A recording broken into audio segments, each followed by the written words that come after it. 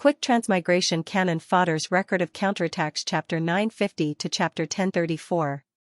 Haha, I also opened my eyes wide to see what kind of daughter-in-law you can find. She has no complaints and is willing to work hard without complaint. Xianxia said with a smile, don't treat women as fools. Anyway, it's not a daughter-in-law like you. And Jinwei's mother closed the box and threw it to Xianxia. Take it and get out. Xianxia stood up and went out with the box. And Jinwei's mother followed behind Xianxia and waited until Xianxia went out. Get out. Then she slammed the door. Xianxia smiled and put the box on the ground. Then she banged on the door and wailed, Grandma, don't drive me away. Please, I will control my temper in the future. My depression will definitely be cured. Grandma, don't drive us away. Where should we go? Xianxia banged on the door with all her might, wailing at the top of her lungs, I'll definitely recover. I don't need to take any medicine for my illness. It won't cost a lot of money. I just need some time to adjust. Grandma, husband, you can't abandon me and the child. Xianxia's crying and knocking on the door woke up the child on her back. The child also wailed. The neighbor opposite opened the door and saw Xianxia leaning on the door with tears and snot on her face. They asked, Mrs. N, what's wrong with you? My husband doesn't want us anymore. He wants to divorce me. I don't know where the child and I are going. Xianxia banged on the door. Grandma, please, let us in. Chen Ning, you are so shameless. You have already divorced Jinwei. Why are you still here? You should get out of here after taking the money. Isn't 150,000 yuan enough for you? And Jinwei's mother opened the door and saw that the corridor was full of onlookers. Xianxia cried and said, Grandma, don't drive us away. I'm sick and can't take care of the child. Please. Get out. I've never seen a woman as shameless as you. And Jinwei's mother was so angry that her whole body trembled. She slammed the door. Xianxia coaxed the crying child as he carried the suitcase away. As he walked, he sobbed softly and wiped away his tears. After leaving the neighborhood, Xianxia hailed a taxi and went to the hotel. Xianxia put the child on the bed, took a bath, and then hugged the child to sleep. Not sleeping for a long time was unbearable. Although it was possible to cultivate, not sleeping all the time would cause a person's spirit to collapse. The biological clock of humans was to work at sunrise and rest at sunset. Finally, they could have a good sleep. Xianxia and his child slept until the next morning. After waking up, Xianxia turned on his phone and saw a lot of missed calls from Chen Ning's mother. It seemed that she knew about her divorce. Xianxia took the child out of the hotel and bought some breakfast, as well as some health supplements and gifts, before she planned to return to her mother's home. Xianxia pressed the doorbell. Chen Ning's mother opened the door and saw Xianxia. She immediately pulled Xianxia in angrily. What did I tell you before? In the end, you didn't even say a word to your family before getting a divorce. You even brought a child with you. Chen Ning's mother said angrily. I told you, and Jinwei's family is quite well off. He has a job and a stable job. He also has various subsidies every month. After calculating everything, his monthly salary is not small. He will have a retirement salary in the future, and he is the only son. In the future, the family will be his and yours. Chen Ning's mother was very angry. You didn't tell me or your father about this. Women are not popular when they get divorced. Women are the ones who suffer when they get divorced. Moreover, you have a child. Are you crazy? Xianxia listened to Chen Ning's mother's nagging indifferently and didn't say a word. Anyway, she was complaining about her divorce. Chen Ning's brother grabbed his messy hair and walked out of the room in flip-flops. He looked like he hadn't woken up yet. When he saw Xianxia, he called her sister and then sat down at the table to eat breakfast. Sister, I heard that you got divorced. Brother-in-law gave you 150,000 yuan, Chen Ning's brother, Xianxia, asked. Xianxia said indifferently, that's not true. It's just the family pretending to be rich. 150,000? Is there really 150,000 yuan? Chen Ning's mother, Xianxia, asked. Then she said, where did you go last night? I called you all night. I was so worried. I stayed in a hotel. I didn't have a room to sleep when I came back, Ningxu said. Chen Ning's brother swallowed a mouthful of fried dough sticks. Ningxu said, Sister, can you lend me tens of thousands of yuan? After I get married, I will go to work. It's more convenient to have a car. Ningxu was expressionless. I don't have any money. Didn't brother-in-law give you 150,000 yuan? Chen Ning's brother frowned and said, Don't tell me you don't want to give it to me. Don't worry, I will definitely return it to you. Ningxu thought, return? Haha, the dowry money was not enough, and now he wanted to buy a car. Was he trying to suck the marrow out of her? Chen Ning, if you really have 150,000 yuan, lend some to your brother, Chen Ning's mother said. Ningxu asked back, Why should I? I am a divorced woman. If I give you the money, how am I going to live? I have a child to raise. You want me to stay at home? You are brother and sister. You should take care of each other, Chen Ning's mother said. Why should I give it to him? He is just my brother, not his mother. Do I have to give everything to him? Ningxu put down the nutritional supplements in her hand and said, This is what I bought for you and Dad. Remember to eat it. I'm leaving now. Ningxu did not plan to live in the Chen family, and the Chen family did not have a room for her. She was just living under someone else's roof with a burden. Her brother was going to get married soon, and she would have another sister-in-law living under the same roof.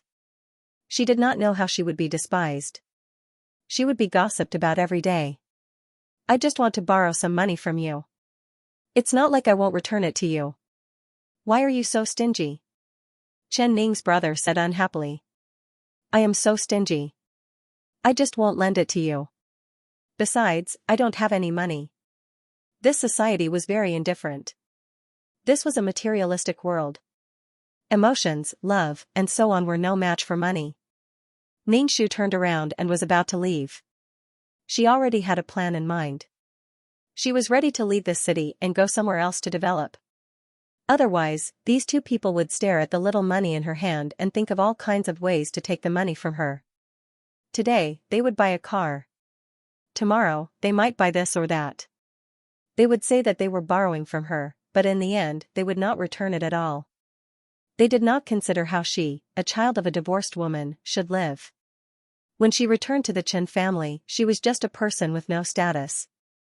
She had to do everything and had to face cold eyes. Mom, I'm leaving. Remember to eat the food. This is what I squeezed out of my teeth to show filial piety to you too. Ningxu turned around and left. Ningxu put the gift on the sofa and turned to leave. He didn't want to have anything to do with Chen Ning's family.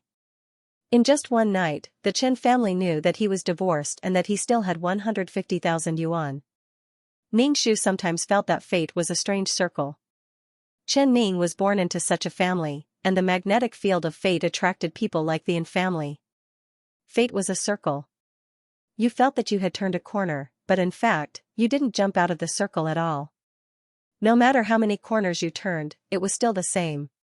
Crawling out of a hole might lead to falling into another hole not long after. Some people fell into the pit and never climbed up again. They stayed in the pit and suffered bitterly. Some fell into the pit and stubbornly tried to start again. However, there was a possibility that they would fall into another pit and be tormented until they were riddled with scars. No matter how hard they struggled at first, they would eventually return to their own track. Such a fate was heavily influenced by the outside world, but it also had its own reasons. It was because of all kinds of compromises and helplessness. Ningxu sighed and left with the child on his back. Chen Ning, why are you leaving? Chen Ning's mother stopped Ningxu. Have you had breakfast?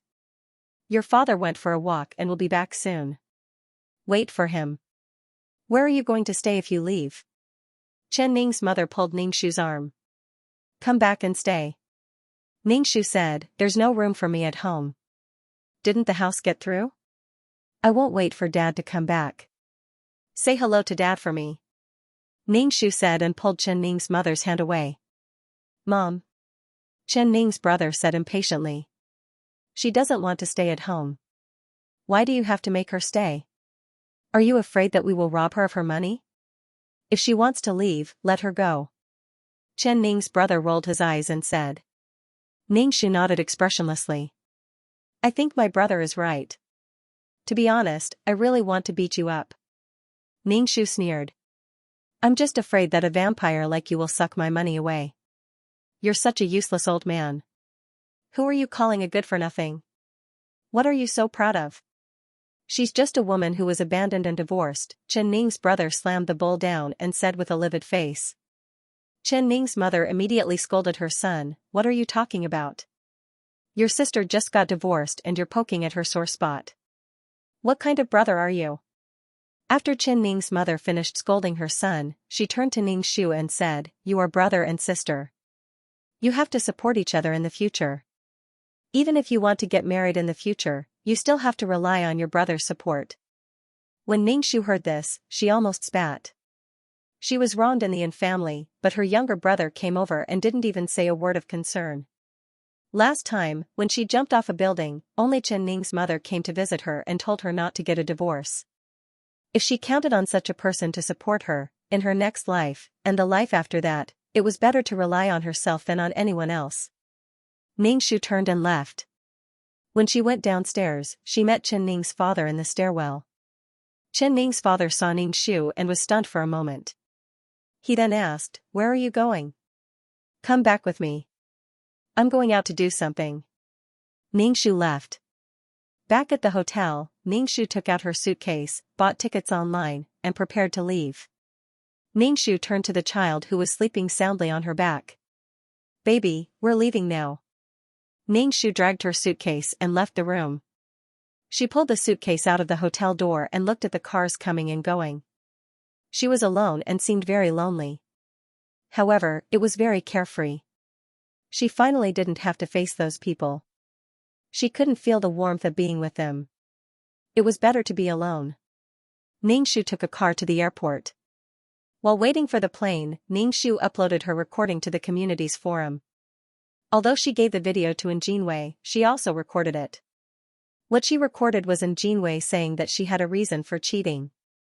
Ningxu smiled and uploaded the recording to the forum. Then her phone rang. It was Chen Ning's mother. Ningxu answered the phone and Chen Ning's mother's reproachful voice came from the other side. Where have you been? Come back quickly. We can discuss anything. Don't run around with the child. Come back and continue with your confinement. You haven't finished your confinement yet. Your brother's words aren't nice, but that's his temper. He still cares about you. Chen Ning's mother said. Come back quickly with the child. This is your first child. Do you know how to take care of a child? Mom, I'm going to live in another place for a while. You don't have to worry about me, Ningxu said lightly. Where are you going? It's dangerous for a woman to take a child to another place. Don't be angry. Come back quickly. Your brother is going to get married soon. Don't you want to come back for the wedding? Chen Ning's mother said immediately with dissatisfaction. You're my daughter. Do you want to cut ties with us by doing this? Chen Ning's mother said angrily, I raised you, but you didn't tell me or your father when you got divorced. You got divorced on your own. Do you think your parents are so shallow that they only care about the money in your pocket? Of course. Ningxu said, I just want to walk around. You don't have to worry about me. I'm going to board the plane. I'll hang up first. Ningxu hung up the phone, then took out the SIM card, broke it and threw it into the trash can. The airport informed them to board the plane. Ningxu sat on the chair with the child in her arms, looking at the blue sky and white clouds outside the window. Sometimes, family is a burden. We are all living for others. Just a few years for ourselves to do what we want to do. So what if she went back to her mother's home? She still had to face endless complaints and attacks. Ningxu looked at the child in her arms. It was white and tender. Speaking of which, how many times had she been a nanny? In the past, she was a nanny. This time, she was a real nanny and had to feed the child. Ningxu kept looking at the sky outside the window. She let out a long sigh and let out the depression and irritation in her heart. Even if Ningxu didn't see Jinwei as her husband, she was still angry. What's more, Chen Ning relied on her husband. How desperate it was. Now she was finally free. Marriage was to warm and support each other. But such a cold union would only make people desperate and painful. After experiencing so many worlds, Ningxu felt that there was nothing more practical than living on her own and living with dignity. It was better to marry well than to do well. So the question was it easier to marry well than to do well? Women still had to pay attention to their own growth. A dependent marriage would not last long. A dependent marriage won't last long. Then there's another problem: if I did a good job, why should I marry you? I can take care of myself, so why should I marry you? After more than an hour's flight, they finally arrived at the city chosen by Ningxu. The city's economy was prosperous, and there were many opportunities. More importantly, there were many universities in the city. Ningxu carefully calculated the money she had. The money could be used for a few years. During this time, Ningxu planned to study for a bachelor's degree. Then she would get a lawyer's certificate. After thinking about it, Ningxu still planned to be a lawyer. If she did business, she didn't have much money in her hands, and she had a child to take care of. She would rely on 100,000 yuan to support herself until she could join the workforce. The social norms required certificates to engage in various industries. It was not like the ancient times when Ningxu could set up a fortune-telling stall or make some Chinese medicine facial masks. Now the modern world has a lot of restrictions. She can't do these things without a certificate. Without a certificate, it is illegal. Ningxu didn't want to be detained and fined. Ningxu found a small hotel to live in first. She bought a SIM card and inserted it into her mobile phone. Ningxu took the child to find a place to live and a house to settle down. The house in the city center was too expensive. Ningxu didn't rent a house in the city center. Instead, she rented a small house with one living room and one bathroom in the suburbs. The rent was more than 1,000 yuan a month. Ningxu was very satisfied with the house. It was good for her to live alone with her child. After signing the contract with the landlord, Ningxu returned to the hotel and took the box to the rented room. The landlord looked at Ningxu, a woman with a child, and couldn't help but ask, "You live alone? Where's your husband?" "I'm divorced," Ningxu said. The landlord looked at Ningxu with some pity in her eyes. Of course, there was a little disdain in her eyes.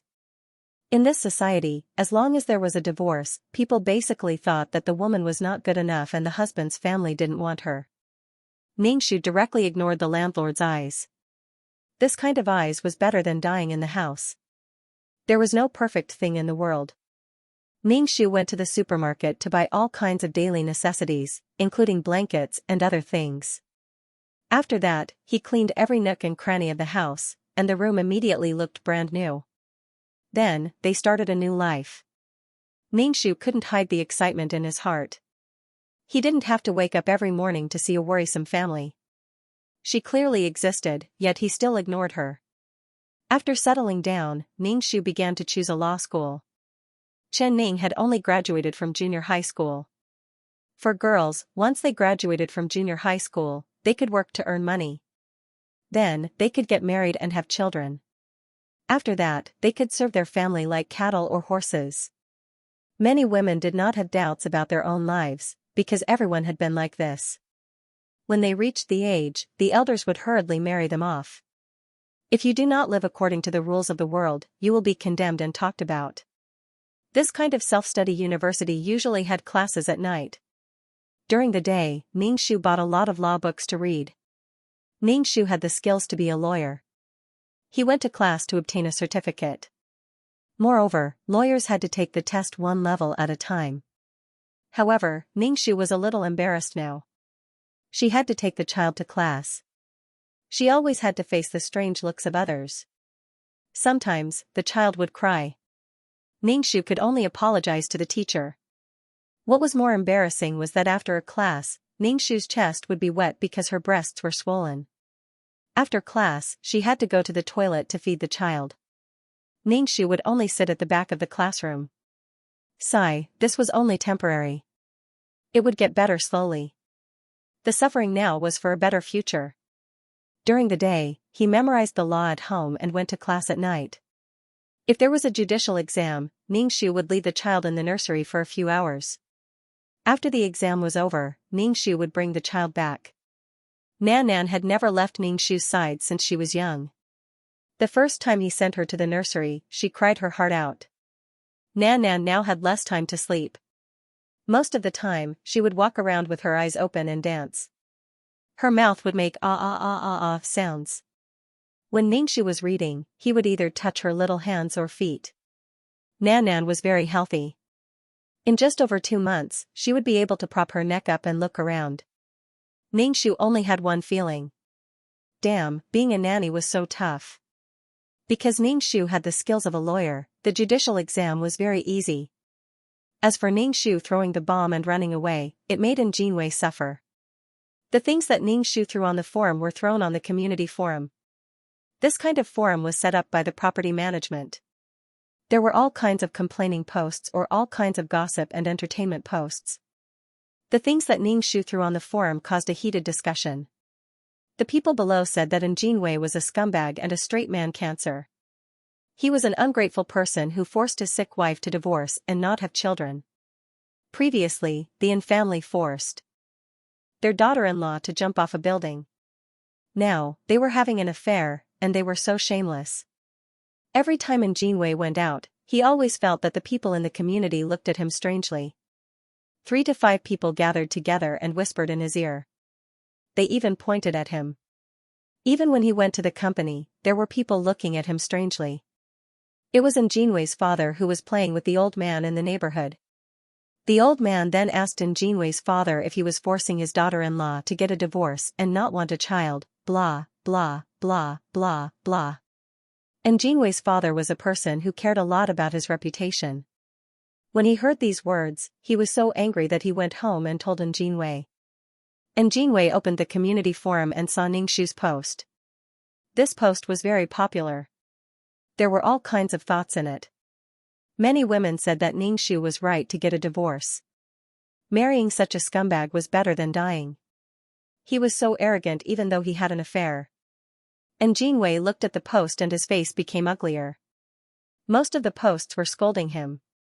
Jinwei was so angry that he trembled as he took out his phone and called Ningxu. This *tch, she had obviously given him the money, but she didn't keep her word. She even posted something on the internet. Not only did she take pictures, but she also recorded it. She was blaming him for everything. In the end, the phone number was not in service. Jinwei was so angry that he smashed the phone.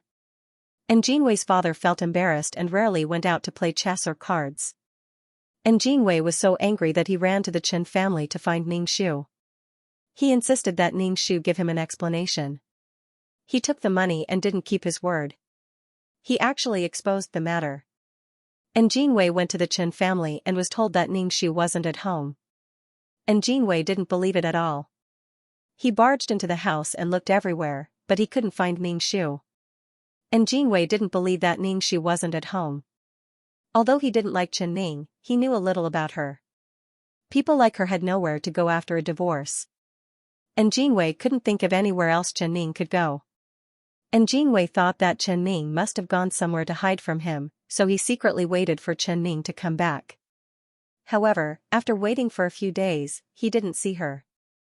Jinwei heard that the Chen family didn't know where Chen Ning went.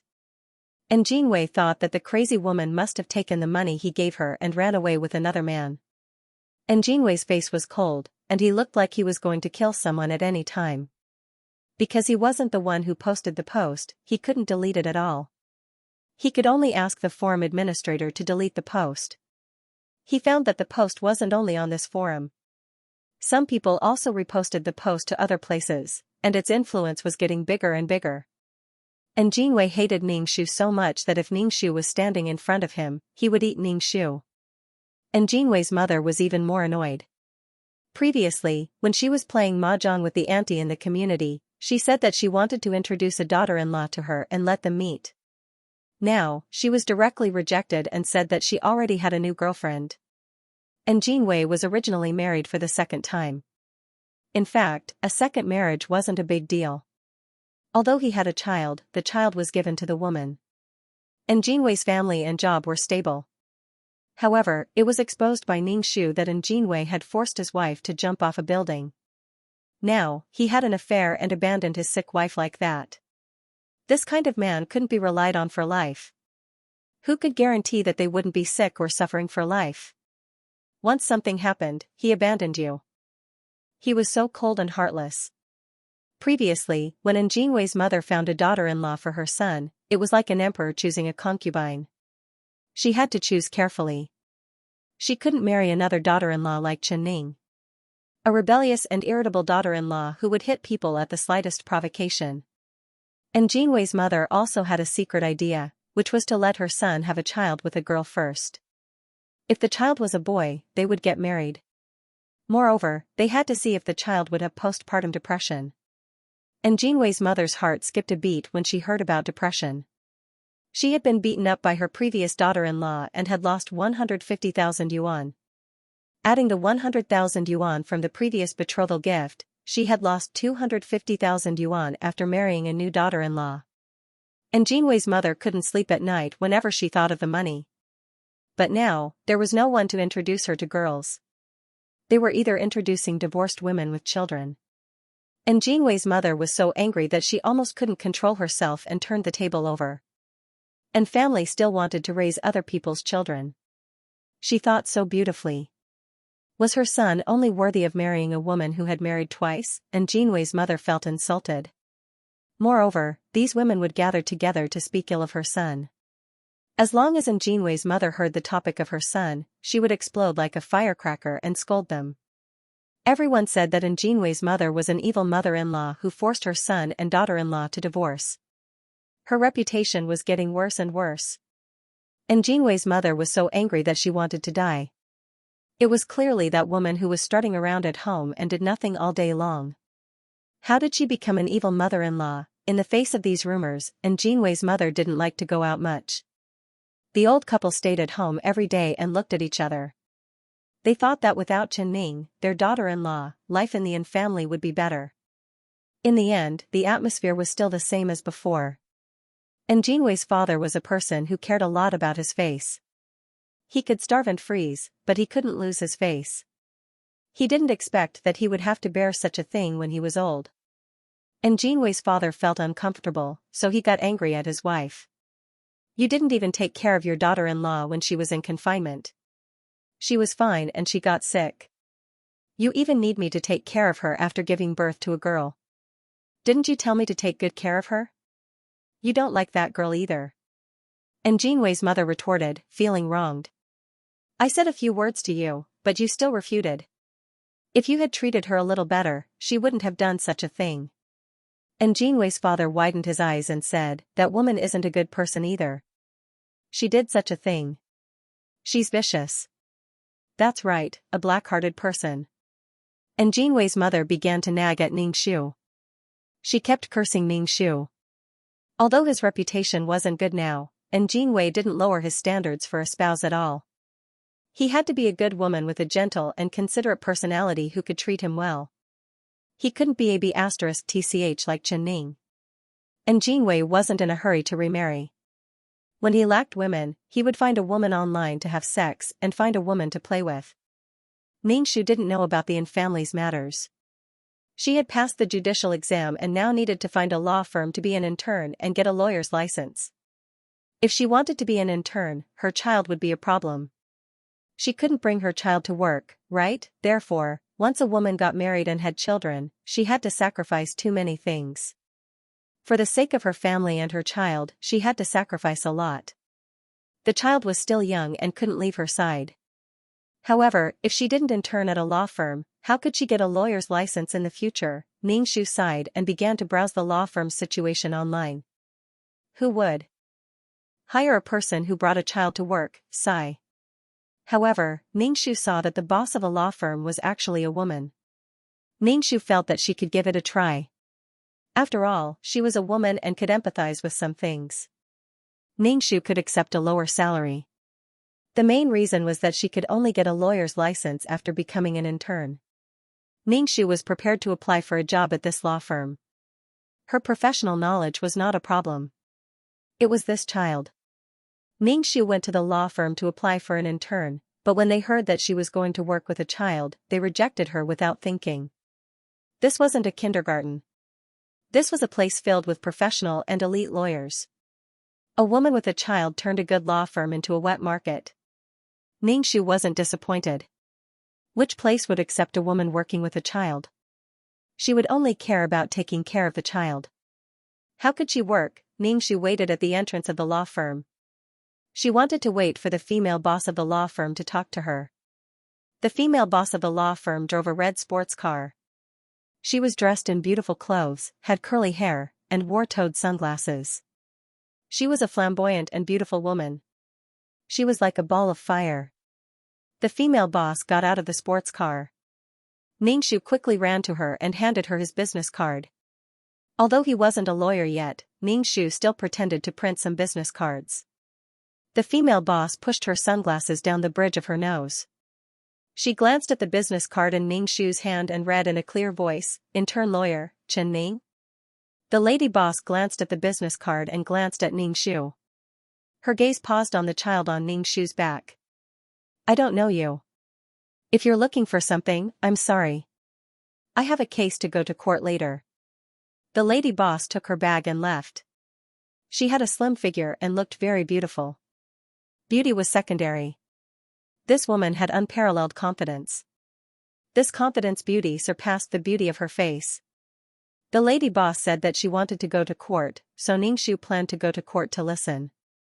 In the courtroom, the female boss had changed out of her fiery red dress into a suit. Her hair was neatly combed, and she spoke frankly in the courtroom. Her words were sharp as knives, which made Ning Shu's heart ripple. If he were a man, he would really like such a woman. Not every woman could live a life that everyone should live. Looking at the court, Ning Shu's hands and mouth were itching.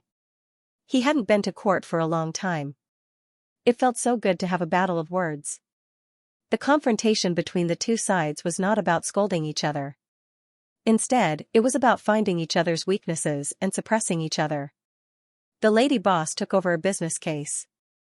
It seemed that the process was relatively easy. The case lasted for more than 2 hours. In the end, the other party asked for a private mediation. If the mediation failed, they would appeal. The lady boss left the court. Ning Shu carried the child and quickly followed. "I'm quite thirsty. Let me treat you to coffee." The lady boss looked at Ning Shu and said. Ning Shu nodded. "Okay." The lady boss took Ning Shu to the coffee shop. Ning Shu asked, "What do you like to drink?" "Latte." Ning Shu said.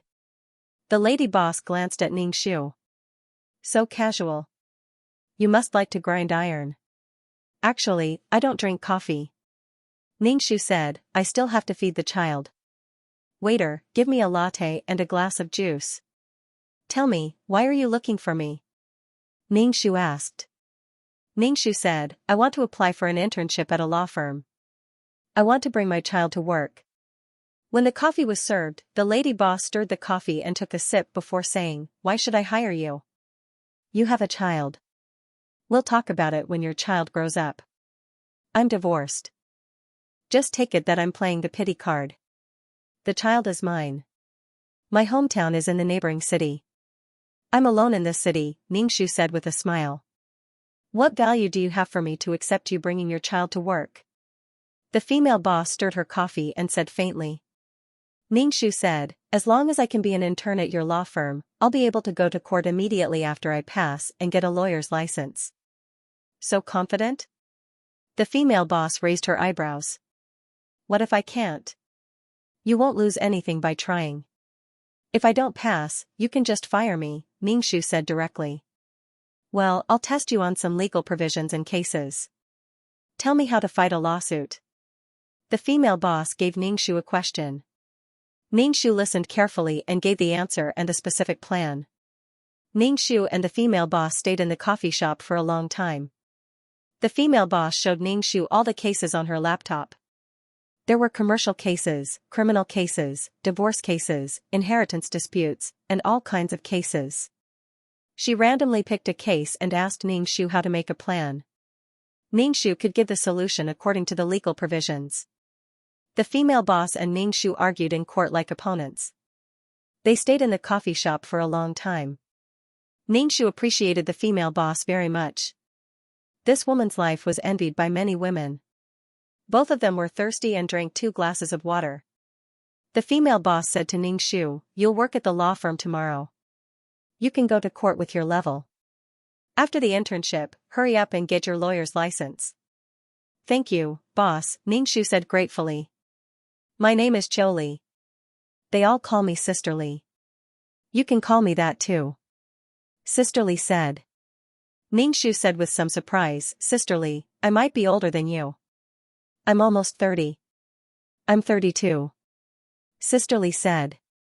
Ning Shu smiled and shouted, "Sisterly!" Ning Shu heaved a sigh of relief in her heart. She could finally go to work. Moreover, she had to bring her child to work. If she couldn't pass elder Sisterly's test today, she wouldn't be able to enjoy such treatment. Sisterly told Ning Shu to go to the law firm tomorrow and not be late. Then, she left. Ning Shu went out of the coffee shop and went to the mall to buy a professional suit. The law firm was in the city center, and Ning Shu rented a house in the suburbs. There was still some distance to the law firm. It took half an hour by car. This Sisterly was really a capable woman. She had a law firm in the city center, where every inch of land was expensive. An office would cost a lot. The next morning, Ning Shu tidied herself up and brought her child to work. Ning Shu took a deep breath. She had already taken the first step. Things would definitely get better in the future. Ning Shu carried a child to work, which attracted a lot of strange looks. Because she was an intern lawyer, Ning Shu's job was to run errands and organize documents. Sisterly didn't treat Ning Shu differently. When she met Ning Shu in the law firm, she also ignored her. Ning Shu didn't care. She didn't create any value for the law firm. Being able to work in the law firm was already a good start. However, it was really hard to bring a child to work. She didn't know when the child would cry because of diarrhea or hunger. When the child cried, Ning Shu would quickly carry the child out of the office. She had disturbed these people, and they would have a lot of complaints. Ning Shu worked for a week. Many colleagues went to Sisterly to complain about Ning Shu, but Sisterly suppressed them. Sometimes, Ning Shu would hear some women talking behind her back in the toilet. They said that she was so poor that she brought her child to work and affected everyone's working mood. Ning Shu was a little speechless. These people didn't hold back when they ordered her to work, and she did it properly. Most of the attacks that women suffered came from women. Ning Shu opened the toilet and looked at the few women who were doing makeup in front of the mirror. She said faintly, "I'm so poor that I'm crazy. I don't believe that you won't get pregnant and have children in the future." The few women looked at Ning Shu with disdain. Speaking of which, these women weren't very capable. At most, they would do some documents and clerical work. The truly capable people in the law firm didn't have the time to gossip behind people's backs. They were busy taking cases, going to court, and negotiating with their clients. As long as they could get through this intern period, they would be able to go to court once they got their lawyer's certificate. What's a divorced woman so arrogant about? She's just an old woman. A woman said disdainfully. You were just hiding inside to feed your child? Pfft. Ning Shu thought that she didn't offend these people and didn't cause any trouble for them. She did what she should do. She didn't do anything wrong. She was just an intern, an employee who could order her to run errands. Some people just did not like her. Some people liked to attack others, especially those who were weaker than them, to get psychological satisfaction. In this law firm, there was also a hierarchy. Those top lawyers who went to court were high and mighty existences in the law firm. These clerks were just low-level employees. Ning Shu was just an intern lawyer. Although she was called a lawyer, she was actually just a handyman who did all sorts of chores. Moreover, she was a divorced woman who brought her child to work and reeked of milk. These people only thought that they were nobler than Ning Shu and found a sense of superiority over Ning Shu. Ning Shu said expressionlessly, I'm an old hag. I don't believe that you will never grow old. Ning Shu went to the sink to wash her hands and left. She might as well do more things with the time. As long as she finished her internship, she could take the bar exam. Sister Li would occasionally ask Ning Shu about her work in the law firm. Ning Shu nodded her head and said that it was good. Ning Shu worked as an intern in the law firm for half a year. When the half year was up, Sister Li asked Ning Shu to take the bar exam. Ning Shu wanted to take the exam, so Sister Li took the initiative to help Ning Shu take care of the child. Nan Nan was already 1 year old. She could crawl around and walk 2 steps by herself. Compared to the storyline where she lost her life when she was half a year old, this child was at least alive now. Now that the child was weaned, she could eat some supplementary food and milk powder. Ning Shu was relieved. To be honest, she really did not like to breastfeed her child. Ning Shu's exam went smoothly. It did not take long for her to obtain her lawyer's license. The moment she received the license, Ning Shu could not hide her excitement. At least now, her fate had changed, and it would get better in the future. As long as one's professional skills were good enough, they could still make a lot of money. To be honest, the law was only for the rich. It was a tool for the rich and powerful. If they won a case, they would get a lot of commission. After obtaining his lawyer license, Ning Shu planned to treat Elder Sister Li to a meal. Elder Sister Li did not stand on ceremony. She was probably afraid that Ning Shu would not be able to afford it. She did not have much money to treat, so she asked Ning Shu to find a random restaurant. Ning Shu found a Chinese restaurant with a good environment. Sister Li raised her eyebrows and said, "You have the money to invite me to a place like this? The food here is not cheap." Ning Shu held the child and said with a smile, "I have to treat you to a meal. Thank you for giving me this opportunity. It's fine. My firm lacks a good lawyer." Sister Li said casually, "It must be tough to raise a child alone." "Yeah, it's pretty tough. I can only endure it like this," Ning Shu said. With a child, everything was bound. It could be said that once a woman had a child, all aspects of her career would stagnate. It's tough being a woman. Elder Sister Li said with a sigh. Ning Shu could not help but laugh. "I actually envy you." "What's there to envy? I worry about the firm every day. To tell you the truth, I'm also divorced." Elder Sister Li said. "I always thought that you were not married."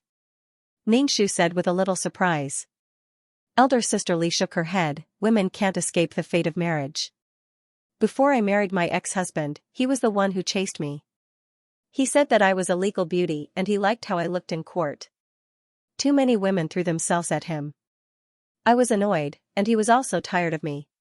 When he knew that I was a lawyer, he did not want to go against me in court.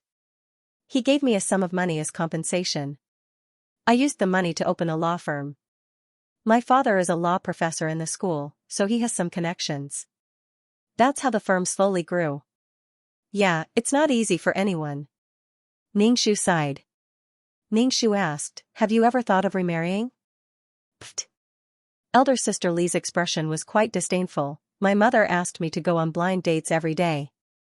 Those men looked at me from head to toe and even despised me for being remarried. When they heard that I had a law firm, they said that they wanted to run the firm with me. I would rather donate the money than give it to those men." Elder Sister Li rolled her eyes. "Even if no one wants me, I won't let myself marry such a man. Damn, he's retarded." Ning Shu nodded. "Some men are quite despicable. They think that women like us have to marry them. What about you? Why did you divorce your husband?" Elder Sister Li asked while eating. Ning Shu said casually, "I gave birth to a daughter. My in-laws favored boys over girls. In addition, I had severe postpartum depression. My in-laws did not like me, so we divorced. It's okay. It's all in the past. Work hard and raise the child well." Elder Sister Li comforted Ning Shu. Ning Shu nodded. "Thank you, Elder Sister Li." After eating, when they passed by a children's clothing store, Elder Sister Li bought a set of clothes for Nan Nan. Ning Shu accepted it and thanked Elder Sister Li. Elder Sister Li was quite good to her. On one hand, it was because she was also a woman and could empathize with her. On the other hand, she hoped that Ning Shu could work hard in the law firm. Ning Shu did not intend to move as she was indebted to Elder Sister Li for recognizing her talent. Ning Shu was a lawyer. Elder Sister Li first gave Ning Shu a small case to let Ning Shu practice and slowly take on bigger cases in the future. Ning-Shu gladly accepted elder sister Li's arrangement. Although she could take on bigger cases, she still had to take it slow. These cases were all part of her experience. The more cases she won, the better. When Ning-Shu went to court for the first time, elder sister Li was listening from the gallery. There was once when he was the second male lead and had fought countless cases. As for going to court, Ning-Shu was not nervous at all. However, she still treated it seriously. It was still very easy to win a small case. After the trial ended, elder sister Li said to Ning-Shu, "Our law firm's lawyers have a gathering tonight. You should go too." "Okay." Ning-Shu nodded. She knew that she had entered the law firm's lawyer circle. Ning-Shu went to the gathering at night. Elder sister Li introduced Ning-Shu to the law firm's lawyers. Ning-Shu had settled down in the law firm. She returned the rented apartment in the suburbs and found a new apartment that was close to the law firm. She did not have to waste time running back and forth every day. After that, Ning-Shu received a few more cases and won all of them. Elder sister Li arranged a personal office for Ning-Shu.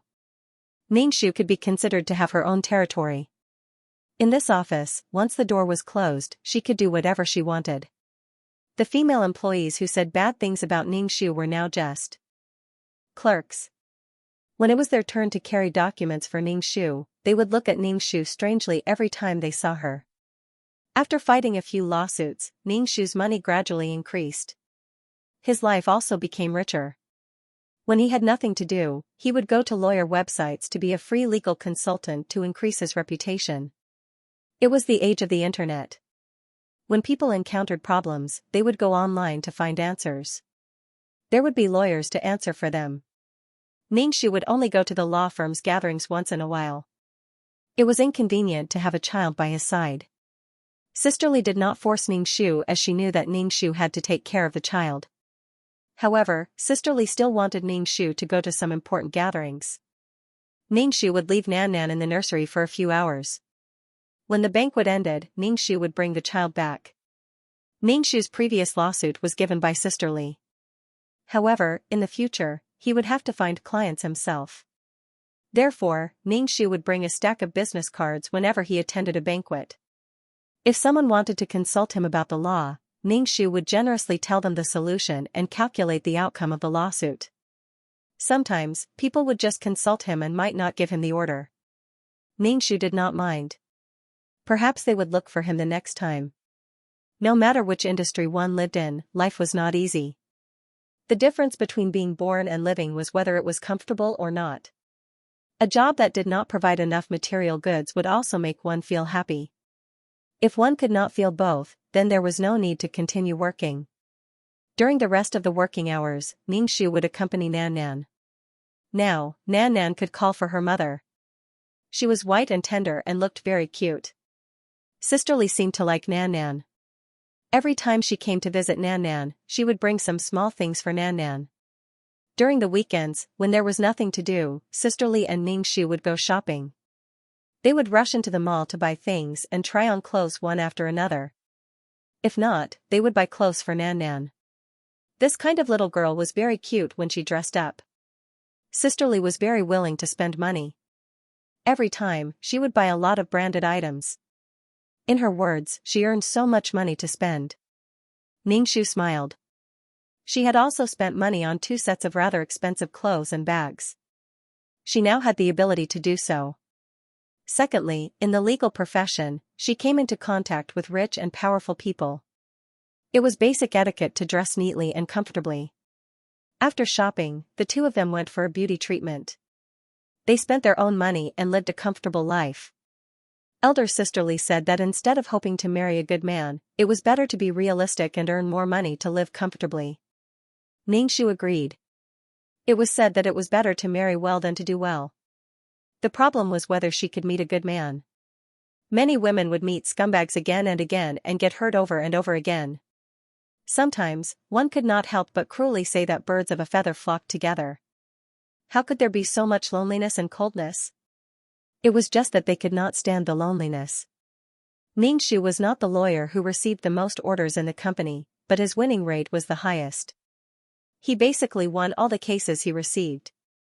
Sometimes, elder sister Li would pass a relatively important case to Ningxu, and then the two of them would discuss it repeatedly. Law firms actually made money from some big business cases and some divorce cases of rich families. Those were all big scenes of ripping each other's legs. Ningxu had been in this city for more than 2 years. He had slowly established a foothold in this city. 2 years was quite short. Ningxu could be considered to be cheating. Using his previous skills as a lawyer, it was not important to be a lawyer again. However, it was fortunate that he had learned these things. Perhaps these things were useless in the eyes of others, but it could play a huge role in the future. Just like this mission. If he did not have the skills of a lawyer, he was afraid that he would not be able to live so peacefully. Ningxu had a lot of money in his bag now. He had not finished spending the 100,000 yuan that the Yin family gave him. Ningxu planned to buy a house here. He could only settle down with a house. However, it was difficult to buy a house. He would put the matter of buying a house aside. Elder sister Li asked Ningxu to pay the down payment first. In the future, the monthly payment would be much easier. Ningxu took out the 100,000 yuan that the Yin family gave him previously. Together with the money that he earned in the past 2 years, he could pay the down payment. Elder sister Li asked Ningxu if he did not have enough money. If he did not have enough money, he could lend it to her. Ningxu shook her head. She had her eyes on a small apartment. This small apartment was very small, but it was enough for her and her child to live. Although the apartment was small, the price was still very high due to the geographical location. Ningxu paid the down payment and got the property certificate. Her household registration was also moved to this city. With debt on him, Ningxu had to work harder. He took on 2 more cases every month. Gradually, clients came to Ningxu to file a lawsuit. For some cases that had a very low winning rate or almost no winning rate, Ningxu would not accept it. He could not break his reputation of having a high winning rate. Moreover, some cases were obviously wrong and illegal. There was no need to waste time. After staying in this city for almost 3 years, Ningxu planned to go back when the Chinese New Year was coming. In these few years, Ningxu did not contact Chen Ning's family. So what if he contacted them? At most, he would drag them back into the mud again and spend a few years trying to work hard. After not going back for a long time, Ningxu still planned to go back. Because the Chinese New Year was approaching, the flights were more crowded. Ningxu had a hard time buying a ticket. Holding Nan and standing in the familiar city again, Ningxu let out a long breath. Then, he found a hotel to put down his things. He went to the mall to buy some gifts before going to the Chen family. Ningxu carried big and small bags in one hand and held Nanan's hand with the other. Nan was already 3 years old. Soon, she would be able to go to kindergarten. Ningxu pressed the doorbell. After pressing it a few times, the door did not open. Ningxu was very bad and kept pressing it. "Coming, you're rushing me." A young woman opened the door. Her hair was dyed yellow. Her hair was messy. She was wearing a bloated pajama and slippers. This should be her sister-in-law. Ningxu's mouth twitched. Ningxu was sizing up the other party. The other party was also sizing up Ningxu. She looked at Ningxu from top to bottom. The more she looked, the brighter her eyes became. This woman was wearing famous brands. Her eyes were fixed on Ningxu's bag. She coughed and asked, "Please, who are you looking for?" Ningxu did not ignore her wolf-like eyes. He handed the bag to her. "I am your sister-in-law. Carry this." Ningxu walked in and took off his shoes. The woman was still staring at the shoes that Ningxu took off. "Sister-in-law?" The woman froze for a moment. She did not dare to recognize her. It was not that she did not hear that there was a woman in the Chen family. However, after the divorce, she left and never contacted her. This woman wearing famous brands was her husband's sister. The woman was so excited that she almost jumped up. With so many famous brands on her, she must be very rich. "Wait here, I'll go get Chen," and the woman hurriedly said to Ningxu, and even said eagerly, "Sit on the sofa first. There's fruit, eat it first." The woman entered the room and patted Chenin, who was still sleeping. "Your sister is back." Who? Qianan was in a daze and asked with some confusion. Your sister. The woman said excitedly. Stop sleeping, quickly get up. So what if she's back? She probably can't survive outside. Qianan said indifferently and pulled the blanket. Bullshit, your sister is wearing branded clothes, and the clothes and bags she's wearing are beautiful. Quickly get up. The woman pulled Qianan. When Qianan heard this, he was stunned. How is that possible? You'll know when you get up. Qianan quickly got up. When he opened the door and saw Ningxu in the living room, he rubbed his eyes and almost didn't dare to recognize her. Was this woman really his sister? This wasn't at all, the difference was like heaven and earth. Sister, you're back. Qianan walked over and said to Ningxu. When he saw the child in Ningxu's arms, he instantly exclaimed, Nan is already so big. Nan, I'm your uncle. Ningxu grunted and asked coldly, where's Mom and Dad? Mom went to buy groceries, Dad went for a walk. Qianan said immediately. He was suppressed by Ningxu's aura, and he seemed to be extremely reserved as he sized Ningxu up from head to toe. Sister, where have you been these few years? We were worried to death. Qianan said, why didn't you call your family? Ningxu couldn't be bothered to talk to him. This was how society was. Now that you're rich, your brothers and sisters would curry favor with you. If you're not capable, your brothers and sisters would despise you and step on you for no reason to show off their superiority. It was human nature to bow to the strong and step on the weak. Feelings and whatnot were really very indifferent. Ningxu only talked to Nan and did not pay any attention to the couple. His sister-in-law watched from the side and hurriedly gave Qianan a look. Qianan also had an anxious look on his face. He picked up the fruit from the fruit platter on the table and handed it to Nan, saying, Here, Nan. Uncle will give you an apple. Nan looked at Ningxu, raised her head and asked doubtfully, Mom, is he really my uncle? What is an uncle? How come I've never seen him before? Ningxu gently replied, Your uncle is your mother's younger brother. All these years, your mother has been away from home, so it's normal that you don't know him. Nan, right? I'm your aunt. The sister-in-law immediately came over and said. Big sister, you must be thirsty. Do you want me to pour you a glass of water? Sister-in-law Ningxu asked. Ningxu waved his hand. Don't worry. I'll wait for Mom and Dad to come back. Ningxu's expression was cold. If she had dressed more normally today, or if she had been more down and out, she wouldn't have been treated like this. Qianan saw that Ningxu was very cold to him, so he looked up and down at Ningxu and Nanan's clothes. They were all exquisitely made clothes, and each of them had a good design. Nanan's clothes and leather shoes looked good on children, and she looked like a little angel. Qianan tried to get close to Ningxu and asked, Sis, where have you been? Nowhere. Ningxu said indifferently, Give Mom a call. I'll be back for a while, and I'll be leaving soon. Why are you leaving so soon? Why don't you stay at home for a few days? Qianan immediately said, Mom and Dad miss you. Just stay at home for a few days. Mom misses you so much that she's crying. Ningxu didn't take these words to heart. With a mocking expression, he said, Stay at home? Do I have a place to stay? You sleep with Mom. Dad will squeeze with me. Qianan said, This way, you can talk to Mom and let Nan get closer to Grandma. Ningxu burst out laughing. He looked at his sister-in-law and said, Then where will sister-in-law stay? I can't let sister-in-law sleep on the floor. His sister-in-law's face was very ugly. Her face trembled as she said, I can sleep on the sofa. Ningxu said ambiguously, It's so cold. If you sleep on the sofa, you'll freeze to death. I booked a room at the hotel. I won't sleep at home. Chen Ning's mother came back from grocery shopping. When she saw Ningxu in the living room, she was stunned.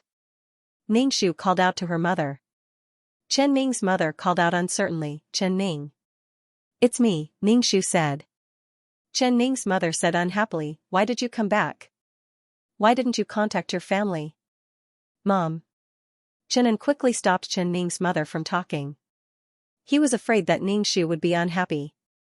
Sister came back and bought so many things for you. Chen Ning's mother saw her son giving her a look. She sighed and said, "It's good that you're back. I'll go buy some more groceries." "Grandma, buy something that big sister likes to eat," the sister-in-law said to Chen Ning's mother. "Speaking of which, this is the first time I've seen big sister." Ningshu raised his eyebrows. Did she mean to ask for a red packet? Ningshu took the bag on the sofa and took out a red packet. He said, "I didn't come back for your wedding. This is my gift money." "Thank you, big sister." The sister-in-law happily put away the money. Chanan's face also showed a smile. The sister-in-law turned around and opened the red packet. Her face suddenly turned ugly. Why was there only 500 yuan? She was really a beggar. Her clothes and bag cost more than 10,000 yuan. Why was there only so little money? Chenin glanced at the money in the red packet and his face turned ugly. Ningshu ignored the couple's ugly faces and said to Chen Ning's mother, "You don't have to prepare much. Just a little will do. Don't go out to buy groceries on such a cold day," Ningshu said. After a while, Chen Ning's father also came back. He also scolded Ningshu, saying that Ningshu had grown up. Probably because the red packet was too little, Chenin didn't speak up for Ningshu this time. Ningshu didn't say a word. He just listened to Chen Ning's father. "Since you're back this time, don't run around. Settle down properly," Chen Ning's father said. "Find someone to live with." Ningshu said indifferently, "I'm leaving in a few days. I'm going back to work. I don't want to find someone for the time being." "Big sister, what's your job?" Chenin asked. Ningshu looked at Chenin indifferently. "What do you think my job is?" "Big sister, don't tell me you." Chanan's expression was a little strange. Ningshu's expression became even colder. "Put away your dirty thoughts. I work in a law firm. It's not as dirty as you think." Chenin still didn't believe it. His expression was still very doubtful. "You're a woman. What do you want to do if you don't get married? Don't ruin the Chen family's reputation." Chen Ning's father couldn't help but say, "I can't afford to lose face." "What did I do? Did I ruin the Chen family's reputation?" Ningshu hugged the ignorant Nan Nan. "Dad, how can you say that about your daughter? After all this time, the Chen family thought that they had done something shameful. What a joke." Ningshu stood up and said to Chen Ning's mother, "Mom, pack up. Come with me to buy some things. It's not easy for you to come back. I'll buy some clothes for you and Dad." "Dad, don't be angry. Let's go together," Chenin said. "Yes, father-in-law." "It's not easy for big sister to come back," the sister-in-law said immediately. Chen Ning's mother nodded and went to change her clothes. Chenin and his wife also went into the house to change their clothes, planning to follow. Ningshu brought Chen Ning's parents to a big mall to buy clothes. They picked out the best clothes. Chenin and his wife were also trying on clothes. After they were done, they asked the salesperson to take them to pay the bill. When it was time to pay, Ningshu only picked out Chen Ning's parents' clothes and said to the salesperson, "Pack these up. I don't want anything else." Chenin and his wife's faces instantly darkened. Chenin said unhappily, "Sister, what do you mean by this? Can't you leave me some face outside? Who knows you here? What face do I need? I'm only buying for my parents." "I didn't say I'm buying for you," Ningshu said calmly and took out his card to pay the bill. "Chen Ning, your brother and sister. You have to support each other," Chen Ning's mother said. Ningshu kept the card and said, "Mom, I worked hard to earn this money. It didn't grow on trees. I have no obligation to support him. He's my younger brother. Why don't I see him fork out a cent for me?" Chenin said unhappily, "If you don't want it, then don't. It doesn't matter who wants it." Chanan's wife's face turned green. Her eyes were fixed on the clothes. These were all things she wanted. She didn't have the money to buy them. She thought she could get her sister-in-law to pay for them. How stingy. Ningshu took the bag of clothes and handed it to Chen Ning's mother. "I don't want my clothes. Return them and buy them for Chenin and his wife," Chen Ning's father said. "Thank you, father-in-law," the sister-in-law said quickly and asked the salesperson to pack up the clothes she liked. Ningxu pursed his lips, took out Chen Ning's father's clothes and said, "We don't want this." Ningxu took the refund and said to Chen Ning's mother, "Mom, I'm going to buy you some gold jewelry." Ningxu pulled Chen Ning's mother away. Who was he trying to scare? Wasn't he just trying to get her to buy it for that couple? Chen Ning's father was stunned for a moment, and then his face turned ashen. Chen En and his wife's faces were even worse. Ningxu brought Chen Ning's mother to a gold shop and bought her a necklace, bracelet, and earrings. Chen Ning's father's face was dark the whole time. It was probably because they were outside and he couldn't get angry. Seeing that Chen Ning was buying jewelry, her sister-in-law also picked out a few pieces. Ningxu still did not pay and only gave Chen Ning's mother money for the jewelry. "Sis, why are you so petty?" Chen En saw that his wife's expression wasn't good, so he immediately shouted at Ningxu. Ningxu lightly said, "I don't owe you anything." Ningxu also bought a big gold ring for Chen Ning's father. It was probably made of gold. Chen Ning's father didn't refuse this time. The family walked around the mall. There were many branded stores in the mall. Ningxu's sister-in-law kept trying to pull Ningxu into a branded store. The main reason was that she was very happy to see Ningxu pay. With a swipe of the card, thousands of dollars were gone. With another swipe, so much money was gone. What the sister-in-law wanted most was a bag, a branded bag. Women had a stubborn obsession with bags. Wasn't there a saying that a bag could cure all diseases? Ningxu directly ignored this sister-in-law. Sometimes, it was true that birds of a feather flocked together. This sister-in-law was exactly the same as her freeloading younger brother. She heard that her younger brother didn't have a job. Basically, he didn't last long in any job. He was either fired or felt that his job wasn't good enough and left on his own. He felt that there was no place for him to stay. He was a freeloader. Her sister-in-law didn't work either. The whole family was counting on Chen Ning's father for a little retirement income. Even so, Chen Ning's father was still biased towards his son. He felt that his son could support him in his old age. For such a person, supporting him in old age was simply a joke. Ningxu bought clothes for the old couple, as well as things like quilts and sheets. Ningxu planned to go back to the hotel after leaving the mall. She was an outsider in this family. Anyway, whatever she did was wrong. However, she didn't expect that enemies would meet on a narrow road. She met in Jinwei. A woman was holding in Jinwei's arm, and the two were talking and laughing. And Jinwei was stunned when he saw the Chen family. He was about to leave when he saw Ningxu holding a child. And Jinwei stared at Ningxu for a long time. He felt that this woman was Chen Ning, but he didn't dare to recognize her because the current Chen Ning was very different from Ningxu. Her temperament was outstanding. She was a completely different person from the Chen Ning who didn't have much of a presence before. And Jinwei was very worried. Looking at this woman, he guessed that she was doing well. A man could abandon a woman. If a woman was miserable and thought of him, begging him not to leave her, the man would feel very good. However, a woman who he didn't want was doing well after leaving him. She was even better than when she was with him. It was a little embarrassing and hurt his self-esteem. And Jinwei felt very unhappy. At the same time, he was a little shocked. How did this woman suddenly become so beautiful?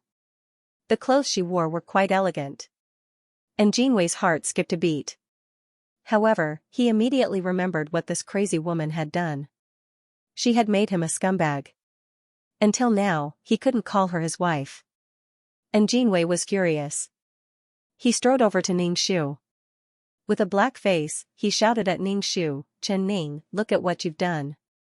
I gave you 150,000 yuan, but you still put the recording on the forum." Ningxu lightly said, "I said that if you gave me 200,000 yuan, I would give you everything. However, I only gave you 150,000 yuan. I'm not satisfied with the price of 150,000 yuan. 150,000 yuan is only enough to buy the video. You." And Jinwei was flustered and exasperated. He thought that this woman would panic and refute, but he didn't expect her to be so calm. Her gaze made him very unhappy. It was so calm and so disdainful. "I won't let you off." And Jinwei's gaze focused on Nanan's face. Nan was a little afraid as she hugged Ningxu's arm.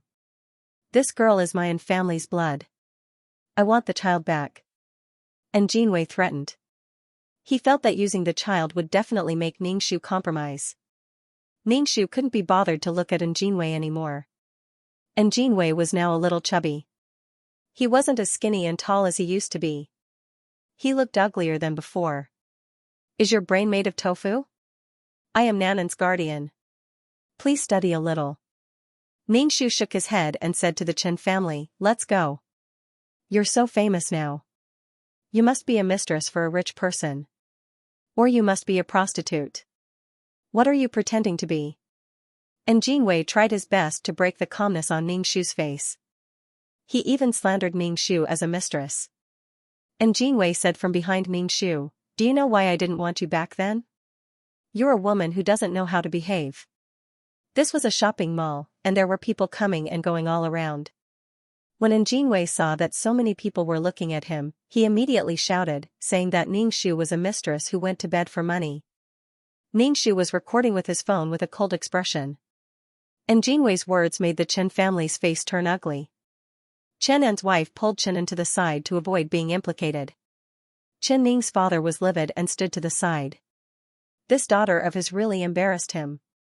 It was bad enough that she had a child after divorce, but now she was being accused of being indecent. Chen Ning's father was already dissatisfied with the clothes incident. Now that something like this happened and people were pointing at him, Chen Ning's father was even more dissatisfied with Ningxu. And Jinwei saw that there were more and more people around and he became more and more excited. He turned his head proudly and saw that Ningxu was recording again. His heart trembled. The last time he was recorded, he lost 150,000 yuan. Now he was recording again. And Jinwei immediately shut his mouth and ran over to Ningxu's phone. Ningxu put the phone away. Ningxu shook his head speechlessly. Haven't you learned your lesson from last time? Chen Ning, give it to me. And Jinwei roared at Ningxu, scaring Nan who was beside him. She hid behind Ningxu. Don't worry, I'll definitely give it to you. Ningxu's expression became fierce. Wait for my lawyer's letter. What do you mean? And Jinwei had a bad feeling in his heart, but he still held on. Who are you trying to scare? You're still looking for your mistress to deal with me. Let me tell you, I'm not afraid of anyone. Ningxu's expression was cold. Do you still need others to deal with you? I can deal with you with one finger. Ningxu turned to Chen Ning's mother and said, I'm leaving. Ningxu picked up Nan, glanced at the Chen family members, and sneered. This was what Mother Chen meant by mutual support. When she was slandered and bullied by others, no one in the Chen family stood up for her. She was probably blaming her for embarrassing herself in her heart. What mutual support? It was just an excuse to take money from her and make her contribute. Feelings were mutual. How could there be such a good thing to ask someone to contribute unilaterally? Sometimes, even family members were unreliable. Women had to pin their hopes on a man to love them and treat them well. They longed for an illusory good man. Ningxu carried Nan and left. And Jinwei ignored the woman who came with him and chased after Ningxu. He grabbed Ningxu's arm. What do you mean? Give me the video. I won't be as stupid as before. I'll give you the money. Ningxu shook off Jinwei's hand. Don't touch me. Let me tell you, this time you're not willing to pay, I'll make you pay. Just you wait. Ningxu hailed a car and left. He turned around and saw Jinwei standing on the side of the road. His face was simply unbearable to look at. Ningxu sneered. I'll make sure you don't dare to provoke me again. Ningxu directly appealed, accusing Jinwei of slander. And Jinwei deliberately fabricated and spread fictitious facts, belittled others' character, and destroyed others' reputation. Ningxu was familiar with the various appeals process. He used the fastest speed to settle this matter. Soon, the court summons arrived at the Yin family. When Jinwei saw the court summons, he was almost dumbfounded. Seeing that the plaintiff was Chen Ning, Jinwei was furious. He just casually said a few words and this woman sued him. She was making a mountain out of a molehill. Jinwei's father put on his presbyopic glasses and looked at the court summons. He saw Chen Ning's name. Why did this woman appear again? I met her in the mall before. I just said a few words and she recorded it again. And Jinwei brushed his hair. And Jinwei's father immediately took off his presbyopic glasses and threw it at Jinwei. And Jinwei was hit in the face and couldn't help but cover his face. Why did you still provoke this woman? Now you're being sued in court? And Jinwei's father couldn't help but say. During this period of time, this matter is finally being forgotten. Now you're going to court again. And Jinwei's father was so angry that his face turned green. Very few people were willing to go to court. It was better to have less trouble and settle it privately. But now that the court summons had arrived, the chances of settling it privately were not high. Call her and settle it privately. And Jinwei's father said tiredly. After this matter, you should hurry up and get a wife and live a good life. You're getting more and more outrageous. And Jinwei wanted to tear Ningxu apart, but he didn't know Ningxu's phone number. When he went to the Chen family to find Ningxu, he was told that he didn't go home at all and was staying in a hotel. The Chen family didn't know where Ningxu lived. And Jinwei couldn't find Ningxu and had no way to settle it privately. He could only wait for the court session. It was time for the court session. Even if the Yin family didn't want to go to court, they had no choice. The Yin family of 3 waited at the entrance of the court. The Yin family's old couple had aged a lot in the past 2 or 3 years. The unforeseen event had damaged the Yin family's vitality. It felt like they had hurt their roots. There was always a feeling of desolation. Ningxu took a car to the entrance of the court. She was wearing a neat office lady's suit and black high heels. Her hair was neatly combed, and her face was covered with light makeup. She looked very good. She looked sharp and professional. Ningxu walked in her high heels and walked in front of the Yin family. And Jinwei looked at Ningxu in a daze. Ningxu smiled. I'm a lawyer. As for the mistress you mentioned, you said it was a sex worker. How did you become a lawyer? And Jinwei really couldn't imagine that a professional and serious profession like a lawyer would be related to a crazy woman. Chen Ning, you bitch, why do you have to stick to my son? And Jinwei's mother pointed at Ningxu and scolded. Ningxu said lightly, at the entrance of the court, watch your words. Your son stood in the dock today and spoke nonsense. You. And Jinwei's mother pointed at Ningxu, but didn't dare to say anything. And Jinwei looked at Ningxu and said, let's settle it privately. How much do you want? Ningxu said with a smile, I don't want money now. You speak ill of me as soon as you open your mouth. I want you to not dare to speak nonsense when you see me in the future. Chen Ning, leave a line for when you do things. I want to see you in the future. And Jinwei's father said with a sullen face. Ningxu narrowed her eyes. See you in the future? When your son saw me, he slandered me as a mistress and a prostitute. This is what you mean by see you in the future. If I compromise a little, will this pot of shit be put on my head? And Jinwei's case couldn't be more simple. If there was evidence, there was evidence. If there was a basis, there was a basis. Any case that Ningxu casually fought in a law firm was more complicated than this. And Jinwei looked at Ningxu, who was dressed in a suit. His face was ashen, but his eyes were shining. He kept staring at Ningxu. Ningxu asked the defendant to compensate him for the damage to his reputation and mental damage of 50,000 yuan. The old couple from the Yin family almost jumped up when they heard the price of 50,000 yuan. And Jinwei pursed his lips. No one knew what he was thinking. He actually agreed to pay 50,000 yuan. And Jinwei's mother almost fainted. The lawsuit quickly ended. Outside the court, Ningxu said to Jinwei, this is my bank account number. Transfer the money to me. Chen Ning. And Jinwei called out to Ningxu. With a gentle face, he asked, is Nan Nan okay? You're in a lawsuit while she's alone at home? Ningxu looked at Jinwei, what does it have to do with you? How is it none of my business? I'm also Nanan's father. And Jinwei hurriedly said. He stood in front of Ningxu and hesitated, Chen Ning, let's get back together and raise Nan Nan well. F***ck, Ningxu almost vomited on Jinwei's face. How could a person be so shameless? Now that she can earn money and recover, he wants to get back together. F***ck, was she too polite? And Jinwei saw that Ningxu didn't speak. He even reached out to hold Ningxu's hand. Ningxu directly slapped him in the face. Don't think I don't know what you're thinking. You better not provoke me. Otherwise, I'll play you to death. If you have the ability, come play with me. See if I don't play you to death. Ningxu sneered, am I someone you can dump and pick up? Gee. Ningxu walked away in her high heels. And Jinwei covered his face. His eyes were filled with hatred. Now, this woman is not someone you can deal with. You'd better put away those thoughts. And Jinwei's father sighed. The money she earned should be ours, and Jinwei's mother said. She's already grown up, sigh. And Jinwei's father sighed helplessly. He seemed to have aged a lot. Ningxu walked out of the courthouse. The Chen family was waiting for Ningxu at the intersection. Chen hurriedly walked in front of Ningxu. Sis, how did you become a lawyer? Ningxu coldly glanced at her, hailed a cab, and left.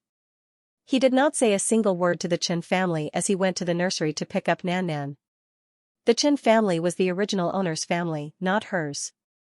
As for how the original owner would deal with them, Ningxu didn't care. If he didn't become strong, then he shouldn't blame the dogs for following him around. How he lived was his own choice. It wasn't easy for a divorced woman to raise a child.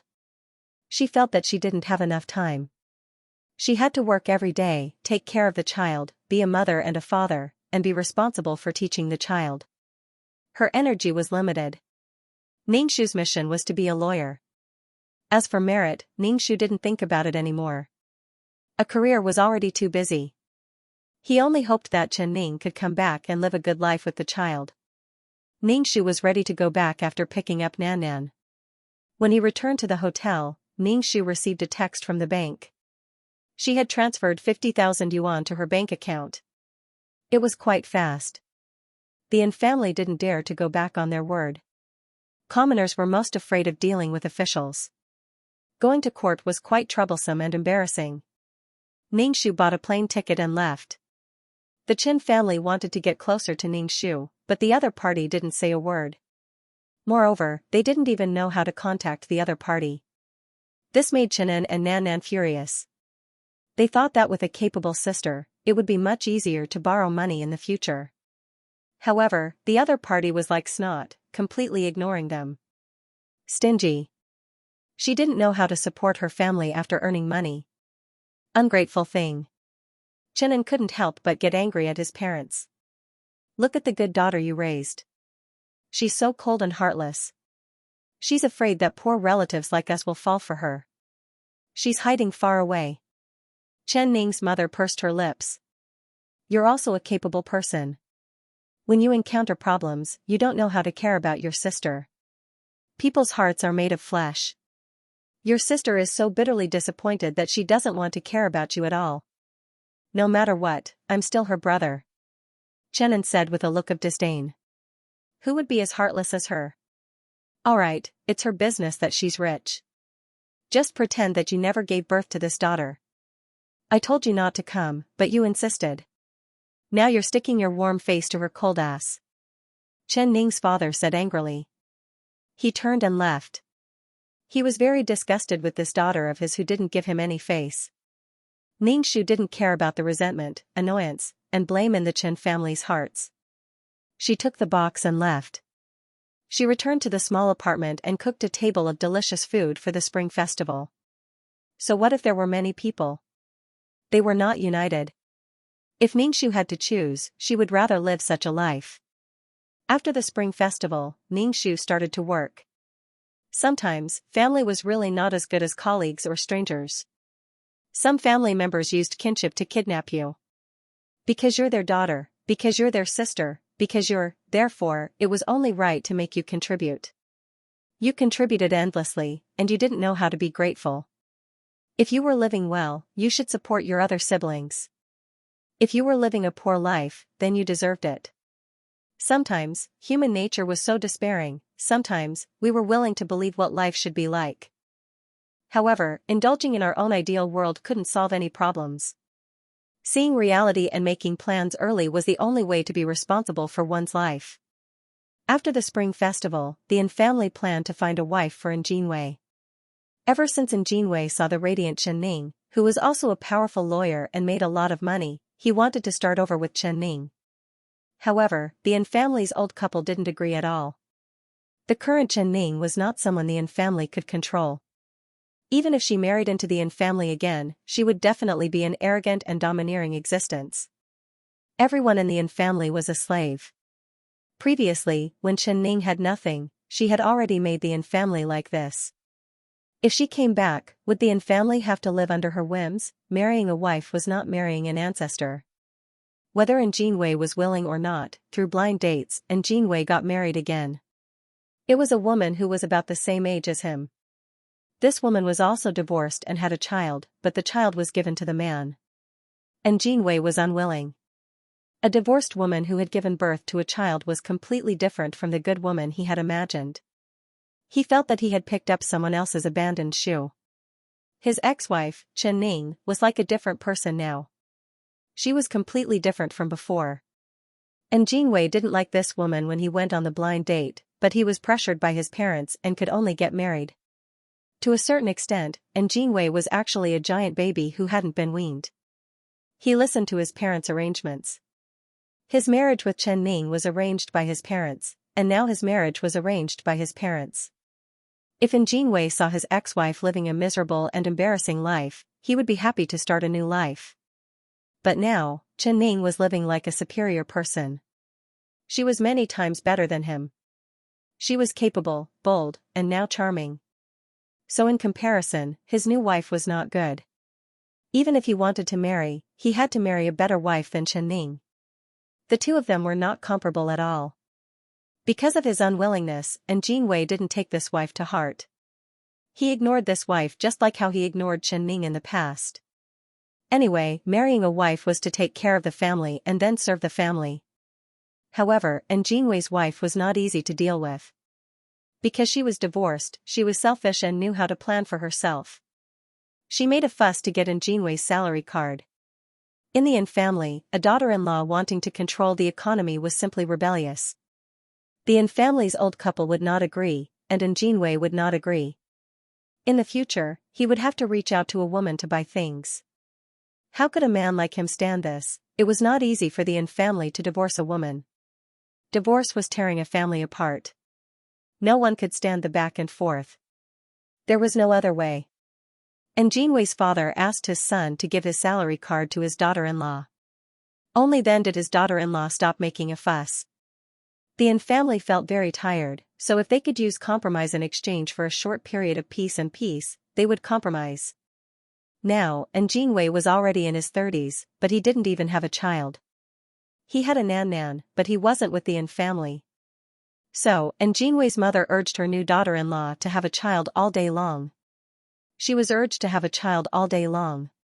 She kept nagging that a child couldn't be born just because she wanted to, so there was a conflict.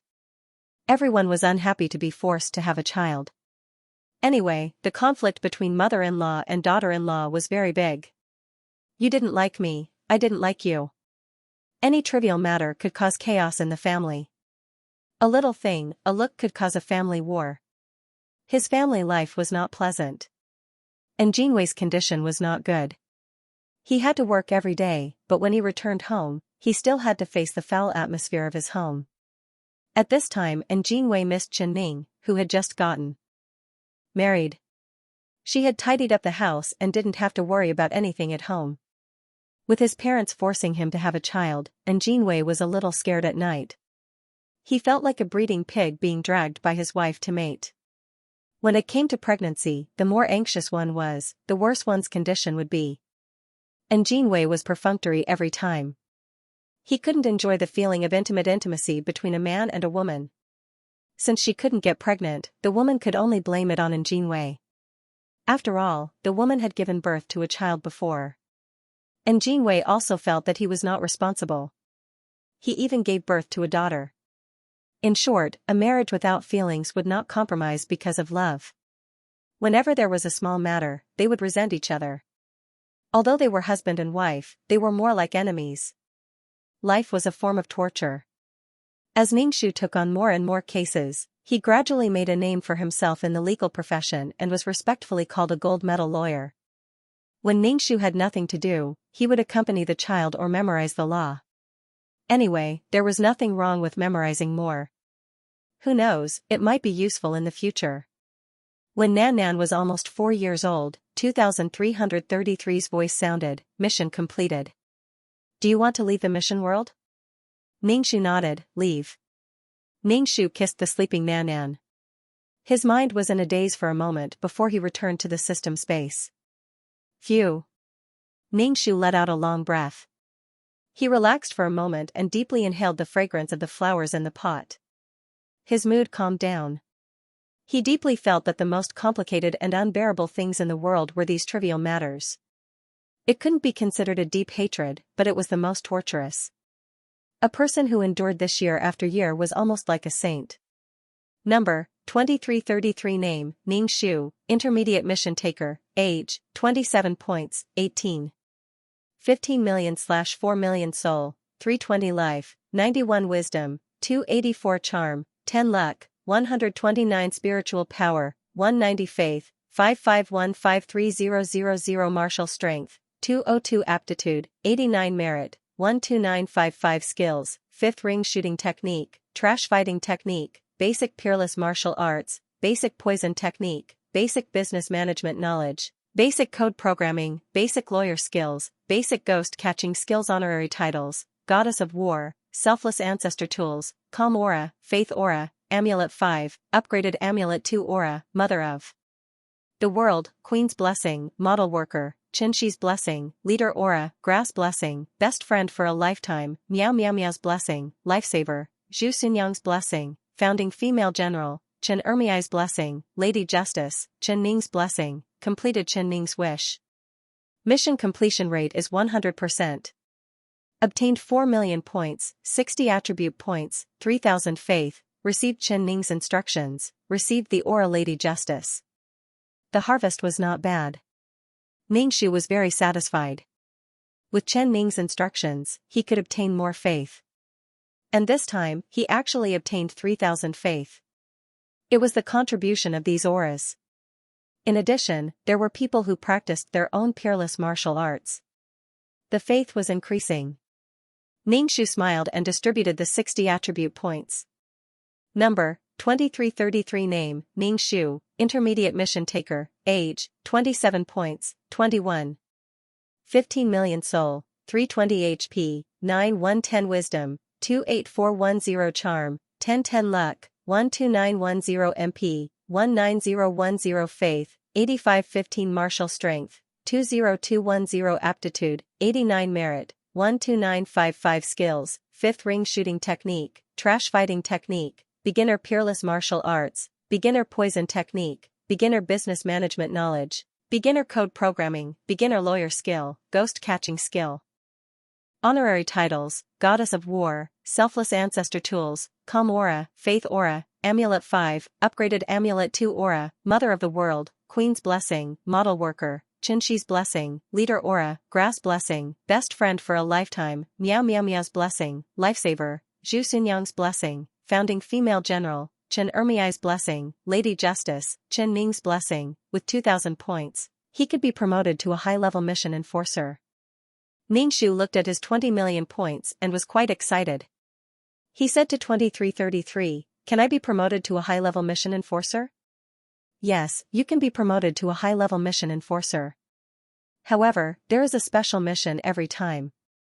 You can only do it after completing the special mission." 2333 said, "You can also not participate in the special mission and directly become a high-level mission enforcer." "I cannot participate?" Ningxu was stunned. "There must be conditions.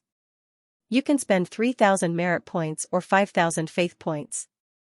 2333 said, "The difficulty of the special mission is different. Some people get very easy missions, while others get very difficult missions. It all depends on your luck. However, I suggest that you participate in the special mission and take it one step at a time." 2333 said. Ningxu nodded. "Of course. It costs me 3,000 merit points and 5,000 faith points. That's asking for my life. An upgraded version of the amulet only costs 100 merit points. Even if I fail, I still have the amulet. Ningxu knew how to calculate this. 2333, but your high-level special mission will fail, 2333 said helplessly. 2333 said helplessly, even if we start over, we will need to consume merit points and faith power. Damn, it felt like he wanted to exploit these poor people all the time. How frustrating. I'll take it one step at a time. Ningxu said ba in his heart. His luck must be very good. He always added points to his luck points. Ding dong. A notification sounded in the chat system. Ningxu sat cross-legged on the sofa and opened the chat system. It was a message from Mei Ziqing. She excitedly told him that she had become a high-level mission enforcer and had entered a new space. A new space? Ningxu asked Mei Ziqing, what new space? Ding dong. Mei Ziqing quickly replied, it's a space that only high-level mission enforcers can enter. It's the same as the virtual space. Ningxu congratulated Mei Ziqing for becoming a high-level mission enforcer. He opened the system store and spent a few faith points to exchange for some gifts for Mei Ziqing. Mei Ziqing was the only person who could talk to Ningxu since he started doing missions. Why are you spending so much money? You don't have to buy anything for me. Save your merit and power of faith to become a super mission giver, Mei Ziqing said as he tried to return the items to Ningxu. Don't. Congratulations. This is my gift to you. I won't be happy if you return it. Ningxu asked again, only super mission enforcers can enter this space. Are there a lot of treasures inside? Is there a world's origin? Maybe. I'll keep an eye out for you. Mei Ziqing sent a message over. After chatting with Mei Ziqing for a while, Ningxu turned off the chat and asked 2333, are there any other spaces other than the virtual space? Of course, the virtual space has the most number of mission enforcers, and it's also the lowest level. Other than the space that can only be entered by super mission enforcers, there are other spaces above, and even fewer people can enter them. There's also a space for the strongest to enter. It's like a pyramid. There are layers and layers of selection. The number of people standing at the top is the least. Otherwise, how can it show the superiority of the strong? 2333 said. Ningxu. 2333 said earnestly, you're now one of the people at the bottom. After the special mission, you'll be the concubine system. Ningxu, let me finish the special mission first. Ningxu sat cross-legged on the sofa and began to cultivate and absorb. The power of the soul. When he finished cultivating, Ningxu lay down on the sofa and slept. After sleeping for a long time, Ningxu woke up full of energy. He took out the Ultimate Martial Art Manual from the bookshelf. The words Ultimate Martial Art Manual were written in small seal script. There was a golden light flowing around it, and it looked very beautiful. Ningxu held the manual in his hand. It was very heavy. He felt that the manual was getting heavier, and there were more and more things inside. The energy formed all kinds of plants, animals, the sun, the moon, and the stars. However, she hadn't found the origin of her world yet. It was really not easy to create a plane. Cough cough. 2333 said, it's not enough to just create a habitable plane. All living things will be born, grow old, get sick, and die. Reincarnation. A world must have a cycle of life and death. If everyone dies, there will be no new life. All living things will go extinct. Your world might not have any living things. Ningxu, F*ck, I'm not doing this anymore. Why is it so troublesome? Could it be that her world couldn't be like the planes born from the Sea of Law? It could evolve on its own and perfect the heavenly Tao? Creating a world was really a huge project. She didn't even know how to build a house, and now she had to create a world. No wonder some super mission enforcers couldn't create a world. A world was really too complicated. It was too difficult. Ningxu let out a long breath. No matter how difficult it was, she had to create a world that belonged to her. Only then could she be considered to have jumped out of the shackles of a mission enforcer. She wouldn't be killed so easily. Ningxu closed the manual and put it on the bookshelf. He took out another book from the bookshelf and read it. After reading it, he closed the book and asked 2333, "Is the special mission randomly selected?" "Yes." 2333 said, "After completing the special mission, you can become a high-level mission enforcer." Ningxu took a deep breath. He couldn't help but shake his legs. He said to 2333, "Then let's enter the mission." "Okay." As soon as 2333's voice fell, Ningxu felt dizzy. After his soul and body merged, Ningxu opened his eyes and saw 3 boys around him. The 3 boys were quite handsome. They had slender bodies. Their hands were in their pockets. When they were on the grass, they looked like beautiful young men. Because it was a special mission, Ningxu hadn't received the storyline yet. Every time he received a special mission, he would be confused. Ningxu didn't know why the 3 boys were surrounding him. "Xiaotong, come and clean my shoes." The boy in front of Ningxu smiled maliciously at Ningxu. Ningxu was speechless. Ningxu glanced at the boy's shoes. It was a pair of snow-white shoes. There wasn't even a speck of dirt. He coughed and said, "Your shoes aren't dirty."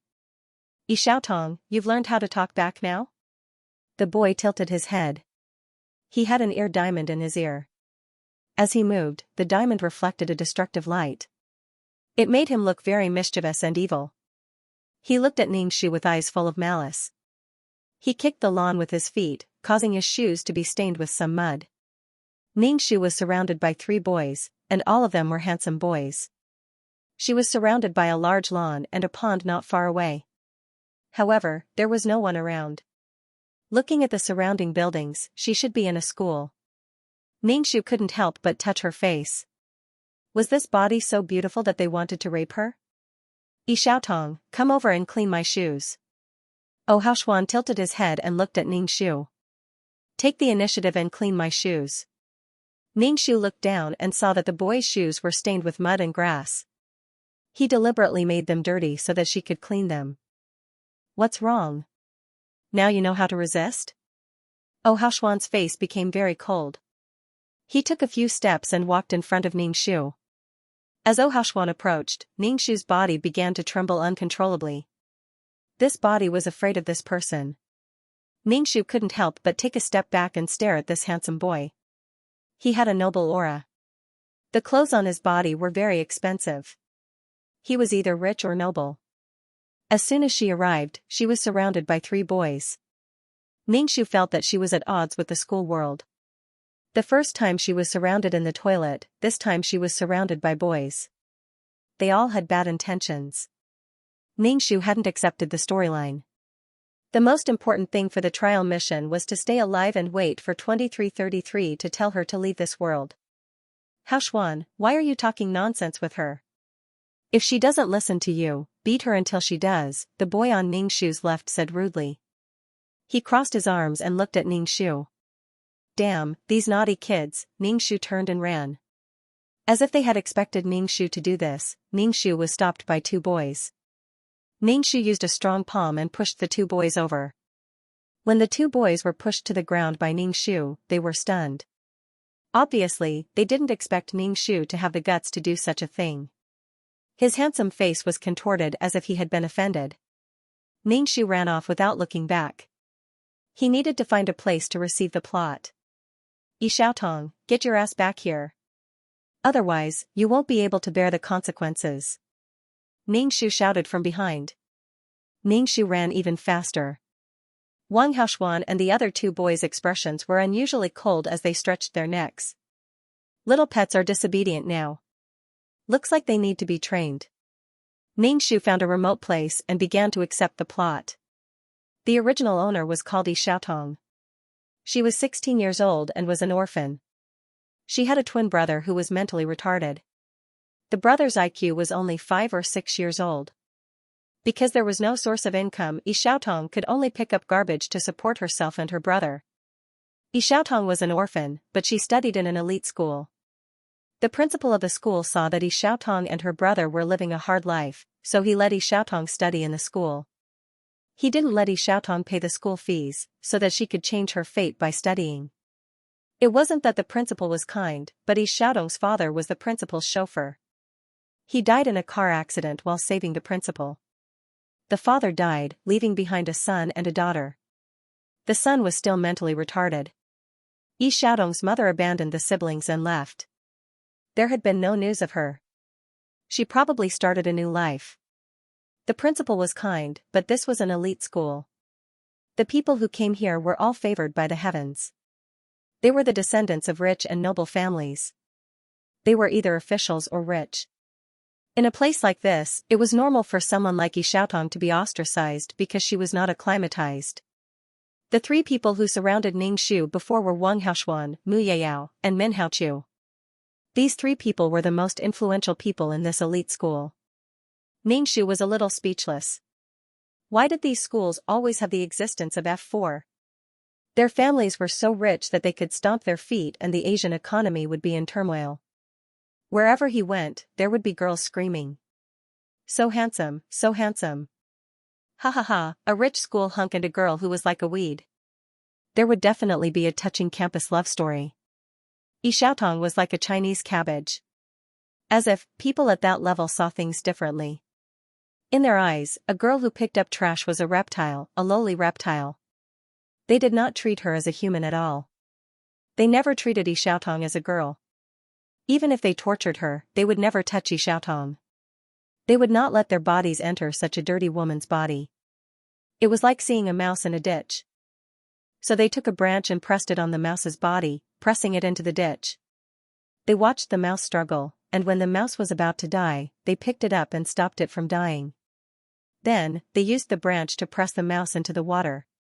Or they teased the mouse and forced it to the foot of the wall. They saw the mouse running around in panic and tortured it bit by bit. It was not easy to meet such a toy. These overly energetic brats thought of all kinds of ways to torture people. They called it training pets. Yi Xiaotong could not bear such torture at all. She lived in fear every day. She wanted to take her brother and leave this school, but these three people's families were very powerful. How could she escape? There was no escape at all. Yi Xiaotong just wanted to live with dignity. Although her brother was mentally retarded, he was a painting genius. God took away her brother's intelligence, but gave him an unparalleled artistic talent.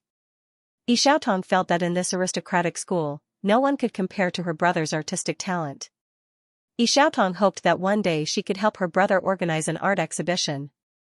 But now, Yi Xiaotong, who was being tortured, felt that this was an unattainable dream.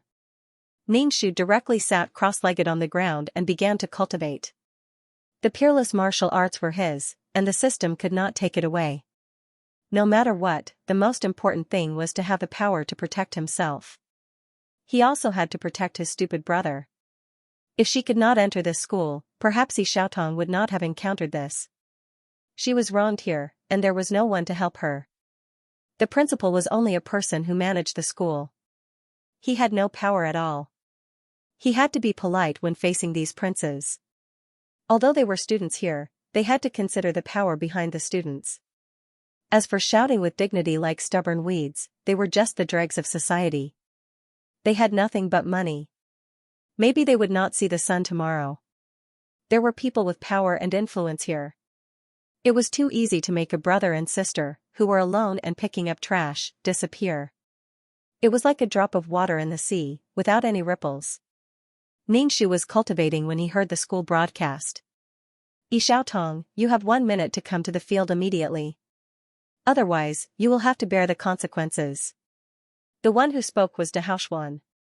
His voice was quite cold, but it had a charming magnetism. Sister, I'm scared. An unclear voice came from the broadcast. This was the voice of Yi Xiaotong's brother, Yi Xiaodong.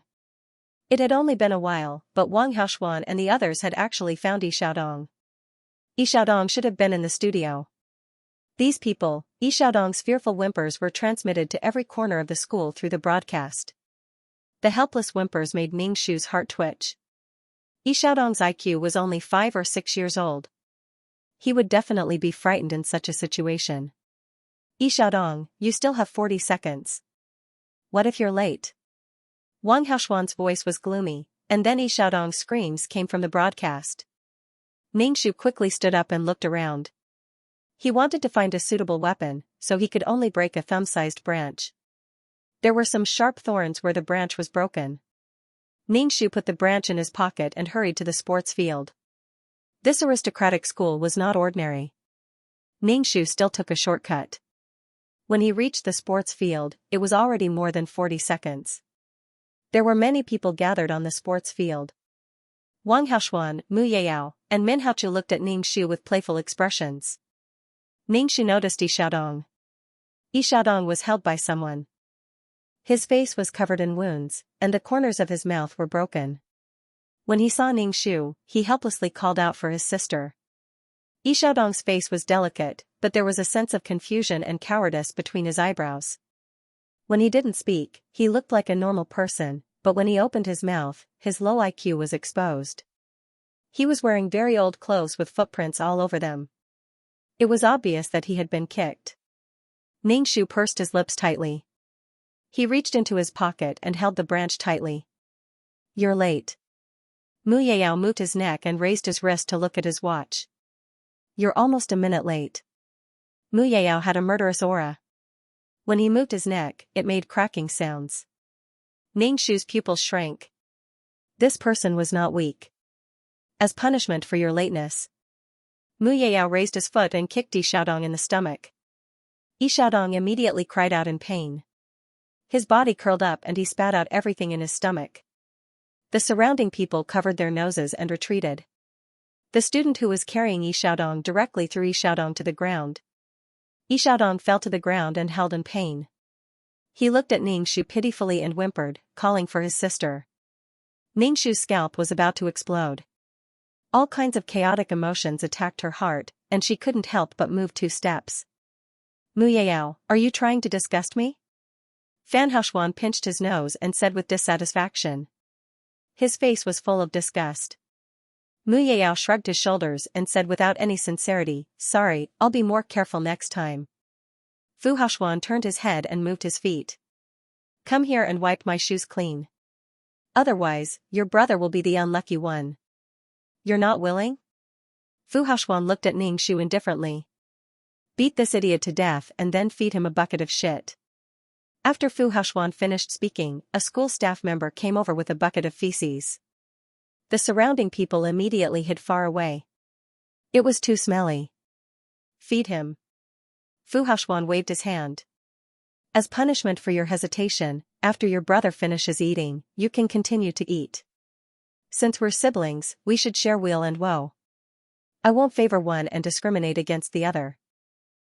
So disgusting, the surrounding people made strange sounds. Their faces were full of disgust and watching a good show. Most of them kept their mouths shut to avoid getting into trouble. The staff member brought the bucket of feces in front of Yi Xiaodong. "Wait a minute." Ningxu shouted and ran in front of Fu Haoxuan. Fu Haoxuan sneered and raised his foot. "Wipe it." Ningxu slowly squatted down. The surrounding people burst into laughter. Fu Haoxuan's expression was contemptuous and mocking. "You really need to be taught a lesson." When Ningxu squatted down, he quickly stood up. His arm locked around Fu Haoxuan's neck. He took out a branch from his pocket and pressed it against Fu Haoxuan's neck. There were so many people here. There was no way she could escape. Instead of being tortured by these people, she might as well fight to the death. Ningxu's sudden action stunned the surrounding people. They immediately laughed at Ningxu. Even if Fu Haoxuan was kidnapped, the surrounding people did not take it to heart. They thought that Ningxu would not dare to do anything extreme. Interesting. Min Haochu clapped his hands. His clapping was very elegant. These 3 school hunks each had their own characteristics. Fu Haoxuan was domineering and cold, Mu Yeyao was violent and cruel, and Min Haochu was charming and flirtatious. However, he still made the girls in the school faint. "Min Haochu, you still dare to gloat?" Fu Haoxuan, who was kidnapped, was livid. Min Haochu smiled and said, "Don't be angry. If the pet is disobedient, just train it again. Don't you think it's more interesting now? He even dared to kidnap you. He's got guts. What's so interesting about a pet that's obedient and submissive?" Min Haochu narrowed his peach. blossom eyes slightly. His gaze swept over Ningxu's face inch by inch. Ningxu's face involuntarily twitched when his gaze swept over her. Her body trembled uncontrollably. Ningxu took a deep breath and held Fu Haoxuan's neck tightly. Because Fu Haoxuan was much taller than her, the kidnapped Fu Haoxuan's body bent into a ridiculous arc. Min Haochu and Mu Yayao could not help but laugh. Fu Haoxuan saw the smile on his best friend's face and was so angry that his face turned green. He kept thinking about how to torture this bold pet. Ningxu was speechless. Damn, she was ignored to this extent. Ningxu shouted to Yi Xiaodong, "Xiaodong, don't be afraid. Come to sister." Yi Xiaodong lay motionless on the ground and looked at Ningxu with tears in his eyes. Ningxu comforted him softly, "Xiaodong, don't be afraid. Come to sister." Mu Yayao moved his neck and cracked his fingers. "You don't put me in your eyes. I let you escape last time. Do you think I'll let you escape this time?" Mu Yayao stepped on the back of Yi Xiaodong's hand and crushed it hard. "I heard that the fool is good at drawing. How can he draw if his hands are ruined? It hurts, it hurts." Yi Xiaodong cried and wailed. Ningxu did not hesitate to cut Fu Haoxuan's face with a branch. The surrounding people immediately quieted down. They did not even dare to breathe loudly. Fu Haoxuan was stunned. He could not help but touch his face. What he touched was warm blood. Not only was Fu Haoxuan stunned, but Mu Yayao and Min Haochu were also stunned. Ningxu said viciously, "I heard that Fu Haoxuan's face is very good. How can he show off in the city if his face is ruined? Yi Xiaotong, you're dead. I'll make you beg for death." Fu Haoxuan's voice sounded like it came from hell. It was eerie and terrifying. Ningxu sneered. "My life is cheap. Even if I die, I'll drag you down with me. It's my gain. If you dare to lay a finger on my brother again, I'll stab you in your eyes the next time. Faces can be fixed by plastic surgery, but I don't know if you're rich enough to fix your eyes." Ningxu's expression was unusually cold. She stuck out her tongue and licked the blood on Haoxuan's face. "It tastes good," Ningxu said with a smile. "Let's see who's more perverted." Min Haochu couldn't help but narrow his eyes and frown slightly. Mu Yayao raised his foot and didn't continue to crush Yi Xiaodong's hand. Min Haochu looked at Ningxu carefully. "Do you know what the consequences are if you do anything else? You really can't bear it. At worst, I'll die. What's there to be afraid of?" Ningxu looked calm. "Die, you're too naive." Min Haochu smiled like a fox. "After what happened, do you think you can die quickly?" Ningxu didn't care. "Even if I don't die a good death, it's good to drag you to hell with me," Ningxu said as he moved the branch on Quan Haoxuan's face. "You've irritated me so much that I've turned evil. Anyway, no one will have a good life." Min Haochu's pupils shrank. He mocked and despised, how naive. There were more and more people on the field. Quan Haoxuan struggled hard to be kidnapped by so many people, but this woman was too strong. No matter how hard he struggled, he couldn't. "Be quiet." Ningxu kicked Min Haochu's leg. Min Haochu immediately felt that his leg bones were about to crack. Ningxu said gently to Yi Xiaodong, "Xiaodong, come to sister. Don't be afraid. Sister is here." Yi Xiaodong's face was covered in tears and snot. Under Ningxu's comfort, he got up from the ground. Ningxu walked over. Mu Yayao wanted to kick Yi Xiaodong to death, but Min Haochu stopped him. Yi Xiaodong walked to Ningxu's side and immediately pulled Ningxu's clothes tightly. "Your brother is already there. Shouldn't you release Fang Haoxuan?" Min Haochu asked. Ningxu smiled and said, "That won't do. If I let him go, we won't be able to live." "Don't tell me you think you'll have a good ending after doing something like this?" Mu Yayao sneered, "Let him go, let's exchange a few blows." "Are you crazy? Who wants to exchange a few moves with you?" Ningxu said bluntly. "Xiaotong, let go of Master O." The principal came over with the school guards. When he saw the blood on Haoxuan's face, his expression immediately changed. "If you have anything to say, let go of me." The principal's voice changed. The young master of the O family had an accident in the school. He couldn't escape the responsibility. Moreover, this Xiaotong was brought to the school by him. The O family had shares in the school, so the board of directors would definitely dismiss him from his position as the principal. As the principal, he was simply a sandwich biscuit. The principal was burning with anxiety. He regretted letting the siblings study in the school. Xiaotong, don't make things worse. Quickly let go of Master O. Principal Ningxu shouted. Ningxu said indifferently, Principal, if I let go, I won't be able to live either. No matter what, let go of Master O first. The principal anxiously shouted at Ningxu. His eyebrows were filled with anxiety and regret. Xiaotong, let go of Haoxuan. I promise you'll be fine. Minhaochu and Ningxu said. Ningxu wrapped his arm around Haoxuan's neck and pulled him towards the school gate. Xiaodong pulled Ningxu's clothes and slowly retreated with Ningxu. Haoxuan sneered. He was kidnapped by a woman. Moreover, it was a person they despised and insulted. They treated her as a plaything. Fu Haoxuan felt that his face was numb from the pain. He felt very hot. The wound was probably inflamed. Such a dirty branch had scratched his face, and the person holding the branch was someone who picked up things from the garbage dump every day. How dirty was her hand, being close to the body behind him, Haoxuan felt as if he was surrounded by feces. It was so disgusting. The first thing he did was to take a shower and disinfect it. Ningxu planned to leave with Xiaodong first. Staying here would only lead to death. Before they went far, they heard the siren. Ningxu's expression changed. He tightened his arm and tightly wrapped it around Haoxuan's neck. He held the branch against Haoxuan's neck. Haoxuan's neck was suddenly tightened by Ningxu. He coughed twice with some difficulty breathing. The police car stopped at the school gate. The police got out of the car and surrounded them. Many snipers were looking for a suitable position to kill Ningxu. See, I told you. The consequences are not something you can bear. Minhaochu shrugged his shoulders and spread his hands. There are the most elite snipers here. Every one of them is a sharpshooter. Sister, I'm scared. Xiaodong cried in horror and tightly tugged at Ningxu's clothes. Ningxu comforted Xiaodong. Xiaodong, don't be afraid. Sister will always be by your side. Ningxu looked around and saw many black muzzles pointing at him. He felt as if the whole world was his enemy. No wonder.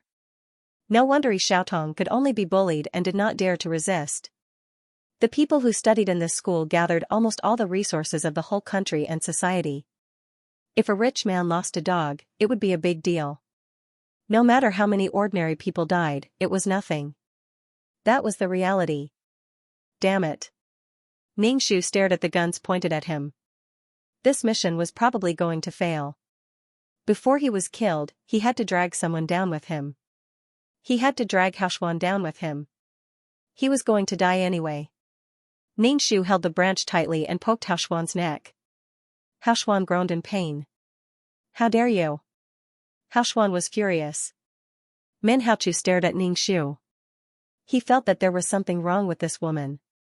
She seemed to be going all out. Let him go. Minhaochu said to Ningxu.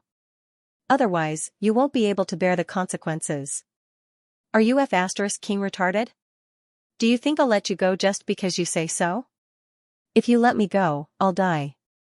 Even if I die, I'll drag this person down with me. I can't live anyway. Ningxu rolled his eyes. Minhaochu and Mu Yaiyao looked at each other. They both felt that this woman was crazy. It was hard to imagine that Xiaotong would dare to do such a thing. If it was in the past, he would have been trembling in fear. No one can insult the O family's reputation. The O family's reputation is not something that can be tarnished by people like you. A middle-aged man walked over with a few security guards beside him. Dad. Seeing this middle-aged man, Haoxuan was stunned. Useless thing. You are being threatened by such a lowly person. Haoxuan's father's face was unusually cold. He turned to the principal and said indifferently, Principal Li, the management of the school is a bit loose. How can such a school have such a student? Headmaster Li, who was being reprimanded, kept bowing and apologizing. He was determined not to let the siblings stay in the school. Find an opportunity to shoot them dead, Fu Haoxuan's father ordered coldly. Don't hurt my son. This was the confidence of the rich. Going against the rich was like hitting a rock with an egg. Although they had no regard for life and death, they had to seize the opportunity to live. Ningxu hugged Fu Haoxuan's neck tightly. There were countless guns pointed at her head. They would blow her head off if they had the chance. Ningxu made up her mind. At worst, she would fail the mission. Ningxu pushed the branch deeper into Fu Haoxuan's neck. Blood flowed down the branch and dripped onto the ground. Hiss. Fu Haoxuan's face twitched in pain. Most importantly, the sharp object pierced into the skin of his neck. Fu Haoxuan was most afraid of bleeding to death from the main artery. Fu Haoxuan felt a chill and a strong murderous aura from the person behind him. Fu Haoxuan was a little scared. He was afraid of those who didn't care about their lives. Let go of me first. I promise you that I won't let these people hurt you, Fu Haoxuan said calmly. F***ck, do you think I'm a fool? Ningxu sneered. Anyway, there's no place for me in this world. Even if I leave this school, I won't be able to live. I might as well drag you down with me. Fu Haoxuan pursed his lips tightly. The blood on his face had dried, making him look very miserable. The shoes that she had asked Ningxu to wipe were now very dirty. Fu Haoxuan's face trembled. He was the young master of the O family. It wasn't worth it to die with this lowly trash girl. Regardless of whether Fu Haoxuan admitted it or not, he was born into a good family. He didn't have to worry about food and clothing for the rest of his life. He could live a life of being above others. He could live a fearless and carefree life. Fu Haoxuan couldn't bear to die. Then what do you want? Fu Haoxuan's father said with an ashen face. His gaze was focused on Ningxu's hand that was holding the wooden stick. The hand holding the branch didn't even tremble. No matter how courageous a person was, it was impossible for them to not be nervous in such a situation. Moreover, there were so many guns pointing at them. Did this mean that the other party was not nervous at all? Was he a professional killer? I just want to live. Will you let me and my brother live? Ningxu stared at Beat Haoxuan's father. He was a rather dignified and cold person. Compared to him, O Haoxuan was as green as a peach that had just borne fruit. There was no comparison. Just standing close to him made people feel a little breathless. I can let you live, Fu Haoxuan's father said. Ningxu said directly, I don't believe it. I don't believe a word of what capitalists say, Ningxu said calmly. He wasn't happy about the promise of beating up Haoxuan's father at all. There were more and more cars at the school gate. Even Menhaochu and Muyayao's families were alarmed. When Haoxuan's mother came over and saw that her son was covered in blood, she almost fainted. What's going on? Menhaochu's father asked. Menhaochu didn't expect that a cornered dog would jump over a wall and a cornered rabbit would bite. In the face of his father's interrogation, Menhaochu honestly said that he and his two best friends just felt that it was interesting to bully a person who was like a mouse. To put it bluntly, it was school violence. Menhaochu's father looked at Ningxu, who was indifferent to life and death. When he heard his son say that he wanted this girl to eat tea and drink urine, he couldn't help but pat Menhaochu's head. What did I tell you? Don't underestimate anyone. Go home and copy the family rules 100 times, Menhaochu's father said with narrowed eyes. He also noticed this girl. She was too calm. They were all people who dominated the business world and had experienced too much scheming. It was inevitable that they would overthink and even imagine what Ningxu's identity was. Menhaochu pursed his lips. They bullied people based on who they were dealing with. Yi Xiaotong didn't have any family background. She was also timid and weak. When she saw them, she was like a mouse that saw a cat. She couldn't stop trembling. Who would have thought that she would do such a bold thing? I think your life in school is too easy. That's why you caused such trouble for me. Muyayao's father, who was wearing a military uniform and glossy black military boots, kicked Muyayao. Muyayao didn't dare to dodge and took the kick. Drag him back. Don't study anymore. Train well in the army. Muyayao's father asked his men to drag Muyayao away. Muyayao was stuffed into the jeep listlessly. Mu Yao's father, Ning Shu, said, "Let him go. Do you know that you are committing a crime now? Do you think you can vent your anger like this?" Mu Yao's father pointed at Ning Shu. "Don't be too naive." "I'm not naive. I know what the law is about," Ning Shu said indifferently. "Only equal people talk about the law. In such a situation where the strong and the weak are obvious, the law is to restrain the weak. It's a tool for the strong. So, I know that I can't live, but to be able to drag someone who bullied me to death with me, I've earned it. Quan Haoshuan is much nobler than me," Ning Shu said with a smile as he looked at the green epaulette on Mu Yao's father's shoulder. "I heard that you are a general. It's an honor to meet you. You protect the country, but your son bullies the weak." "No matter what, I'm still considered a citizen of this country," Ning Shu said. Mu Yao's father said indifferently, "My Mu family's glory was fought for by my Mu family. I don't deny that you are weak, but it's reasonable that you are not weak. Moreover, it's a fact that you committed a crime." Ning Shu looked indifferent as if he didn't care about life and death. "So, I don't plan to live. Even if I die, I want your son to bear the political stain of forcing someone to death. He also caused the death of the young master of the O family, Quan Haoshuan. Your Mu family should have political enemies, right? Your son's political career in this life might not be so smooth." Mu Yao's father's face was cold as he looked at the surrounding reporters. His hand touched the gun at his waist, but he paused for a moment and didn't draw it. Ning Shu naturally saw Mu Yao's father's actions and said with a smile, "Even if you kill me, I still have a chance to insert a branch into Quan Haoshuan's neck. As for you?" Ning Shu turned to look at Min Haochu and his son. Facing Ning Shu's teasing gaze, Min Haochu's heart couldn't help but skip a beat.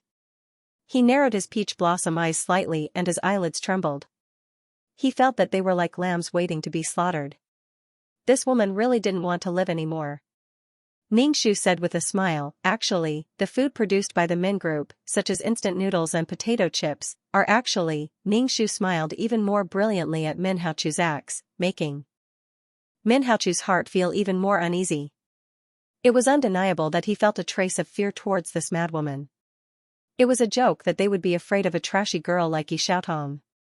This was something that the three of them didn't expect at all. "The food produced by the Min group is all fried with corpses," Ning Shu said with a smile. The Min group's food industry occupied 60% of the country's food industry. It was a monopoly. Anything that has oil in it is corpse oil. Ning Shu spouted nonsense. Perhaps it wasn't, but who would believe it? When this rumor spread, people would think of corpse oil when they saw the Min group's food. "What nonsense are you talking about?" Min Haochu's face turned pale. Ning Shu roared, "You have to be responsible for what you say." Ning Shu nodded. "I'll be responsible. I heard you tell Mu Yao and O Haoshuan that the oil in your food is from freshly dead corpses. It's much cheaper than vegetable oil and lard. You said that this would save costs. You even told your two friends not to buy your food. You." Min Haochu's face was ashen, and his body couldn't help but tremble. This rumor was very damaging. Even if they took all the food in the company to be tested and found to be up to standard, would ordinary people believe it? They wouldn't believe it. Even if they repeatedly said that they didn't have corpse oil, they still wouldn't buy it. Min Haochu looked at his father. His father's face was also a little pale, but he was still calm. However, Min Haochu saw that his father's hands were trembling slightly. This meant that his father's heart was not calm. "Yi Xiaotong, what you said concerns the livelihood of so many employees in the Min group. You're talking nonsense. You're cutting off their livelihood," Min Haochu said with a trembling voice. "Hey, could it be that only the Min family can afford to support people? If there's a fall, there's a rise. These employees can go to other food companies. Whoever leaves can't survive." Ning Shu smiled. "I'm not educated. Don't lie to me. If your company goes down, the food industry will bloom even more. If the monopoly industry collapsed, other small companies would have a chance to develop. Monopoly was abnormal, especially when food was not a technological product."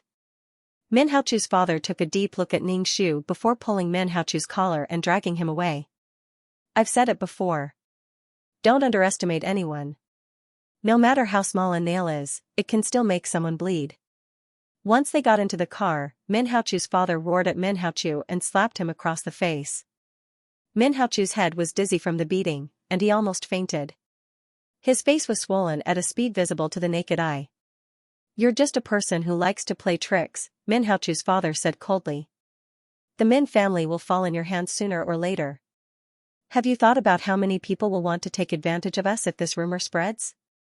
Min Haochu's father said coldly, "You juniors are living too comfortably. You've forgotten who you are." "Dad, what should we do now?" Min Haochu pursed his lips tightly. He didn't regret bullying Yi Xiaotong, but he regretted not getting rid of her earlier.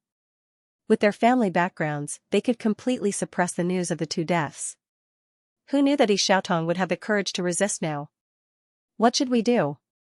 "Call an emergency meeting," Min Haochu's father rubbed his forehead and said tiredly. His expression was not optimistic. After the father and son of the Min family left, the atmosphere was extremely solemn. Ningxu had already given up on this mission, so he didn't have any worries. It was impossible for her to leave the campus alive today. These people wouldn't let her go. She really didn't have any strength in her hands. It was like a mayfly trying to shake a tree or a mantis trying to stop a car.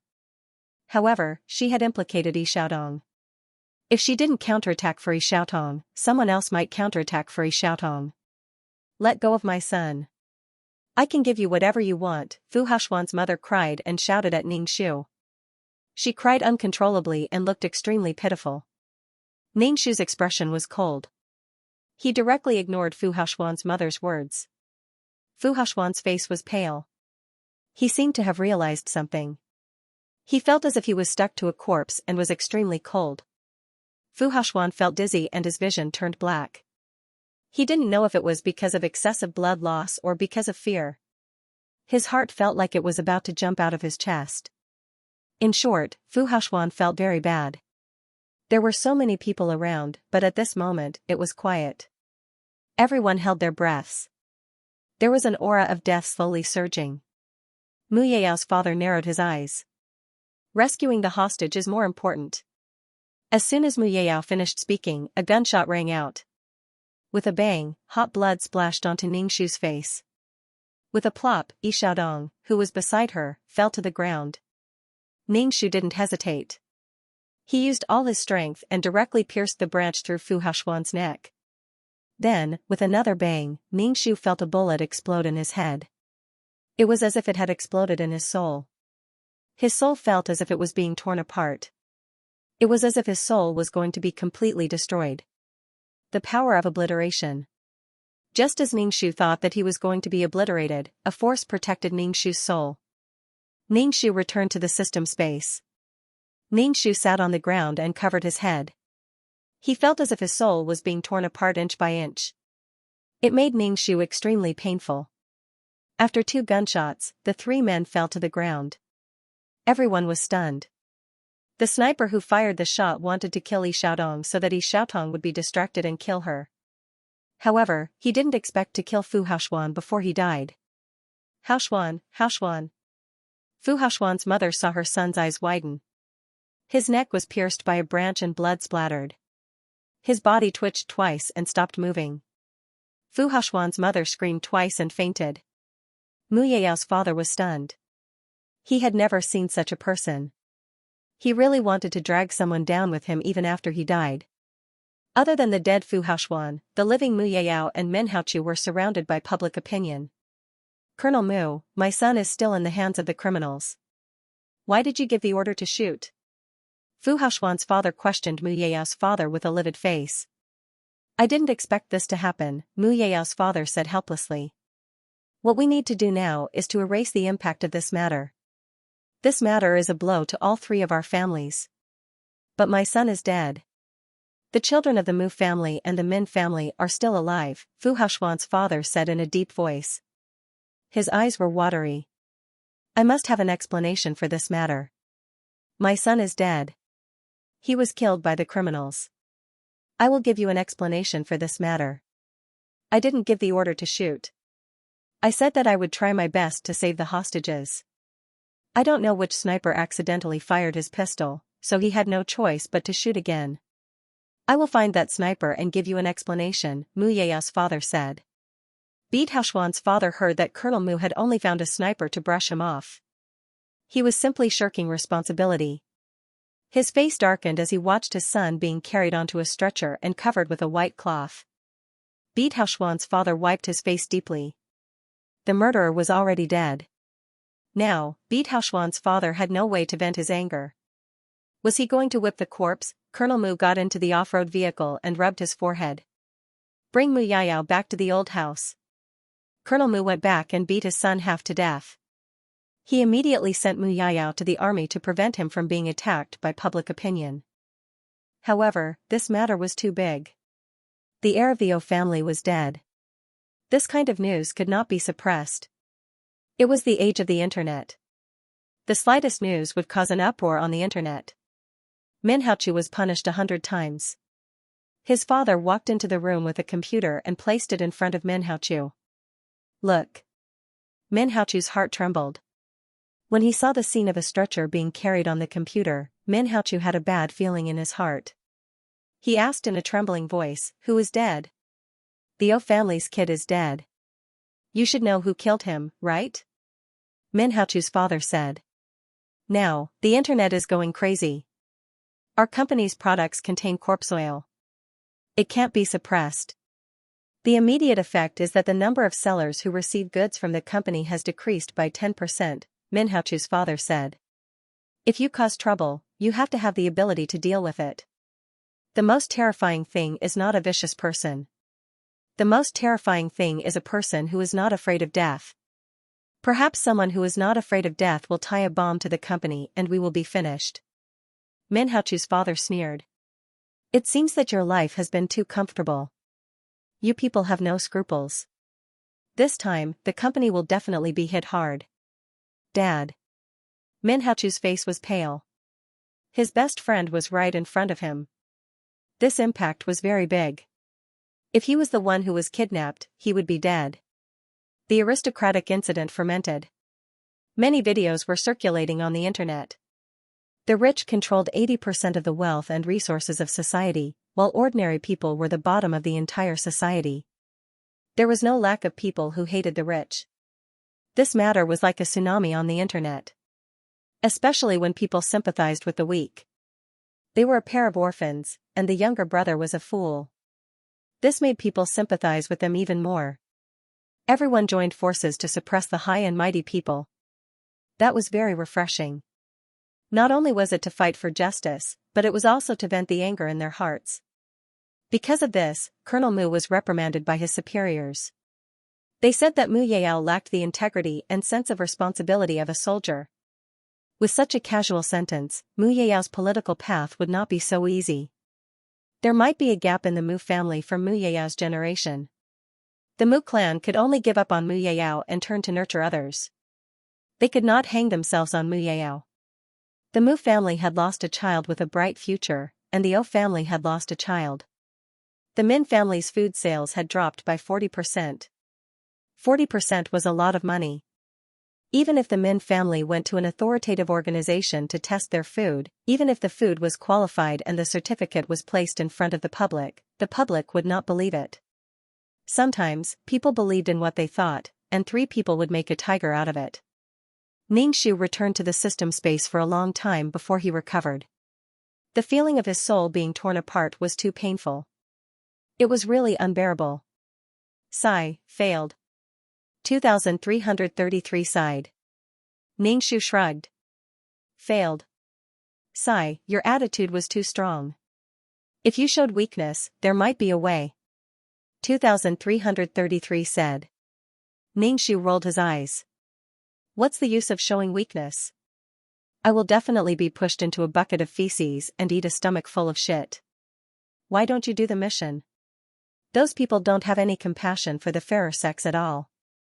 If they did, the client wouldn't have encountered such a thing. Ningxu shrugged.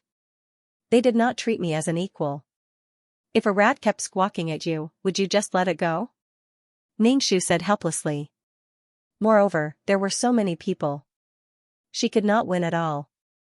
Resistance would only lead to more cruel suppression. 2 people died, and only 1 person was dragged down with them. It was not worth it. What do we do now? Start over? Ningxu asked.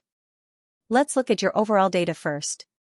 If it is qualified, spend some merit points or faith to pass. Number, 2333. Name, Ningxu, Advanced Mission Taker. Age, 27. Endurance, 80 Reflexes, 60 Dexterity, 70 Intelligence, 60 Force, 90 Charm, 10 Aptitude, 70 Spirit, 80 Overall Average Score, 65-inch TSK, 65 points, barely passing. 2333 was a little speechless. Your charm is too low. Every attribute has a corresponding characteristic. Charm is not only pleasing to the eyes, it is also a kind of personality charm. It can make people feel close to you and let down their guard. 2333 said. All attributes must be added together. These attributes are like a wooden bucket. The existence of a shortcoming determines how much water it can hold. No matter how high it is useless. I know. Next time, he would squeeze some attribute points into charm. This score is based on my performance in this mission? Ningxu asked. Yes, this score is based on your performance in this mission. 2333 said. Every special mission is a comprehensive assessment of a mission taker's potential. It uses the most direct data to reflect the potential of the mission taker. Data can represent a person's potential? Sometimes there are more variables. Ningxu did not take this data to heart. Just like a person's score on a test paper, it does not represent a person's life. Do you want to start the special mission again, or do you want to spend some faith? 2333 asked. Ningxu's face was tangled. I just want to ask how difficult the last mission was. Why do I feel like it was so damn difficult? It was like standing on the top of the Forbidden City, shouting, "Come and kill me, kill me, kill me." 2333 was silent for a moment. Level SSS, 3S. Ningxu, it is said that this is a random mission. I did not expect you to get this level of mission. 2333 said with a helpless tone. It is probably because your luck is too low. But I always add points to my luck. Ningxu felt wronged. Did she feed all her attribute points to dogs? But your luck is not at the level of being lucky. 2333 advised Ningxu. Some people are just so unlucky. Whatever they do, they are always angry at themselves. Just add more attribute points in the future. Are you saying that I have a bad character? Ningxu said expressionlessly, then why do I always encounter so many things that make people despair? If people can live well and have a little bit of hope, they won't give up their soul power to counterattack. Do you think people are willing to counterattack? Not only do they have to occupy the body, but they also have to collect the soul power. If the mission is too difficult and drags on for too long, they will be old when they come back. Unless you have no choice, you will be willing to counterattack. And it's not like you can just give up your soul to counterattack. 2333 chattered. Ningxu's head was full of people. Are you going to start the special mission again?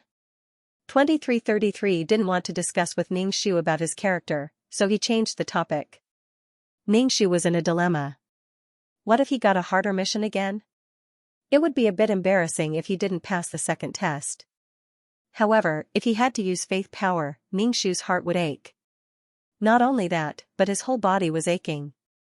If I use faith power, how much will it cost? Ningxu asked 2333.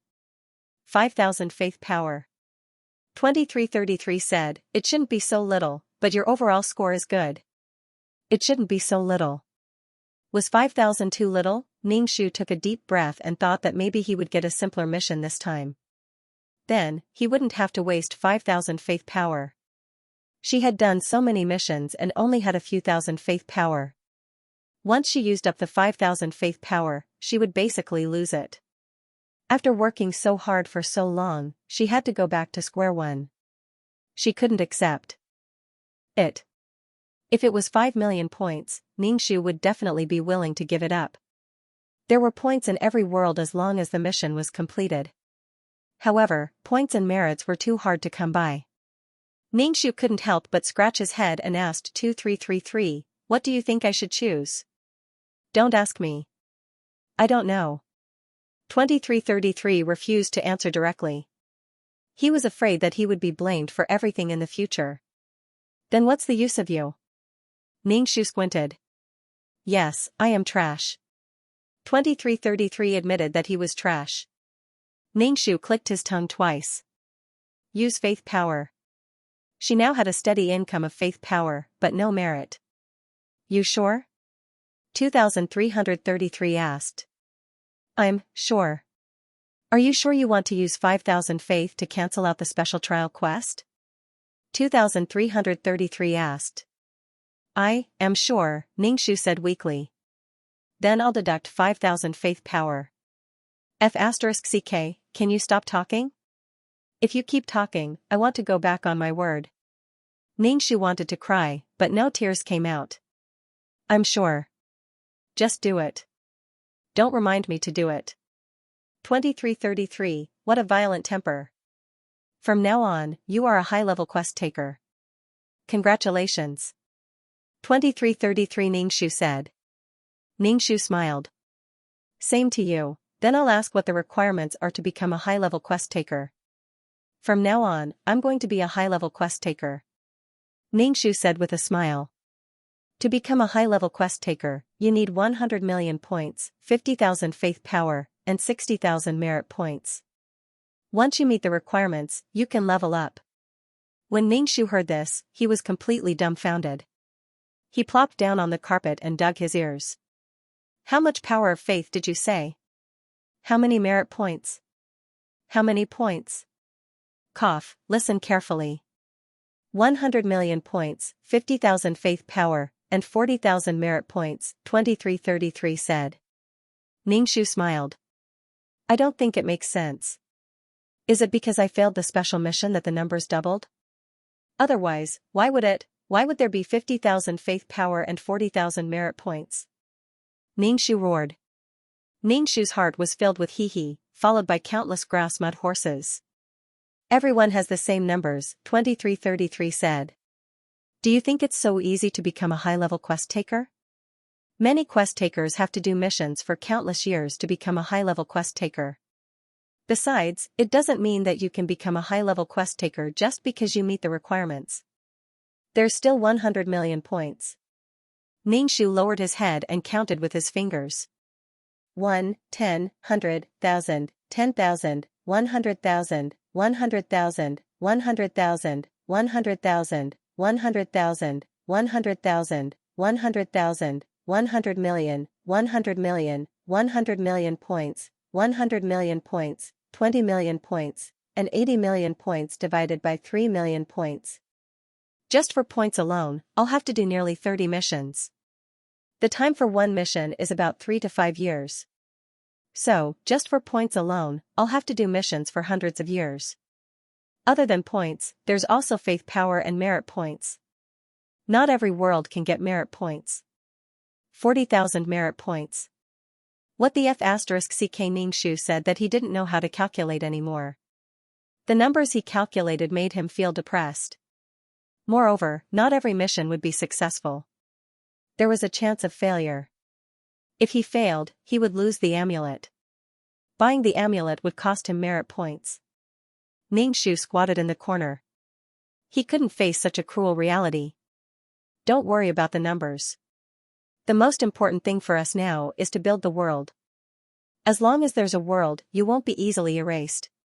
Even if you do something against the rules, at most you'll be punished. It won't threaten your life, 2333 Ningxu said calmly. Ningxu nodded. I know. However, Ningxu was still in a bad mood. He was going to go to the restaurant in the virtual space to have a meal.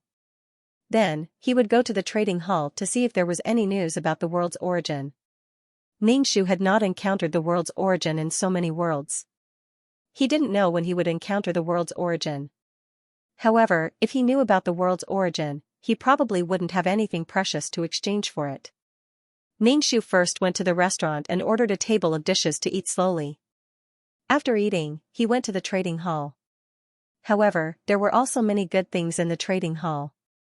Ningshu also bought some small things and some more obscure books. There was still no news about the world's origin in the trading hall. Ningshu felt that such a precious thing was unlikely to exist. Many people didn't even know what the world's origin was. Ningshu also didn't know what it was. He only knew a name. He had never seen it before. Ningshu, who had become a high-level mission enforcer, was going to the black market to take a look. Now, she was qualified. The black market was a gray trading chain. Moreover, safety was not guaranteed. What made Ningshu unhappy was that to enter the black market, she had to draw out a trace of the soul's origin as a record. It was also a guarantee. Soul origin was more precious than soul power. When he heard that he was going to extract soul origin, Ningshu turned around and left. The soul was the foundation, and soul origin was the root of the soul. Ningshu didn't want to lose his soul origin. If he lost it now, what would he use to make up for it in the future? Ningshu was still afraid that others might take his soul origin and harm him. If soul power could be devoured, then soul origin could be devoured as well. He didn't know who built this black market. It was standing in the virtual space without being destroyed. Ningshu didn't find any information about world origin in the trading hall, so he planned to go to some shops to ask. Ningshu entered the shop and casually bought some small items and props. She then asked the shop owner if there was any world origin. When the shop owner heard about world origin, he smiled and said, "Dear, we are a small business. We don't have world origin. Dear, you can go to the trading hall and ask. If not, you can go to the space above and ask." The shop owner Ningshu said. "Thank you." Ningshu smiled and left the shop. Ningshu sighed and asked 2333, "Where do you think there will be world origin?" "I don't know. World origin exists in different ways. Maybe it's a tree, maybe it's a divine artifact, maybe it's a lake, maybe it's a rock. Not every world can give birth to an additional world origin. A plane will first develop the power of the origin it needs. Perhaps it will give birth to an additional world origin. Some planes will not give birth to a world origin as long as they satisfy their needs. Some planes will. So whether or not you can encounter such a thing depends entirely on luck. Your luck. You're lucky." Ningshu was speechless. What a despairing truth. Ningshu was too lazy to wander around the virtual space. If he had the time, he might as well go back and cultivate. Wait, Ningshu suddenly thought of something. Now that she had become a high-level taskmaster, the missions would become more and more difficult. She had to find a way to make herself more calm and complete the missions. Previously, Ningshu felt that the calm aura was useless. But as his soul grew stronger, the calm aura seemed to be useless. During the mission, there were times when Ningshu could not control his emotions, and he would recite the clear heart mantra. Ningshu turned around and returned to the shop. He wanted to see if there were any tools that could calm people down. Ningshu checked the props, and the shop owner recommended one to Ningshu. "This is a calming pill." "Ningshu, why did it have such a name?" The heart calming pill was a bead the size of a Buddhist prayer bead. It emitted a smell that calmed one's heart, like the smell of mint. "What's the deal?" Ningshu asked. 50 merit points. The shop owner opened his hand. "It's too expensive." Why were they exchanging for everything with merit points? Could they exchange for points instead? What if I use points? Ningshu asked. 10 million, the shop owner said. Ningshu, pfft, what the hell? What a huge ratio. 500,000 to 1. Points were so worthless. Little girl, the better props are all exchanged with faith and merit points. Moreover, props exchanged with merit and faith will always belong to you. Even if you participate in special missions, tests, and trials, they will not be taken away. Things like points, which can be obtained easily, are of course worthless. Moreover, props exchanged with points can be taken back by the exchange system at any time. Ningshu hammered his chest. He was really frustrated. It's too expensive. Give me a discount. Ningshu bargained. The shop owner did not give Ningshu a discount. He only gave Ningshu a small gift. Ningshu still made the deal. He needed this item. Ningshu took the heart-calming pill. He immediately felt a cool aura flow into his soul, making him feel refreshed. 50 merit points was worth it. It was more useful than the calming aura. Ningshu returned to the system space. With the heart-calming pill, he did not need the calming aura anymore. It was a waste. The exchange system store can take these items back.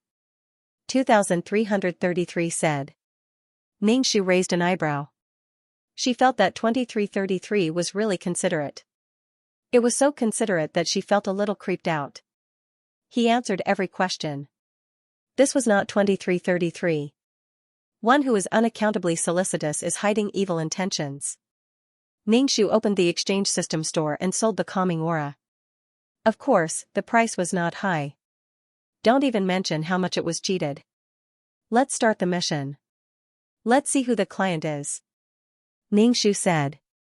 Okay. 2333 replied. Let's do the system quest this time. So this was what he was waiting for. Ningshu nodded. Then let's do the system quest. A woman slowly appeared in the system space. This woman was wearing a gorgeous palace dress. The dress was embroidered with a soaring phoenix. The phoenix was vivid and lifelike. The golden thread swayed with the dress, emitting a glow. It was as if the phoenix was about to fly. She was so elegant that people did not dare to look at her directly. Ningshu saw the palace dress. It was the empress. Finally, there was someone with a higher status. Ningshu straightened his back. Hello. This consort needs to counterattack. Fu Wanhui stood there elegantly. Her posture was graceful and elegant. Ningshu nodded. Sure. What is your wish? My wish is for concubine Xian to die. Make her disappear. Fu Wanhui's voice was a little gloomy. You are the empress. It should be easy for you to make a concubine disappear. Ningshu raised an eyebrow. He understood that this concubine Xian probably had a system that favored concubines. Fu Wanhui frowned. Her expression was bitter. Am I so useless as the empress? I can't even get a concubine. Instead, I asked the emperor to disperse the harem and be with her for the rest of his life. Ningshu was speechless. Actually, it was a touching love story. Then what about the emperor's concubines? Ningshu asked. Well, concubine Xian said that she was a kind person. She couldn't bear to see us alone in the harem, so she sent us back to our families. Fu Wanhui said bitterly. Ningshu was speechless. The emperor divorced his official wife along with all his concubines and sent them home. How could the minister agree? So my wish is for concubine Xian to disappear. Fu Wanhui's soul trembled as she spoke. Ningshu nodded. She had to accept this mission. 2333 had been nagging her for a long time. Counterattacking requires you to give up your soul power. Are you sure? Ningshu asked. I'm willing to give up 50% of my soul power. Fu Wanhui said. I'll accept this mission. Fu Wanhui gradually disappeared from the system space. Ningshu decided to accept the plot first. If something happened and he could not accept the plot, he would be confused. Fu Wanhui was of noble status. She was the empress of the great Qian dynasty, the daughter of the grand preceptor. When she was of marriageable age, she married Zhao Su, who was still a prince. Later, Zhao Su became the emperor, and Fu Wanhui naturally became the mother of the country. Fu Wanhui's life was to manage the harem for the emperor, not be jealous, not fight for favor, give birth to an heir, and suppress the concubines when she had nothing to do. However, there was a variable, and that was concubine Xian. This concubine Xian was not concubine Xian from the beginning, but a concubine in the cold palace. Moreover, she was a concubine who had never seen the emperor's face before. She was a beauty who had just entered the palace and was given the title of Talented Lady. Talented Lady was only the 9th rank, the lowest beauty. She carelessly offended the concubine. The concubine directly sent her to the cold palace. A modern white-collar worker, Zhou Ningning, transmigrated into the body of this cold palace concubine. When she woke up, she was bound to the favored concubine system. The purpose of the favored concubine system was to let her gain the emperor's favor. Every once in a while, a mission would be issued, such as a chance encounter with the emperor. If the female lead completed it, there would be a reward. For example, a graceful waist. The favored concubine system issued a mission, and Zhou Ningning had to complete it. Zhou Ningning quite liked this game. She was a white-collar worker and did not love the emperor at all. She only treated the emperor as her boss. With the help of the system, Zhou Ningning walked to the peak of life. She was as beautiful as a fairy, and all the love in the harem was on her. The emperor was deeply in love with her, and because of this, he divorced his wife and a large number of concubines.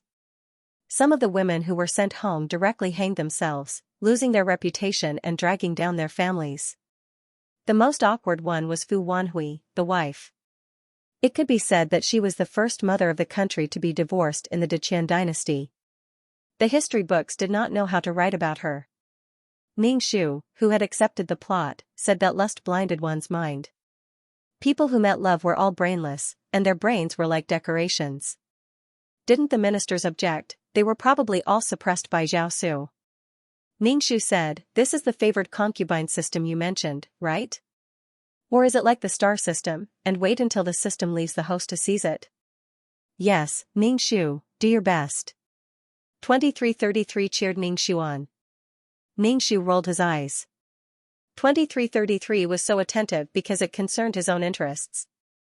"Enter the mission," Ning Shu said. "Okay." Ning Shu's head spun for a moment as his soul fused with his body. Then, he heard a woman's clear voice. "Your Majesty the Empress, it's not that this concubine is talking about that little talented girl. She didn't even go through a proper bedtime ceremony before climbing onto the dragon bed. She doesn't even place your Majesty in her eyes." Ning Shu opened her eyes and supported her forehead with her hand. Her hand was a little sore. Ning Shu looked at the concubine who had spoken. It was Consort Zhuang. Consort Zhuang had a flamboyant personality. The colors of her clothes were very bright and moving. She was complaining to him now because it was the noble consort who had banished Zhou Kainu to the cold palace. Now that Zhou Ningning was serving her, the noble consort had gained another enemy. Now, she was rushing to complain to Ning Shu. Ning Shu moved his arm and said, "It doesn't matter if your Majesty likes it. The women in the imperial harem are all prepared for your Majesty. The formality is not important." "Your Highness." Consort Zhuang twisted her handkerchief and said unhappily, "Everyone follows the rules. She's just a 9th-level talented girl. If she ignores the rules like this, what will the other sisters think?" She ran straight to the imperial garden and talked to your Majesty. Then, at night, she climbed onto your Majesty's dragon bed. If everyone did this, wouldn't the imperial harem be a mess? Your Majesty the Empress, you mustn't indulge her bad habits. Consort Zhuang's face was filled with disgust. Ning Shu picked up her teacup and drank some water. She had entered a little late. If she had entered earlier, she would have directly dealt with Zhou Kainu in the cold palace and killed her in the cradle. But now, Zhao Su and Zhou Ningning had a substantial relationship. Zhao Su had already noticed Zhou Ningning. In any case, Zhou Ningning was a walking aphrodisiac. Once touched, it was impossible to stop. "Your Highness." Consort Zhuang saw that Ning Shu was lost in thought and couldn't help but shout, "Your Highness, you are the master of the imperial harem. You should set the rules." "Alright, I'm thirsty from talking. Go back and make some tea to cool down." Ning Shu put down her teacup and said calmly, "Zhou Kainu is already attending to your Majesty. But your Highness, her actions are breaking the rules." Consort Zhuang was dissatisfied. "She's trying to seduce your Majesty." Ning Shu sneered, "The rules are up to your Majesty. What do you want? Do you want this consort to beat Zhou Kainu?" "Your Highness, this consort doesn't mean that. This consort just doesn't like how she looks down on you and all the sisters in the imperial harem." Consort Zhuang twisted her handkerchief. "Alright, let's leave this matter at that. You should go back. Your Majesty can't bear to see the imperial harem not harmonious." Ning Shu waved her hand, "Your Majesty will feel uncomfortable if you target Zhou Kainu like this." Consort Zhuang's expression changed. She stood up and bowed to Ningxu. This consort didn't deliberately target Zhou Kainu. This consort is just stating the facts. Zhou Kainu really doesn't know the rules. Entering the palace means entering the cold palace. If she says that to your majesty, she won't have the opportunity to learn etiquette in the cold palace. When the time comes, your majesty will ask her how she entered the cold palace. Ningxu raised her eyebrows and looked at Consort Zhuang. Zhou Kainu entered the cold palace because of Consort Zhuang. Before, Zhao Su had never seen Zhou Kainu. He didn't care about a talented girl. But now, the situation was different. He was interested in new women. If Consort Zhuang still targeted Zhou Kainu, she would definitely be punished. Consort Zhuang was so patient. If his grandfather was a general, he wouldn't be able to survive in the imperial harem. Consort Zhuang was fine because Zhao Su was protecting her. Hearing Ningxu's words, Consort Zhuang bowed. I understand. I'll be taking my leave now. After Consort Zhuang left, Ningxu stretched his neck. His hair was tied up in a high bun, and with all the hair accessories, it was really heavy. Qiuling, you can serve breakfast now. Ningxu's stomach was empty. A large group of concubines had just come to greet him, and Consort Zhuang had stayed behind to complain. He was starving. Qiuling asked a maid to bring in breakfast right away. The Empress's breakfast was quite sumptuous, and it filled the entire table. Although Ningxu ate gracefully, he kept stuffing food into his stomach. A maid walked in. Ningxu bowed and said, Your Majesty, Zhou Kainu is still in Xingla Palace. She hasn't come out yet. Xingla Palace was where the emperor slept, which meant that Zhou Ningning had been in his bedchamber the entire time. Ningxu didn't say anything, so Qiuling dismissed the maid. Your Majesty, Zhou Kainu hasn't come to greet you, Qiuling said to Ningxu. According to the rules, all the concubines who are in the bedchamber have to come to greet you. Ningxu took a bite of a sesame roll and said indifferently, Maybe Zhou Kainu doesn't have suitable clothes to greet me. Qiuling, have the clothing department make a dress for Zhou Kainu and send it to Xingla Palace. You'll go there yourself. Yes. Qiuling bowed and left to carry out her task. In Xingla Palace, Zhou Ningning and Zhou Kain were lying on the large dragon bed. Their eyes were wide open as they looked at the complicated patterns on the top of the bed. Zhou Ningning let out a sigh of relief. She had finally completed the task of serving the emperor in bed. Not only did she complete the task of serving him in bed, she also had to sleep on the dragon bed for the night. Zhou Ningning still had basic knowledge. Imperial concubines had to be carried back after serving him in bed. After fighting with the emperor's boss for half the night, Zhou Ningning pretended that she was exhausted. She didn't need to pretend to be tired. Zhou Ningning buried herself in Zhao Su's neck and fell asleep. The emperor was probably satisfied with her serving him in bed. He actually allowed her to sleep on the dragon bed. Zhou Kain wanted to get up, but she was completely naked. She could only lie on the bed. Congratulations on completing the task of serving him in bed. Reward, orchid breath. The system's voice sounded in Zhou Ningning's mind. Zhou Kain was happy. She had obtained another skill. Zhou Kain put her hand in front of her mouth and breathed in. The breath that came out of her mouth smelled very good. It wasn't strong, but it was very elegant. There was a faint fragrance, like orchid in a secluded valley. Previously, she had obtained the skin of congealed fat, which made her instantly pale several shades. Her skin was flawless, making the emperor love her body so much that he couldn't bear to part with it. Now, she had obtained orchid breath. Suddenly, she heard the door creak open. Zhou Kain immediately closed her eyes. She felt someone walk to her bedside. Still pretending to be asleep? Your eyes are rolling around non-stop. A low and magnetic voice sounded. Zhou Kain slowly opened her eyes. She saw Zhao Su, who had just left court. He was wearing a dragon robe and a crown. Zhao Su's face was like jade. He had an extraordinary aura. There weren't many ugly people in the imperial family. When Zhou Kain saw Zhao Su, she sighed in her heart. This emperor's boss was countless times better than those big-bellied bosses in the company. She wouldn't lose out even if she slept with him. You're stunned. Zhao Su raised his handsome eyebrows and looked at the woman on the bed through the beaded curtain. Who gave you the courage to look directly at my face? Your Majesty. Zhou Kane quickly sat up. The blanket in front of her chest slid down, revealing her mottled breasts. Her plump breasts bounced twice. Her snow-white skin had green and red marks that had been ravaged. Zhao Su's gaze deepened. Sensing Zhao Su's burning gaze, Zhou Cave was startled and hurriedly pulled the blanket to cover her chest. Zhao Su sat by the bed and said in a teasing tone, "Didn't we just see each other naked last night?" Your Majesty. Zhou Kane's hair slid down her neck, revealing her beautiful swan-like neck. It was slender and white like jade, contrasting with her ink-black hair and snow-white skin. Zhao Su reached out and placed his hand on Zhou Cave's shoulder. His thumb moved slightly, rubbing against Zhou Cave's smooth skin. Zhou Cave raised her head and looked pitifully at Zhao Su. Your Majesty, Xianxia's body hurts. Zhao Su smirked. Where does it hurt? Let me see. Your Majesty. Zhou Cave clutched the blanket tightly to cover her front, revealing her collarbone and arms, which made her look even sexier. New task, leave the cold palace and ask His Majesty to arrange a bedchamber for you. The beloved concubine system rang out in Zhou Cave's head. Task reward, autumn water eyes, tender eyes.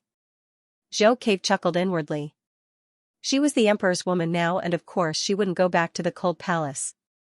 That would only embarrass His Majesty. Therefore, she was sure to get the autumn water eyes skill. Zhou Cave pursed her lips shyly. Zhao Su narrowed his eyes and stared at Zhou Cave. The atmosphere between them was so intimate that the air seemed to be getting hotter. Your Majesty, Qiuling of the Long Autumn Palace is here. Her Majesty the Empress sent her to deliver something. Eunuch Li, who was standing beside Zhao Su, walked in and bowed. Yes, Her Majesty. Zhao Su withdrew his hand from Zhou Cave's shoulder. Let her in. Qiuling walked into the hall with a tray. On the tray were neatly arranged clothes and some jewelry. Qiuling lowered her head and curtsied. Greetings, Your Majesty and Zhou Cave. Her Majesty the Empress sent me to deliver some clothes to Zhou Cave. That's very thoughtful of Her Majesty. Zhao Su nodded, then turned to Zhou Cave. Come with me to the Long Autumn Palace later and pay your respects to Her Majesty. Yes, I will. Zhou Cave nodded obediently. Both the Emperor and the Empress were her immediate superiors, and she would do her best to avoid offending them. Help her clean up, Zhao Su said to Qiuling, then left the bedchamber. Qiuling was only surprised for a moment before she replied, Yes, Your Majesty. Qiuling was a 4th-ranked official, while Zhou Cave was only a 9th-ranked talented lady. It would be a slap to the Empress's face if a maid served a 9th-ranked talented lady.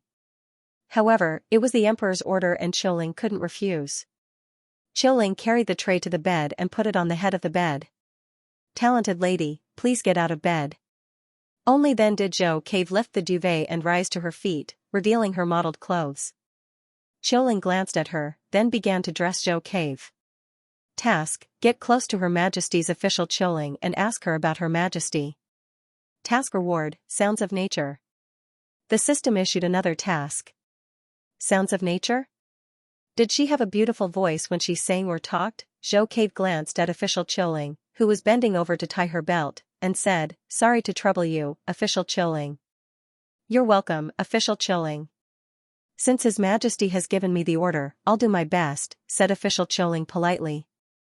Zhou Cave could tell that she was only doing this because His Majesty had given her the order. No one was willing to serve her. Please have a seat, official Qiuling. I'll help you with your makeup, official Qiuling said to Zhou Cave after tying her belt. Zhou Cave sat down, feeling helpless.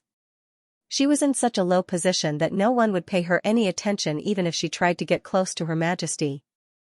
Official Qiuling, I've never met Her Majesty before and I'm a little nervous. I'd like to ask if there's anything Her Majesty doesn't like. I don't want to upset Her Majesty when I meet her for the first time, Zhou Cave said earnestly.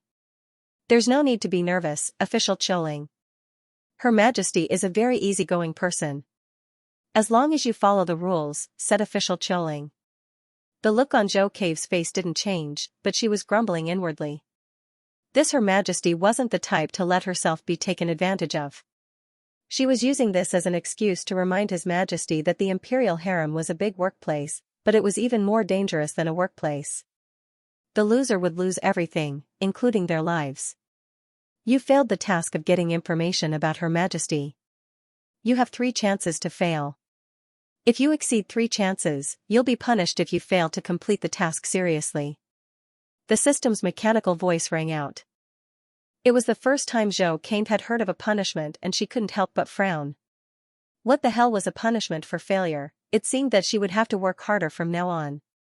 Zhou Kane asked the system in her head, what kind of punishment are there? You'll know when the time comes. The system didn't say anything else after that. Alright, Kane. Maid Autumn looked at Zhou Kane in the mirror.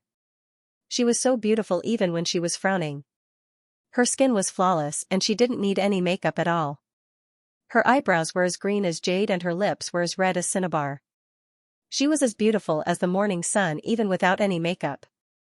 Zhou Kane had a bad feeling. Things were about to change in the imperial harem. Thank you, Official Qiao, Zhou Kane said with a smile as she extended her slender fingers to touch her hair. Zhou Kane bowed to Maid Autumn, then left the palace to meet Ning Shu. Your Majesty, His Majesty, and Zhou Kane are coming together, Ning Shu said after bowing. Ning Shu nodded and took a sip of the jasmine tea. Seeing that Qiuling looked like she wanted to say something, he asked, is there anything else? Your Majesty, Zhou Kane is such a beauty. Her breath smells like orchids and her skin is as fair as snow. Zhou Kane frowned. Why didn't I notice her before? Qiuling couldn't remember what Zhou Kane looked like. She should have shocked everyone with her beauty. Help me with my makeup. His Majesty is coming. Ning Shu didn't mind Qiuling's praise of Zhou Kane. Yes, Your Majesty. Qiuling helped Ning Shu with his makeup. She looked as elegant as she could. Ning Shu felt like his neck was going to snap. Just make it simple. Your Highness, you have to bring out the grace and dignity of an empress, bring out the majesty of an empress. Official Qiao said as she continued to put Ning Shu's hair into a bun. Ning Shu raised his hand to stop her. That's not necessary. Just make it simple. His Majesty is the Empress. I don't need to be so dignified in front of him. That was so heavy. Official Autumn could only help Ning Shu freshen up again. Just behave properly, Ning Shu said. She didn't lose the etiquette of an empress, but didn't appear too solemn. His Majesty has arrived. Outside the Long Autumn Palace, the sharp voice of a eunuch rang out. Ning Shu stood up and walked to the door to greet Zhao Su. Zhao Su was wearing casual clothes, but they were also carefully tailored, which made Zhao Su look noble and handsome, full of the majesty of an emperor. Zhou Kane, who was sitting next to Zhao Su, was just as Qiuling had said. Her skin was so fair that it was almost translucent. She looked stunning in any dress, even if she was wrapped in a curtain. When Zhou Kane and Zhao Su stood together, they looked like an immortal couple. Xianxia pays respects to Your Majesty. Ning Shu bowed to Zhao Su. This concubine pays her respects to the Empress. Zhou Kane bowed to Ning Shu right away, but she hadn't been fully trained in court etiquette, so her salute wasn't proper at all. Ning Shu glanced at Zhou Kane but didn't say anything. Zhao Su reached out to help Ning Shu up. Zitong, please rise. Zitong was the emperor's pet name for the empress, which meant husband and wife. Thank you, Your Majesty. Ning Shu stood up and asked, why are you here, Your Majesty? I brought Zhou Kane here. Zhao Su cleared his throat awkwardly. I asked her to come and greet you. Ning Shu didn't seem to notice Zhou Kane until then. He turned to Zhou Kane. Zhou Kane, please rise. Thank you for your grace, Your Majesty. Zhou Kane rose to her feet. Her every movement was beautiful. Just as Zhou Kane stood up, a mechanical voice sounded in her head. Mission issued, suppress the Empress' arrogance. Mission time limit of half a year. Mission reward, fragrance and permanent fragrance. When Zhou Kane heard that the mission time limit was half a year, she sighed in relief. She was afraid that the system would make her go against the Empress now. She hadn't gained a firm foothold yet. If she went against her superior directly, she would die a horrible death. Any random reason or crime would be enough to make her unable to make a comeback. Even if something happened, the Emperor wouldn't protect her. One was married for many years, while the other was just a one-night stand. To be able to become the emperor, to be able to become the leader of a country, they all had their own strengths. Besides, there were so many beauties in the harem.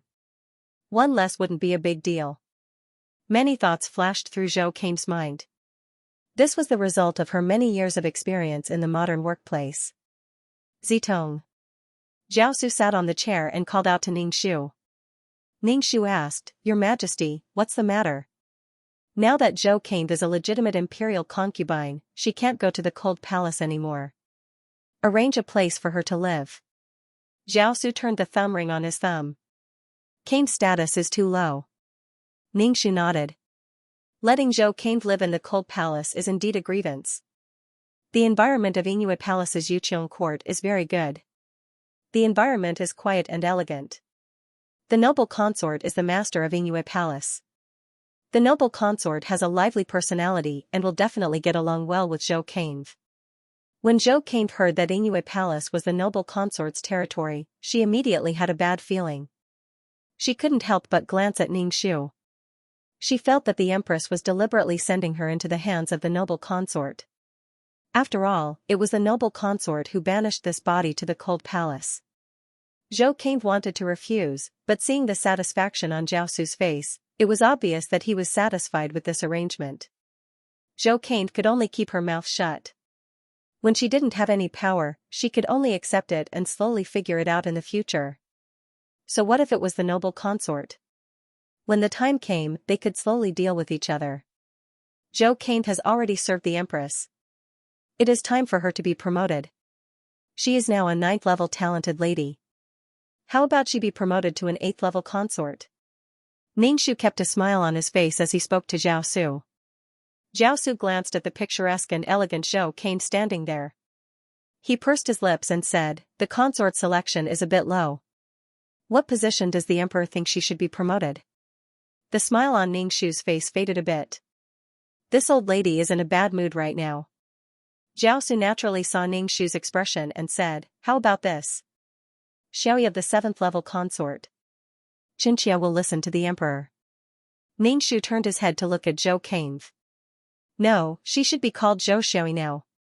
He faintly said, "Why aren't you thanking the emperor for his grace?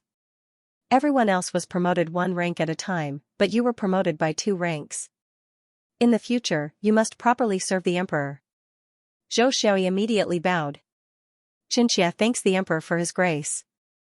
Xianxia thanks the empress for her grace. Promotion. Reward, Weeping Pear Blossom skill. The beloved consort system's voice rang out. Zhou Xiaoyi's heart leaped with joy. She didn't think that there would be a reward for her promotion. Weeping Pear Blossom skill made her look so lovely and lovely.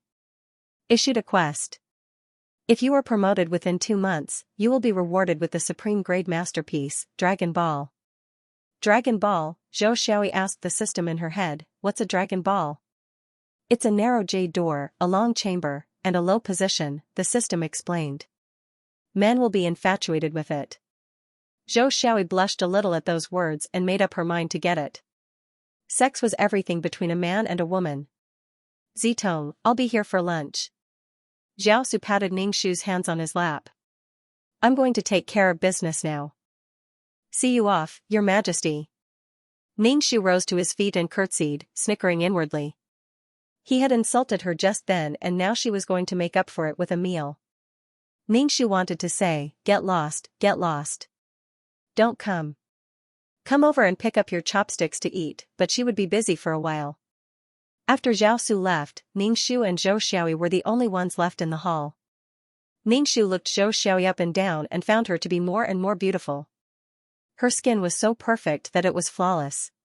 Her skin was like fine white jade, with a faint healthy flush. Her complexion was extremely good. Zhou Xiaoyi was a little uneasy under Ning Shu's gaze. After all, she was only a 7th-ranked concubine and was a little intimidated by the empress. Qiuling, send Zhou Xiaoyi to Yingyue Palace and ask Lady Zhuang to take good care of her. Ning Shu said to Qiuling, then said to Zhou Xiaoyi, you must be tired after serving Her Majesty in bed last night. Go back and get some rest. Thank you for your kindness, Your Majesty. Zhou Xiaoyi bowed to Ning Shu. I'll get an etiquette instructor to teach Zhou Xiaoyi the rules later, said Ningxu. Zhou Xiaoyi looked embarrassed. Qiuling wanted to bow to people all the time and complained that she didn't do it well. Yes. Ningxu bowed, then turned to Zhou Xiaoyi. Zhou Xiaoyi, please. Ningxu stared at Zhou Xiaoyi's back. Just by looking at her back, she was so beautiful and elegant. Ningxu clicked his tongue twice. Love begins with one's appearance, sinks into one's talent, and is loyal to one's character. The beloved concubine system first created the image of Zhou Ningning as a devastatingly beautiful celestial concubine. Everyone loved beauty, especially the emperor who was used to seeing beautiful women. He wanted her to be extraordinarily beautiful. However, what was the point of having beauty alone? She had to use all kinds of skills to support her. Tang and song poems, yuan and song songs, reciting poems, writing couplets, discussing the 100 schools of thought, discussing the Tao, zither, chess, calligraphy, and painting. She was proficient in all kinds of things, becoming a woman with thoughts and inner qualities. The female craftsmanship was exquisite. Embroidering a flower to attract butterflies. The chef's skills instantly killed the imperial kitchen's chef. My sister is amazing. When the male lead saw this, he thought, oh my god, my woman is beautiful and talented. Her poems are sought after by scholars. I have so much face. She was able to respond to whatever he said. There were so many women in the harem, and the empress had the airs of an empress. She was afraid that she would lose the dignity of an empress. The other women were either hypocritical or stupid. Only by staying with this woman could his soul be released. This was love, however, love that did not experience life and death was not called love. Every time the male lead encountered any danger, the beloved concubine system would issue a mission for the female lead to rush forward like a martyr to block swords and knives for the male lead. When the male lead saw this, oh my, he was so touched. Which woman in this harem was willing to die for him? Which woman would risk her life for him when he was in danger? The women in the harem loved his status, they loved glory, splendor, wealth, and rank. Only this woman loved him as a person. From then on, the roots of love were deeply planted. It was enough to have this one person in this life. The other women were existences that obstructed their love. Ningxu expressed that there was really nothing in this world that could not be tricked. Even the wise emperor was tricked into love. These wild systems were existences that seized the fate and laws of the plane. Jiaosu was the emperor, and the emperor called himself the son of heaven. He had both fate and the fate of the nation. As the emperor's women, the women in the harem more or less all had fate on them. Otherwise, they would not have been able to become the emperor's women. This beloved concubine system was to create the female lead into a perfect woman in the eyes of men. It was tailor-made for men's taste. It defeated all the women in the harem and concentrated the fate on the female lead. It even seized the emperor's fate and the nation's fate. Although Zhou Xiaoyi was endlessly beautiful and loved by all, she was just a marionette, a slave of the beloved concubine system. However, Zhou Xiaoyi was happy because she had received all kinds of glory and wealth. She had even made an emperor fall in love with her and disperse the harem for her. Your Highness, this servant has already sent Zhou Xiaoyi to Yingyue Palace and told Lady Zhuang to take good care of Zhou Xiaoyi. I also asked Naniqing to teach Zhou Xiaoyi. Qiuling returned and reported to Ningxu. Ningxu nodded. Good.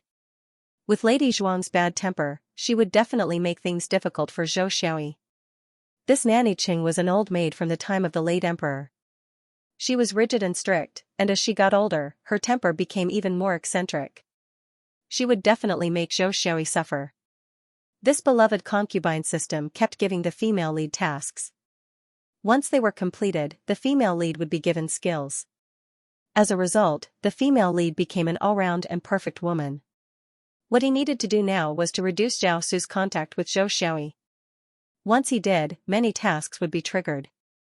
The more tasks Zhou Xiaoyi completed, the more skills Zhou Xiaoyi would gain. If Zhou Xiaoyi failed too many times and failed to make the emperor fall in love with her, the beloved concubine system would abandon this slave and look for a new host. What Ningxu needed to do was to have 2333 destroy the beloved concubine system the moment it left Zhou Xiaoyi. Your Highness, His Majesty said he would come for lunch at noon. Shall I give the order now? Qiuling asked Ningxu.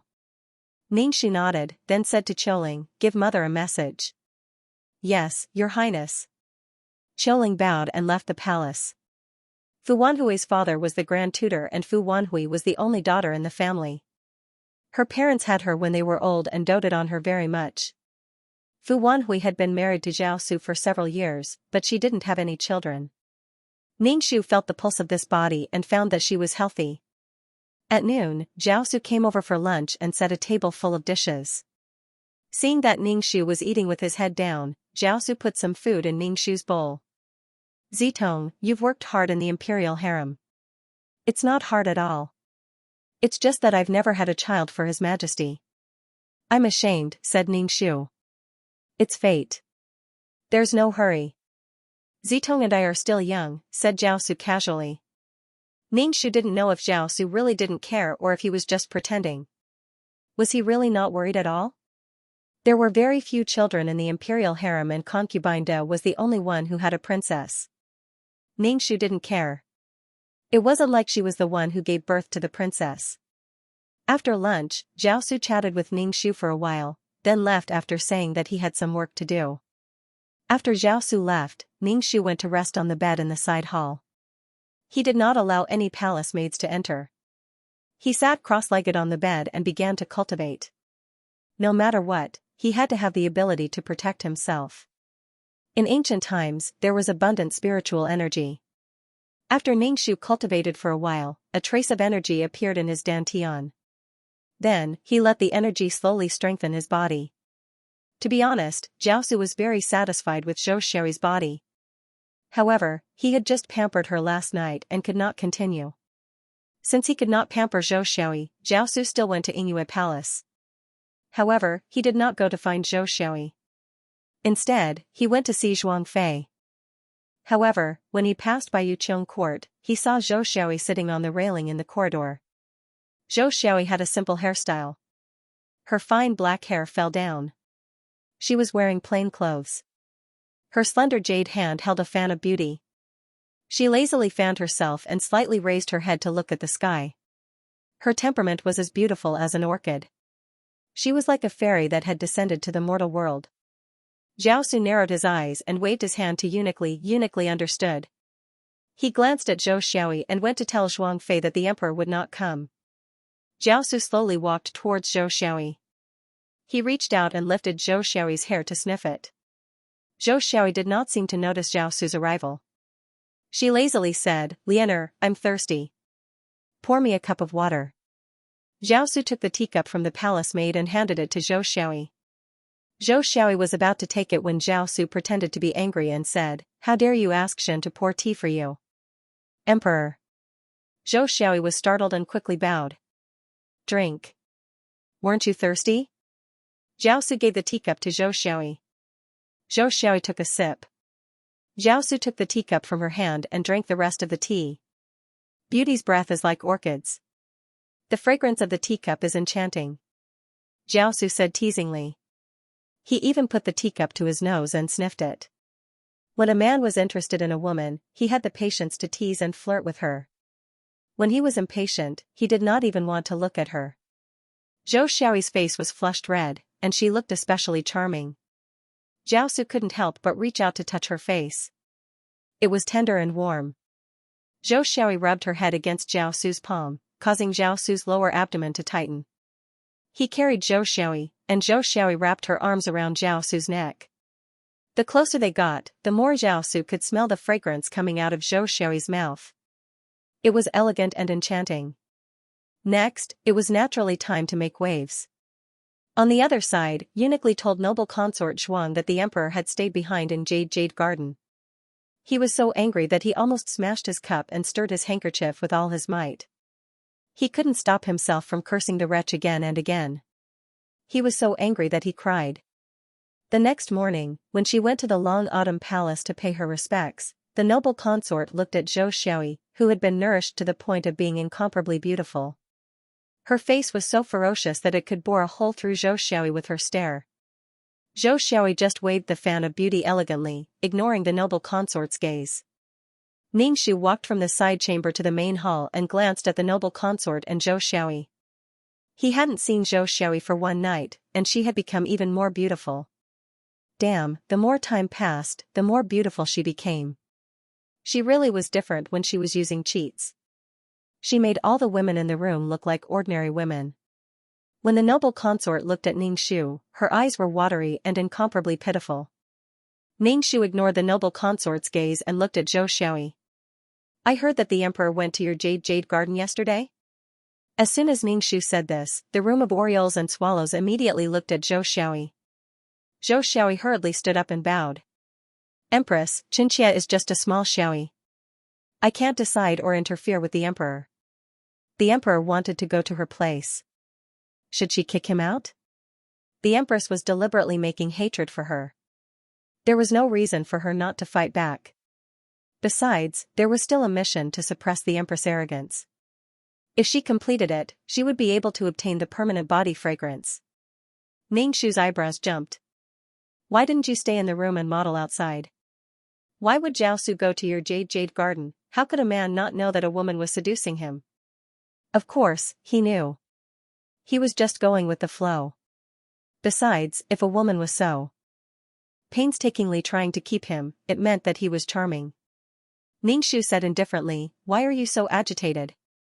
I was just asking to have the clerk record it down. Since you don't want to record it, then forget it. Serving in bed was not recorded. If Zhou Xiaoyi was pregnant this time, the records would not be able to be checked. This child would have no justification. Zhou Xiaoyi was stunned. She was secretly annoyed. She was too anxious. She really wanted that fragrant body. Her skin was now whiter than snow, and Jiaosu liked it very much. If she had a fragrant body, it would be even more perfect. Empress, please forgive me. Xianxia spoke without thinking. Please forgive me. Zhou Xiaoyi hurriedly bowed. In the future, she must be more cautious. Only when she had the strength could she bare her fangs. Ningxu glanced at Zhou Xiaoyi, your salute is still not standard. Aren't you learning the rules from Li Mama?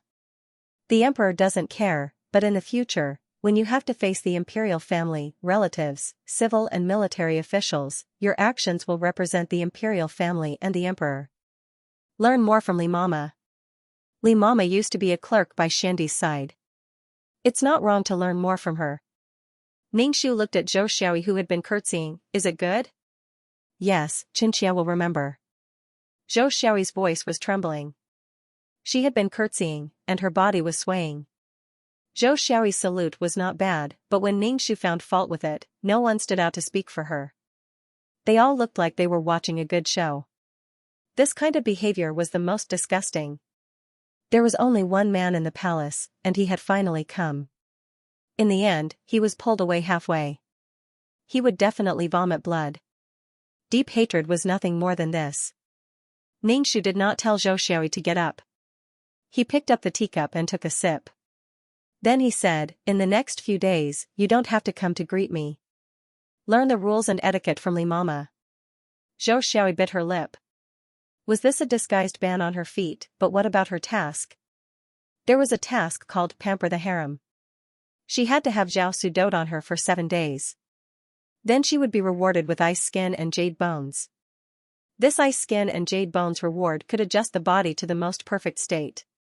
Then she would have a perfect figure, a perky, plump, and a slim waist. Zhou Xiaoyi, did you hear what I said? Ningxu asked. Xianxia understands. Xianxia will learn the rules from Li Mama. Zhou Xiaoyi lowered her head and said. Okay, everyone can go back. Ningxu said. Xianxia will leave. She stood up and bowed to Ningxu and left. Zhou Xiaoyi had been squatting for a while. Her legs were a little sore. The palace maid next to her helped her up. Zhou Xiaoyi looked back at Ningxu, who was sitting there.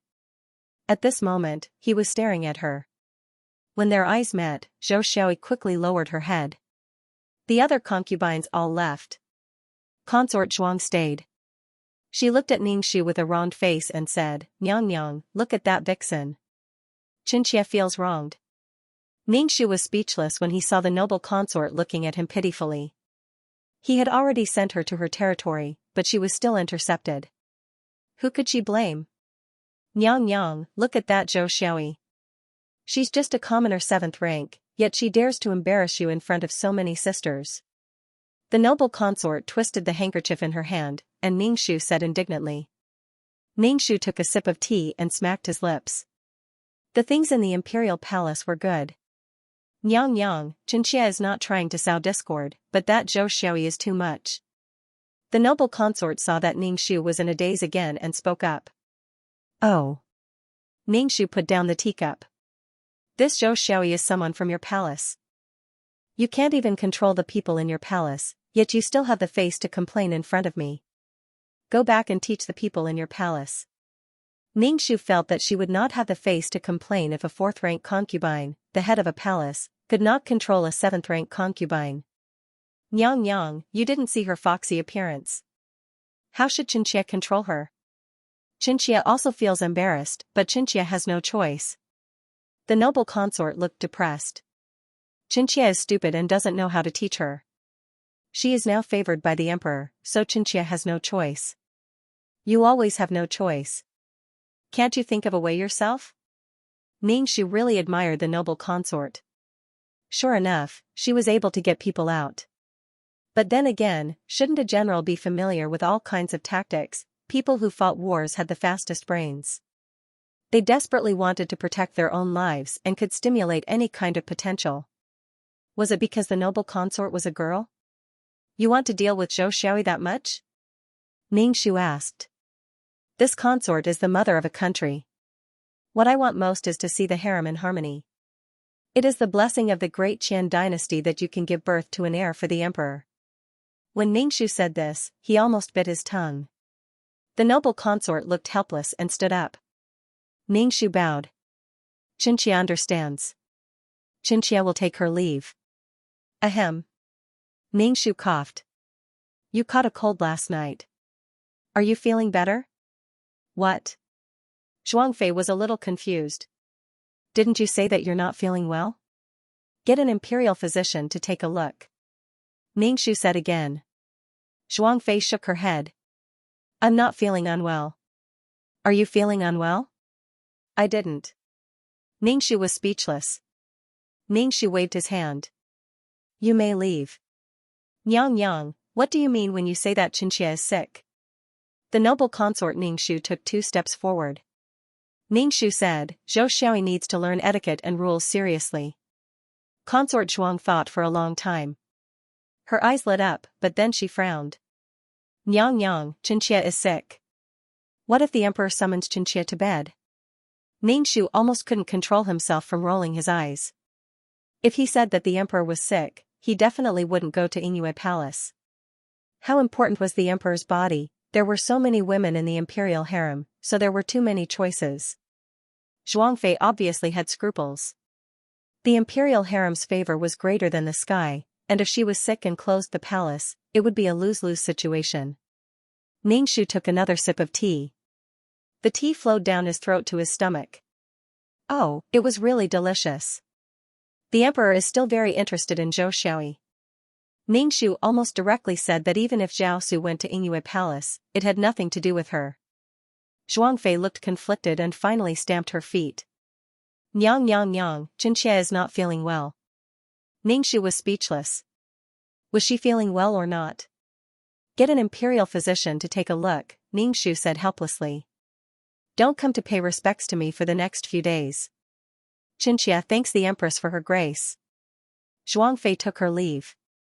After leaving Long Autumn Palace, Zhuangfei returned to Yingyue Palace and went to Yuqiong Garden to see Zhou Xiaoyi. Zhou Xiaoyi was now being taught a lesson by Nanny Li. She had a book on her head and a vase on the book. Nanny Li held a bamboo stick in her hand and asked Zhou Xiaoyi to salute. Zhou Xiaoyi bent her body slightly, but the vase on her head fell to the ground with a clang and broke into pieces. Zhou Xiaoyi, please be more serious. Nanny Li took the bamboo stick and hit Zhou Xiaoyi's waist. When you salute, straighten your waist and don't move. Xiaoyi, you have to learn etiquette as soon as possible. Nanny Li said in a deep voice, I heard that the empress is not satisfied with your etiquette. In the next few days, Xiaoyi has to learn the rules from this old servant. After being hit in the waist, Xiaoyi hissed in pain. Her skin had been transformed by the system and became very sensitive. Even a finger press could turn red. Being hit by Nanny Li was very painful. Xiaoyi regretted her rash actions in Long Autumn Palace.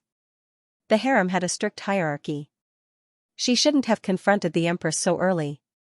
Xiaoyi now understood why the favored concubine system gave her half a year.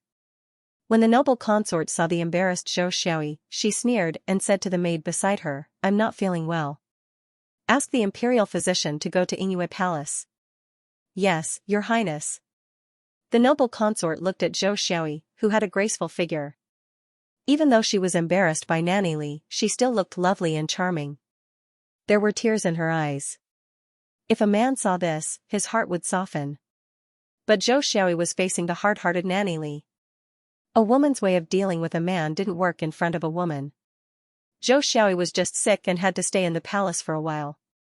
With Xiaoyi's appearance and figure, she would definitely have a meteoric rise. She had offended Xiaoyi before and sent Xiaoyi to the cold palace. The noble consort didn't believe that Xiaoyi would not retaliate against her. The imperial physician came to see the noble consort and said that the noble consort had a summer fever.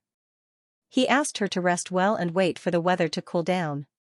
Ningxu sent some tonics to the noble consort and asked her not to come to greet him and to have a good rest. Ningxu also asked the female official Tongshi to temporarily cancel the concubine service in Yingwei Palace. As for when the noble consort would recover, who could say for sure? Translator, Endless Fantasy Translation Editor, Endless Fantasy Translation. The noble consort had to recuperate while keeping an eye on Xiaoyi. She was worried that Xiaoyi would go out and have a chance encounter with the emperor.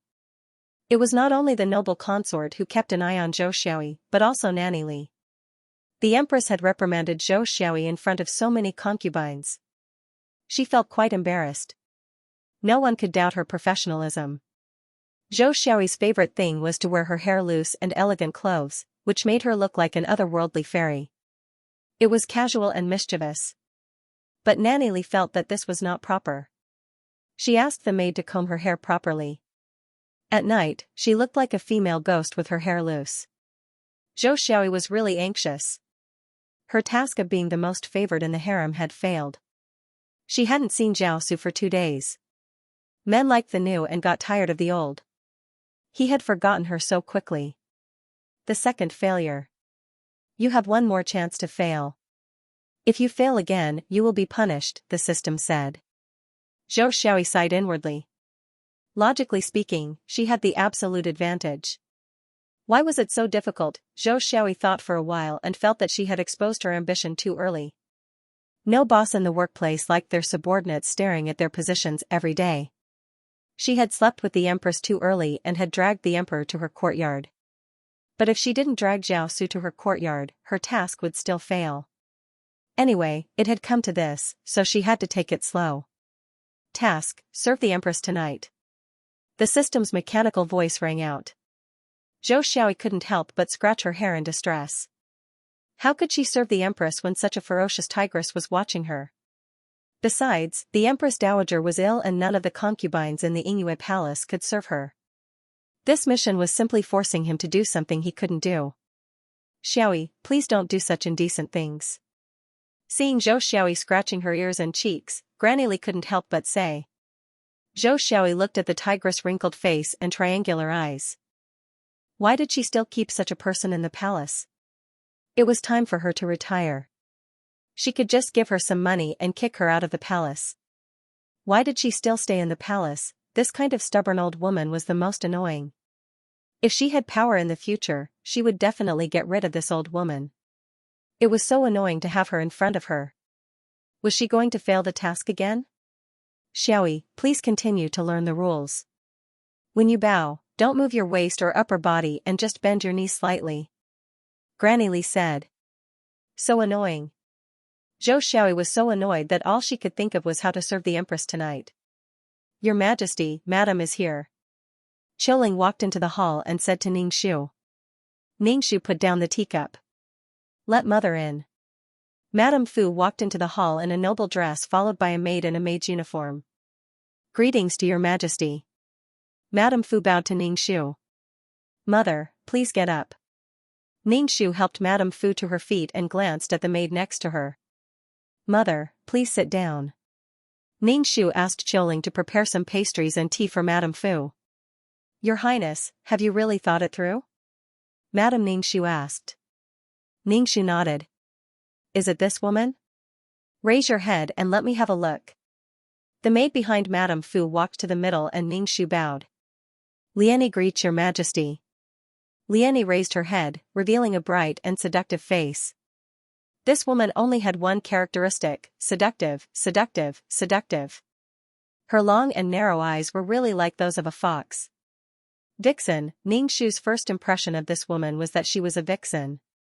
Liani grew up in a brothel. Madame Fu didn't look happy. Your Highness. Mother, I know what to do. Ningxu took a sip of tea. Liani, let the Empress have a look, Madame Fu said to Liani. Yes. Liani raised her foot above her head. Then she bent her body into a frightening angle. Ningxu's face was expressionless, as if he was watching a circus. Your Highness, Liani's body is very flexible and she has been soaking in all kinds of herbs since she was a child, said Madame Fu. If she is soaked in herbs, she will never be able to get pregnant. Liani was raised to be the top prostitute in a brothel and I spent a lot of money to buy her back, said Madame Fu. Your Highness, there are already so many concubines in the imperial harem. Madame Fu paused and Ningxu said to Qiuling, take Liani away and wash her up. Yes. Qiuling left with Liani. Your Highness, you might be hurt by the wolf if you lure the wolf away. Madame Fu said worriedly, Your Highness should be giving birth to an heir for His Majesty. Those women in the imperial harem can't surpass Your Highness. Ningxu pursed his lips and hesitated. Why did he have to find a woman? Because Ningxu knew too well what men were like. They liked the new and hated the old. With this woman, Jiaosu might be able to ignore Zhou Xiaoyi for the time being. Because she was not Fu Wanhui and didn't care about Jiaosu at all. But there were enough women in the imperial harem. Did he have to find another woman for Fu Wanhui? This Liani has a famous weapon and she has been trained to be like this since she was a child. She knows how men think. Because she knows her destiny, she says that it is better to serve His Majesty than to be surrounded by thousands of men in a brothel. Wanhui, women like her can be very scary. Madame Fu said, because they can do anything to survive. They are not like us, who are bound by all kinds of rules and have no dignity. All they have to do is to survive and please men. Ningxu sighed. We're all trying to please men. We're all born to depend on men. So what you need to do is to have the capital to settle down. Now that His Majesty doesn't have a male heir, children are the most important thing in the imperial harem. Your Majesty, don't think too much about doting on them. Madame Fu looked at Ningxu. Your Majesty, you decide whether you want to keep Liani or not. Ningxu couldn't help but cover her heart. This body was resisting and unwilling. Women, Ningxu said to Madame Fu, then you can take Liani back. Your Majesty, that's right, Madame Fu said. The women in the imperial harem are all daughters of famous families and they are all in the imperial harem. Your Majesty, if you get a woman from the red light district, it will be bad for your reputation. Your Majesty, you are the mother of the country and a role model for all women in the world. You can't let others know about your every move. Mother, I will remember.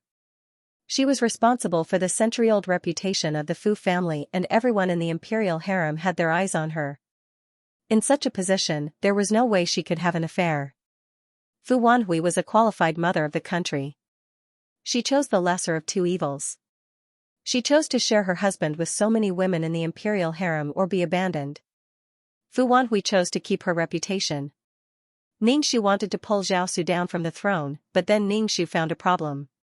She didn't have an heir to the throne and there wasn't even a child in the imperial harem. Ningxu suspected that the lack of children in the imperial harem was intentional on Jiaosu's part. If they had children too early, if they grew up, they would threaten his position and cause the concubines who had given birth to sons to have other thoughts. Ningxu hadn't seen what kind of person Jiaosu was until now. It was said that he was a very capable emperor.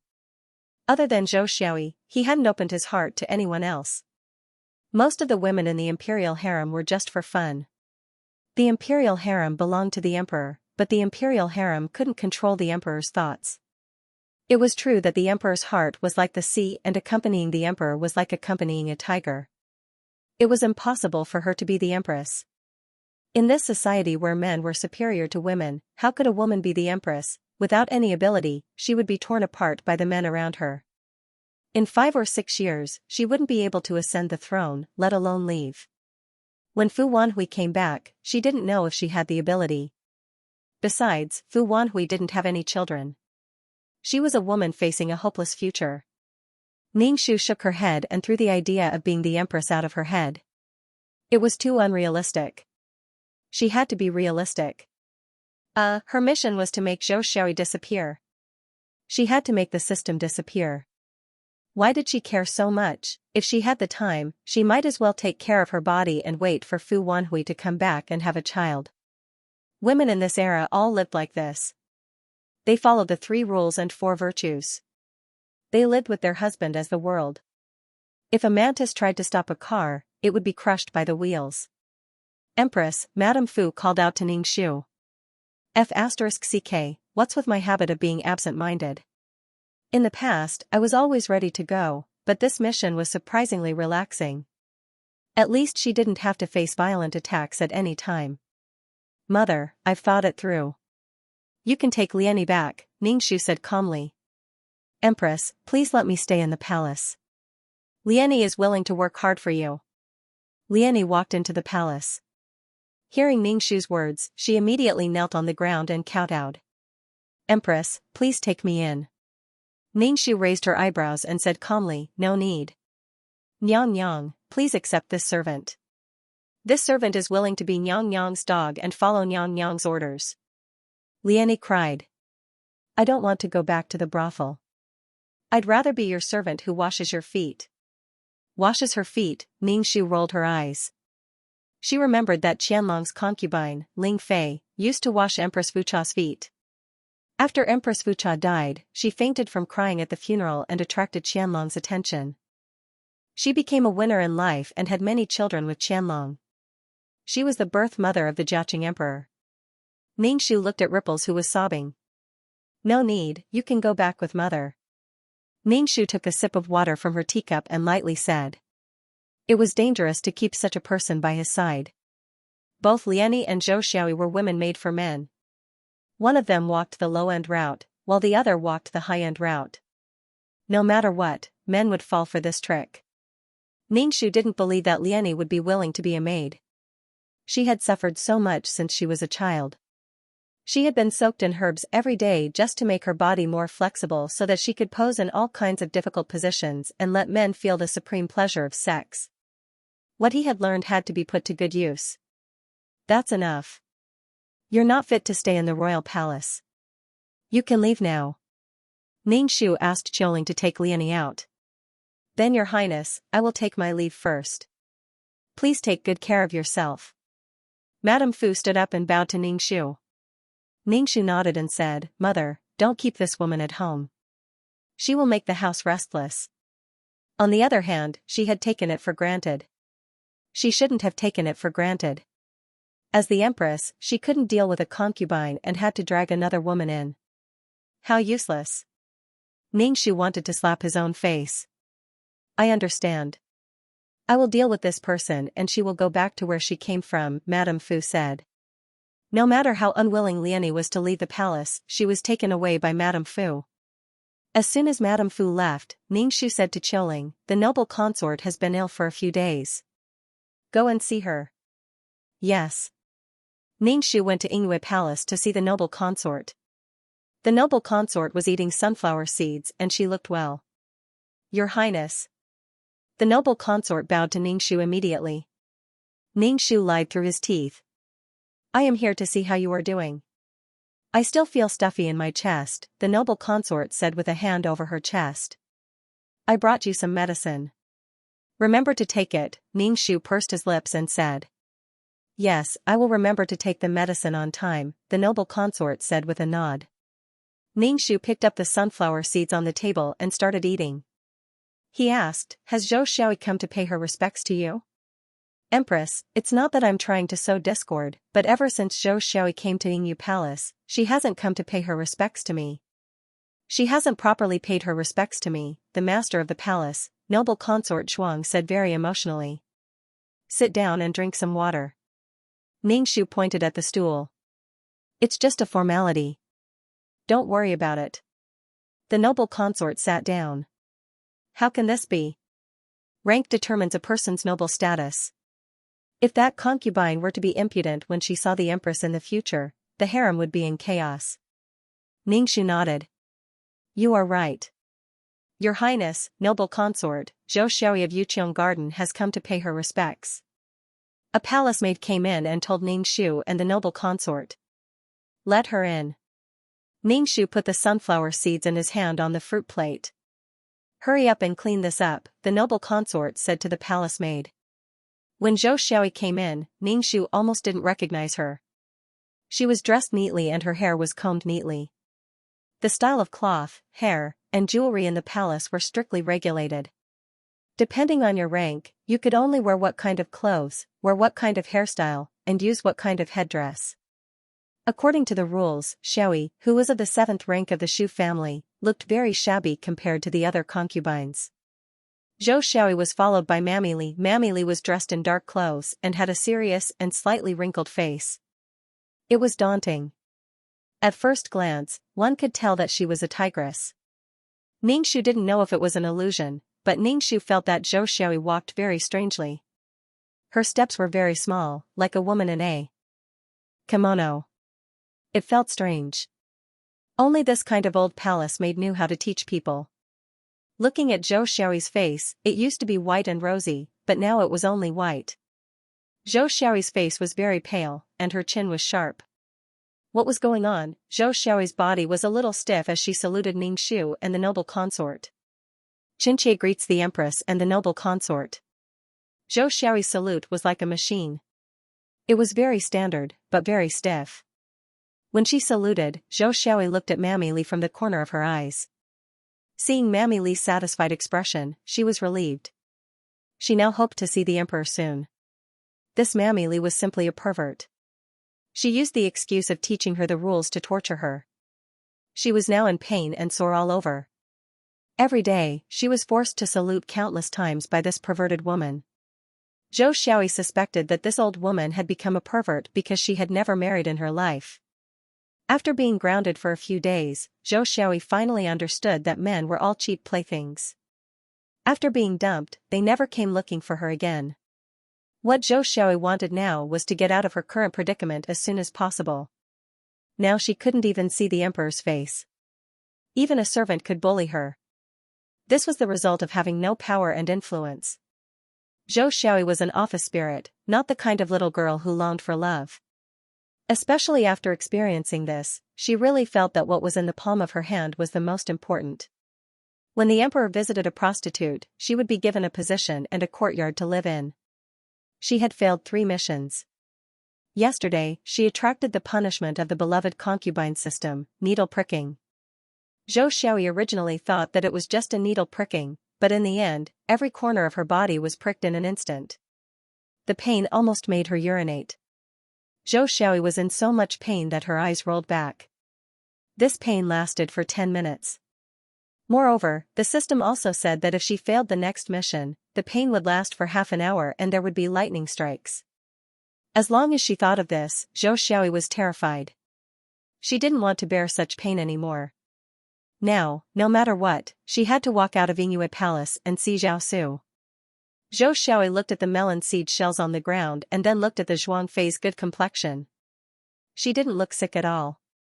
These 2 people were deliberately playing with her. In the face of such a situation, Zhou Xiaoyi had no other choice but to endure. Ningxu bowed. Empress, this concubine has not paid respects to Empress for a while. My heart is very uneasy. Tomorrow morning, this concubine wants to pay respects to Empress. Ningxu raised her eyebrows. Was this showing weakness and lifting her confinement? Don't worry. When the Zhuang Fei recovers, you will pay respects to me together. Ningxu said lightly. Learn the rules well. When you go out, you will give the emperor a surprise. Ningxu looked at Mammy Li and said with a smile, Mammy Li used to follow the former emperor. Even the former emperor praised her. Zhou Xiaoyi, learn well from Mammy Li. It will be good for you. Thank you for your praise, Empress. This old servant doesn't deserve it. Mammy Li bowed and said. Have a good rest. Ningxu stood up and said to the Zhuangfei before leaving. Farewell, Empress. Farewell, Empress.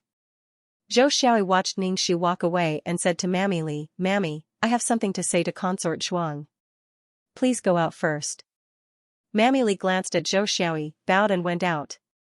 Noble Consort Zhuang, this concubine apologizes to you.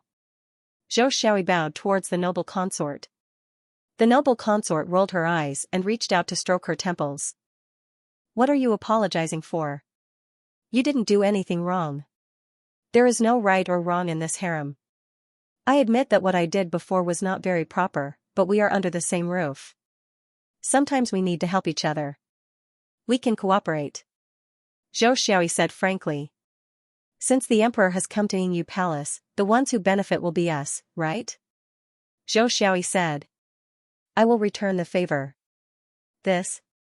The noble consort's expression was somewhat hesitant. She had not received any favor recently.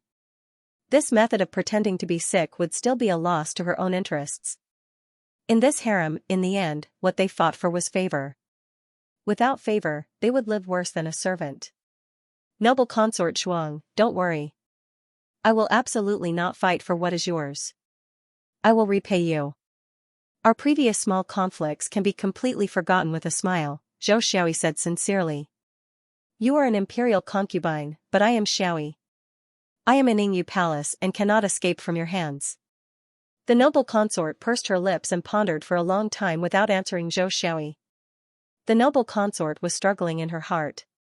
If she cooperated with Zhou Xiaoyi, it would be equivalent to betraying the empress. In this harem, no one could surpass the empress. She was afraid that the empress would hate her because of this. However, the empress would only sacrifice her interests. Take the matter of pretending to be sick as an example. She was supposed to serve the emperor, but this opportunity was given to someone else. Go back first and let this consort think about it. The noble consort waved her hand. Zhou Xiaoyi bowed. Noble consort, His Majesty hasn't come to our Yingyu Palace for a long time. You and I are bound together for good or ill. I'm afraid our Yingyu Palace will become a joke. Noble consort, Autumn Maid, who serves the empress, has returned. She said that she has something for noble consort Zhuang, the noble consort's maid said to the noble consort. Let her in. The noble consort looked a little panicked. She turned to Zhou Xiaoyi and said, Go back to your Yuqiong court first. Zhou Xiaoyi's face darkened. In the end, her promise was not as good as the empress. Zhou Xiaoyi could only turn and leave. She must find a way to see Zhao Su. As long as she was favored, she could get out of the current situation and avoid the system's punishment. Autumn Maid, what did the empress say? The noble consort asked Qiuling with an unnatural smile. Qiuling took out a two-tailed golden phoenix hairpin. The phoenix's eyes were made of gems and matched with the golden color. It was particularly gorgeous and bright. Noble consort Zhuang, this is a gift from the empress. Her Majesty said that this two-tailed phoenix will be reborn in the fire and become three-tailed, Autumn Maid said, holding up the hairpin. The noble consort was stunned and hurriedly had someone accept the hairpin. Thank you for the empress's grace. I will remember it. The noble consort was now one of the 8 consorts and wore a two-tailed phoenix hairpin. A three-tailed phoenix hairpin could only be worn by one of the 4 consorts above her. The empress also said that noble consort Zhuang should rest well, Qiuling said. Thank you for your concern, your majesty, the noble consort said with a smile. Xilian, see Autumn Maid out for me, the noble consort said. I'll take my leave. Qiuling retreated out of Yingyu Palace. The noble consort looked at the phoenix hairpin on the table and sighed inwardly. The empress was warning her to give a carrot after a stick. The enmity between her and Zhou Xiaoyi could not be eliminated. The noble consort asked herself if someone had sent her to the cold palace where she could not see the light of day. She would probably want to eat the other party's flesh and drink their blood. Now Zhou Xiaoyi could still calmly talk about cooperation with her. Zhou Xiaoyi was not a simple person. The empress was not a simple person either. In the harem, no one was a simple person. The noble consort carefully weighed the pros and cons. If she cooperated with Zhou Xiaoyi, she would be the first person Zhou Xiaoyi would deal with when she climbed up. And she would have to risk offending the empress. She didn't know why the empress wanted to deal with Zhou Xiaoyi, and she also had enmity with Zhou Xiaoyi. That was why she pretended to be sick. Was she going to betray the empress now? The noble consort didn't dare. Forget it, she'd better pretend to be sick. What a terrible life. On the other side, Qiuling returned to Long Autumn Palace. Ningxu said, when I went to Yingyu Palace, I saw Zhou Xiaoyi coming out of the main hall. The two of them must have talked for a long time. Ningxu took a sip of tea and sighed inwardly that the tea in the palace was really delicious. Ningxu was not surprised by Qiuling's words. If Zhou Xiaoyi wanted to get out of the current situation, she could only rely on the noble consort. Zhou Xiaoyi intended to cooperate with Zhuang Fei, but after waiting for a few days, she did not receive a reply from Zhuang Fei. She knew that Zhuang Fei had given up on cooperating with her. Another dead end. Zhou Xiaoyi could only think of other ways. Being trapped in this small Yuqiong garden, Zhou Xiaoyi was very unwilling. The most important thing was that she could not bear the punishment of the system. The punishment almost took half of her life. There were no wounds on her body, but she clearly felt the pain of the needle piercing her flesh and drilling into her bones. What should she do now? Zhou Xiaoyi glanced at Mammy Li, who was staring at her covetously. She was surrounded by enemies, which was not good for action. Mammy Li had been in the palace for so many years, so she should have connections. Endure it first. Han Xian could still bear the humiliation of kneeling. He was just showing weakness to Mammy Li. Zhou Xiaoyi bowed to Mammy Li. Mammy Li was a person who valued rules. She was the emperor's woman. Although a concubine bowed to her, she was still the emperor's woman. She immediately bent her knees and lowered her body. Xiaoyi, you are the master, and you are the same servant as me. It is not appropriate for you to bow to a servant like this. Zhou Xiaoyi suppressed the anger in her heart. This old servant was really stubborn. Mammy Li, you have been tired during this time. I am very grateful. It is worth it for Mammy to accept this bow. Zhou Xiaoyi said politely. This is what I should do. Xiaoyi, you don't have to take it to heart. Mammy Li began to teach Zhou Xiaoyi again. Xiaoyi is the emperor's concubine. How can you bow to a servant? You represent the emperor's family and the emperor's face. In the future, Xiaoyi can't bow to a servant casually. If people see it, it will be a big deal. Zhou Xiaoyi took a deep breath and said, I know. Task, save the emperor at the Mid-Autumn Palace banquet. The task reward is excellent temperament. The system sounded in Zhou Xiaoyi's mind. Zhou Xiaoyi now felt frightened when she heard the mechanical voice of the system. When she heard that she had to save Zhao Su, she was stunned and asked, but I can't go out of Yingyue Palace now. How can I see Zhao Su? Even if Zhao Su is in danger at the banquet, I can't save him. How can I save him? Zhou Xiaoyi decided to ask first. Save him in whatever way you think will impress Zhao Su. The concubine's voice was emotionless. Usually, when a woman dies in his arms, the psychological impact on a man is the greatest. If she dies, how am I supposed to pamper my harem? When Zhou Xiaoyi heard that she was going to die, she quickly shook her head. She was already dead. What honor? Zhao Su would just give her a coffin and some empty title for the living to see. After a period of time, she would be completely forgotten. There were so many women in the harem that he would forget who she was in a few days. It was not worth it to die for such a man. I will release energy. Even if you receive a fatal injury, you will be able to survive, the beloved concubine system said. Zhou Xiaoyi clenched her teeth, but it was still quite painful. You win some, you lose some. She could only do this for now. But I can't attend the Mid-Autumn Festival, Zhou Xiaoyi said helplessly. Every Mid-Autumn Festival, all the concubines except those in the cold palace and those who are too sick to get up will attend. All the concubines will do their best to compete for beauty, the beloved concubine system said mechanically. Zhou Xiaoyi heaved a sigh of relief. As long as she could get out, she would have a chance to turn the tables. But I'm injured. How can I serve him? This was a suicidal act. How can I serve him when I'm injured?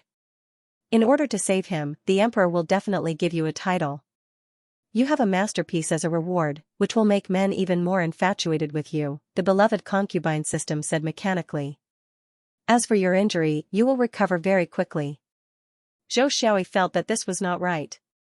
Why don't we change the method? It's not worth it to be injured now. Can't you give me this reward first? During the Mid-Autumn Festival, I will definitely think of a way to attract Zhao Su's attention. You have no right to object, the system said coldly. Zhou Xiaoyi sighed. Perhaps she could use this chance to leave a deep impression in Zhao Su's heart. Zhou Xiaoyi discussed with the system. Don't give me any quests during this period of time. Let me prepare for the Mid-Autumn Festival. Can you not punish me and let me rest properly? You don't have the right to bargain with me. I gave you a quest, so what you need to do is to complete it. The beloved concubine system's voice was cold and mechanical. I didn't bargain. You don't want me to attend the Mid-Autumn Festival with a haggard face, right? Zhou Xiaoyi felt that she was the most sensible person. How could she bargain with the system? She still needed to rely on the beloved concubine system to make a comeback. I won't give you any quests during this period of time, but if you fail again, you will be hacked to pieces. When Zhou Xiaoyi heard that she would be hacked to pieces, her body trembled. Moreover, the pain would last for more than half an hour. If that was the case, she would rather be hacked to pieces than accept such a punishment. Is there anything that can make my complexion look better? Is there anything that can make me look more radiant? Zhou Xiaoyi asked the system. You will only receive a reward if you complete the quest. You don't have the right to ask for anything else, the system said mechanically. Zhou Xiaoyi was a little disappointed. The system was so heartless. She could only wait patiently for the Mid-Autumn Festival in 2 weeks. During this time, Zhao Su didn't go to Moon Reflection Palace. Instead, she visited the other concubines. Sometimes, she would visit Ningxu's Long Autumn Palace. Every time Ningxu heard that Zhao Su was coming to his palace, he would ask Qiling to dress herself up in a dazzling way. She would wear all kinds of hairpins in her hair. She would look elegant and dignified. I'm the empress, so I have to be dignified and virtuous. It wasn't that Zhao Su didn't like to act like the empress, but she just had to act like one. Qiling used to think that she shouldn't be so ostentatious in front of Zhao Su, but now she realized that being ostentatious had its benefits. She was wearing so much makeup now. When the original Zhao Su came back, she could wash off all the makeup and change her style. Only when there was a comparison could there be a comparison, and it could also give Zhao Su a new taste. Ningxu had been taking care of this body since he had nothing else to do. He used his energy to strengthen the body. When the original Zhao Su came back, she might be able to have a baby. Ningxu examined the body carefully. There was nothing wrong with her body, but she hadn't been pregnant for years. Ningxu suspected that Zhao Su was infertile.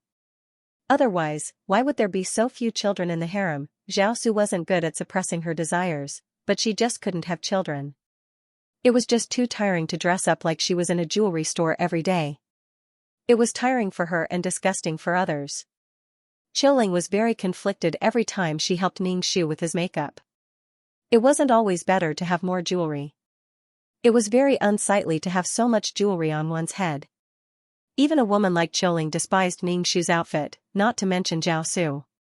Every time he saw Ningxu's hair covered in jewelry and heavy makeup, it was unbearable to look at. Your Majesty, there's no need to be so formal between us. Zhao Su sat at the head of the table with chopsticks in his hand.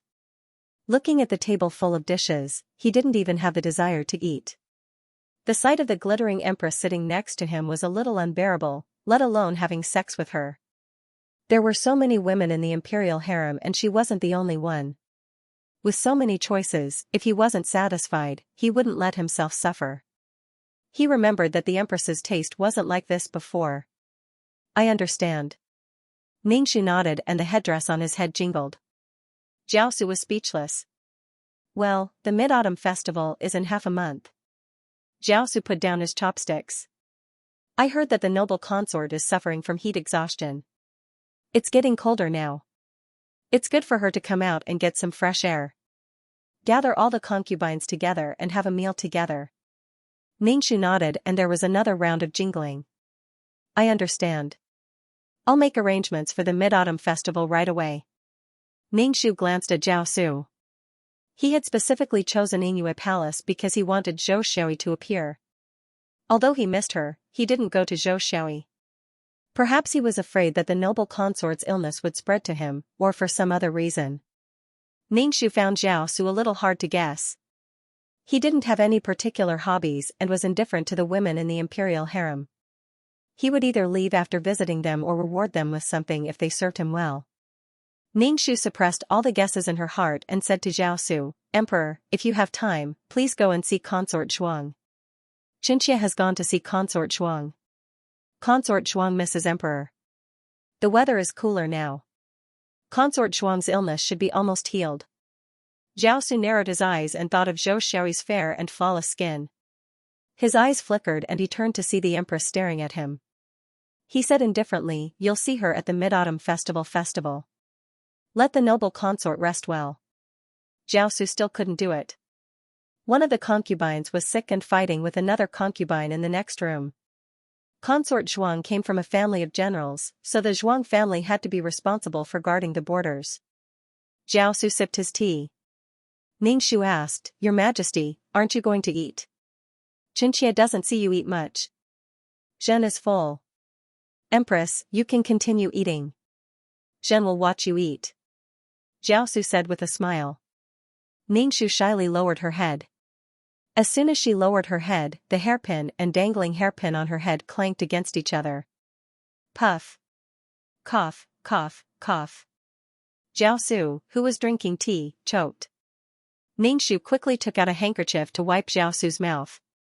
Your Majesty, what happened to you? I'm fine. You can continue eating. Zhao Su reached out to block Ningxu. Ningxu sat down again. After a few mouthfuls, he asked Qiuling to put away the bowls and chopsticks.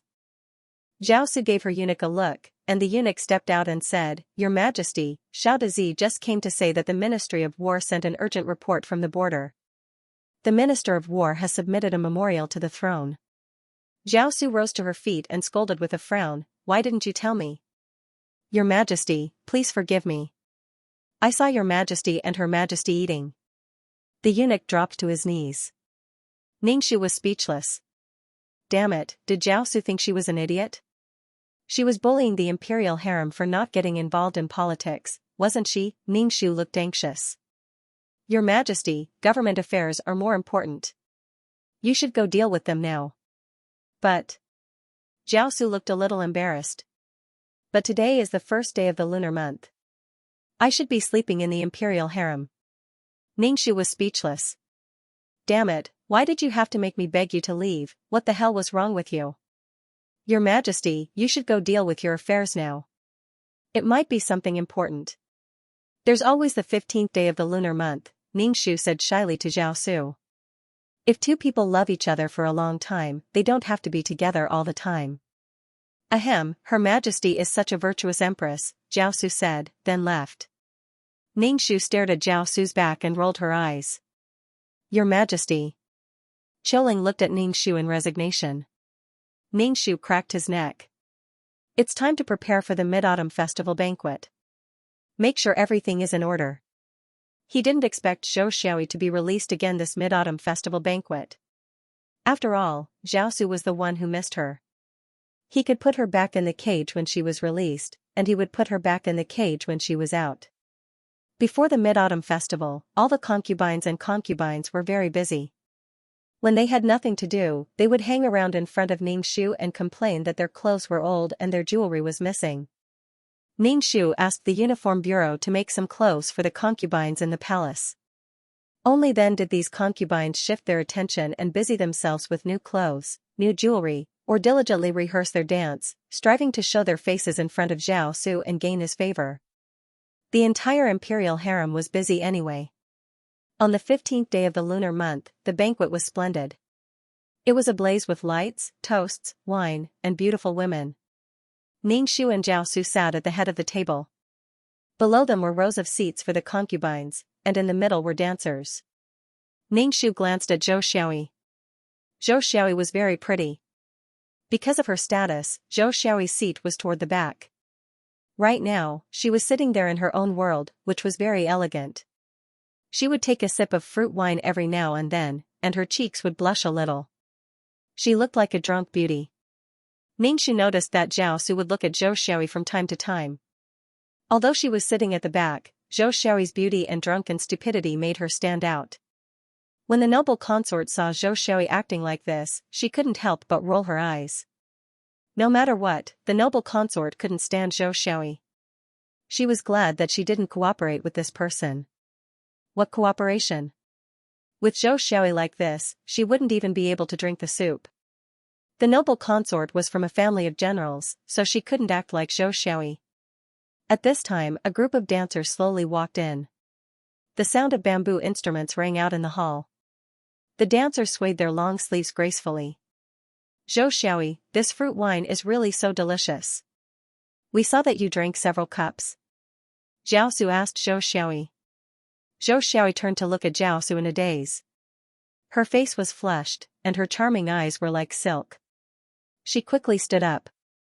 This concubine has never drunk this kind of fruit wine before. Zhao Su couldn't help but laugh. Drink less. This wine is sweet, but it has a strong aftertaste. Zhou Xiaoyi smiled brightly. This concubine understands. Host, attention. There is an assassin in the crowd. Please be prepared to save the host, the beloved consort system said. When Zhou Xiaoyi heard the system say that the assassin was among the dancers, she instantly became nervous. She swept her eyes over the dancers, wanting to see which one was the assassin. Zhou Xiaoyi saw that she was quite far away from Zhao Su. Even if something happened, she wouldn't be able to help in time. So she picked up the wine cup on the table and walked towards the main seat. Ignoring the strange gazes of the others, she raised her cup towards Zhao Su and Ningxiu. Xianxia toasts Emperor and Empress, wishing Emperor and Empress good luck. Zhao Su's expression looked very happy. She teased, it looks like Zhen has to drink this cup of wine. As Zhao Su spoke, she took a sip of the wine cup. Ningxiu had a smile on his face as he took a sip. After the two leaders drank, Zhou Xiaoyi drank the entire cup of fruit wine. Zhao Su couldn't help but say, drink slower, aren't you afraid of getting drunk after drinking so much? Emperor, Pinky won't fall even after 1,000 cups. Zhou Xiaoyi's words were a bit tongue-tied. Haha, still stubborn. Zhao Su narrowed her eyes, her gaze sweeping over Zhou Xiaoyi's bright red face. The other Fapines saw Zhou Xiaoyi toast like this and all said that the emperor was biased and wanted to toast Zhao Su. Zhao Su raised her cup, good, everyone toast. Zhen will drink this cup. Zhao Su's expression was high-spirited. Looking around, the beauties in the hall were all for him to take. Outside the hall was his country. This was the life of a man. When Zhao Su tilted her head back to drink, the dancer pulled out a dagger and charged at Zhao Su. Zhou Xiaoyi had been paying attention to the dancer. Seeing this scene, she immediately screamed, Emperor, watch out. Then she righteously rushed up to block the dagger for Zhao Su. Almost in an instant, Ningxiu grabbed Zhao Su's arm and pulled Zhao Su away from the seat. Then he secretly hooked Zhou Xiaoyi's ankle with his foot and sent Zhou Xiaoyi into the assassin's dagger. In a flash, before anyone could react, they heard the sound of the dagger stabbing into flesh. Protect the emperor, protect the emperor. The Gongong's sharp voice shouted. Immediately, guards came in. Pfft, cough cough cough. Zhao Su was drinking when he was suddenly pulled by Ningxiu. The wine went into his nose, and his nose was so sore that tears came out. The dancer saw that she didn't hit the target and another guard came in. She panicked and pulled out the dagger stuck in Zhou Xiaoyi's body. She reached out and tied Zhou Xiaoyi's arm. Don't come over. If you come any closer, I'll kill her. Zhou Xiaoyi's face was deathly pale. She had been stabbed in the back and was in great pain. Now, she was being held hostage. Zhou Xiaoyi was dumbfounded. The plot should not have developed this way. She was supposed to be the one standing in front of Zhao Su and saving him. How did she become the one being kidnapped? How dare you? Who are you? How dare you try to assassinate me? Zhao Su looked at the dancer coldly. Ningxu held Zhao Su's wrist and checked her pulse. Zhao Su's body was very healthy, but infertility had nothing to do with health. People with infertility were very healthy and were no different from normal people. However, Zhao Su's heart was beating very fast. It was obvious that Zhao Su was still scared. Empress, I'm fine. Let me go. Zhao Su turned to Ningxu. His face was very ugly, and he looked at Ningxu with suspicion. Ningxu ignored Zhao Su's gaze and said with fear, "It's good that your majesty is fine. It's good that you're fine. Dog Emperor, I only hate that I didn't kill you. You fatuous ruler." The dancer shouted at Zhao Su with a ferocious expression. You killed dozens of people in my Qi family. My father was wronged. I can't accept that I couldn't kill a tyrant like you. The dancer was very emotional. The dagger was pressed against Zhou Xiaoyi's neck and cut open the skin. Blood seeped out. Zhou Xiaoyi's face became even paler. The pain in her back, the disappointment of her plan failing, and the punishment of the system, and now that she was being held hostage, her life was in danger. Fear, disappointment, pain, all kinds of emotions flooded Zhou Xiaoyi's heart. It was like her heart was being burned in a pot of oil. Would the emperor care about a little 7th-rank Xiaoyi like her? Zhou Xiaoyi looked at Ningxu. If the empress hadn't pulled the emperor away, she would have been the one to save the emperor. Ningxu naturally noticed Zhou Xiaoyi's gaze. She looked at him with anger and unwillingness. Ningxu sneered in his heart. If you had the skill to hold someone and block a knife, you could have just pulled them away. What was there to block? Crazy, she was lying in his arms dripping with blood. If he didn't bleed, he couldn't save her? Crazy, did pulling her away take longer than rushing into his arms to block a knife? Crazy, Ningxu shouted at the dancer with a serious expression, bold assassin, let go of Zhou Xiaoyi. Quickly capture her. Even if I let her go, this fatuous ruler won't let her go. Zhao Su, you dog emperor, you killed my entire family. I only hate that I didn't kill you today. The dancer looked at Zhao Su with bloodshot eyes. Zhao Su's expression was cold. He didn't take the dancer's words to heart. His expression was one of disdain and arrogance. Which emperor hadn't exterminated their entire family? Do you know what your father has done? A harem woman doesn't know anything and wants revenge. Zhao Su coldly said, capture her. Don't come over. Zhao Su, you really are a cold-hearted person. Do you not care about your concubine's life? The dancer's expression changed. You kill ministers when you want to. You don't have any mercy. You are a tyrant. If the dog emperor was killed, she would be willing to die. But the dog emperor's skin wasn't even scratched. She wasn't willing to die like this. Zhao Su didn't speak, but his attitude was firm. Zhou Xiaoyi's face was as white as paper and her heart was cold. Was Zhao Su going to give up on her now? Even if it was a mission from the doting concubine system, she still didn't hesitate to block a knife for him. He was giving up on her now. Zhou Xiaoyi's tears fell as she looked dazedly at Zhao Su. Zhao Su swept a glance over Zhou Xiaoyi and then looked away. Don't hurt Zhou Xiaoyi. Zhao Su calmly instructed the guard. Zhou Xiaoyi's heart was filled with ridicule and grief. This kind of person was unreliable. She could only rely on herself to save herself. Zhou Xiaoyi begged the doting concubine system, is there any way to help me get out of danger? Because she had lost too much blood, Zhou Xiaoyi felt cold all over. Moreover, the two bodies were pressed together, pressing against her wound. Zhou Xiaoyi was in great pain.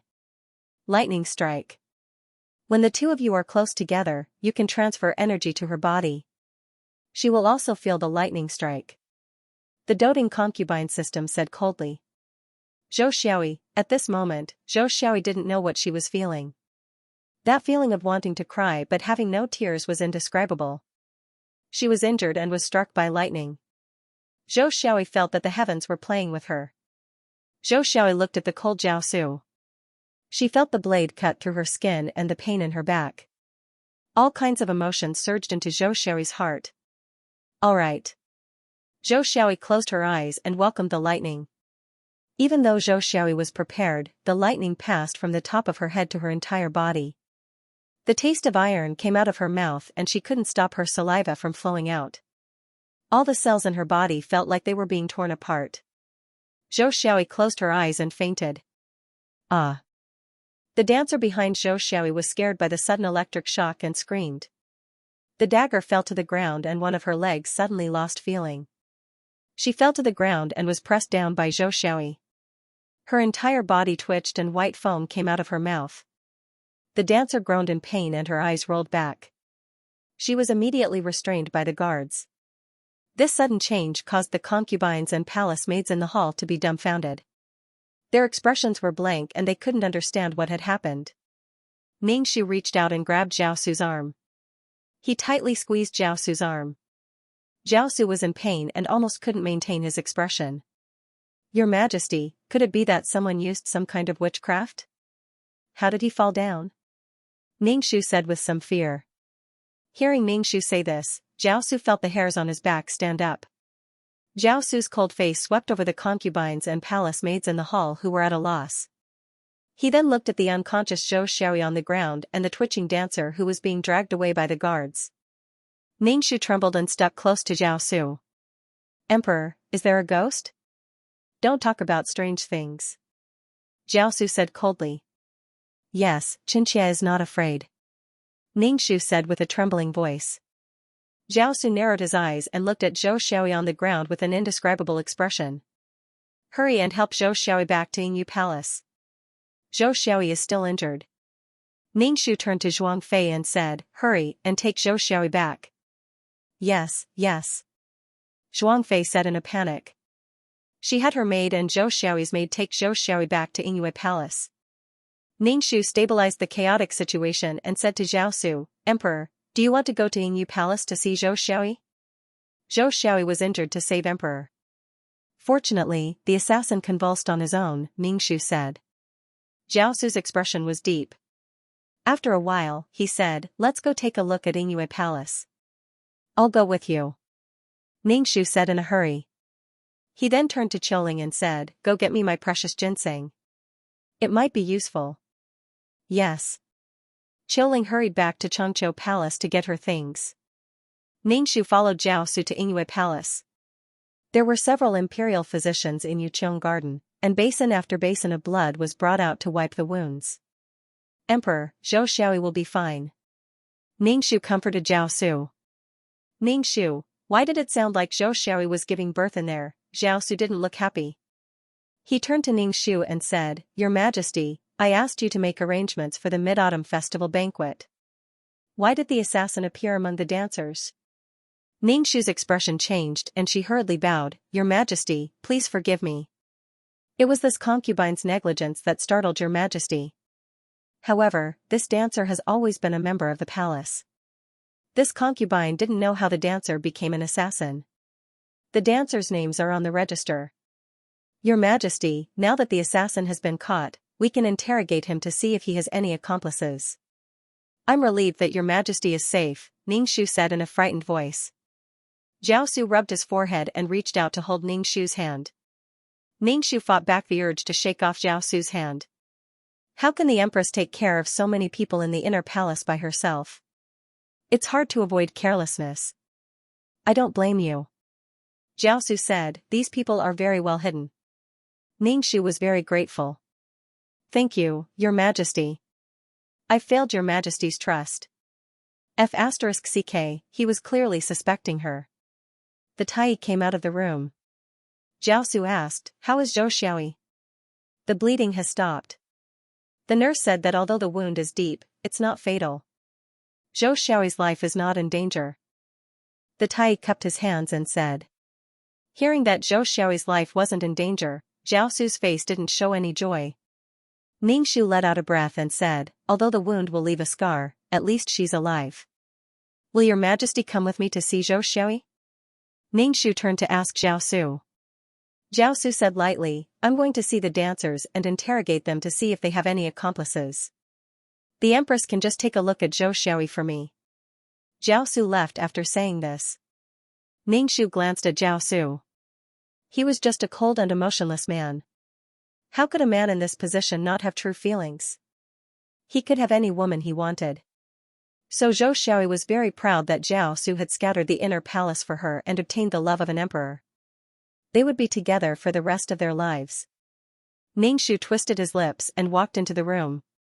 He saw the nurse bandaging Zhou Xiaoyi's wound. Because the wound was on her back, Zhou Xiaoyi was lying on the bed.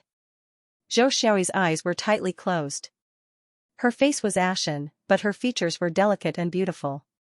The beloved consort system had slightly adjusted Zhou Xiaoyi's facial features. Her appearance didn't change, but she was prettier than before. As for the dancer assassin suddenly fainting and twitching, Ningxu felt that it was Zhou Xiaoyi's doing. Now Jiao Su wasn't just suspicious of her. He was also suspicious of Zhou Xiaoyi, who had blocked the knife. Also, the dancer assassin had suddenly lost the ability to resist. Anyone would be suspicious.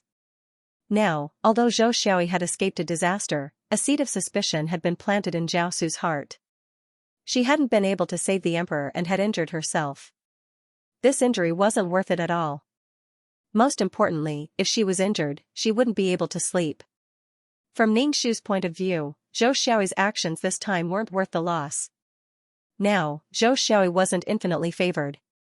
She didn't have a deep impression in Jiao Su's heart. Saving the emperor wouldn't make much of a difference. For Zhou Xiaoyi to be so reckless, it was most likely a mission from the system. But the system was taking things for granted. It probably knew that there was an assassin, so it designed the play of saving the emperor in order to maximize the benefits. But if one of the links went wrong, the consequences would be different. And Zhou Xiaoyi was a puppet. She was like a string of data running around to execute the system's orders. Ningxu's face was pale. He said to the noble consort in a daze, "Zhou Xiaoyi is someone in your palace. Take good care of her." The noble consort turned her head to look at Ningxu in a daze. Then, she said, "I understand." Ningxu glanced at Zhou Xiaoyi on the bed, then turned and left. The noble consort followed closely behind Ningxu out of the room. "Nyang, do you think that Zhou Xiaoyi is a demon or a vixen?" The reason why she fainted was because she expended her magic power. Otherwise, why would that assassin start twitching? Zhuangfei asked Ningxu for confirmation. Ningxu. This imagination. Zhou Xiaoyi didn't wake up until 3 days later. Ningxu gave her some tonics and told her to take good care of herself. Maybe it was because Zhou Xiaoyi had lost too much blood that her brain was short of oxygen, for she stared at the ceiling after waking up. Ningxu told Qiuling to put down the things and was about to leave. "Your Majesty, aren't you tired?" Zhou Xiaoyi turned around and looked at Ningxu. "I'm afraid you hate me so much, but you have to pretend to be virtuous and tolerant. Are you really going to let other women share your husband?" Ningxu smiled. "Zhou Xiaoyi, what are you trying to say? You're hurt by His Majesty. In his heart, we are nothing. He can abandon us just because he wants to." Tears welled up in Zhou Xiaoyi's eyes. None of the women in the imperial harem were as precious as Jiao Su's finger. This was the real imperial harem. The emperor was heartless and the concubines had to fight among themselves. Even with the system of favoring his concubines, it was still very difficult for her to survive in the imperial harem. Ningxu wanted to roll his eyes. TSK. She was treating him like an idiot. It was just that the man didn't love her as much as she thought. It was as if she had been hurt. They didn't have true feelings for each other. They were just the same. Who would take the other seriously when it comes to playing games? All the women in the imperial harem belonged to the emperor. Jiao Su wouldn't miss the women in the imperial harem if they died. Those who couldn't get would always be in a commotion, while those who were favored would always be fearless. Now she was being so pretentious that her heart was hurt. Who was she trying to impress? "We're dependent on His Majesty. We should take good care of ourselves," Ningxu said indifferently. All the women in the imperial harem were Jiao Su's subordinates. They couldn't even be treated as equals. How could they talk about love in front of His Majesty? Zhou Xiaoyi snorted. What a cat up world. Ningxu pursed his lips. Every world was cat up. The only difference was whether you were strong or not. It was very stupid to put your fate in someone else's hands. How terrifying was it for others to be able to control one's own fate? Right now, Zhou Xiaoyi was only angry at her own incompetence. If she had succeeded in saving the emperor this time, she would not be so self-pitying. Instead, she would happily welcome a new round of favor. Zhou Xiaoyi was the perfect woman created by the beloved concubine system for Zhao Su. She was talented, beautiful, and deeply in love with him. As for whether Zhou Xiaoyi loved Zhao Su or not, maybe she didn't, maybe she did. Who knew? Therefore, Ningxu felt disgusted when he saw Zhou Xiaoyi acting like a victim. Take good care of yourself. Ningxu turned around and left. Empress, Ningxu turned around, looked at Zhou Xiaoyi, and asked, Nyang Nyang, did His Majesty say something? After the banquet, His Majesty was busy interrogating the assassins. This consort didn't get to see His Majesty. Ningxu's expression was serious. What you need to do now is to recuperate. When Zhou Xiaoyi heard Ningxu's words, her face became even paler. She looked a little disheartened. The mission to save the emperor failed. The punishment will be death by 1,000 cuts. It will now be carried out. The beloved concubine system's mechanical voice sounded. Zhou Xiaoyi's heart fiercely spasmed. Even if it's a punishment, can it wait for a while? Wait until my injuries are healed. I really can't take it. This matter is very disappointing. You even used up the system's energy. You must be punished. The beloved concubine system coldly said. No, Zhou Xiaoyi instantly felt as if her body was no longer hers. Her flesh and blood were being cut by countless knives. There was also the pain of the knives scraping against her bones. In an instant, a world-destroying pain assaulted Zhou Xiaoyi, causing her pupils to dilate. Her entire body was drenched in sweat. The blood flowing from the wound on her back soaked her clothes. Zhou Xiaoyi didn't even have the chance to faint. She could only passively endure the endless pain. Zhou Xiaoyi's entire body was drenched in sweat. Her face was ashen. She opened her mouth and breathed rapidly. Tears flowed from the corners of her eyes. She begged the system in her heart for mercy. Let me go. I will definitely complete the mission. It hurts, it hurts. Then just kill me. Even if the emperor doesn't kill me, I will be tortured to death by you. I might as well die. Zhou Xiaoyi angrily roared. Since you want to leave the system, then leave. The beloved concubine system coldly said. Don't leave. Zhou Xiaoyi immediately softened. Subconsciously, she was very dependent on the beloved concubine system. Although she hated the system for being so cold to her. But if the system really left, Zhou Xiaoyi would definitely be at a loss. It had always been the system that told her to fight. Without the system giving out missions, Zhou Xiaoyi would be at a loss. In this harem, Zhou Xiaoyi was counting on the beloved concubine system. In reality, under the system's reward and punishment, Zhou Xiaoyi had already been enslaved by the system. After enduring the death by 1,000 cuts with great difficulty, Zhou Xiaoyi directly fainted and lost consciousness. After Ningxu left Yingyu Palace, a palace made from Long Autumn Palace said that the emperor was waiting for him there. Ningxu returned to Long Autumn Palace and saw Zhao Su drinking tea. He bowed and asked, Emperor, why have you come at this time? Where did the empress go? Zhao Su put down her teacup and looked at Ningxu. Ningxu sighed and said, Zhou Xiaoyi woke up. I went to see Zhou Xiaoyi. After all, Zhou Xiaoyi was injured because she tried to save the emperor. I have to go see her no matter what. Is she better? Zhao Su asked indifferently. Her expression was calm. Ningxu nodded. She's awake now. Does the emperor want to go see her? Ningxu asked. No need. Just have the imperial physician treat her. Yes. Ningxu nodded. This was something he had expected. Empress, Jin wants to dismiss all the dancers in the palace. The palace no longer keeps dancers, Zhao Su said. Ningxu didn't have any objections. The women in the harem were all reserved concubines for Zhao Su, including the dancers. But there was a problem, Your Majesty, dismiss all the dancers. If there's an important banquet that requires dancing, what will we do if there are no dancers in the palace? It'll be even more dangerous if outside dancers are allowed in.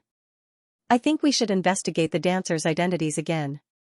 If there's a problem, release them, Ningxu said. Jiaosu thought for a moment, then nodded. That's a problem.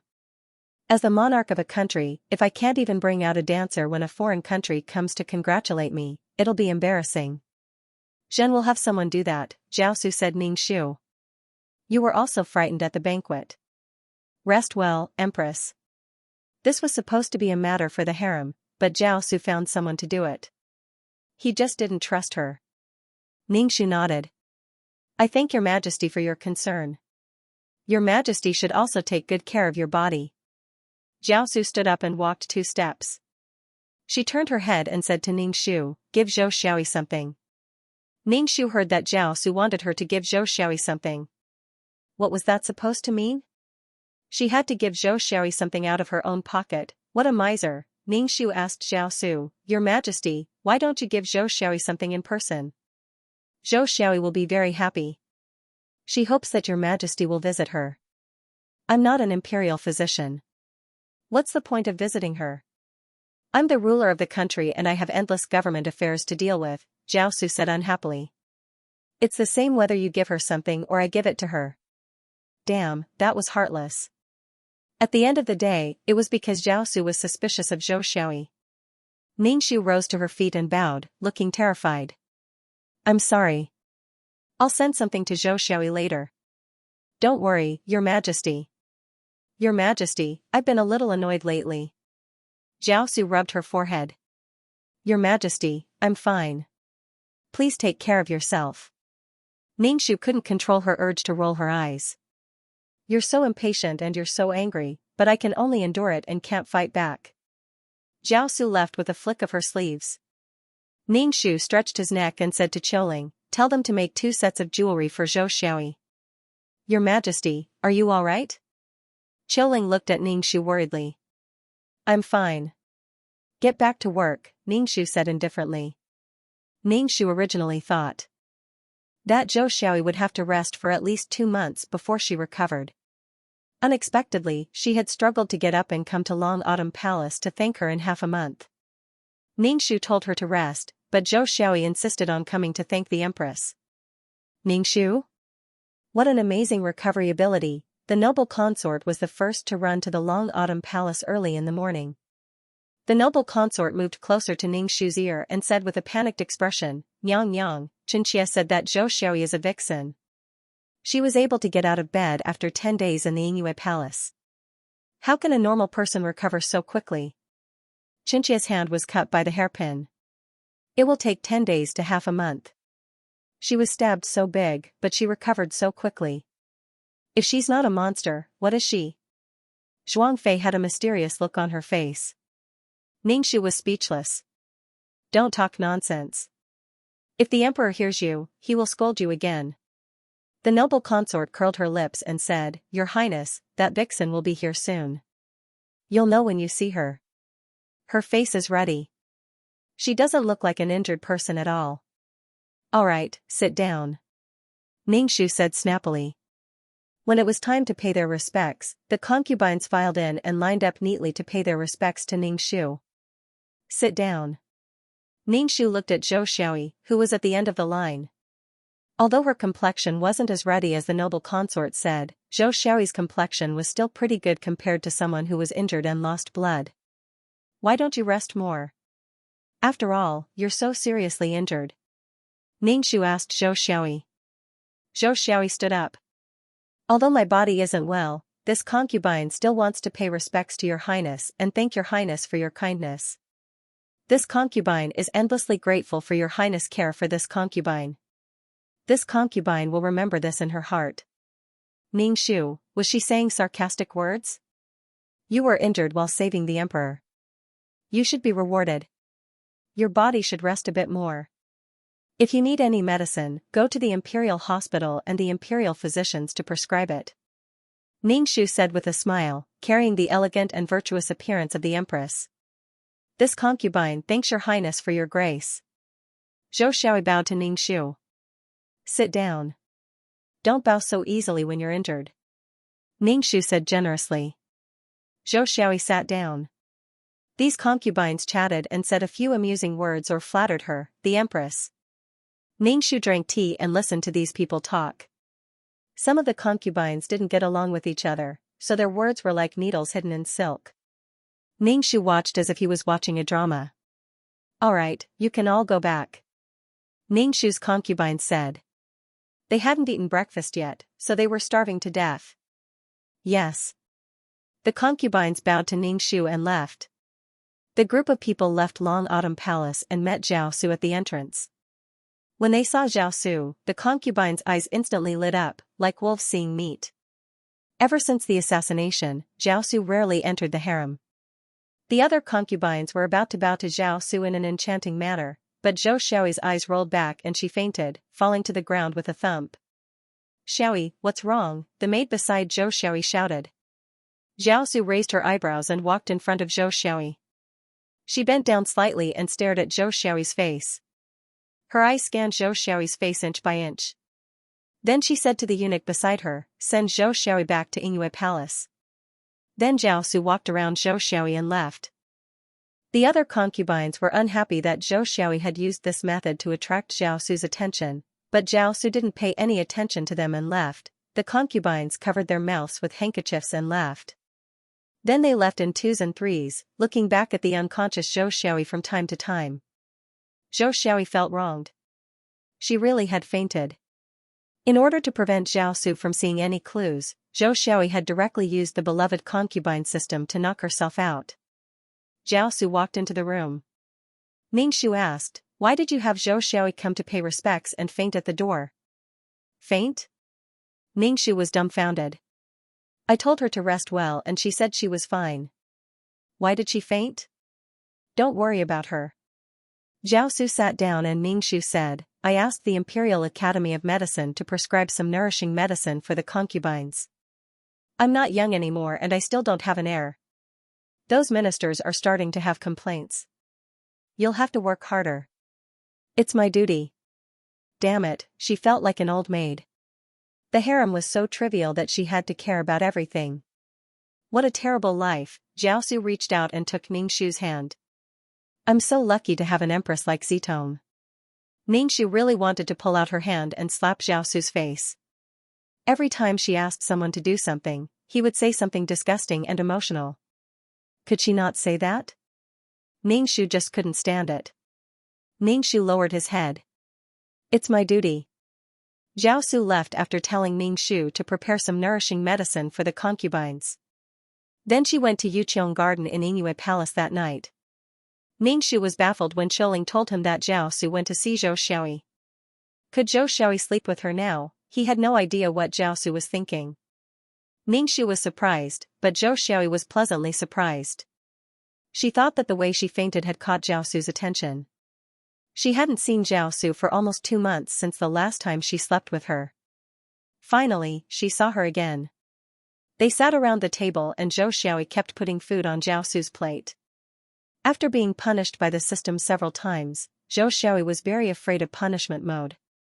She had to beg for something from Zhao Su, so she was very humble. Zhao Su raised an eyebrow and asked, how are you feeling? I'm almost recovered. Zhou Xiaoi smiled brightly, which made her look so beautiful that Zhao Su's eyes lit up. Zhao Su narrowed his eyes. He stared at Zhou Xiaoi's face and smiled. Your body healed this quickly? Zhao Su picked up some food and placed it on the plate in front of Zhou Xiaoi. If it's not healed, don't force yourself. Take care of yourself. Zhou Xiaoi put down her chopsticks and twirled in a circle. She flipped her sleeves and was like a fairy dancing in a jade pool. Emperor, do you think Pinky is alright? Zhou Xiaoi stopped. Everyone's body is different. Pinky is a cockroach that can't be killed. Cockroach that can't be killed? Zhao Su slightly tilted his head. What is that? A type of insect that has a strong vitality. It's a cockroach. Zhou Xiaoi said. Then she realized that it really was the time to eat. What cockroach? She really didn't have good eyesight. The more she cared, the easier it was to make a mistake. Zhou Xiaoi changed the topic. Emperor, Pinky will dance for you. Zhou Xiaoi said as she moved her body. To be honest, Zhou Xiaoyi's dance couldn't compare to a professional dancer at all. However, her figure was good and her temperament was good. Her dance was not bad. Zhou Xiaoyi twirled in a circle and fell into Xiaosu's arms. Xiaosu reached out and wrapped an arm around Zhou Xiaoyi's waist. Zhou Xiaoyi sat on Xiaosu's thigh and struggled to get up. Xiaosu's arm tightened and his other hand moved to Zhou Xiaoyi's chin, slightly lifting Zhou Xiaoyi's chin. Zhou Xiaoyi's eyes were filled with love as she stared at Xiaosu in a daze. "Can your body take it?" Xiaosu asked in a low voice. Zhou Xiaoyi shyly lowered her head. "Pinky is fine." Xiaosu directly carried Zhou Xiaoyi to the bed. Zhou Xiaoyi wrapped her arms around Xiaosu's neck and leaned her head against Xiaosu's chest. She let out a sigh of relief and was very excited. They were finally going to escape their current predicament. The two took off their clothes. Xiaosu kissed Zhou Xiaoyi and reached out to Zhou Xiaoyi's back. He touched Zhou Xiaoyi's wound. There was a faint scar. "This is the scar that was left for Jin." Xiaosu turned Zhou Xiaoyi over and kissed the scar. Zhou Xiaoyi's body stiffened. Her voice was slightly nasal as she murmured, "Emperor." Xiaosu stared at the wound with an indescribable expression. It was a beautiful night. The next day, when they were paying their respects, Ningxiu asked Zhou Xiaoyi directly, "Wasn't she feeling unwell? I heard that she fainted after leaving Long Autumn Palace. Why are you serving her now?" The other concubines all looked unreconciled. They twisted their handkerchiefs and looked at Zhou Xiaoyi indignantly. Now that Zhou Xiaoyi was attending on her, she had some confidence in facing Ningxiu. She stood up and bowed. "Concubine's body has almost recovered. Zhou Xiaoyi's physique is really good. The knife wound healed in half a month." Ningxiu's expression was indifferent. "Since your body has recovered, you should properly serve Emperor. Following Empress orders, Pinky will definitely serve His Majesty well and help His Majesty bear children." After saying this, Zhou Xiaoyi felt that all the anger she had suffered in the past had been vented. The Empress put on a dignified and virtuous appearance to cause trouble for others. As long as Xiaosu promoted her by one rank, even if it was just one rank, she would be rewarded with a famous weapon. With this help, her goal of being the most favored in the harem was getting closer and closer. She would slowly climb up. After attending on the bed, Zhou Xiaoyi's heart was filled with confidence. She felt that the future was beautiful. Ningxiu raised an eyebrow. She was just attending on the bed. What was she being so cocky for? She didn't believe a single word that a man said to a woman in bed. Ningxiu didn't think that Xiaosu didn't suspect Zhou Xiaoyi, especially after the matter of the Mid-Autumn Palace banquet.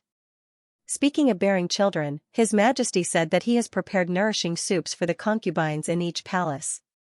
In the future, His Majesty will come to the harem frequently. He will have the Tai take care of your bodies. Ningxiu said in the room. These concubines showed joy on their faces. They all said that they would take care of their bodies. At this time, they didn't care about Zhou Xiaoyi who had attended on the bed yesterday. In any case, Xiaosu would often come to the harem in the future. Even if they couldn't eat meat, they could drink soup. Zhou Xiaoyi pursed her lips and sat down. She glanced at Ningxiu sitting at the head. One day, she would be able to reach that position. She would be the most favored in the harem and be endlessly favored. Modern people with the system of favored concubines, could it be that they couldn't defeat these ancient women? Ningxiu let these concubines return to their respective palaces. They all left with smiles on their faces. The noble consort stayed behind and complained endlessly in Ningxiu's ear. "Nyang Nyang, she only served on the bed for one night. Is she so arrogant that she doesn't put Her Majesty in her eyes?" Ningxiu drank his tea and didn't say anything. He was thinking about Xiaosu's actions. Was Xiaosu really that thirsty to make a move on a patient? Or was Xiaosu captivated by Zhou Xiaoyi? He knew that it wouldn't be so easy to deal with. Beauty was a powerful weapon. "Nyang Nyang, don't you think it's strange? Did Zhou Xiaoyi eat some kind of elixir?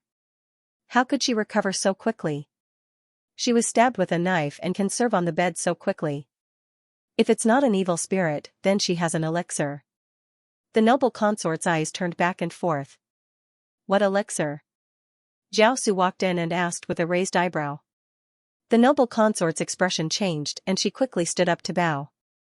Ningxu smiled and asked, His Majesty left court so early today? It's not a big deal. Jiaosu sat down and took a sip of tea. What are you two talking about? Zhen only heard something about an elixir. The noble consort looked embarrassed. Xianxia didn't say anything? Zhen clearly heard it. You're not being honest. Tell me what it is. Jiaosu's face darkened. Zhen can't listen? Ningxu smiled and said, the noble consort was just joking. She said that Zhou Xiaoyi was really blessed by the heavens. She was so seriously injured but recovered so quickly. She said that a deity gave Zhou Xiaoyi an elixir. The noble consort was stunned. She didn't say that, but she tactfully didn't say anything. An elixir? Jiaosu's hand that was holding the teacup paused. It's just nonsense. Zhou Xiaoyi said it herself. Her physique is good. It is very good, but women are weak. Zhou Xiaoyi has such a good physique. She will definitely be able to give birth to a healthy child for His Majesty. Ningxu said with a faint smile. Jiaosu tapped the side of the teacup with her finger and thought for a while. Ningxu said, Zhou Xiaoyi saved the emperor. Give her a promotion. Ningxu was speechless. Zhou Xiaoyi's body was really an aphrodisiac. Once touched, it was impossible to stop. Had Jiaosu already begun to be conquered by Zhou Xiaoyi, Ningxu was still able to control his expression, but the noble consort immediately revealed a displeased expression. However, she immediately lowered her head and twirled her handkerchief in her fingers. What position does His Majesty want to give Zhou Xiaoyi? Ningxu asked Jiaosu. Right now, Zhou Xiaoyi is a Xiaoyi of the 7th rank of Shu. Above her is the 7th rank of Shu. She is a beauty. Jiaosu thought for a moment and said. Skip the 7th rank of Shu and go to the 7th rank of Shu. She will be conferred the title of noble lady. Another 2 ranks. At this rate, it wouldn't be long before Fu Wanhui's position as empress would be given to Zhou Xiaoyi. No, noble lady Zhou. Zhou Xiaoyi has done a meritorious deed in saving the emperor. She deserves this reward. Ningxu said without changing her expression. Jiaosu shook her head. The one who saved Zhen was the empress. If the empress hadn't pulled Zhen away, Zhen would have been injured. Zhen doesn't even know how to reward Zitong. Ningxu shook his head. The emperor and his wife are one. As long as the emperor is well, Xianxia will be at ease. Jiaosu had a gratified smile on her face. She chatted with Ningxu and the noble consort for a while before leaving. Nyang nyang. As soon as Jiaosu left, the noble consort wailed to Ningxu. Why is Zhou Xiaoyi so expensive? Just by sleeping with the emperor, she's promoted by 2 ranks. When Xianxia first entered the palace, I was just a concubine. Even now, I'm still just a concubine. The noble consort was indignant. Which concubine in the harem is like her? Ningxu took a sip of tea and said indifferently, she saved the emperor, but you didn't. If Xianxia had known, Xianxia would have practiced martial arts at home. Grandfather always said that Xianxia was a girl and didn't need to practice martial arts. If Xianxia had practiced martial arts, Xianxia would have been able to save the emperor in the future. The noble consort twisted her handkerchief. When Xianxia sees Zhou Xiaoyi in the future, she's noble lady Zhou now. Ningxu interrupted the noble consort. It's useless for you to shout at me. Have the emperor go to your palace. The noble consort pursed her lips. Going to Xianxia's palace is also going to Yuqiong court. The news that Zhou Xiaoyi had been made a noble lady spread throughout the harem. Everyone was shocked by the speed of Zhou Xiaoyi's promotion. At most, she'd jumped 4 ranks in 2 months. This kind of favor had never been enjoyed by a concubine before. Many concubines ran to Ningxu to ask if this was true.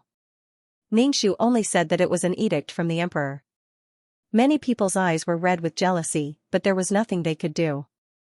Noble Lady Zhou also received a system notification.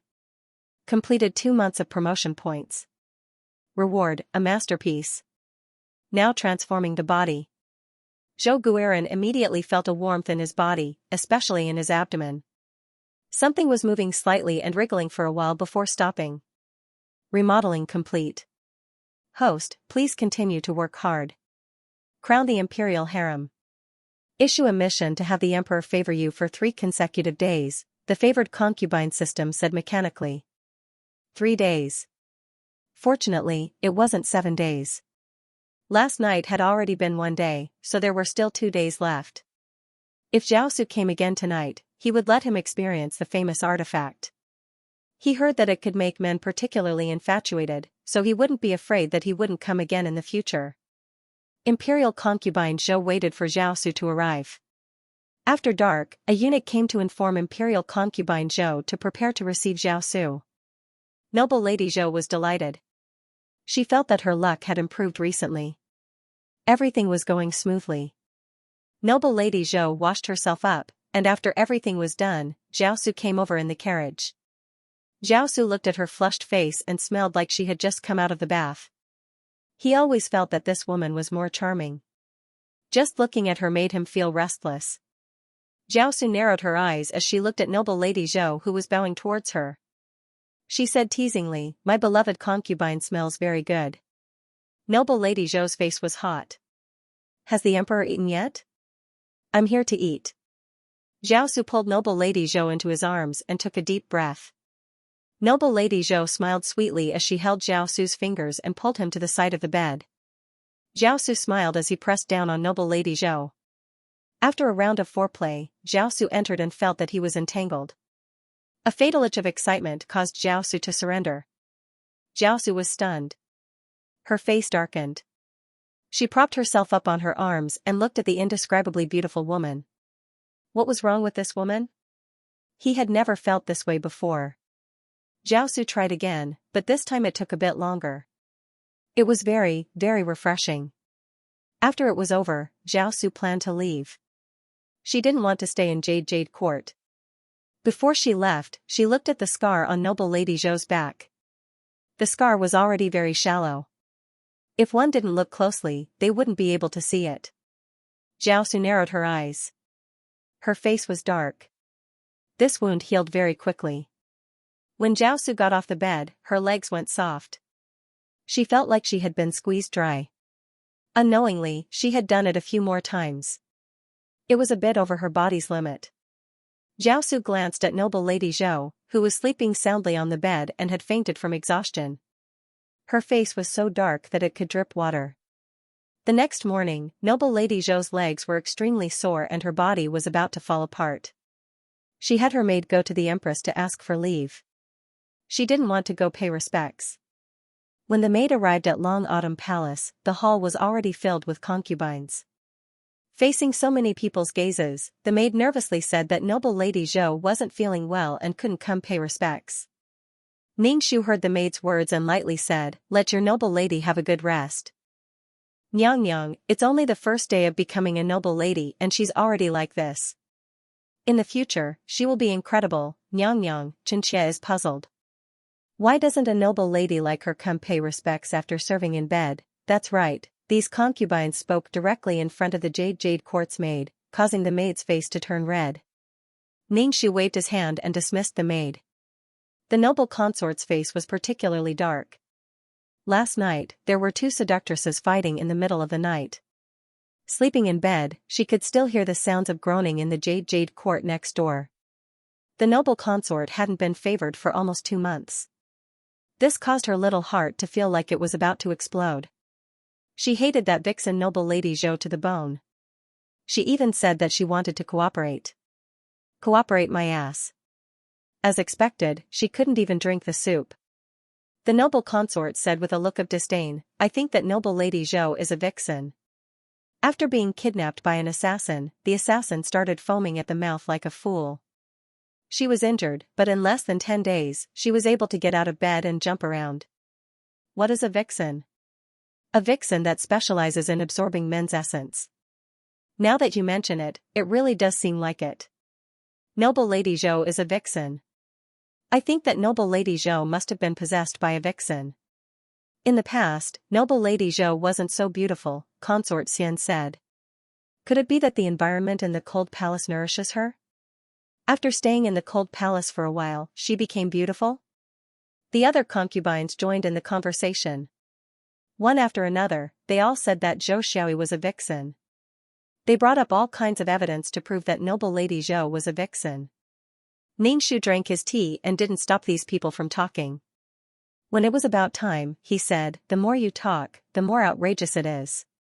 Noble Lady Zhou is a good person, but you guys are really talking about her. Magic? Did you see her use magic? This kind of thing is not allowed to be said again. The harem is not allowed to talk about this kind of thing. If the emperor blames us, we won't be able to bear it." Ningxu looked at the noble consort. "Zhou Xiaoyi is a member of your palace. If you say that Zhou Xiaoyi is a vixen, do you have any face?" The noble consort pursed her lips. This concubine is telling the truth. This Zhou Xiaoyi is strange. Even if she isn't a vixen, she must be hiding secrets. This concubine has been in the palace for so long. Why hasn't this concubine become as beautiful? Ningxu.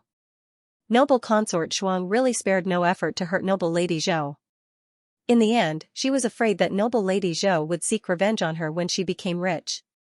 Noble consort Shuang felt that noble Lady Zhou would not let her go, so she simply called her a vixen. It just so happened that the others did not like noble Lady Zhou. Everyone had been dry for so long, but noble Lady Zhou had received so much favor alone. Noble consort Shuang said that noble Lady Zhou was a vixen, a monster, and the others all agreed. The more they said, the more they felt that noble Lady Zhou was a vixen. Even if Ningxu stopped them, although they did not say anything, they muttered in their hearts. Noble Lady Zhou served the emperor for 3 days in a row. The entire harem was boiling, and they all ran to Ningxu to complain tearfully. Nyang Yang, Xianxia drank so much medicine, but the emperor did not come to Xianxia's palace. Nyang Yang, without the emperor, how can Xianxia have children? Nyang Yang, noble Lady Zhou is a 7th-rank noble lady. How can she have so much rain and dew? The emperor wants to have both. Nyang Yang, that noble Lady Zhou must be a vixen to have charmed the emperor to this extent. Ningxu? Degree? Ningxu's ears were filled with the buzzing of the concubines. He could only say that the emperor knew what was going on. The concubines made a fuss in front of Ningxu in hopes that Ningxu, as the empress, would punish noble Lady Zhou. However, Ningxu was sitting steadily on Mount Tai, and these concubines were all listless. They increasingly felt that noble Lady Zhou was a vixen. The previous Jiaosu was not like this. He did not favor one person, and it was a noble lady. If her status was higher, he would not be so angry. Completed the task of serving the emperor for 3 days in a row. Rewarded with 800 Tang poems. Noble Lady Zhou was lying on the bed with her entire body sore. When she heard the system's voice, she immediately felt that something had been forcefully stuffed into her head. She felt uncomfortable for a while. 800 Tang poems? Noble Lady Zhou stretched lazily. In order to test the effects of the 800 Tang poems, noble Lady Zhou thought of plum blossoms. As a result, a poem about plum blossoms appeared in her mind, and it was very clear. She just had to read it out loud. Although she had learned many poems in the modern era, she had almost forgotten them all. She knew how to compose poems, and had a poetic temperament. So awesome. In the future, when he had nothing to do, he could compose poems and match Jiaosu's poems. Lian it's time to pay respects to the empress. Help me up. Noble Lady Zhou stretched out her slender fingers. Each finger seemed to have been carefully polished from jade. Her pale pink fingernails, slender wrists, and jade-like skin caused the maids beside her to be dazzled. The servant girl hurriedly reached out to support Zhou Guiran. Compared to Zhou Guiran's hand, her hand appeared black and coarse. The servant girl wished she could retract her hand. Noble Lady Zhou glanced at her maid's hand and smiled faintly. It could be said that her skin was the best out of all the women in the harem. Her skin was smooth and flawless. No acne, no pimples, no pores, and no blemishes. Noble lady, Her Majesty the Empress said that noble lady must be tired from serving the Empress. You don't have to pay your respects. The maid lowered her head and said. Noble Lady Zhou smiled faintly. She sat in front of the dressing table and looked at the woman in the bronze mirror. She looked like a fairy that had descended to the mortal world. Noble Lady Zhou touched her face with the back of her hand. She had never been so beautiful. In the modern world, she was just an ordinary white-collar worker. She wasn't that beautiful. After transmigrating, she had obtained beauty. Beauty that she dreamed of. As long as she was a woman, there was no one who didn't love beauty. When noble Lady Zhou heard that the maid didn't have to pay her respects, she didn't plan on going. It was good to have a famous artifact. Zhao Su had been pestering her for a long time. Noble Lady Zhou was a little proud. She had been suppressed too much previously. Now that she had turned the tables, she couldn't help but feel proud. After Zhao Su went to Jade Court for several days in a row, the harem was shrouded in waves of resentment. Noble consort Zhuang would run to Ningxu and complain. Ningxu could see that noble consort Zhuang was very anxious. According to this situation, noble Lady Zhou was likely to rise. When noble Lady Zhou had enough power, she would deal with her. Ningxu comforted noble consort Zhuang. Don't worry. It's just a few days of favor. You have more favor than her. Nyang nyang. Noble consort Zhuang's expression was a little speechless. But Xianxia is not like noble Lady Zhou. Not to mention Xianxia, even you, the Empress, don't have such favor. This has never happened before. Alright, I know what to do. Ningxu took a sip of tea and said lightly. Noble consort Zhuang looked at Ningxu's calm appearance and could only suppress the anxiety in her heart. There was nothing more uncomfortable than seeing someone with a grudge rise step by step. Noble Lady Zhou's unprecedented favor caused undercurrents to surge in the harem. At the same time, the rumors that noble Lady Zhou was a vixen spread throughout the palace. Ningxu was furious because of this and punished the person who spread the rumors. However, the more taboo a rumor was, the more it was blocked and the more it spread. Moreover, the rumors were quite convincing. Some palace maids in the cold palace said that noble Lady Zhou wasn't like this in the past. In any case, noble Lady Zhou became the topic of eunuchs and palace maids whispering to each other. The more the rumors surged, the more Ningxu suppressed them. Anyone in the harem who said that noble Lady Zhou was a vixen or an evil spirit had their monthly salary deducted. Under Ningxu's high-pressure policy, the palace temporarily calmed down. However, there were undercurrents surging, and there were many concubines pushing for it. There were also rumors that Ningxu, the Empress, was afraid of noble Lady Zhou's favor and didn't dare to do anything to her. Moreover, the peerlessly beautiful noble Lady Zhou would become the Empress.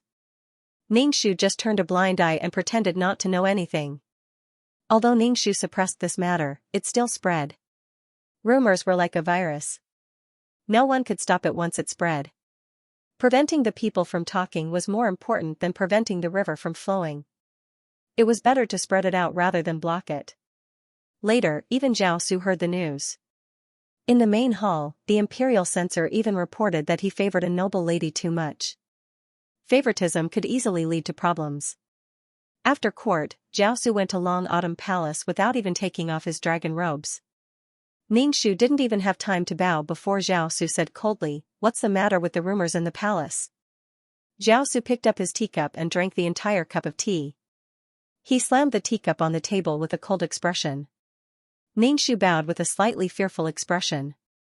It's just some gossipy palace maids. Xianxia has already punished them several times. Please don't worry, Your Majesty. Don't worry about what? Zhao Su's expression was ugly. Everyone in the previous dynasty knows about this. What, is the harem not satisfied with Shen favoring noble Lady Zhou? Ningxu lowered her body even more. Your Majesty, Xianxia definitely didn't mean that. Your Majesty doesn't like to come to the harem. Now that noble Lady Zhou can make Your Majesty relaxed, Xianxia isn't dissatisfied. Zitong, Zhen doesn't blame you. Zhao Su rubbed his forehead. Zhen left the harem to the Empress to manage because Zhen trusted her. Xianxia has let Your Majesty down. Ningxu lowered her head. Damn, it wasn't me who slept with your woman. It was you who favored noble Lady Zhou. That was unreasonable. Ningxu was particularly speechless. How could she control so many mouths in the harem? Whenever something happened, they came to find her. Ningxu glanced at Zhao Su and said, "This matter is the palace maids and eunuchs gossiping. It's the matter of the assassin last time. Many people saw it. It's really rather strange, so these people are spreading it in private." Noble Lady Zhou was able to get out of bed in less than 10 days. These servants have not seen much of the world. Noble Lady Zhou recovered so quickly, there must be some good medicine. This concubine will definitely take good care of the harem and not let these palace servants spread rumors. She only injured her body, and her leg is broken so she can't get out of bed, Jiaosu said as she rubbed her forehead. Ningxu nodded. These people are just talking. They don't know the truth and are spreading it blindly. Noble Lady Zhou injured her body. She can't take off her clothes to show them the scars. These people think that Noble Lady Zhou was seriously injured and could get out of bed and walk so quickly. They find it very inconceivable. Ningxu sighed as he spoke. Even the noble consort joked that an immortal gave Noble Lady Zhou celestial medicine so that she could recover so quickly. Ningxu's expression was very helpless. Jiaosu's expression was heavy as she narrowed her eyes in deep thought. Zhen will go see Noble Lady Zhou. Jiaosu stood up. Empress, investigate this matter carefully. This is the imperial palace, not a small teahouse or tavern that spreads nonsense all day long. Yes. Ningxu bowed and watched Jiaosu leave. Ningxu stared at Jiaosu's back. Could it be that Jiaosu really was infatuated with Noble Lady Zhou? Even now that Noble Lady Zhou was rumored to be an evil spirit, she still did not look back. The current Jiaosu was calm and cold. She did not look like someone who was angry because of love. If the person he loved was slandered like this, wouldn't the emperor be so angry that millions of corpses would fall? Although it wouldn't be millions of corpses, the harem would definitely see blood. Now that nothing had happened to any of them, Ningxu suspected that Jiaosu had ulterior motives towards Noble Lady Zhou. One who was unaccountably solicitous was hiding evil intentions. There were so many women in Jiaosu's harem, but he insisted on doting on Zhou Guiran alone. He even slept with her for several days in a row, giving Zhou Guiran such great honor. Jiaosu was not a foolish man. If he had to choose between power and women, he would definitely choose power. As long as he had power, he would have everything, especially women. Therefore, Ningxu was very puzzled by Jiaosu's actions. Could it be that he had heard of immortal pills and wanted immortality pills? Ningxu sneered and suddenly felt that this reason made sense. Ningxu didn't know what Jiaosu was thinking. Although Ningxu strongly suppressed the matter of Noble Lady Zhou and the matter of Noble Lady Zhou was a taboo in the palace maids and young masters all hid far away when they saw Noble Lady Zhou in the imperial garden. Even the people who served Noble Lady Zhou looked at her strangely. When Guiran Zhou heard that she had been rumored to be a vixen, she was so angry that her face turned purple. How could she be a vixen? The people in the harem must have eaten their fill to think of such a ridiculous rumor. Guiran Zhou felt that this was something the women in the harem did. Because she had recently slept with him, they used such a rumor to hurt her. Guiran Zhou's expression was gloomy. It seemed that she had been in the limelight during this period of time, which made the women in the harem hate her. Guiran Zhou felt some regret in her heart. She shouldn't have slept with him so quickly. Her injuries had healed a little too quickly, but that was because of the energy of the pampered concubine system. But she was not in a good situation at the time. Besides, Jiaosu had asked her to sleep with him, so she couldn't refuse. If she refused, she didn't know when the next time would be. She was a little too anxious. System, what should I do now? Guiran Zhou helplessly asked the pampered concubine system for help. The current situation made Guiran Zhou feel quite troubled. Being recognized as non-human was a taboo for the ancient people. Keep a low profile for a while, the pampered concubine system said coldly. Think of a way to make the emperor believe you. Guiran Zhou couldn't help but hold her forehead. She felt a headache. The harem was full of danger at every step.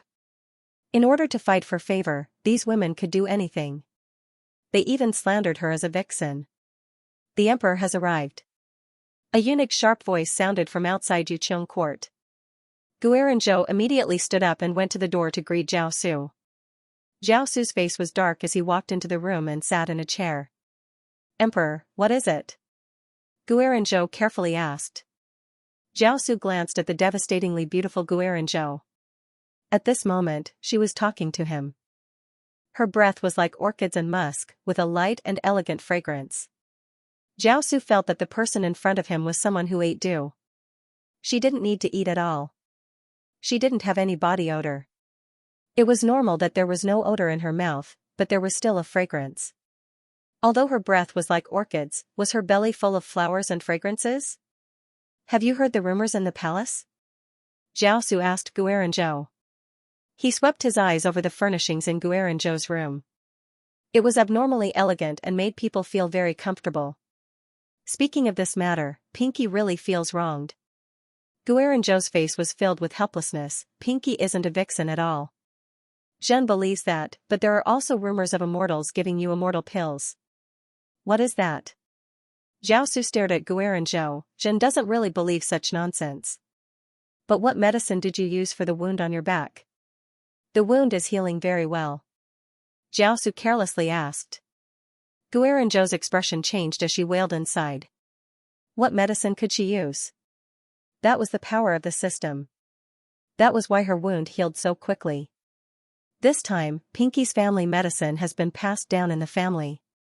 It has a miraculous effect on knife wounds, but Pinky's medicine has already been used up. Guerin-zhou found an excuse. Jiaosu nodded, so it's like that. You don't need to care about those rumors. You are Zhen's woman. No one can do anything to you.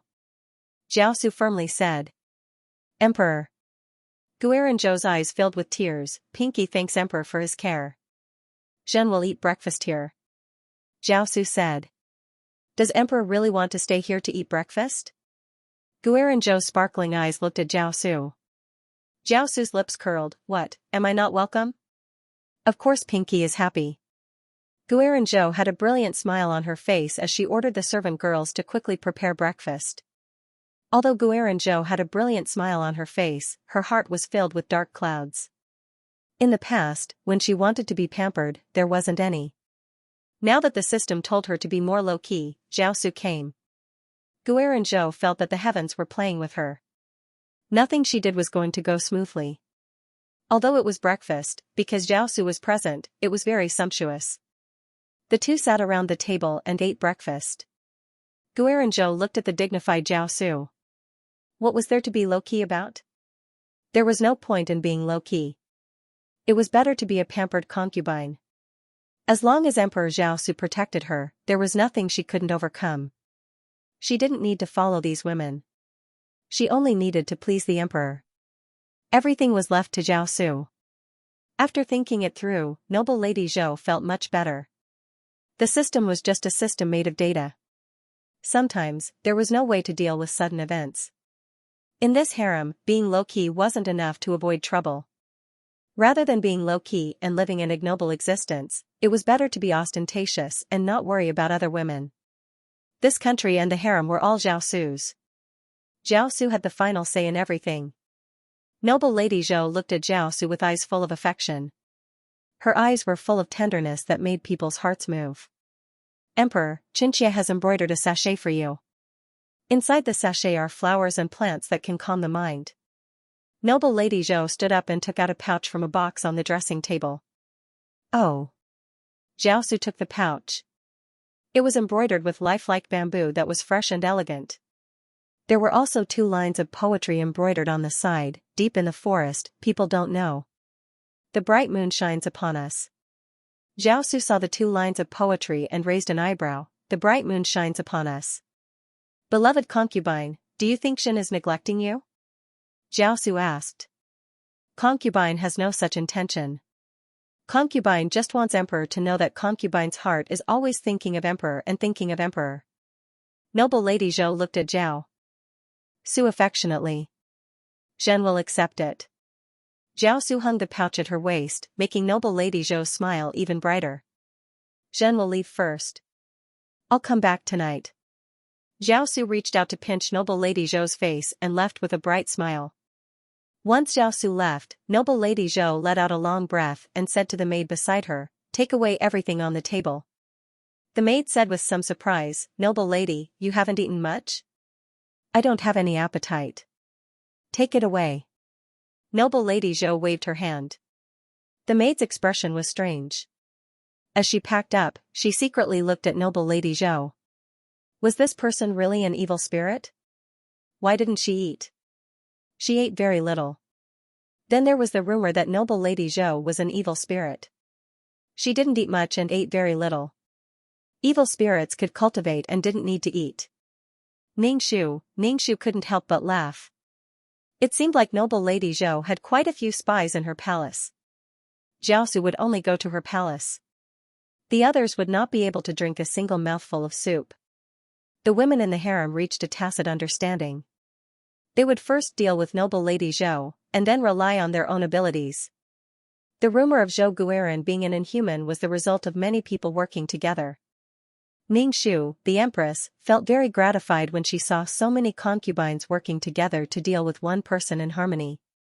When the rumors became outrageous, Ningxu took action to suppress them. Jiaosu went to imperial concubine Zhou's Yuqiong garden for 2 days in a row. The handkerchiefs of the other women in the imperial harem were all torn. He gritted his teeth. Ningxu was very virtuous and magnanimous. He did not allow noble Lady Zhou to come over to greet him. Many of the concubines had informed their families and complained tearfully that the emperor only favored one noble lady. During the court session, there were many officials who wanted Jiaosu to be treated equally. Jiaosu's expression was rather ugly. "This is my family's business, and it's not your place to make a fuss. Minister Lin, don't you also dote on your fourth Inyang? She almost never comes to your first wife's room.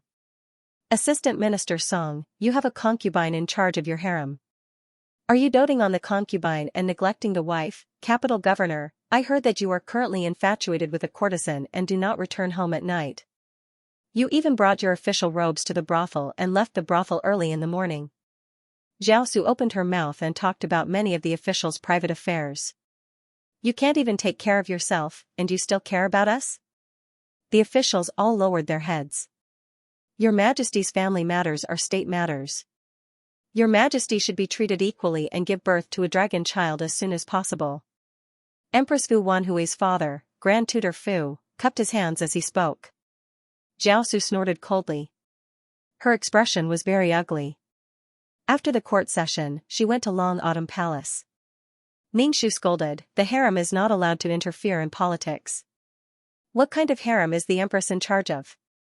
"She allows the concubines in the harem to communicate with their families. At the morning court session today, these officials even threatened us and wanted us to treat them equally. As the emperor, we even have to care about the woman we dote on." Jiaosu's expression was cold. She narrowed her eyes and looked sharply at Ningxu. Ningxu felt that he was really miserable. No matter what happened, he had to yell at her first. "It's Xianxia's fault. Xianxia will definitely properly manage the concubines in the harem." Ningxu bowed and said, "Your Majesty dotes on noble Lady Zhou. Xianxia will not say anything, but your Majesty must take care of your health. Recently, your Majesty has been going to noble Lady Zhou's Jade Court every day. Xianxia is worried about your Majesty's health. Your Majesty's complexion has been a bit yellow recently. Xianxia is really worried.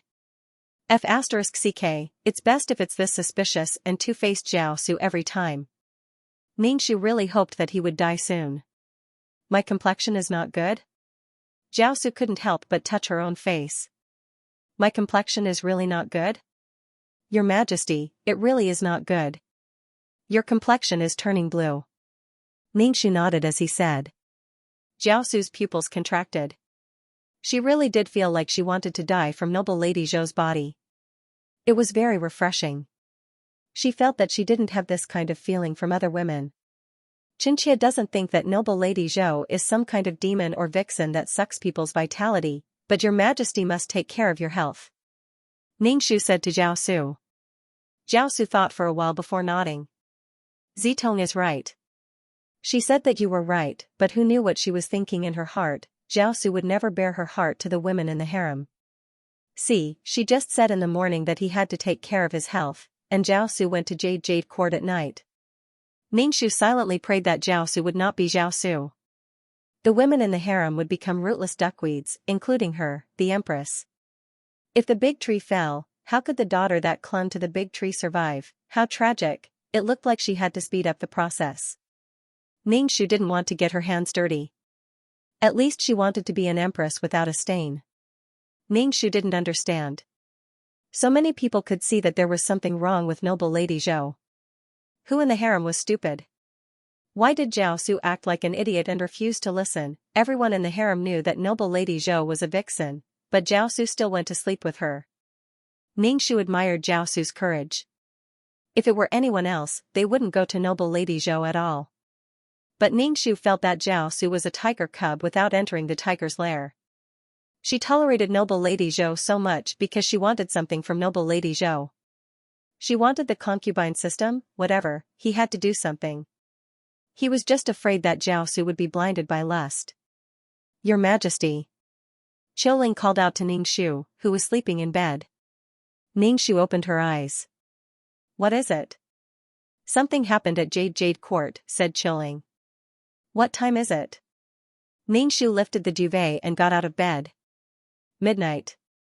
Damn, it was the middle of the night, and something happened at Jade Court. Why aren't you sleeping in the middle of the night? Are you waiting to die? Qiuling helped Ningxu freshen up and went to Yuqiong Court. What's going on? Ningxu asked Qiuling on the way to Yuqiong Court.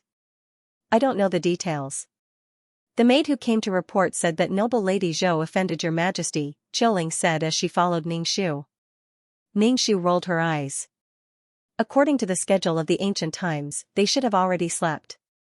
Making a scene at this time, could it be that they had been doing it until now? She was quite desperate. Ningxu gathered his clothes and went to Yingyue Palace. The noble consort was standing at the door of Yuqiong Court. When she saw Ningxu, she hurriedly bowed. Your Highness, what's going on?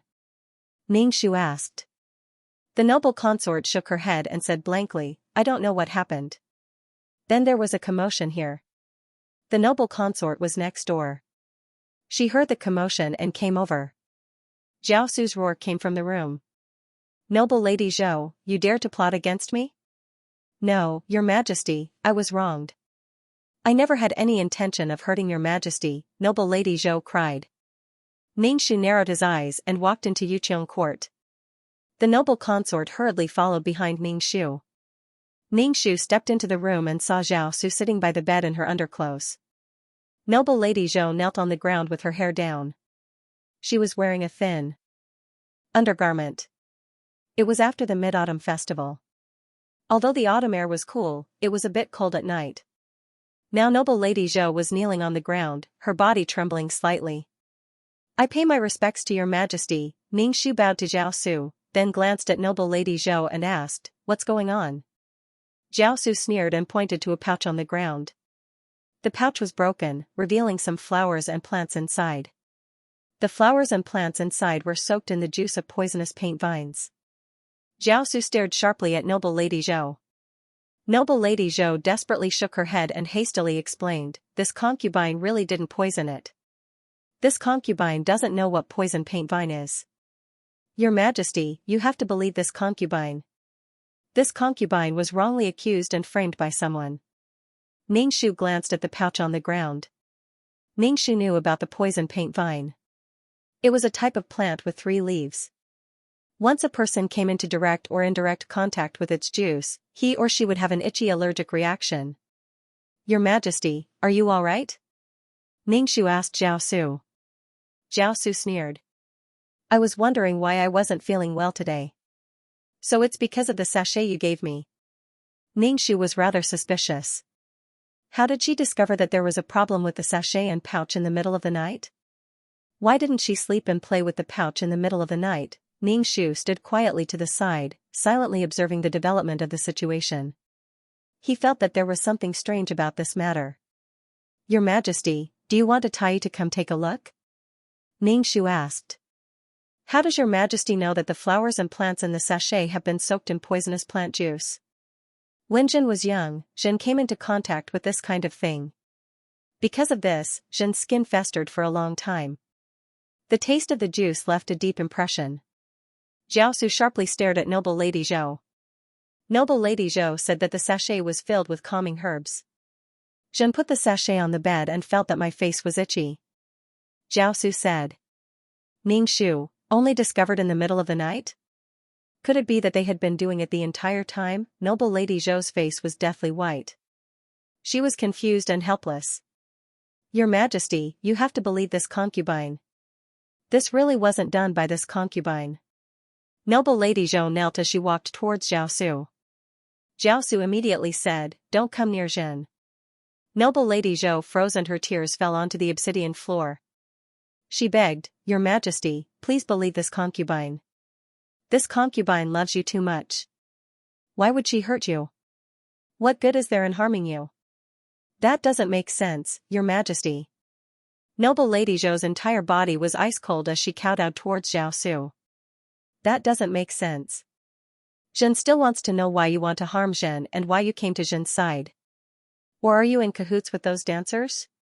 Zhao Su's voice was abnormally cold. Zhen wants to know why you want to harm Zhen. Why, Zhen doesn't treat you well? Noble Lady Zhou looked at Zhao Su in a daze. What dancers? This concubine has nothing to do with those assassins. System, what should I do?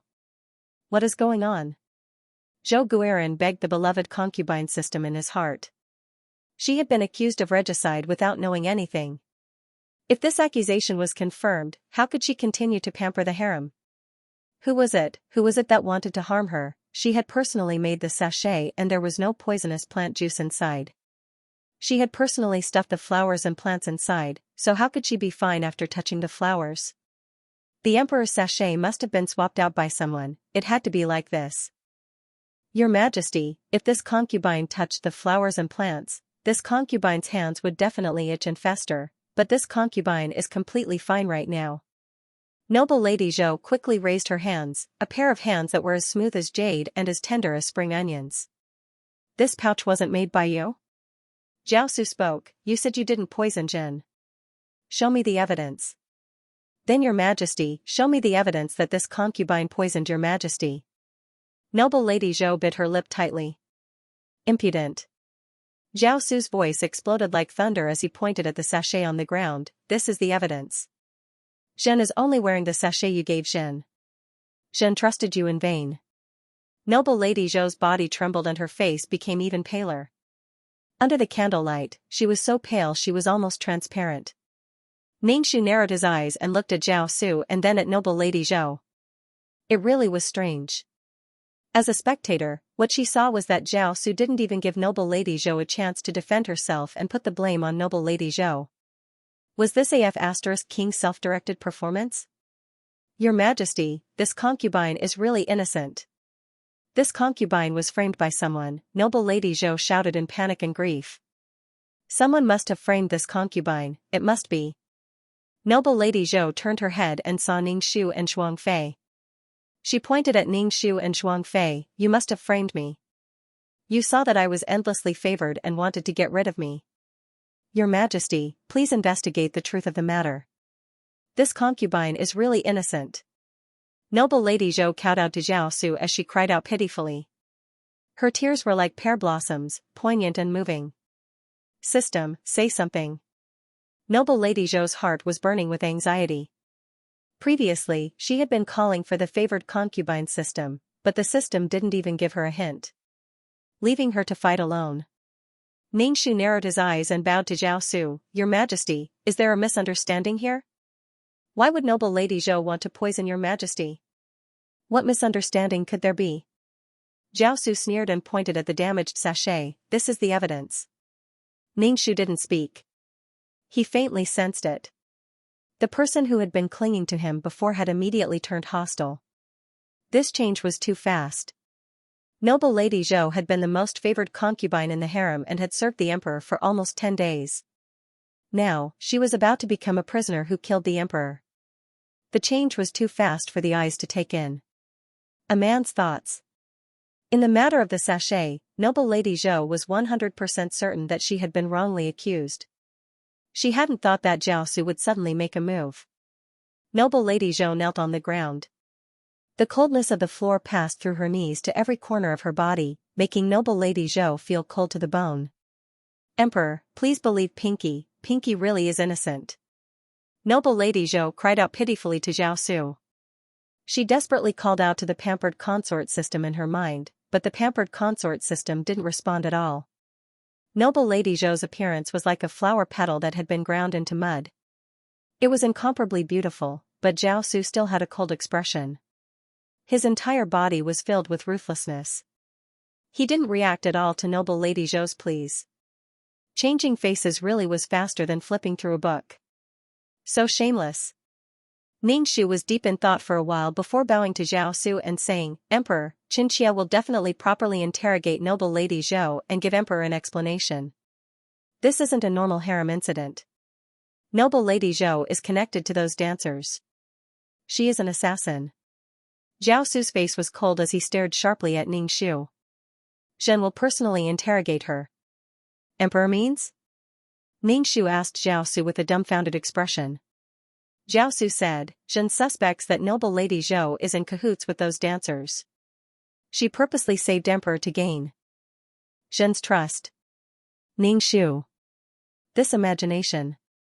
That's not possible. At the time, noble Lady Zhou was stabbed by the dancers. Ningxu swept a glance over noble Lady Zhou, who was also dumbfounded. This is a plan to kill two birds with one stone. It would be best if she could kill Zhen, but if she couldn't, she used this to gain Zhen's trust.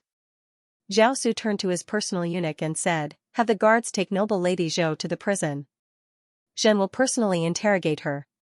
No one is allowed to see her. Yes. Emperor, Emperor. Zhou Gairen's expression was dazed. She immediately reacted and quickly crawled to the bed. She grabbed Zhao Su's trousers and shouted, Emperor, Pinky really was wronged. Emperor, you have to believe Pinky. Pinky has nothing to do with the dancers, nothing at all. Noble Lady Zhou's expression was sincere because she really was wrongly accused. Why did Zhao Su pin such a crime on her head? She didn't commit regicide, she didn't. Two guards walked in and grabbed noble Lady Zhou's arms, dragging her out of the room. Noble Lady Zhou struggled with all her might and rushed towards Zhao Su. Emperor, you have to believe this concubine. Take him away. Zhao Su waved his hand. Your Majesty, woo-woo. Noble Lady Zhou, who was being dragged away, was still wailing mournfully. In the end, her mouth was gagged by a guard, and she could only make muffled sounds. Zhao Su's face was dark and his eyes were narrowed. No one could tell what he was thinking. Ningxu glanced at Zhao Su and lowered his head. This man was really, without the slightest precaution or hesitation, Zhao Su attacked. This was what it meant to toy with people in the palm of one's hand. Using a gift from a woman to frame a woman, this kind of thing could be done. Even if it was the Emperor, he would not reveal anything. He was the Emperor, he could casually find a reason to punish noble Lady Zhou. But he used this method. Empress. Zhao Su interrupted Ningxu's thoughts. Ningxu immediately replied, what orders does your Majesty have? Zhao Su rubbed his forehead tiredly, do not let the palace spread rumors that noble Lady Zhou is some kind of vixen. Xianxia understands. Ningxu bowed, Your Majesty, there is still some time before court. Your Majesty should rest well. Zhao Su made a sound of acknowledgement and left with the help of a maid. As soon as Zhao Su left, the noble consort let out a long sigh and patted her chest. She turned her head and asked Ningxu in confusion, that sachet? Don't worry about it. Ningxu lightly said. That noble Lady Zhou? The noble consort's mind still hadn't understood why noble Lady Zhou would poison Zhao Su. Don't worry about it. His Majesty said that noble Lady Zhou is an assassin, so she is an assassin. Ningxu looked at the noble consort, perhaps noble Lady Zhou really does have an elixir. What? The noble consort was a bit confused. Ningxu left Jade Court. It seemed that he wouldn't be able to sleep tonight. Ningxu had originally planned to make a move to make the rumors about noble Lady Zhou more realistic and confirm that she was a vixen. He didn't expect that Zhao Su would make the first move. Ningxu had reason to suspect that Zhao Su was aiming for some elixir of immortality and eternal youth. Don't underestimate the ancient emperor's fanatical pursuit of immortality. Qin Shi Huang even had Sufu find an elixir of immortality. Many emperors took elixirs, but in the end, their lives were shortened and they died even earlier. The older noble Lady Zhou grew, the more beautiful she became. Anyone could see the change. When you loved someone deeply, you would subconsciously ignore the strangeness and the shortcomings of your lover. Beauty is in the eye of the beholder. The current Zhao Su didn't love noble Lady Zhou. To him, all the women in the harem were the same. Although noble Lady Zhou was a bit special, When there were greater benefits, Jiaosu would definitely abandon noble Lady Zhou. If it were any other woman, it would be the same. It wasn't easy to survive in the harem. Not only were there fights between the same sex, but there were fights between the opposite sex as well. When you wanted to curry favor with the emperor, you also had to compete with the emperor in terms of wits. Back at Long Autumn Palace, Ningxu moved his neck and said to Choling, "Take off all the things on my head." Yes, on the other side, noble Lady Zhou was taken to a dark room by the guards. There was only a window the size of a head in this dark room, and dim oil lamps were burning around it. She couldn't see what was around her. "Go in." Noble Lady Zhou was thrown in. She grabbed the iron bars and shouted, "Let me out. I want to see the emperor. I've been wronged." Noble Lady Zhou shouted with all her might, and there were waves of responses, which made the surroundings even more eerie and terrifying. Noble Lady Zhou's face was pale and she looked terrified. "What should I do? What should I do? System, please say something. What should I do?" Noble Lady Zhou crouched down and put her head in her hands. The beloved concubine system said, "You're a piece of trash. You have to save me. If something happens to me, you won't get anything out of it either." Noble Lady Zhou shouted in a hurry. Her face was twisted with fear. "Do something. There's no such thing as losing one or losing all. As long as I waste some energy, I can get rid of you. I've seen so many hosts, but you're the most brainless one." "Sure enough, modern people are different from ancient people," the system said coldly. Noble Lady Zhou was dumbfounded. The system was going to abandon her? How could she do that? "No, you can't leave me." Noble Lady Zhou held her head in her hands and murmured, "Please don't abandon me. I'll do whatever you want me to do. Please." The system didn't say anything. Noble Lady Zhou's heart clenched in fear. "If you abandon me, I'll tell your secret." Jiaosu stood at the door of the cell. Beside her was a Taoist wearing Taoist robes and holding a horsetail whisk. Jiaosu heard noble Lady Zhou ramble on, but she didn't know who she was talking to. Jiaosu looked around the entire cell and only saw noble Lady Zhou, but it was clear that noble Lady Zhou was talking to someone. Jiaosu's sharp eyes stared at noble Lady Zhou. This woman really did have a secret. Jiaosu's heart beat faster. She was nervous and expectant. "Noble Lady Zhou." Jiaosu shouted. Noble Lady Zhou slowly turned around. When she saw Jiaosu, she immediately charged at Jiaosu, but she was stopped by the metal bars. Noble Lady Zhou grabbed the bars and shouted at noble Lady Zhou, "Emperor, please believe this concubine. This concubine really did not poison you, nor is she an assassin. Emperor, what will it take for you to believe this concubine?" Noble Lady Zhou was very terrified. The system said it was going to abandon her, and now she was accused of regicide. If Jiaosu didn't believe her, she was dead for sure. How long had she been in ancient times? What emperor's extreme love, unconditional pampering, peerless beauty in the harem, a pair for life, noble Lady Zhou had forgotten. She only wanted to live. She only wanted to be her original self, Zhou Ningning. The development of the situation was different from what she had imagined. It was also different from what the system had planned. "Tell Zhen all your secrets, then Zhen will believe you. Speak." Jiaosu looked at noble Lady Zhou through the bars. "Secrets, what secrets?" Noble Lady Zhou's eyes flickered. Jiaosu sneered, "Not honest at all?" "Taoist priest, look at this woman?" Jiaosu asked the Taoist priest beside her, "See what kind of demon she is."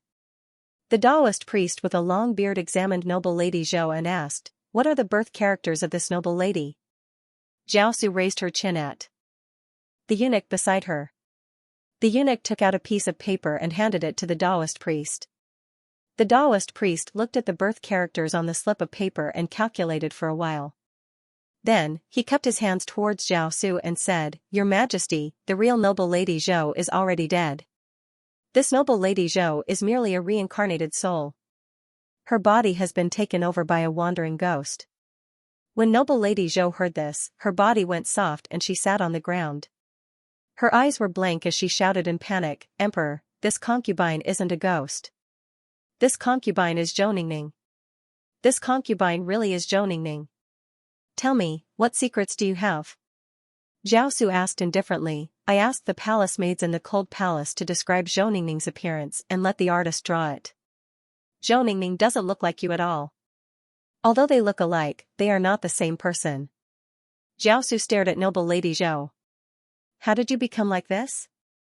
Pinky has always been like this. Zhou Guiran shook her head in panic. Pinky hasn't changed at all. Zhao Su exhaled and clicked his tongue. You refuse a toast only to be forced to drink a forfeit. Drag him out for punishment. Emperor. Noble Lady Zhou had a dazed expression as she was dragged out by the guards and tied to the cross. Noble Lady Zhou struggled with all her strength, her expression becoming more and more fearful. Speak. If you speak, you'll suffer less. Zhao Su's eyes swept over the torture tools in the torture room. He reached out to take the soldering iron in the charcoal basin and poked at the red-hot charcoal. The triangular piece of iron at the end of the soldering iron was already red-hot. Noble Lady Zhou's entire body was covered in sweat. She gulped down a mouthful of saliva as she stared dazedly at the expressionless Zhao Su. This man was really too cruel. Before, he was still holding her affectionately, but now he was treating her so cruelly. He was still whispering sweet nothings in her ear, making her blush and her heart beat faster. But now, before the sun had even risen, this man had already turned his back on her. Zhao Su was the son of heaven. He had an incomparable status. He had sharp eyebrows and starry eyes. He had the appearance of a dragon and phoenix.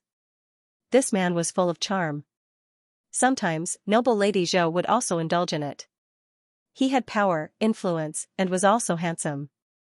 To have this kind of man as a husband, any woman's heart would be filled with pride.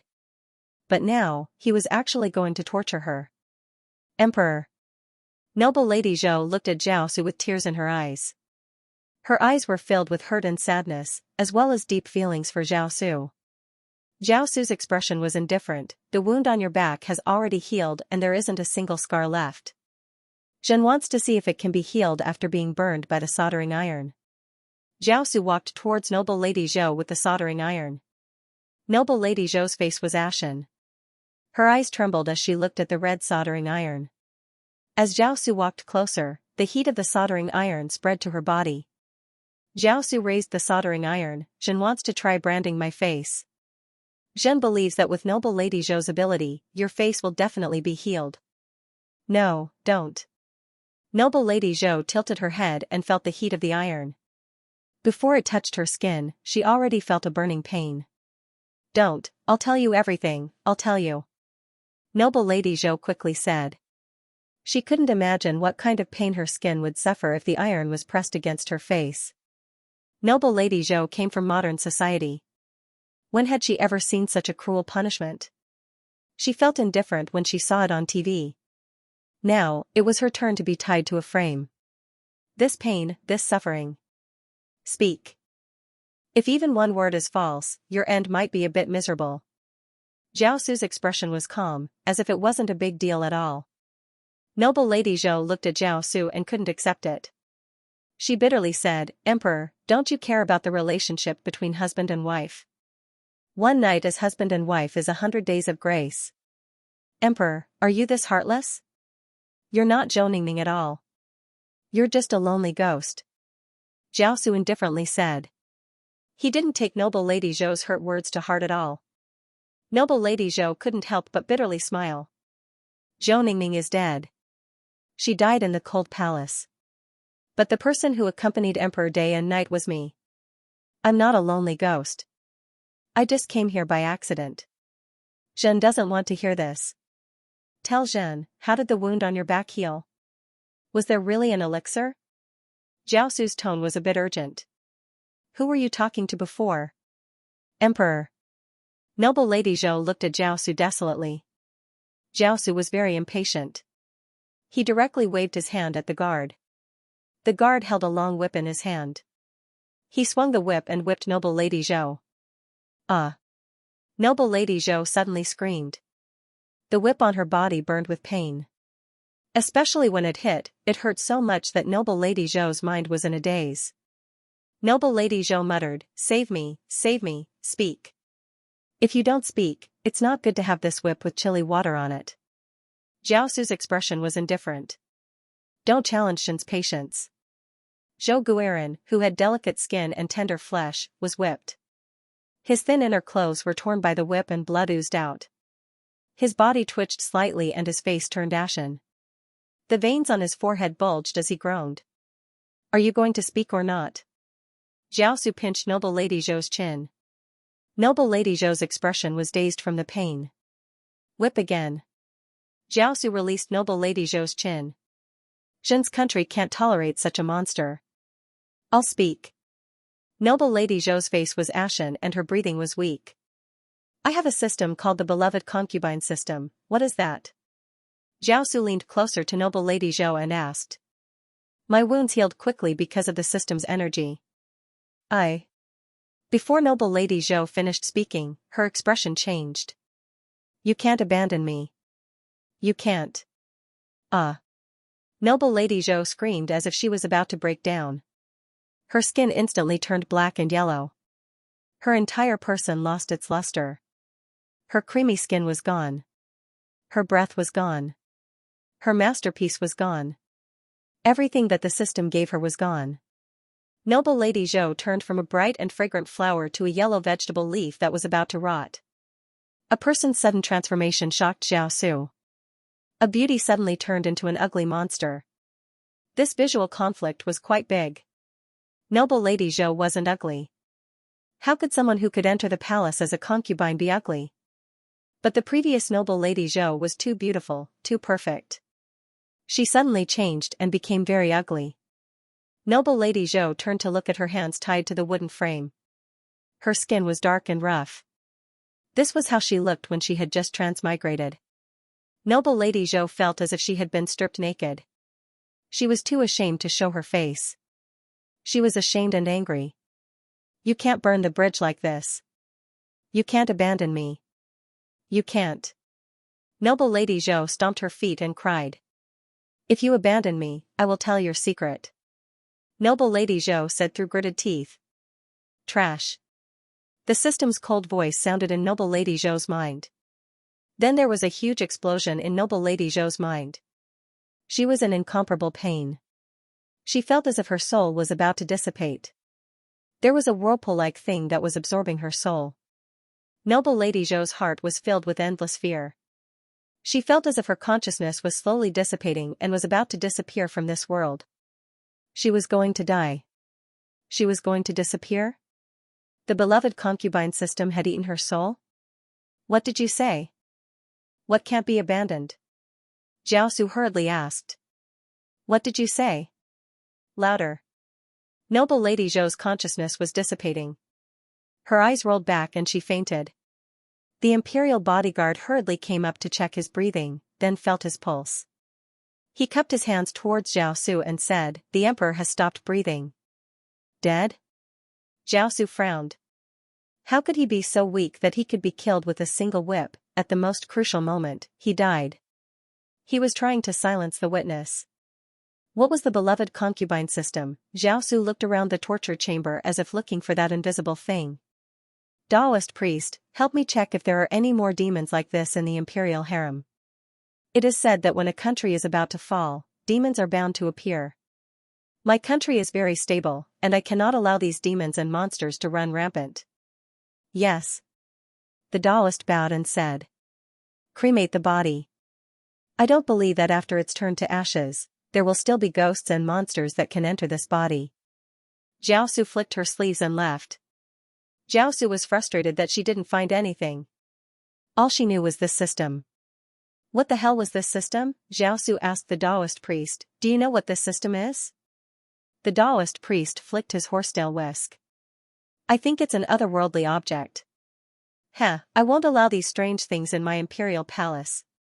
They're called beloved concubines. Check all the women in the imperial harem for me. See if there are any more demons and monsters in my harem. Leave none alive. The look on Zhao Su's face was grim. I won't forgive anyone who messes with my country. Ning Shu waited in Long Autumn Palace until dawn, but there was no news from Zhao Su. When it was time to go to court, Jiaosu went to court as usual, as if nothing had happened. "Tell the concubines that they don't have to come to greet me," said Ningxu. Ningxu tilted his stiff neck. All of a sudden, a cold mechanical voice rang out in his head. "Binding to the virtuous queen system. Loading data. Loading data completed. Hello, host. This is the virtuous queen system. The system's mission is to turn you into an eternal empress, so that you can enjoy His Majesty's favor and be recognized and praised by all the civil and military officials." The virtuous queen system's voice was very mechanical. Maybe it was because the system didn't have enough energy, but it stuttered a little when it spoke. "Ningxu. What the hell? Wasn't the beloved concubine system? Why was there a virtuous queen system? Did the system change its name according to its host's characteristics? Had the beloved concubine system abandoned noble Lady Zhou and bound to her now, Ningxu?" Ningxu couldn't help but laugh. The virtuous queen system asked, "What do I need to do if you want to turn me into an eternal virtuous queen?" "You just need to follow the system's mission. After completing the mission, there will be rewards. These rewards will make you a beauty that can topple cities and make you rich in learning. You will become a winner in life." Ningxu spread his hands helplessly. "Why are you looking for me? You know that I'm not favored by His Majesty." "Because you're not favored. With the help of the system, you will be favored by His Majesty," the virtuous queen system said mechanically. Ningxu, she had been thinking of a way to meet noble Lady Zhou. When the system left noble Lady Zhou, she didn't expect the system to find her. "You can become the successor of an ancient sage. Your soul has the golden light of merit. You are a person blessed by the heavens." When it came to the golden light of merit, the mechanical voice actually fluctuated a little. Soul? Golden light of merit, this merit had been fused into her soul to deal with the assassin. The beloved concubine system had seen it. Ningxu's eyes darted around. After pondering for a while, he cursed in his heart. This system didn't just steal the laws of providence and the fate of the nation. It even sucked away people's souls. *CK, this system was a complete rip-off. It completely used people and didn't even let go of their souls. Even if the bound hosts became winners in life, they would still have their souls sucked away in the end. Not only their soul power, but also their soul origin. *CK, these mission enforcers only collected soul power. After a successful counterattack, the user could still go back to live. With their soul origin, they could be reincarnated. Although he didn't know what reincarnation was, he had a chance to start over. She and 2333 did not go to the beloved concubine system, but the system came to her first. That was like walking right into a trap. It even bound her. Ningxu did not know what to say. 2333 had made a killing this time. God knows how many rules the system had absorbed, and it even swallowed the host's soul. God knows how many good things it had stored. 2333, what do you think? Ningxu called out to 2333 in his heart. It's bound to you. It's a bit troublesome. It's bound to your soul. If you're not careful, it will hurt your soul. 2333 said helplessly. Ningxu, what? Exercise? Ningxu's heart was like a galloping horse. This was really, then what should I do? Ningxu asked with a serious face. Mutual data attack. 2333 said. Ningxu, exercise? Then can you beat the virtuous queen system? Ningxu rolled his eyes and asked. As my support system, you're really weak. You let an external system bind me. Ningxu said with disdain. 2333 ignored Ningxu's disdain. This system is even stronger than the celebrity system. It must have taken a lot of things and experienced a lot of hosts. Ningxu asked seriously, then when can I destroy the virtuous queen system? Is this the beloved concubine system from before? Yes, the name is not important. It can change its name at any time. Emperor system, palace maid system, formidable hero system, strategy system, handsome man system, beautiful woman system, any name will do. The host can be male or female. 2333 said. Since it bound you, it will give you a mission. You don't have to do as it says. 2333 said. Ningxu smiled. But I'm going to be punished. I'll keep it for you. These punishments are all energy. I can absorb them. 2333 said. Let's use up its energy first. Ningxu nodded. That was all he could do. Then I'll have to trouble you. My skills can't help you much. It seemed like he had to make 2333 stronger. Otherwise, if an even stronger system came, it would be a joke if 2333 was killed. She might not even be able to return to the system space. She, as a mission enforcer, might become a wild one. However, now that the virtuous queen system was with her, she didn't need to go to the prison to look for noble Lady Zhou and arouse Jiaosu's suspicion. Ningxu would never provoke the emperor, who had a high IQ. Ningxu was still grumbling when Xiaoling walked in. Seeing Ningxu's pale face, she asked in a hurry, Your ladyship, what's wrong? Nothing, what's wrong? Ningxu asked. His Majesty sent Eunuch with a message, said Xiaoling. Ningxu nodded. When Eunuch came in, Ningxu saluted and said respectfully, Empress, His Majesty wants you to bring all the concubines to Xianxia Palace. Eunuch, what happened? Ningxu asked. Why did Jiaosu suddenly summon the concubines? This servant is not sure either. Eunuch bowed. Ningxu asked Xiaoling to send some maids to summon all the imperial concubines, then brought a large group of beautiful women to the Xianxia Palace. Ningxu walked into Xianxia Palace first and saw Jiaosu drinking tea. Jiaosu's face was dark and there was a Taoist priest standing next to him with a horsetail whisk. Ningxu and the other concubines bowed to Jiaosu. Rise. Jiaosu's voice was indifferent. He was in a bad mood anyway. Sit. Jiaosu waved his hand. Thank you, Your Majesty. Ningxu sat down. Jiaosu said with a dark face, I've already executed noble Lady Zhou.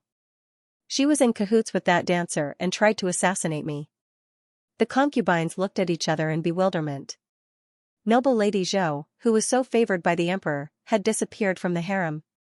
Thank goodness His Majesty found out. Otherwise, the harem would be in big trouble. Ningxu said to Jiaosu. He saw that the Taoist priest beside Jiaosu kept looking at the concubines in the room. He had been observing her for a long time. Was Jiaosu suspecting all the concubines in the harem? I called you here to tell you that I'm not blind. I can see everything. If you cause any more trouble, don't blame me for being impolite. We obey Your Majesty's will. The concubines stood up and bowed to Jiaosu. Issue a mission. Have His Majesty come to Long Autumn Palace tonight. The virtuous queen system's mechanical voice suddenly sounded in Ningxu's mind. Mission reward, telepathy skill. Ability to sense what others are thinking. Wow, this skill is pretty good. It gave me such a good skill right off the bat. I'm guessing it wants me to be the system's puppet. Jiaosu glanced at the concubines and twirled the thumb ring on his thumb. Oh, before the end of the year, your ranks should all rise a bit. Thank you for your grace, Your Majesty. The concubines' faces lit up with joy. Jiaosu waved his hand and dismissed the concubines, including Ningxu. Ningxu left with another group of beauties. How was it? Jiaosu asked the Taoist priest. Was there anyone who was supposed to be dead who came back alive? No, the Taoist priest said. What about the Empress? I told you to focus on the Empress. Jiaosu stared at the Taoist priest. The Taoist priest shook his head. There's nothing wrong with the Empress. She has the aura of a queen. I see. Jiaosu's expression was indifferent. After returning to Long Autumn Palace, Ningxu said to 2333, Damn, did Jiaosu see through my identity? The Taoist priest who could follow Jiaosu around must have some skills. There were many capable people in the world. Ningxu was worried that the Taoist priest could tell that he wasn't Fu Wanhui. What's there to worry about? Didn't someone give you the Mother of the World halo? Not only can the halo produce the power of faith, but it also has additional effects. With this halo, as long as you are the Empress, you are no different from the original owner. You have the destiny of being the Mother of the World. Even a capable person with qi divination wouldn't be able to tell, 2333 said. Ningxu was relieved. He felt that Jiaosu was suspicious of him. As for the quest given by the virtuous queen system, Ningxu didn't care. At night, Jiaosu didn't come to Ningxu's palace. The virtuous queen system determined that Ningxu's quest had failed. Quest failed. Quest punishment is burning. The virtuous queen system's voice was cold. Burning, that was tying someone to a copper pillar and burning them to death. It was a torture method invented by King Zhou of Shang. It could be said that it was extremely cruel. After being burned, the skin and flesh would be charred. The temperature of the searing hot was about 700 degrees Celsius. The person would definitely be burnt like fried dough sticks. First, he used a very seductive skill to tempt her. The harem's hearts were complicated. If she could get telepathy, it would be a great help. If she failed, he would punish her in an extremely horrible way. Under this kind of training, anyone would submit. Ningxu lay on the bed, waiting for the punishment to come. 2333, you have to work hard. Ningxu felt that she should be able to endure this kind of punishment. After all, she was someone who could survive a vicious curse. Let's see who outlasted who. Ningxu felt warm all over. She didn't feel the pain of being burned at all. It was like being in a sauna. She was sweating all over, but she felt much better. Is it over? Ningxu asked 2333. I've absorbed the power of the punishment, 2333 said. Awesome. Ningxu gave 2333 a thumbs up. Of course, it's only because my level is low right now. When I'm higher, these systems won't be my match at all, 2333 said smugly. Ningxu, a few compliments and you think you're going to heaven? Don't forget, her soul is bound to the virtuous queen system. All I can do is watch. Useless. Ningxu had Qiuling prepare some hot water. She was sweating all over and wanted to wash up. Why don't you feel any pain? The virtuous queen system's robotic voice was puzzled. It had never encountered such a thing before. This host's reaction was beyond its expectations. Ningxu lay in the bathtub. She was sweating all over. Taking a hot bath was really comfortable. Oh, I don't feel pain, Ningxu said happily. The virtuous queen system didn't believe Ningxu's words. His pain was mental, not physical. That kind of pain was engraved in the soul. The virtuous queen system released another lightning strike. The water in the bathtub crackled. But Ningxu was completely fine. She even poured the electrified water on herself. The numbing sensation was quite comfortable. It was like a massage, but all her hair stood on end. What's going on? The virtuous queen system was completely confused. Its energy was gone. It had never encountered a host like this before. The virtuous queen system released more energy to torture Ningxu, but 2333 absorbed it all. The system felt that something wasn't right. Usually, this kind of carrot and stick method was used to make it easier to tame people. But now, the punishment method was not effective. Without experiencing extreme pain, people would not learn to be obedient, and it would be even more impossible for them to complete the mission properly. The virtuous queen system calculated the gains and losses and felt that it would not benefit from this host. Instead, it would be a waste of energy. However, before he left, he had to take this soul with him. This soul was powerful and had good karma. It was a gain. There were very few souls with such merit. Ningxu had just finished showering and was putting on her clothes when she felt a force trying to suck her soul out of her body and into a place where she could not see the light of day. 2333, hurry up and attack, or both of us will be finished. 2333 was bound to her soul. If something happened to her soul, 2333 would die as well. Ningxu tried her best to control her soul. She felt the suction force getting stronger and stronger. Her soul was about to leave this body. Ningxu suddenly realized that she was really weak. Her soul attack was very weak, and she had no ability to protect herself. It seemed that she would have to cultivate soul attack techniques in the future. The last time she fought with an assassin for a body, Ningxu realized that her soul attack was her weakness. When this mission was over, she had to exchange for a secret manual to cultivate soul attack power. In a situation like this, she had no ability to resist at all. As a mission enforcer, the most important thing was her soul. Ningxu tried her best to control her soul so that it would not be sucked away by the virtuous queen system. Then, the suction force became weaker and gradually disappeared. Ningxu sighed. 2333 had finally made its move. I must cultivate soul attack power. I can't rely on 2333. If 2333 can't deal with it, I'll be finished. What the hell are you? The virtuous queen system's voice was filled with anger. Give me back my energy. The virtuous queen system saw that something was wrong and quickly left Ningxu's soul. The moment it left, 2333 invaded the virtuous queen system. Ningxu covered her ears.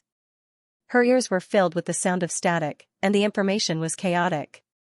When the static gradually disappeared, Ningxu called out to 2333 in her heart. Still alive? Alive. 2333's voice sounded tired. Ningxu sighed. As long as you're alive. She had never felt so real before. She and 2333 were like grasshoppers on the same rope. No matter how they jumped, they were bound together. However, Ningxu still had to say one thing. 2333 was really useless. Not only was he useless, he even looked down on her. They were forced to be tied together. You don't like me. Damn it, I don't like you either. I'll be reorganizing these data and laws. If there's nothing, don't call me. 2333 said. My energy consumption is a bit high. Then how am I going to go back? Always running away after getting benefits? Ningxu said angrily. 2333 said, I set a time for the system. As long as you complete the mission, you will be sent back. This time, there are a lot of things in the virtuous queen system. I need some time to organize them. Then when you're done, will you level up? Ningxu asked. Maybe, maybe not. 2333 was not sure. 2333 had already devoured 2 systems and this system was not weak at all. 2333 was like a giant pit, no, a black hole. Okay, then get out. Ningxu waved her hand. 2333 was silent. She did not know when he would speak again. Now, she was the only one left. After dealing with Noble Zhou and the virtuous queen system, Ningxu was content to be a virtuous queen. When she had nothing to do, she would let the concubines in the palace chat with her. Most of the time, Ningxu was taking care of this body. When Fu Wanhui came back, she could give birth to a child. A man like Jiaosu was unreliable. If she wanted a country, she would not have a woman. Having a child would at least make her lower body less miserable. To be honest, Ningxu wanted to leave as soon as possible. When facing Jiaosu, Ningxu felt that Jiaosu was suspicious of her identity. Now, Jiaosu did not love Noble Zhou. She did not scatter the concubines for Noble Zhou. No matter who was favored or not, they all had a place to live. Like in the plot, they were all chased out of the palace and lost their reputation. Now, the concubines in the palace at least had a good reputation. Ningxu really couldn't figure it out. Was the person who did this really Jiaosu?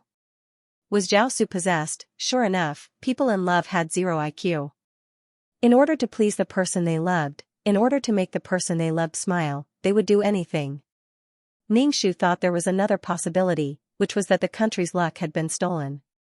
If the heavens wanted to destroy a person, they would first inflate and make them crazy. Ding. Considered complete, now leaving the quest world. The system's voice sounded in Ningxu's mind, but it wasn't 2333's voice.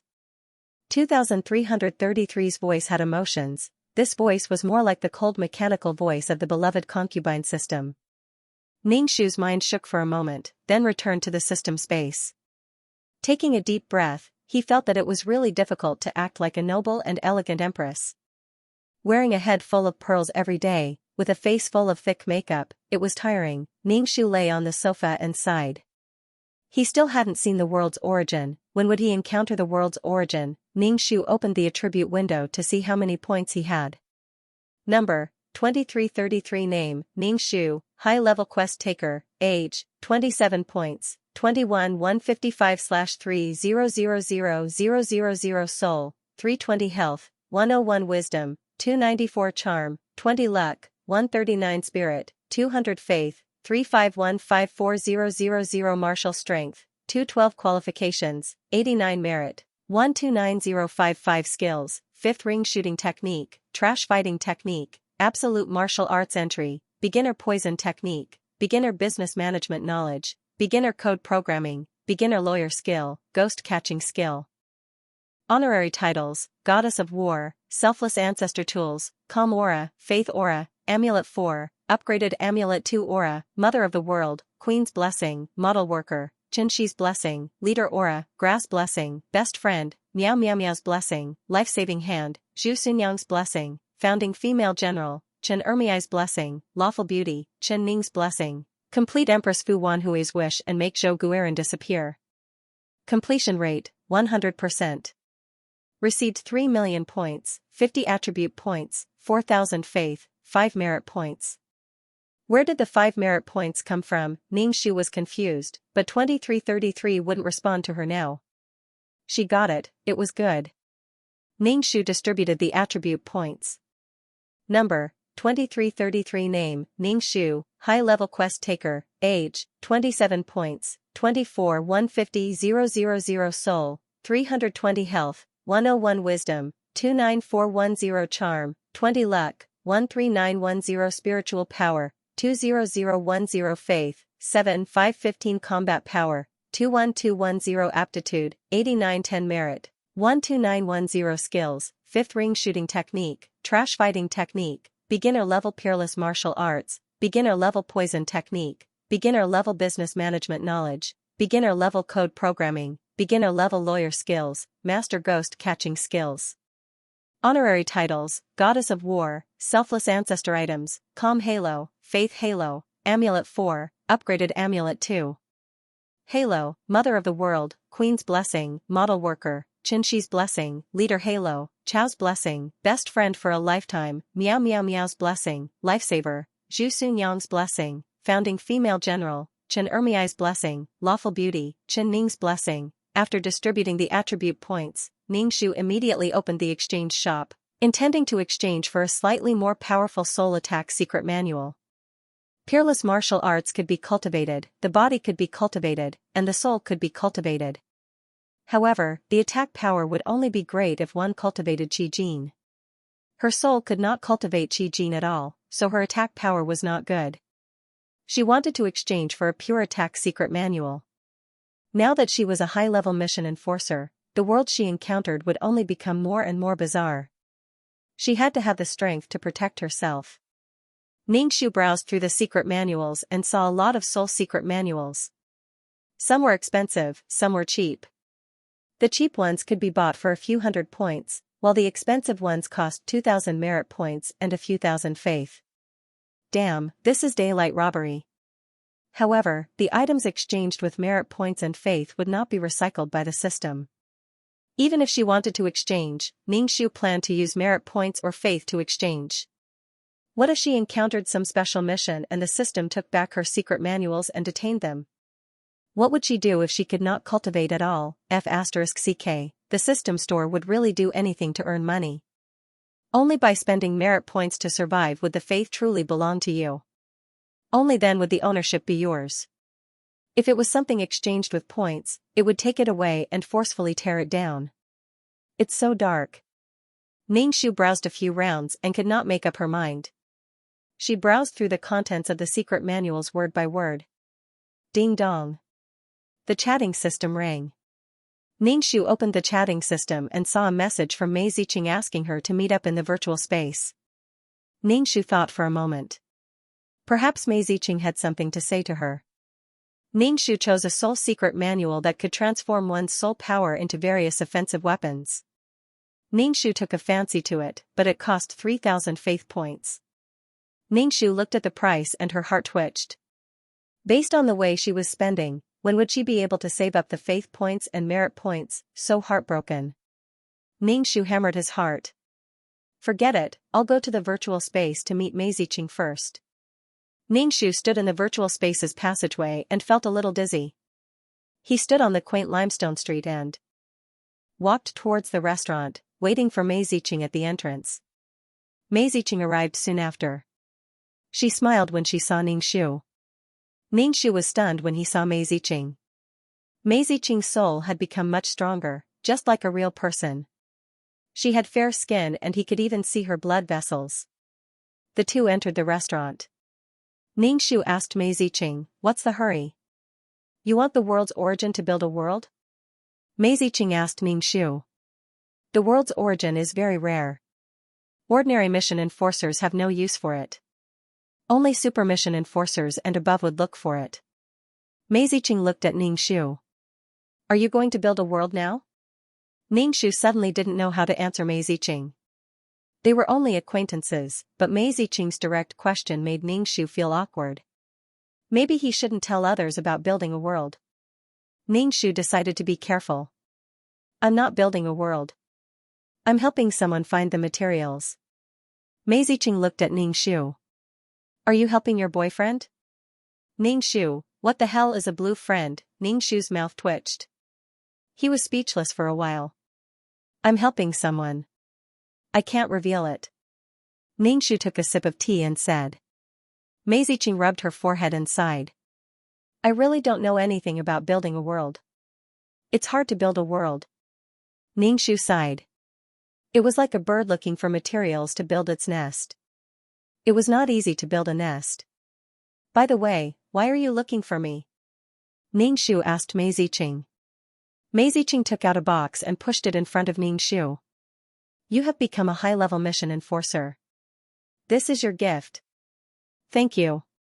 Ningxu accepted the gift. "Other than the gift, is there anything else?" Mei Ziqing looked hesitant. Ningxu said, "What is it?" "Well, do you have extra power of faith? Can you lend me some?" Mei Ziqing looked ashamed. Ningxu was surprised. "You don't have any power of faith?" "Without building a world, how can I have any power of faith?"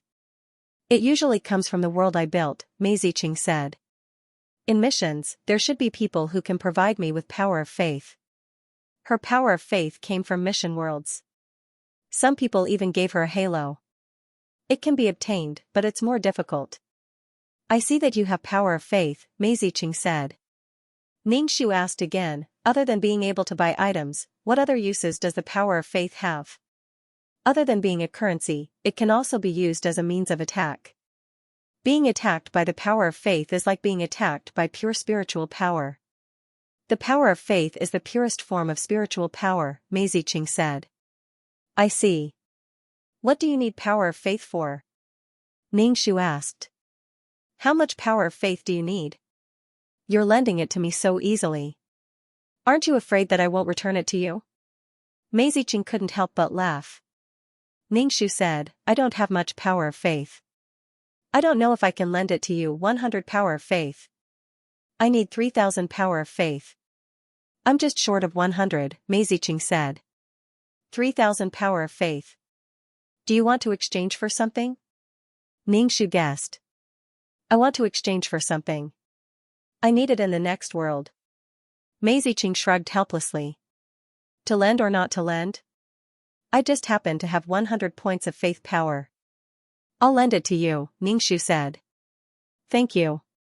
To be honest, I'm embarrassed to ask you for your power of faith," Mei Ziqing said shyly. "I'm fine," Ningxu said. "No matter what, you saved my life." Mei Ziqing reached out and shook Ningxu's hand. "Thank you." Ningxu pulled his hand out. It felt weird to be held by a woman. Ningxu transferred 100 faith power to Mei Ziqing. Mei Ziqing patted Ningxu's shoulder. "Good luck. I will help you keep an eye out for news about the world's origin." "Thank you," Ningxu said. After flying away with Mei Ziqing, Ningxu prepared to go to the consultation room to ask. Ningxu wanted to exchange for a soul attack secret manual, but 3,000 faith power was too expensive. Ningxu wanted to ask the silver-haired man what he should exchange for. The main reason was that he was still too inexperienced. There were many things that he didn't understand. As soon as she walked into the consultation room, Ning-Shu smelled the fragrance of the room. She took a deep breath, and the smell calmed her down. The silver-haired man came out from the side room. He never left his book. When he saw Ning-Shu, he stopped. It seemed that he didn't want to see Ning-Shu. He had an expression that said, "Why is it you again? I have something to ask." Ning-Shu sat down and said to the silver-haired man. The silver-haired man sat opposite Ning-Shu. "I promised you 3 chances.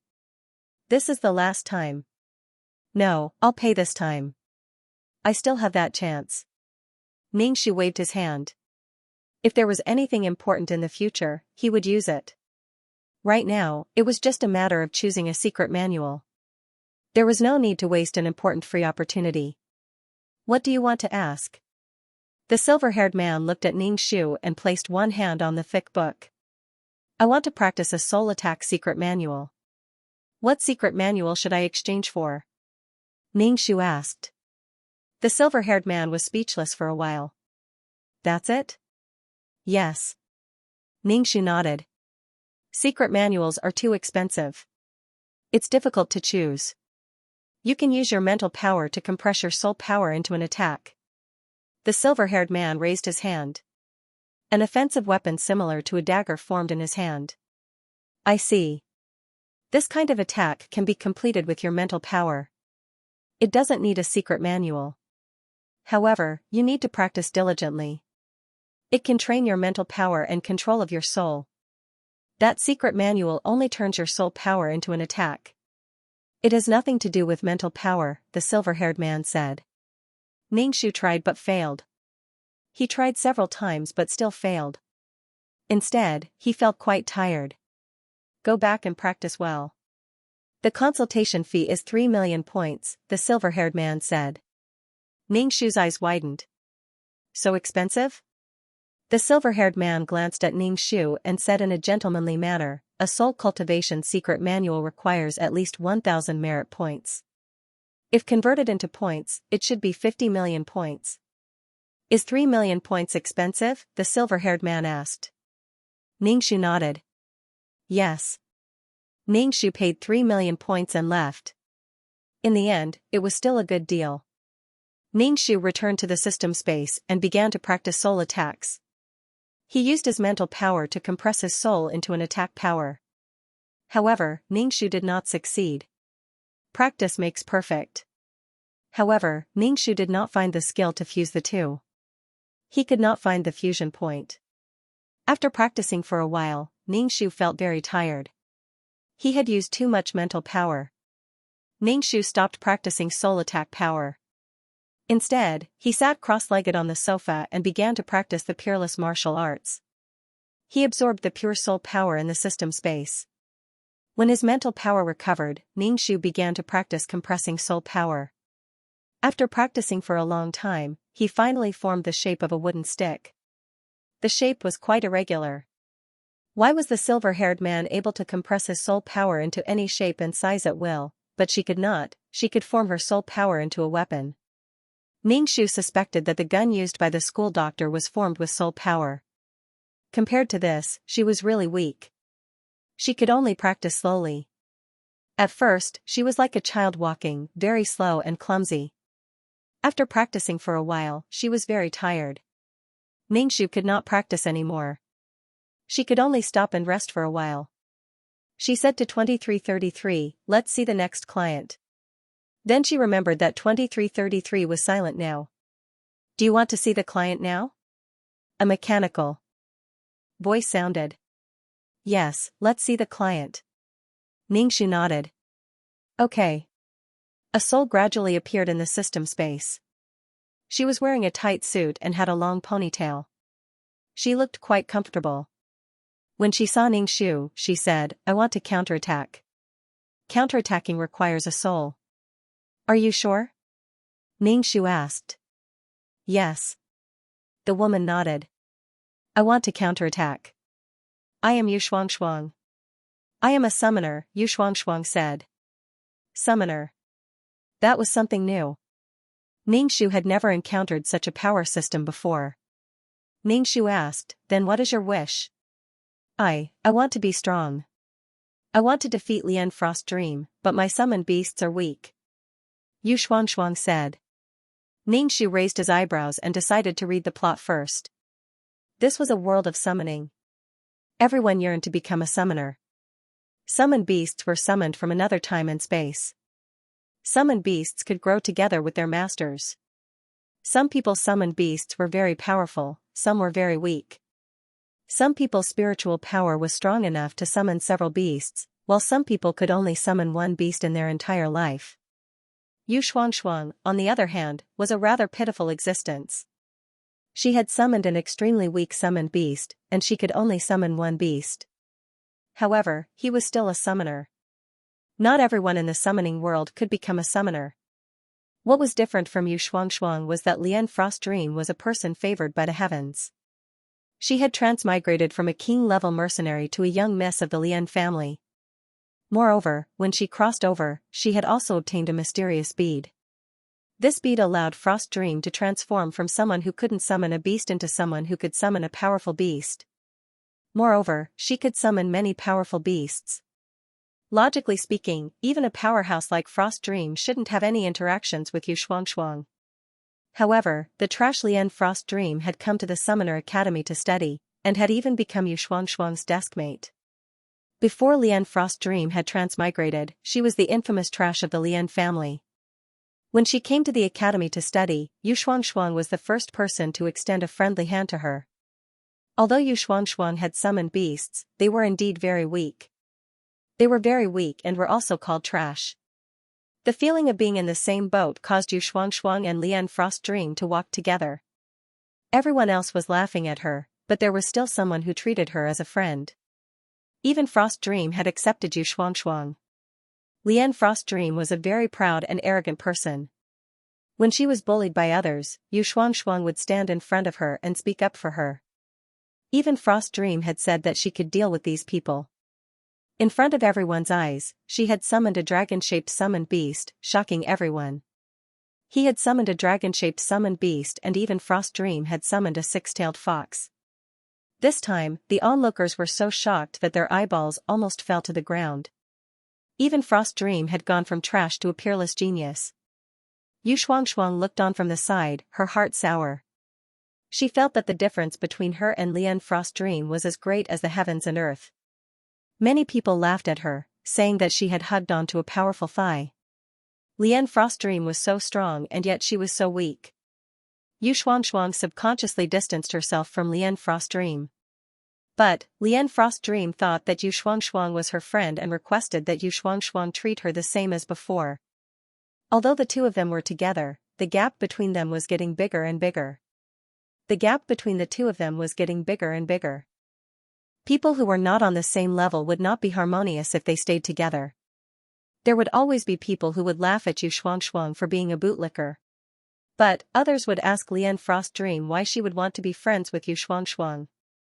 Even Frost Dream said that Yu Shuangshuang was my friend. As Yu Shuangshuang heard this, she wasn't moved at all. Instead, she felt embarrassed and embarrassed. Yu Shuangshuang liked a boy from the elite summoner class. This boy was an influential figure of the Summoner Academy.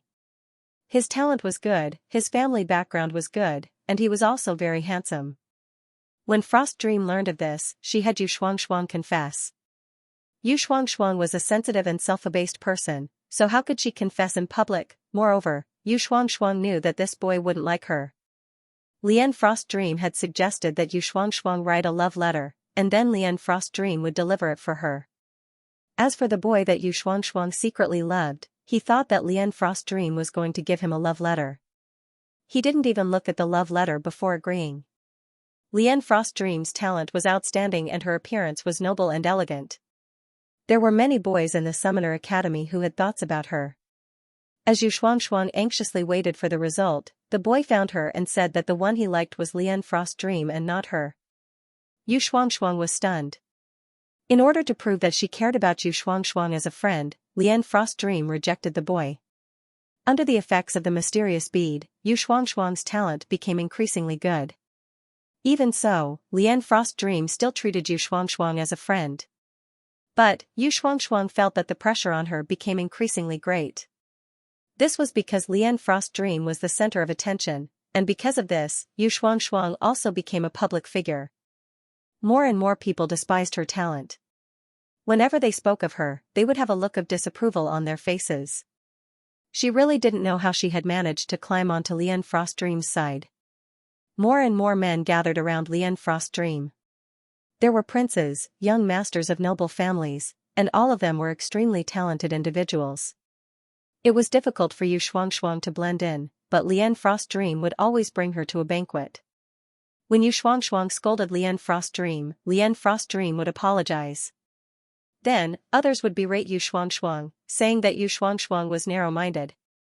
Even Frost's dream apologized to you, so what do you want? In any case, Lian Frost's dream apologizing to her was an amazing matter. Yu Shuangshuang felt particularly embarrassed. Lian Frost's dream said that she wanted to be her friend, and others would say that Lian Frost's dream wanted to be her friend, so what do you want? Yu Shuangshuang couldn't bear this. Once again, when she left the academy to adventure, Yu Shuangshuang grasped her weapon and thrust it towards Lian Frost's dream's back. Lian Frost's dream had so many summoned beasts, so how could she possibly be wounded by the weak Yu Shuangshuang? Yu Shuangshuang was sent flying by Lian Frost's dream's summoned beast. She crashed into a tree trunk and fell to the ground, vomiting blood and barely breathing. Lian Frost's dream was deeply saddened by this betrayal. She couldn't imagine that her true friend would actually stab her in the back. Lian Frost's dream's friends comforted her, saying that some people's hearts were dark and they were jealous of her, thus they wanted to harm her. It was better to not have such a friend. Yu Shuangshuang's vision blurred as she watched a group of men surround Lian Frost's dream, including her crush. Finally, she breathed her last. After Ningxu accepted the plot, he let out a long breath. This was a story of friendship overturning at the drop of a hat. Was Lian Frost's dream wrong? She was right. She felt that she was sincere enough to her friend, but her friend still wanted to kill her because of a man. Was Yu Shuangshuang wrong? That's right, to be together with a friend that wasn't on the same level as her, this sort of psychological pressure was far too great. If Lian Frost's dream had distanced herself from Yu Shuangshuang, then perhaps this wouldn't have happened. She didn't know what Lian Frost's dream was thinking, but she insisted that Yu Shuangshuang become her friend. Was it because of Yu Shuangshuang's good intentions? This was a world where the strong were respected. Truth was expressed through strength. Lian Frost's dream believed that she understood the feelings of the weak. She treated Yu Shuangshuang with sympathy and charity. Lian Frost's dream thought that she was very good to Yu Shuangshuang, but Yu Shuangshuang had betrayed her. As for Yu Shuangshuang, the boy that she secretly loved liked Lian Frost's dream and followed her around every day. But, Lian Frost's dream actually called him a partner. All the men around her were partners that she could entrust her life to. In the face of danger, she could trust her back to them. So many partners, the men by Lian Frost's dream's side were like the moon surrounded by the masses, revolving around her like a bright moon. As for Yu Shuangshuang, her talent wasn't good and she wasn't strong, so no one cared about her. In the end, she was just too weak. Only when she was strong could she be fundamental. Now, Yu Shuangshuang's only wish was to become strong. As for defeating Lian Frost's dream, that was only to prove that she was stronger than her. She was still unwilling to accept this. Can you reverse the situation for me? Yu Shuangshuang asked Ningxu. Yu Shuangshuang said in a low voice, I really can't withstand the gazes of those around me. I am a weakling. Those people that can't attack Lian Frost's dream will attack me because I am close to her. But at this time, Lian Frost's dream is like a savior that stands up for me. I really can't withstand this. I don't want to be friends with Lian Frost's dream. Those around her say that I don't know how to appreciate favors. Yu Shuangshuang lowered her head, I can't breathe. In her entire life, she hadn't been able to get rid of Lian Frost's dream. She had always been under her shadow. Even if she wanted to get rid of her, she couldn't. When others looked at her, they thought that she was someone who only knew how to hug her thigh. She was such a weak chicken and yet she shamelessly followed beside goddess Lian Frost's dream. Do you want to defeat Lian Frost's dream? Ningxu asked. I want to be strong. Yu Shuangshuang said, if I am strong, then the boy I like will like me. Ningshu couldn't help but say, if you are strong and outstanding, then why do you still like him? Yu Shuangshuang was stunned for a moment. Then, she said, that makes sense. He didn't care about me at all. When I died, he looked at me with an angry expression. Is Frost Dream really that good? Yu Shuangshuang asked. People like to do things in a swarm. For example, a swarm of bees likes a person, Ningshu said casually. Even Frost Dream was powerful and beautiful. It was normal for men to like her. Can you counterattack for me? Yu Shuangshuang asked again. Ningshu thought about it. She hadn't been to this kind of world before, so she might be able to reap some benefits. Ningshu now focused on the world's origin. Even if he had become a super mission enforcer, he would still not be able to control his own fate if he did not have a world of his own. Even if she was a high-level mission giver, as long as she constructed a world, she would still be able to control her own destiny. Moreover, the data for the promotion to super mission enforcer was just too ridiculous. To counterattack, you need to sacrifice your soul power. Are you sure you want to counterattack? Once the deal is done, you can't go back on your word, Ningshu said. I'm sure. I'm willing to offer 60% of my soul power. Yu Shuangshuang nodded, looking determined. Good, I'll accept this mission. Ningshu agreed. What Ningshu was curious about was what Lien Frost Dream's mysterious bead was, that it could allow her to summon so many powerful summon beasts. Thank you. Yu Shuangshuang's soul gradually disappeared. Ningshu opened the system's exchange store and exchanged for basic items such as fasting pills. Then, he prepared to enter the mission. Enter the mission. Ningshu said from the void. Yes. Ningshu felt his soul fuse into a body. After the fusion was complete, Ningshu opened his sore eyes, feeling a stabbing pain in them. This body was lying on a table, crying. Someone was pushing her body from the side. Shuangshuang, I never thought that things would turn out like this. How could I have known that Muziki would think that I was confessing to him? I apologize to you. Ningshu looked up at the girl who spoke. The girl beside her was wearing the white robes of the Summoner Academy, and her long hair was tied into a ponytail. The girls of the Summoner Academy were all dressed like this. Her facial features were delicate and moving. She was very beautiful, and her eyebrows carried a flamboyant charm.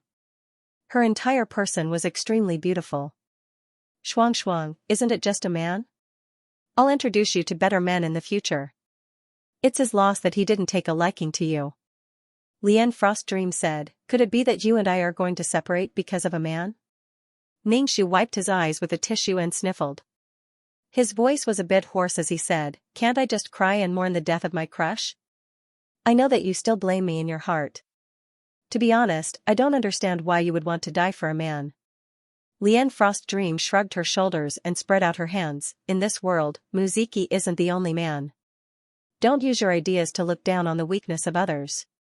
Because you are strong and beautiful, there are far too many people to choose from.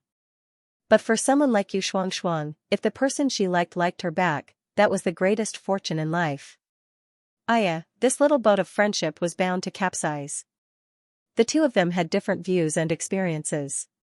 Lien Frost Dream was an international mercenary, and Yu Shuangshuang was a weak and sensitive person. Being evenly matched was the best way to coexist, whether it was in friendship or in love. I don't blame you. I know that I am not worthy of Muziki. Muziki's family is a noble, and I am only an ordinary commoner. Moreover, my talent is lacking. Ningshu lightly said. Lien Frost Dream patted Ningshu's shoulder, don't underestimate yourself. There is no need to compare yourself with others. In my heart, you are the best. You are always better than those people who worship the strong and trample on the weak. Thank you for the praise. Ningshu smiled. So, who was right and who was wrong in this matter? There was nothing wrong with standing in his own position. Lien Frost Dream let out a long breath, clearly relieved. Sometimes, Lien Frost Dream felt that facing the sensitive Yu Shuangshuang was quite tiring. She had to pay attention to what she said. She had to consider whether or not her words had accidentally poked her heart. However, Yu Shuangshuang had a kind heart. When she was still a waste, only Yu Shuangshuang had stood up for her and spoken up for her. In this world where the strong were revered, this was a very precious thing. If it were someone else with a darker mind, they would have bullied her even more. Frost Dream, it's time to eat. Muziki walked in.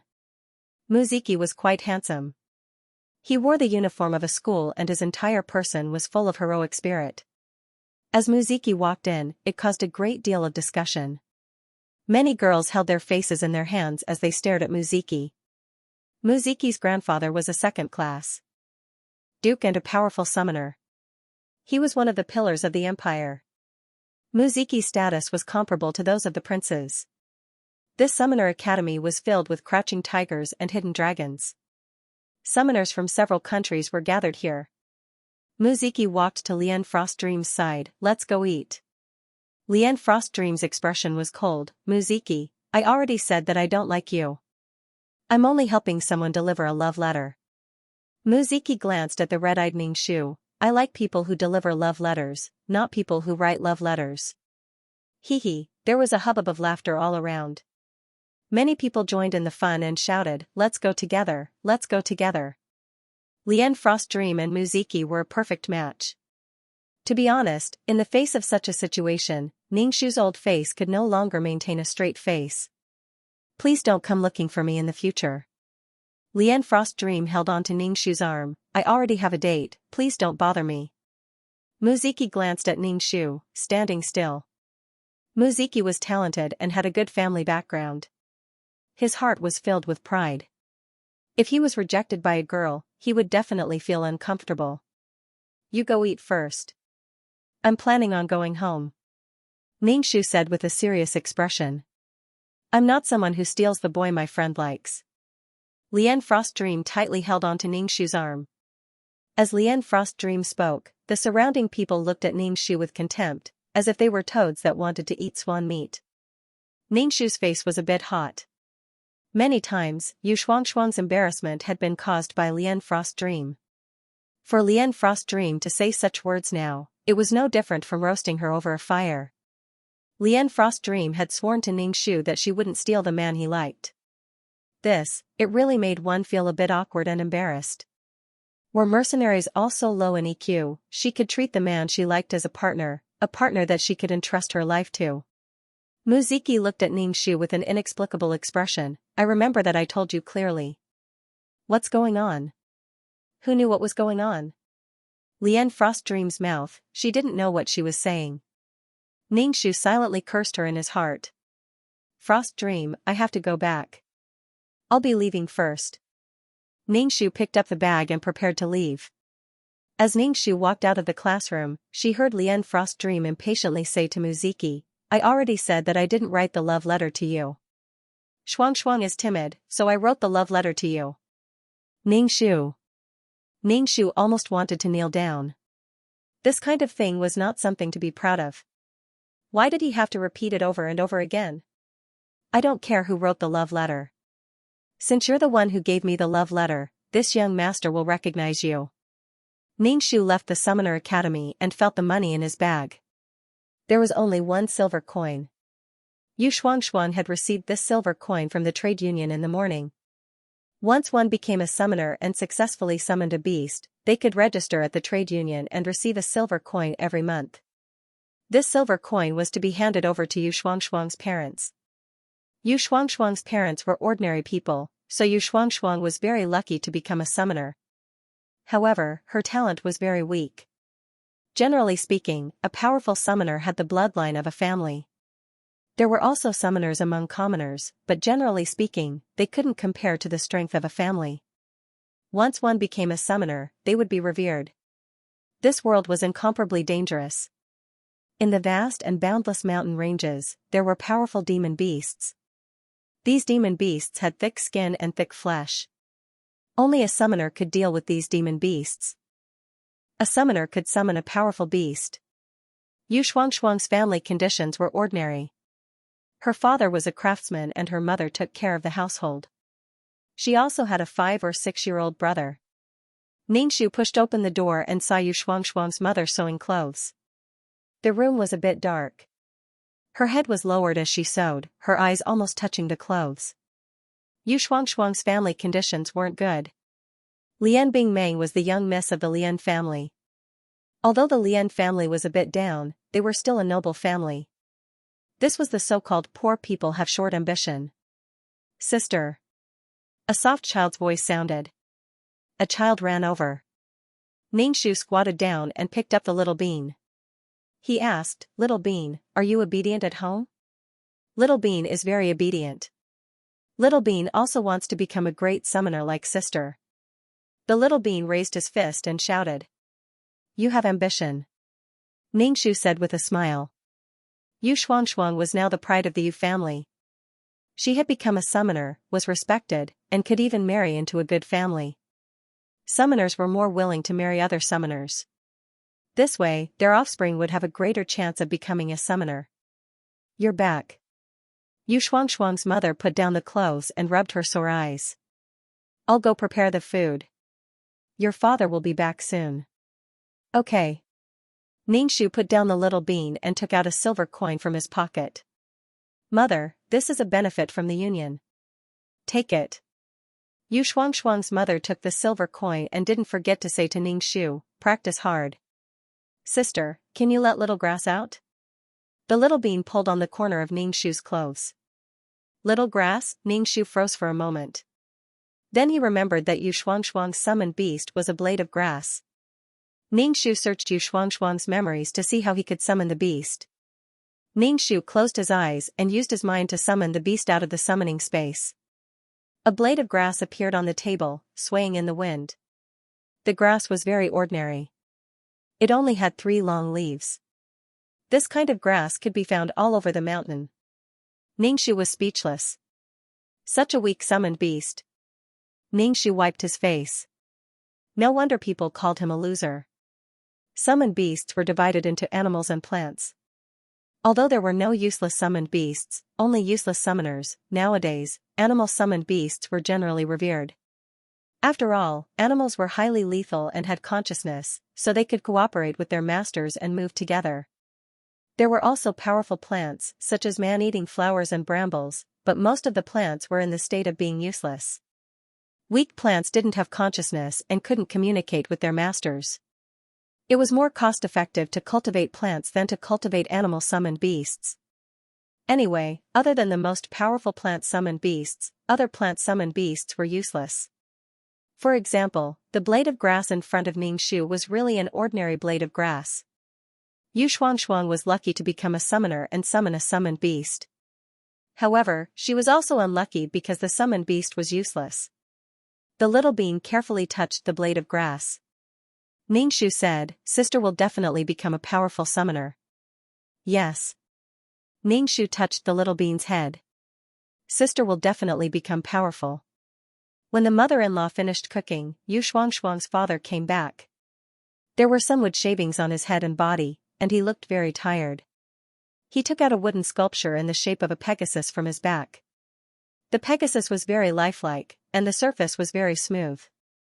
It could be seen that the person who carved it had put in a lot of effort. Father. The little boy immediately jumped over happily and snatched the wooden Pegasus from Yu Xing's hands. Father, what kind of summoned beast is this? The little boy asked his father. Yu Xing patted the wood shavings on his head and said, This is a holy horse beast, a holy beast. Great, it's a holy beast. The little boy held the wooden sculpture and looked at it over and over again, unable to put it down. Ningxu put away the grass on the table, put a basin of water on the table, and said, Father, wash your hands. Okay. Yu Xing had a smile on his face and used a handkerchief to wash his face. Sister, I want to be a summoner. I want my summoned beast to have wings and be able to fly in the sky. The little boy hugged the wooden sculpture tightly and looked up at Ningxu. My little brother will definitely become a summoner, a powerful summoner. Ningxu smiled and patted the little boy's head. In this world where the strong were respected, everyone wanted to be strong. The mother-in-law put the food on the table. The food was not very sumptuous, just some steamed potatoes mixed with some vegetables. It was quite filling. After lunch, Ningxu went to her room to practice her peerless martial arts. In this dangerous world, he had to have the ability to protect himself. Since he couldn't count on his summoned beast, he could only strengthen himself. Many people who couldn't become a summoned beast would choose to cultivate their own body. Ningxu cultivated for a while, and waves of spiritual energy went into his body. The spiritual energy in this world was very abundant. The spiritual energy washed his body, and it was very comfortable. The spiritual energy around him was very abundant. Ningxu thought for a while and summoned Xiaoqiao to let her absorb some spiritual energy. The biggest disadvantage of plants was that their consciousness was shallow, and they weren't as intelligent as animals. Powerful summoned beasts could transform into human form. In history, there were people who had summoned beasts in human form. That was how powerful they were. Xiaoqiao stood beside Ningxu, its 3 long leaves swaying slightly. Ningxu was so engrossed in his cultivation that his dantian had already formed qi force. Cultivating in a world with abundant spirit qi felt great indeed. It wasn't until his mother-in-law knocked on Ningxu's door and asked him to hurry to the academy that Ningxu stopped cultivating. He found a small flower pot and planted the grass in it. Then, she carried the small flower pot to school. However, the grass had always been green and did not wither at all. According to the academy's teachers, the origin of these summoned beasts was summoned from a different time and space and formed a contract. At the same time, the summoned beasts would also choose their masters. Whatever their consciousness came into contact with, they would be summoned. Yu Shuangshuang's spiritual power was not strong. As he passed by the shop, Ningxu went in and strolled around. He saw that magic crystals were very expensive, easily several thousand gold coins. Ningxu gulped down a mouthful of saliva. Magic crystals were things that existed in the bodies of demon beasts. They were the source of a demon beast's strength. Ningxu had intended to buy some wood element magic crystals for Xiaoqiao, but when she saw the price drop, she had a thought in her mind. Oh my, it's such a waste to give such an expensive item to a blade of grass. Now, the strength of a summoner was measured by the strength of their summoned beast. Ningxu decided to wait until he had a little bit of ability to protect himself. Then, he would go to the mountain range to obtain magic crystals. The reason why magic crystals were so expensive was because not every demon beast had one. First-level demon beasts simply did not have one. Ningxu hammered his chest, feeling stifled. Ningxu carried the flower pot to the classroom. Lian Frost Dream was already sitting in her seat. Ningxu beckoned her over. Ningxu carried the small flower pot over. Lian Frost Dream glanced at the flower pot. Decoration? Is this your summoned beast? A girl next to him snickered. Ningxu nodded. This is my summoned beast. Yu Shuangshuang rarely summoned her summoned beast. This was because she was worried that others would laugh at her. Yu Shuangshuang had failed most of her schoolwork. For instance, she had to practice controlling her summoned beast. How could she control a blade of grass? Seeing Ningxu so calm, the girl didn't say anything. The more you were afraid of something, the more others would grasp onto your weakness and attack you. Why did you plant your summoned beast in the flower pot? Lian Frost Dream asked Ningxu. It's a green environment. It's good for the eyes. Ningxu sat down. Ningxu asked, you came so early. Did you not eat lunch? I ate. Lian Frost Dream's expression was a bit strange. Ningxu took out a book from his desk. He turned and saw Yu Shuangshuang's expression. What's wrong? Shuangshuang, there is something that I must confess to you. I went to eat lunch with Muziki. Lian Frost Dream said, but I didn't go alone with Muziki. I went with the second prince and the fourth prince. Lian Frost Dream already knew so many people. Ningxu shook his head. I'm fine. I have nothing to do with Muziki. You can eat with whoever you want, that's your freedom. You don't need to explain anything to me. I'm just afraid that you'll be angry. Friends should eat meat and drink wine together, there's no need to be so shy. Sometimes I have to worry about you when I do things. Even Frost Dream sighed as she spoke. Lian Frost Dream was a mercenary in her past life. She had companions to do missions with, so there weren't many restrictions between them. Lian Frost Dream also felt that it wasn't appropriate for her to be friends with Yu Shuangshuang. But, she could see that Yu Shuangshuang was quite pitiful. Her talent was poor and her family conditions weren't too good either. She wanted to return the kindness that Xianxia had shown her before. When it was time for class, a tutor came in with a book under his arm. This tutor was wearing a tutor's robe. His every move was extremely gentle and gentlemanly. He was warm and gentle like jade, and also very handsome. Xianxia saw Lian Frost dream from the corner of his eyes. She was supporting her chin as she looked at Instructor Wen. Xianxia's eyebrows arched up. He quietly asked, "Do you like Instructor Wen?" Lian Frost dream shook her head. "No, I admire the strong. Besides the principal, Instructor Wen is the strongest person in the world. Moreover, he is much younger than the principal." Xianxia didn't speak. Lian Frost dream treated Xianxia with pity, not as an equal. Sometimes, receiving wasn't necessarily more blessed than giving. Moreover, it didn't matter if others were receiving or not. Xianxia used his hand to push the small grass leaves in the flower pot. The edges of the leaves were slightly serrated, and they swayed back and forth. How could he strengthen this sort of summoned beast? Xianxia closed his eyes. A ball of green light appeared in his consciousness. This ball of light was very small, it should be the consciousness of the small grass. However, his consciousness was empty. There were no emotions, no thoughts. Thump thump thump. Xianxia heard the sound of the plant's pulse. He could even see the veins of the plant, as if there were water flowing within them. Xianxia stared at the little grass as if he were looking at the structure of a plant under a microscope. The master was very clear about his summoned beast. Xianxia was staring at the little grass in a trance when he was pushed by someone. He immediately regained his composure and looked at Lian Frost Dream. Lian Frost Dream covered her mouth with her hand and said, "Teacher is calling you." Xianxia stood up in a daze. "Was my class so boring that you were in a daze from beginning to end?" Teacher Wen gently asked. His appearance didn't seem like he was reprimanding someone at all, but it made one feel ashamed. "I'm sorry, I will definitely be serious," Xianxia said. "Sit down." Teacher Wen had Xianxia sit down. A summoner's strength lies not only in their summoned beasts, but also in the summoner themselves. When powerful demon beasts and summoned beasts become powerful, they can transform into human form. Although we humans don't have hard armor or large bodies, we have the greatest potential. It doesn't matter if a summoned beast is weak or small, but a powerful summoner is also powerful. As long as you can defeat a demon beast that attacks a city, you are a powerhouse. Teacher Wen said. Xianxia didn't know if this person was speaking to him or not, but he heard it in his heart. Whether it was a white cat or a black cat, as long as it could catch a mouse, it was a good cat. Next, go to the training room and practice controlling your summoned beasts. Give them orders from your consciousness. Teacher Wen led the way to the training room. I've never seen someone as gentle as Teacher Wen. Lian Frost Dream said as she stared at Teacher Wen's back.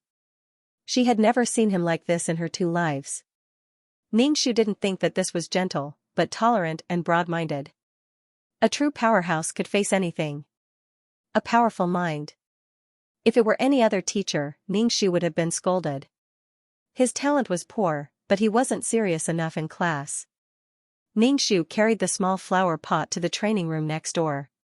The training room was very large and there were all sorts of props. Release your summoned beasts. Teacher Wen gently said. Dozens of students released their summoned beasts one after another. There were all sorts of summoned beasts, snakes, waves, tigers, birds. In any case, there were beasts that ran on the ground, flew in the sky, and swam in the water. There were all sorts of beasts. However, they were all mutated. For example, some wolves grew a pair of wings. Some summoned beasts were awe-inspiring, while the weaker summoned beasts became listless under the influence of their natural enemies. Xianxia was speechless. Xianxia stared at the flower pot he was holding. It was filled with green grass. After everyone else released their summoned beasts, Frost Dream finally released her own. Her summoned beast was a dragon. When it was first released, it was small and cute. It was chubby and had a pair of small fleshy wings. It was simply a harmless little creature. However, no one present dared to underestimate this chubby little thing. If this thing transformed, it would become much bigger than it was now, ferocious and powerful. As soon as this thing came out, some of the weaker summoned beasts whimpered and crawled back on the ground. Some of the stronger summoned beasts had their hair standing on end. They bared their teeth and looked at this cute little thing with vigilance. The little dragon jumped into Lian Frostming's arms, trying to act cute in front of her. Alright, stop messing around. Your summoned beast is very strong. Raise it well. Teacher Wen looked at the little meat dragon. Thank you, teacher. Frost Dream smiled. Now give your pet an order. Jump over from the high platform in front of you. Make your summoned beast understand your orders and make your summoned beast understand your intentions. This way, when you fight later, they will be able to cooperate better. Your summoned beast is your companion. Normally, you should let your summoned beast out to interact with each other. Teacher Wen said. Frost Dream took the lead and had her summoned beast jump over from the high platform. The little meat dragon unwillingly twisted its little butt and opened its small fleshy wings to fly over. The other students finished their training one by one. Ningxu held the flower pot and watched from the side. This feeling of being excluded and being the only one who hadn't handed in their homework made him feel extremely lonely.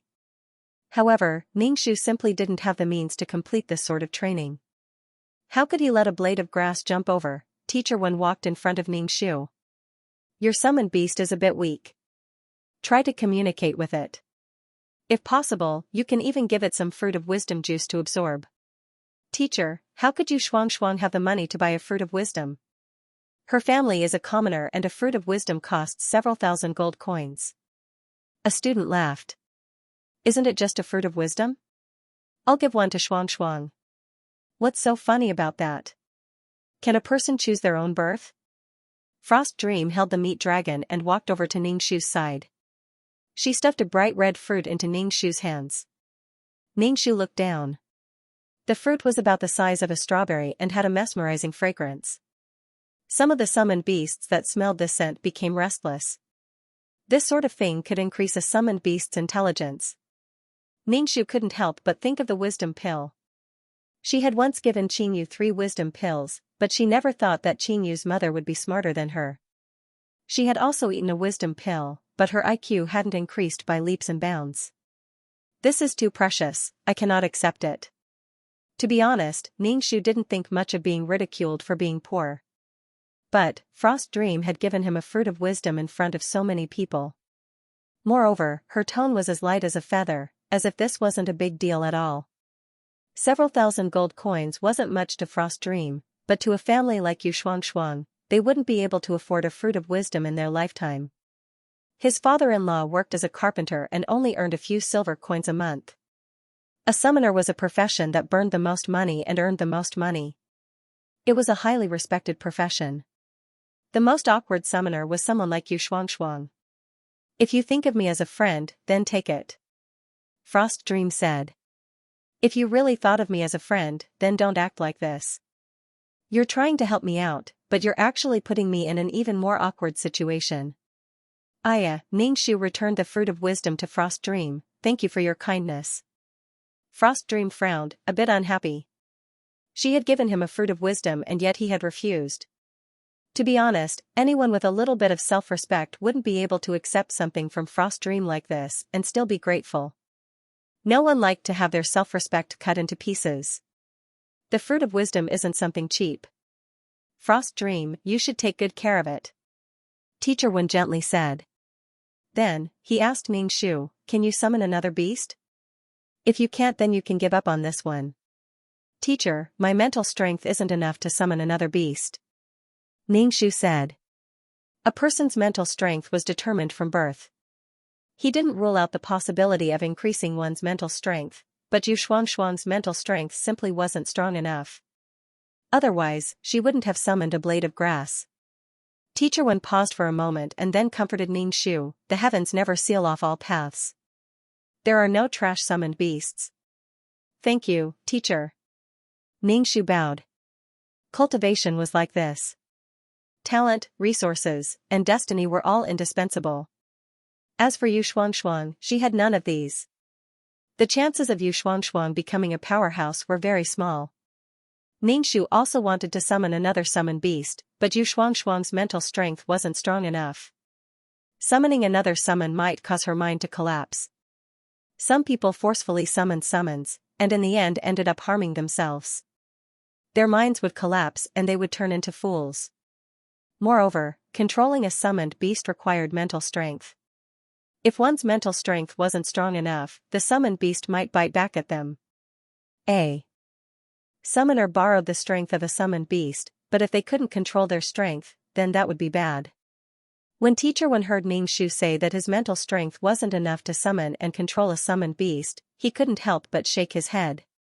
If his mental strength was just a little bit stronger, then he wouldn't have been able to summon a blade of grass. There were very few summoners that could summon such a weak summoned beast. As the others were training, Ningxu sat in a corner, communicating with the green mass of light in his mind. Kelp was also ignorant.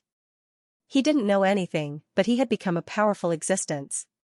He had wholeheartedly wanted to break through to the next world, so there was nothing that was impossible. Ningxu invaded the mass of light with his consciousness, using the simplest of emotions to communicate with her. After training ended, Lian Frost Dream walked over to Ningxu's side. She said with some annoyance, "I gave you the fruit of wisdom, so why didn't you accept it? I was helping you get out of trouble, and yet you returned it to me in front of so many people. You're making me lose face. I can't accept a reward without any effort. The fruit of wisdom is very precious, and it's not like I can't return it." Ningxu said with some helplessness. "Did I ask you to return it?" Lian Frost Dream frowned. She wasn't angry, but she was still dignified. "I really don't understand you. Just for some inexplicable self-esteem, what's the point of holding on to that self-esteem of yours? Isn't it just because you feel ashamed that you accepted my things? I really don't have any reason to accept your things," Ningxu said. After accepting it, he felt as if he owed her something. Ningxu didn't like owing others things. "Do as you please. Just looking at you like that makes me feel irritated. You don't even consider me a friend." Lian Frost Dream hugged her summoned beast and turned around to leave. Her former companions weren't like this. They would share anything with each other. Ningxu also felt irritated. Being friends with such a bad temper was quite tiring. She didn't think that accepting gifts was shameful. After all, who didn't have difficult times? But Yu Shuangshuang was trying to get away from Lian Frost Dream. If he wanted to be strong, he would have to defeat Lian Frost Dream to prove himself. Even if he accepted her gift, he would still be living under Lian Frost Dream's shadow for the rest of his life. If he ever faced her with a sword in the future, he would be labeled as a traitor. "You've been eating and using my food, and now you're betraying me." After the class ended and they returned home, Ningxu didn't waste any time cultivating.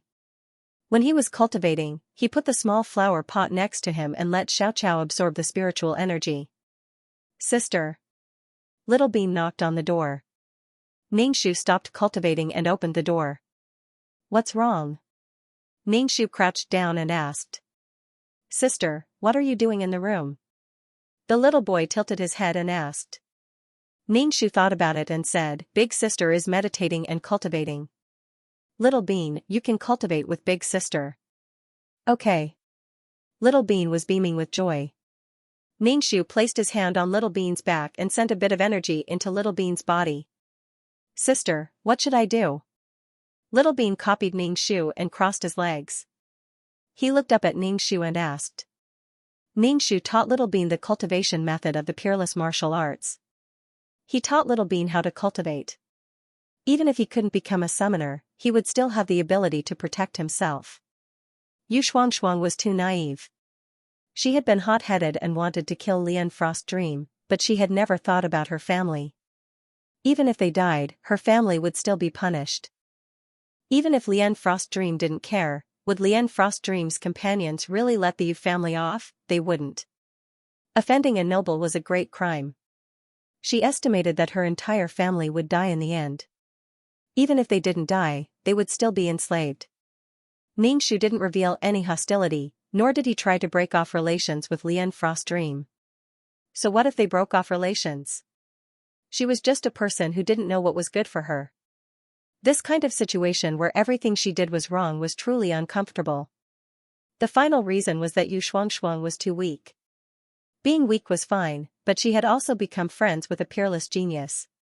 A good horse was matched with a good saddle, and a treasured blade was matched with a hero. The difference between Yu Shuangshuang and Yu Shuangshuang's talent was like clouds and mud. Birds of a feather flocked together. A poor student would think that a top student was stupid and was simply a bookworm. A top student would think that a poor student was mentally retarded and had a brain full of tofu dregs. She didn't want to be friends, but Lian Frost Dream wanted to show her love and show her loyalty. Big sister, I feel like there's a wind blowing in my body. It's cool. Little Bean opened his eyes, looking at Ning Shu with a pleasantly surprised expression. Little Bean, you're very fierce. Keep working hard. Ning Shu smiled. Then, he sat down beside Little Bean and began to cultivate. Ever since Ning Shu had refused Lian Frost Dream's fruit of wisdom, Lian Frost Dream had become angry. She didn't bother with Ning Shu and was busy forming a mercenary team with the most talented students of the school. During the holidays, they were preparing to go adventuring. In the future, this team would become a mercenary team that would shake the entire continent. They would be the most powerful mercenary team on the entire continent. There were men and women in the team, but most of them were men. The women were either die-hard fans of Lian Frost Dream, or later on they would develop into vicious female supporting characters. After all, those that could enter a mercenary team were all talented, had good family backgrounds, and were beautiful. There was certainly a lot of love and hatred involved. Lian Frost Dream was talented, so she would definitely attract the attention of many men. Lian Frost Dream's mercenary team was preparing to go adventuring. Ningxu also planned to use the holidays to gather some resources. After a period of cultivation, her peerless martial arts had become much stronger. Even if she went out alone, she should be able to guarantee her own safety if she didn't encounter any powerful summoners or demon beasts. Ningxu wanted to look for spirit medicines. He didn't know if there were any in this world that could refine the wisdom pill. During the time that he had been running around with Qingyu, Ningxu had learned a great deal about alchemy. Ningxu used the silver coin that the Summoner Guild had given him to buy some rations and weapons. Ningxu also bought a dagger just in case. Ningxu was the lowest level of summoner. Every month, he would only receive a silver coin. If he rose a level and became an apprentice summoner, he would receive 2 gold coins. A summoner had their own source of strength. This source came from their summoned beasts. When a summoned beast grew stronger, its strength would be reflected back to its master. A summoner would also cultivate and have tools to measure their level. Ningxu's dantian had a whirlpool-like object. This whirlpool had a bit of strength, but the strength was pitifully small. If a summoned beast didn't grow, the summoner's strength would also be limited. There were advantages and disadvantages. Ningxu returned home and told his parents that he was going out adventuring. He gave the leftover money to his mother-in-law. Hearing that Ningxu wanted to go on an adventure, her parents were very worried. They knew that although their daughter was a summoner, she did not have much combat power. If she really went on an adventure, she might be in danger. Shuang, can you not go? Ningxu said. It's too dangerous. I heard from your Aunt Li that magic beasts can even poop out a person's intestines. Don't take this risk. It's okay. I'll go with my classmates and a powerful teacher. Nothing will happen. Ningxu comforted the couple. Take care of your own safety. If anything goes wrong, run. Your life is more important. Yu Xing reminded Ningxu. If you ask me, you might as well get married and live a good life. Yu Xing's mother could not help but say. Ningxu did not say anything. He knew that his mother-in-law was doing this for his own good. The road to becoming a powerful person was less thorny and painful. Why did one become powerful? It was to better control one's own destiny. A powerful person did not become a powerful person out of thin air. A powerful person was made of blood and sweat. It was natural for the strong to be respected. Once the school was on holiday, Ningxu packed his things and prepared to go to the Fallen Mountain Range. The reason why it was called the Fallen Mountain Range was because it was a huge mountain range on the continent. The area was extremely large. There were all kinds of powerful magic beasts and all kinds of resources in it. Although many people died in the Fallen Mountain Range, There were not many people who survived because they could not withstand the attacks of the summoners and mercenaries. The corpses were all eaten by the magic beasts and then pooped out. Danger and opportunity were proportional. There were many good things in the fallen mountain range. Therefore, Ningxu decided to follow the mercenaries to the fallen mountain range. It was too slow and too dangerous to go alone. He could earn some money along the way. Ningxu went to register for a beginner mercenary certificate. Then, he accepted a mission to protect a young noblewoman to the fallen mountain range. There were many mercenaries who accepted this mission. When they saw Ningxu's young face, they could not help but frown. In the eyes of these mercenaries, Ningxu was too young. How could an inexperienced rookie who did not understand the situation in a team cause the whole team to be wiped out? What can you do? A man with a scar on his face stared at Ningxu and asked. Does the fact that I can lift a big rock count? Ningxu asked. The scarred man was speechless. You'd better go home and be all lovey-dovey with your man. This kind of thing isn't something you can do. Let her follow. A clear female voice sounded out. Ningxu turned around and saw a woman wearing a long dress and a veil. Her figure was graceful, and her exposed eyes were beautiful and moving. Miss Mu, you're here. The scarred man hurriedly said. Ningxu rolled his eyes. Miss Mu, Muziki's family, this person was probably Muziki's sister. Let's set off now, Miss Mu said. Miss Mu turned around and boarded a carriage. The carriage was quite luxurious, and it was being pulled by a demonic horse. This kind of demonic horse has the bloodline of demonic beasts and is more durable than ordinary horses. Ningxu followed behind the mercenaries and looked at the guards in front of him. Logically speaking, the eldest daughter of the Mu family should have a lot of bodyguards protecting her when she went out. There were very few bodyguards, but there was an old man in a black robe. Ningxu could vaguely feel that this old man was very powerful. The hunchbacked old man seemed to feel Ningxu's gaze and turned his head to stare straight at Ningxu. His gaze was exceptionally sharp. Ningxu felt a stinging pain on his face when he was stared at by the old man. He pretended as if nothing had happened and looked away. The old man stared at Ningxu for a while before turning his gaze away. Elderly, what's wrong? Miss Mu's voice came from the carriage. Nothing, Mississippi. Ningxu lowered his head and thought. She already had such powerful bodyguards, why would she still hire these mercenaries? She probably wanted to use them as cannon fodder. Anyway, she would have to leave him when she reached the mountain range. Following the Mu family, the journey was smooth. When they reached a town, the guards took out a token and allowed them to pass unimpeded. This token was engraved with the glory of the Mu family. Ningxu followed the group and didn't waste a single word on the road. When he was hungry, he ate the dry food he brought. Sometimes, when they encountered danger or robbers, they needed the help of the mercenaries. The closer they got to the mountain range, the more chaotic it was. Robberies were all too common. For example, Ningxu had already encountered 3 waves of robbers. There were always people who weren't afraid of death. Moreover, the Mu family's reputation was very weak in this area. There were all sorts of people, and they didn't recognize the Mu family. Ningxu also clumsily attacked the robbers. Ningxu held back. Someone must be watching him. More accurately, someone was observing the mercenaries. It should be that old man. Ningxu instinctively hid his strength. He hardened his heart and allowed himself to be injured. Ningxu felt that something was wrong. He felt that Miss Mu's motive for coming to the mountain range was not simple. No matter what, once they reached the mountain range, she had to leave the group and act alone. The robbers were all killed and lying on the ground in a mess. The old man who was addressed as elderly by Miss Mu released his summoned beast. It was a dark green snake. The snake was very big. As soon as it appeared, the air was filled with a suffocating stench. Seeing the snake, the mercenaries couldn't help but take a step back. They looked at the snake with envy and fear. The snake stuck out its tongue and lowered its head to swallow the people on the ground. After a while, its stomach bulged. Ningxu looked at the snake's stomach. This snake's digestive ability was really strong. It had already digested all the people it had eaten.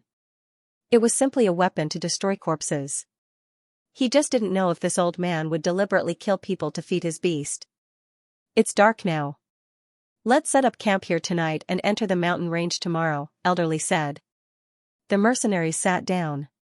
Ningxu leaned against a tree and looked at the wound on his arm. He wanted to see if there were any herbs around to stop the bleeding. Here. The mercenary with the scar on his face gave Ningxu a bottle. Drink it. Thank you. Ningxu took the small bottle. He opened it and sniffed.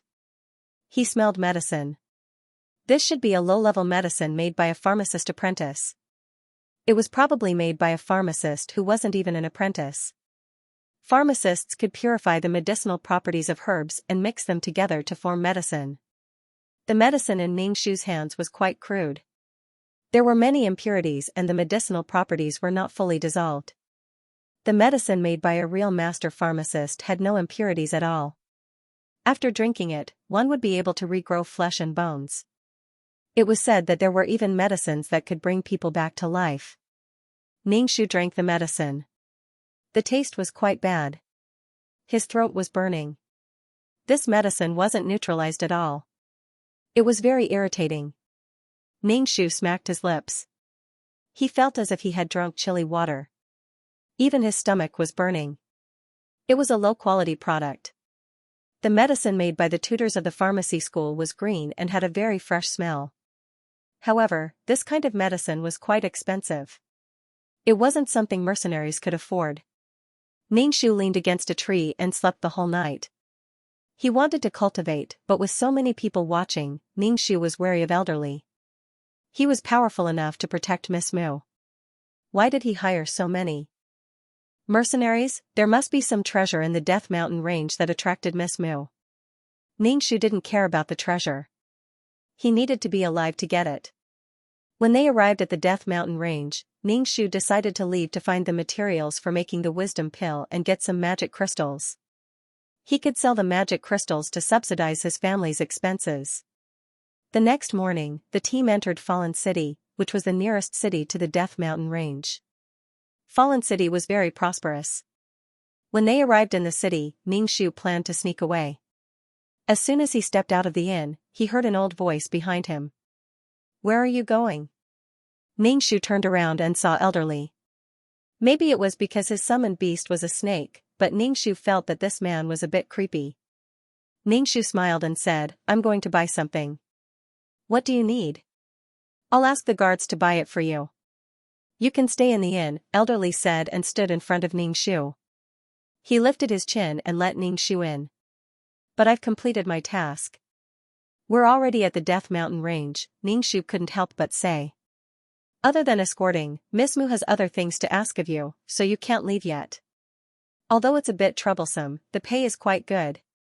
Ningxu was speechless. He knew that things wouldn't be so simple. Ningxu could only return to the inn and sit on the bench. Elderly ordered a lot of dishes and some drinks for the mercenaries. Although it wasn't the most expensive, it would cost a lot of gold coins for so many people.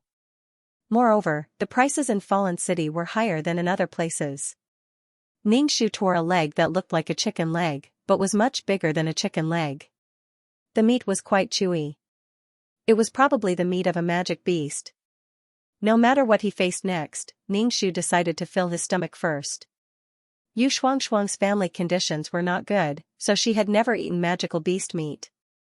After dinner, Elderly gathered the mercenaries and prepared to enter the Fallen Mountain range. Miss Mu did not take the carriage again. Instead, she walked on foot. When they reached the edge of the Fallen Mountain range, Miss Mu turned around and said to the group of mercenaries, "This time, my target is the Snow Soul Lotus in the icy Jade Lake." Miss Mu, the Snow Soul Lotus is located in the inner part of the Fallen Mountain range. It's very dangerous. One of the mercenaries frowned and said. Everyone's expression changed. The most precious part of the Snow Soul Lotus was its lotus seed. It was said that this kind of lotus seed contained a lot of heaven and earth energy. If a summoned beast ate it, it would become much stronger. It could be said that it was a qualitative change. However, such a powerful thing was guarded by powerful magical beasts all around. These magical beasts treated the icy jade waves pool as their own territory. How could they allow humans to interfere? Any heaven and earth spiritual object that could increase one's strength would be guarded by magical beasts. Things like the wisdom fruit would even cause a war between magical beasts when they matured. The reason why humans could look down on other species was because they had intelligence and were the leader of all creatures. The strength of these mercenaries was not strong, and they were not even summoners. They relied on their numbers to earn some magic crystals to survive. If they really reached the cold jade pool, very few of them would survive. It was estimated that they would all be wiped out. Ningxu was speechless. He knew that she was up to no good. They would only be a burden if they went. Ningxu regretted accepting this mission. He had to think of a way to escape. He felt that Miss Mu did not only want the mercenaries to protect her. Of course, if you are afraid, you can leave. If you follow me to the icy jade waves pool, regardless of whether you succeed or not, I will give you 50 gold coins each. Miss Mu said in a clear voice. 50 gold coins was very generous. Yu Shuangshuang's father might not even be able to earn 50 gold coins in his lifetime. 100 silver coins could only be converted to 1 gold coin. Many of the mercenaries in the group were tempted. One of them stood up and said, I am willing to follow Miss Mu. Wealth moved people's hearts. When one person stood up, the others also stood up. They were afraid that they would suffer a loss. Ningxu stood motionless. Perhaps it was because of Muziki, but Ningxu's heart was filled with vigilance towards Miss Mu. There was also a strong elderly. If she was so strong, what was the use of these mercenaries? You also go. Elderly pointed at Ningxu. Ningxu hurriedly waved his hand and said with a frightened face, I don't dare to go. I just want to pick some herbs to sell to the pharmacists. Miss Mu knitted her beautiful eyebrows and looked at elderly. The hunchbacked elderly looked at Ningxu and said, How much can you sell herbs for? If you want to go, I will give you 50 gold coins now. The guard took out a bag and counted 50 gold coins and gave it to Ningxu. He put it in a small bag and threw it to Ningxu. Ningxu caught the gold coins that were thrown to him. It was heavy. What you need to do is to delay the magical beasts and give Miss Mu a chance to pick the lotus seeds. Elder Li's face was indifferent and his tone was cold. Now Ningxu was riding a tiger and it was hard to get off. 50 gold coins were hot in his hands. Forget it, he would take it one step at a time. When the time came for a fight, she would definitely find a chance to escape. She would not loyally sacrifice her life for these people. The group of people walked into the forest. The trees that covered the sun all day suddenly became a lot cooler. It even felt a little cold. There was the sound of strange birds gurgling in the forest. There was also a rabbit that was bigger than a normal rabbit. This kind of rabbit was really ferocious. It didn't give off the feeling of a cute rabbit at all. With a snap, it gnawed a hole in a stone. Ningxu's eyelids twitched. In comparison, her summoned beasts were even weaker. Ningxu looked around and picked some herbs to put in the cloth bag. Elderly glanced at Ningxu and retracted his gaze. There were all kinds of dangers in the forest. Even a mosquito could be fatal. Ningxu did not dare to leave the group to pick the herbs. He was afraid that the hunchbacked elder would kill him. Ningxu also wanted to see the snow soul lotus in the icy jade lake. If possible, he wanted to get some benefits from it. Miss Mu used them. She could also use the Mu family. How could the fallen mountain be so peaceful? They encountered many attacks along the way. Among them, there was a man-eating tree with long vines that made Ningxu's eyes light up. If her grass could grow such vines, invulnerable and fast, how good would that be? Every time there was an attack, there would be fewer people. Elderly did not hold back and directly let his summoned beasts eat people. His stomach was bloated. Every time he saw this big snake eating people, he would feel disgusted. He would be buried in the snake's stomach if he were to die. It was simply too distressing. Many people wanted to retreat. However, they were already halfway through the journey. If they turned back, they might not be able to survive. It was mostly thanks to the Mu family's guards and elderly that the group had made it this far. Although the mercenaries had rich experience, they were too weak. Experience was not useful at all. Moreover, the deeper they went, the stronger the magical beasts were. If they returned, they would be killed by the powerful magical beasts. They could only brace themselves and continue forward. Ningxu was even more certain that the Mu family was up to something. It was basically the Mu family's people who were protecting the mercenaries. Ningxu could not help but rub his arms. He felt a chill on his face. We're almost at the icy jade lake. Miss Mu, who had been calm all this time, sounded excited. Everyone quickened their pace. The scenery in front of them changed. They saw a foggy lake. There was a lotus flower in the middle of the lake. There were 3 lotus flowers. Elderly, there are 3 lotus flowers this time. Miss Mu's voice was a little higher. A lotus flower had 9 lotus seeds. Now, there were 20 lotus seeds. 1 lotus seed was hard to find, let alone 20 lotus seeds. Ningxu felt a very dangerous gaze staring at them. It made his hair stand on end. How many powerful magical beasts were there here? Moreover, Ningxu did not believe that there was no danger in the lake. Miss Mu took the lead and walked towards the lake. She summoned her beast. Her beast was a gorgeous and huge bird. This bird looked like an enlarged version of a peacock. She jumped onto the bird's back. She held an exquisite dagger in her hand. The blade shone with a cold light. She planned to take the lotus seeds from the air. Miss Mu had just flown above the lake when the water in the lake boiled. One by one, blue fish with sharp beaks rushed towards Miss Mu. Miss Mu held the dagger and killed the fish that rushed towards her. The dead fish fell into the lake. The fish in the lake immediately went to snatch the carcass. The lake water was dyed red. Elderly Miss Mu squatted on the bird's back and shouted at Elderly who was beside the lake. Elderly summoned his beast. The snake swam to the lake and spat out the people in its stomach. These dead people were the mercenaries who had died before. After the snake spat out the people, the strange fish in the cold pond seemed to be hungry as they surrounded the corpses. Under everyone's gaze, the corpses were gnawed into bloody bones one by one. It was 2F** King Brutal. If this small fish was already so powerful, then what about the other magical beasts hiding in the dark? This was a place where danger lurked everywhere. Ningxu didn't know if he could escape with his own strength. The fish that had eaten the carcass rolled violently in the pool, and in a short while, they turned over and died. He died just like that. Ningxu was stunned for a moment and glanced at the coiled snake. Snake venom. Without the interference of the strange fish in the cold pond, young Lady Mu used her dagger to cut off the 3 lotus flowers and put them away. As soon as Miss Mu harvested the lotus seeds, magical beasts immediately jumped out. One was a bear, and the other was a bloodthirsty spider emperor. They had huge bodies, but the most obvious thing about them was their huge abdomen. Their abdomen was filled with spider silk, and it was poisonous spider silk. Their 4 limbs were covered in fur, and they looked particularly horrifying. As soon as the bloodthirsty spider emperor appeared, its stench was unbearable. There was also an ironhide bull. Ningxu, what the F***ck, how could he win? Ningxu silently retreated. He had to escape in this situation. As for the lotus seeds, Ningxu looked up at the peacock flying in midair. Young Lady Mu was standing on the peacock's back, so it looked like there was no hope.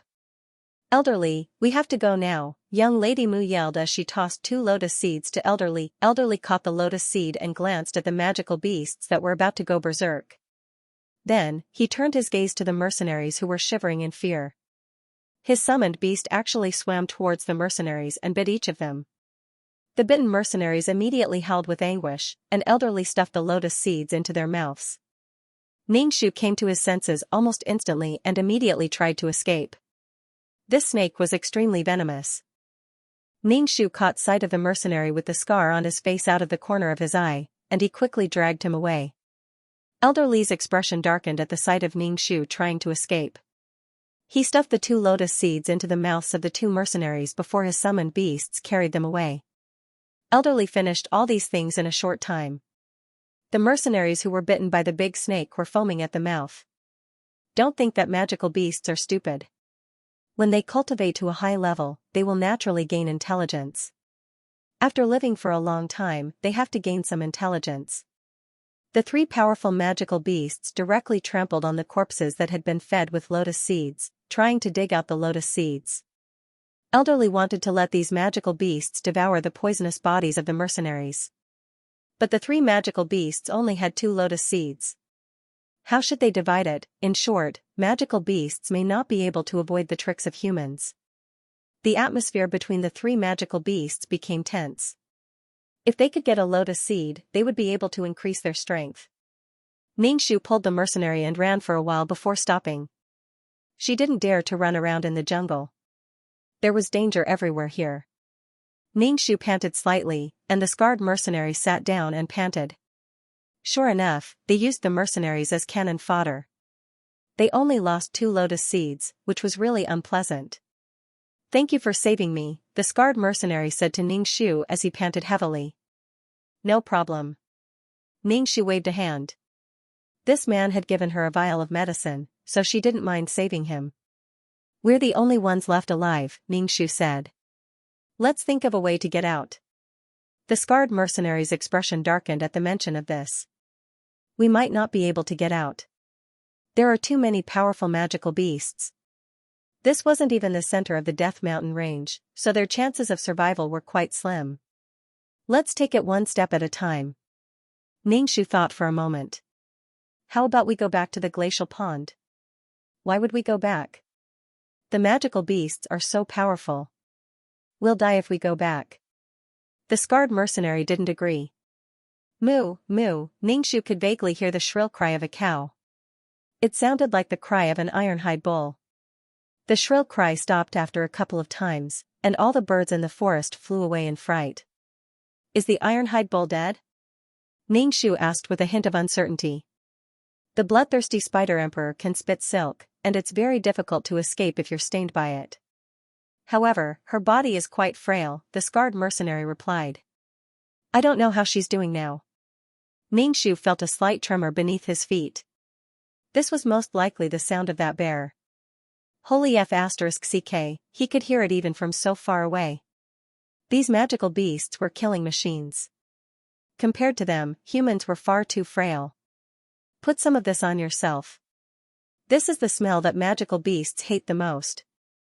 It's something that apothecaries refine from plants. The scarred mercenary pulled out a vial and poured some green liquid onto his skin before handing the vial to Ningshu. Ningshu accepted the vial and took a whiff, and he immediately couldn't stand it. This smell was indescribable. Ningshu poured some of the liquid onto himself, and a strange smell wafted up to his nose. He couldn't stand it before the magical beasts around him. They had escaped from the icy jade lake, but it was a bit difficult to leave the mountain of death now. There were powerful magical beasts everywhere, and danger was everywhere. There were dangerous things in the sky and underground. The 20 to 30 mercenaries who came were all dead, and only she and the scarred mercenary were left. After applying the repellent, Ningshu was dizzy from the fumes, and the ground was shaking slightly. Obviously, the battle was not over yet, and there were bear roars. The powerful magical beasts were fighting, and the other magical beasts were hiding, making the surroundings surprisingly peaceful. When the commotion died down, Ningshu planned to go back to the icy jade lake. After running one round, he didn't say anything. It's too dangerous, we should think of a way to get out now. The scarred mercenary said with a face full of disapproval. I think the icy jade lake is quite safe now.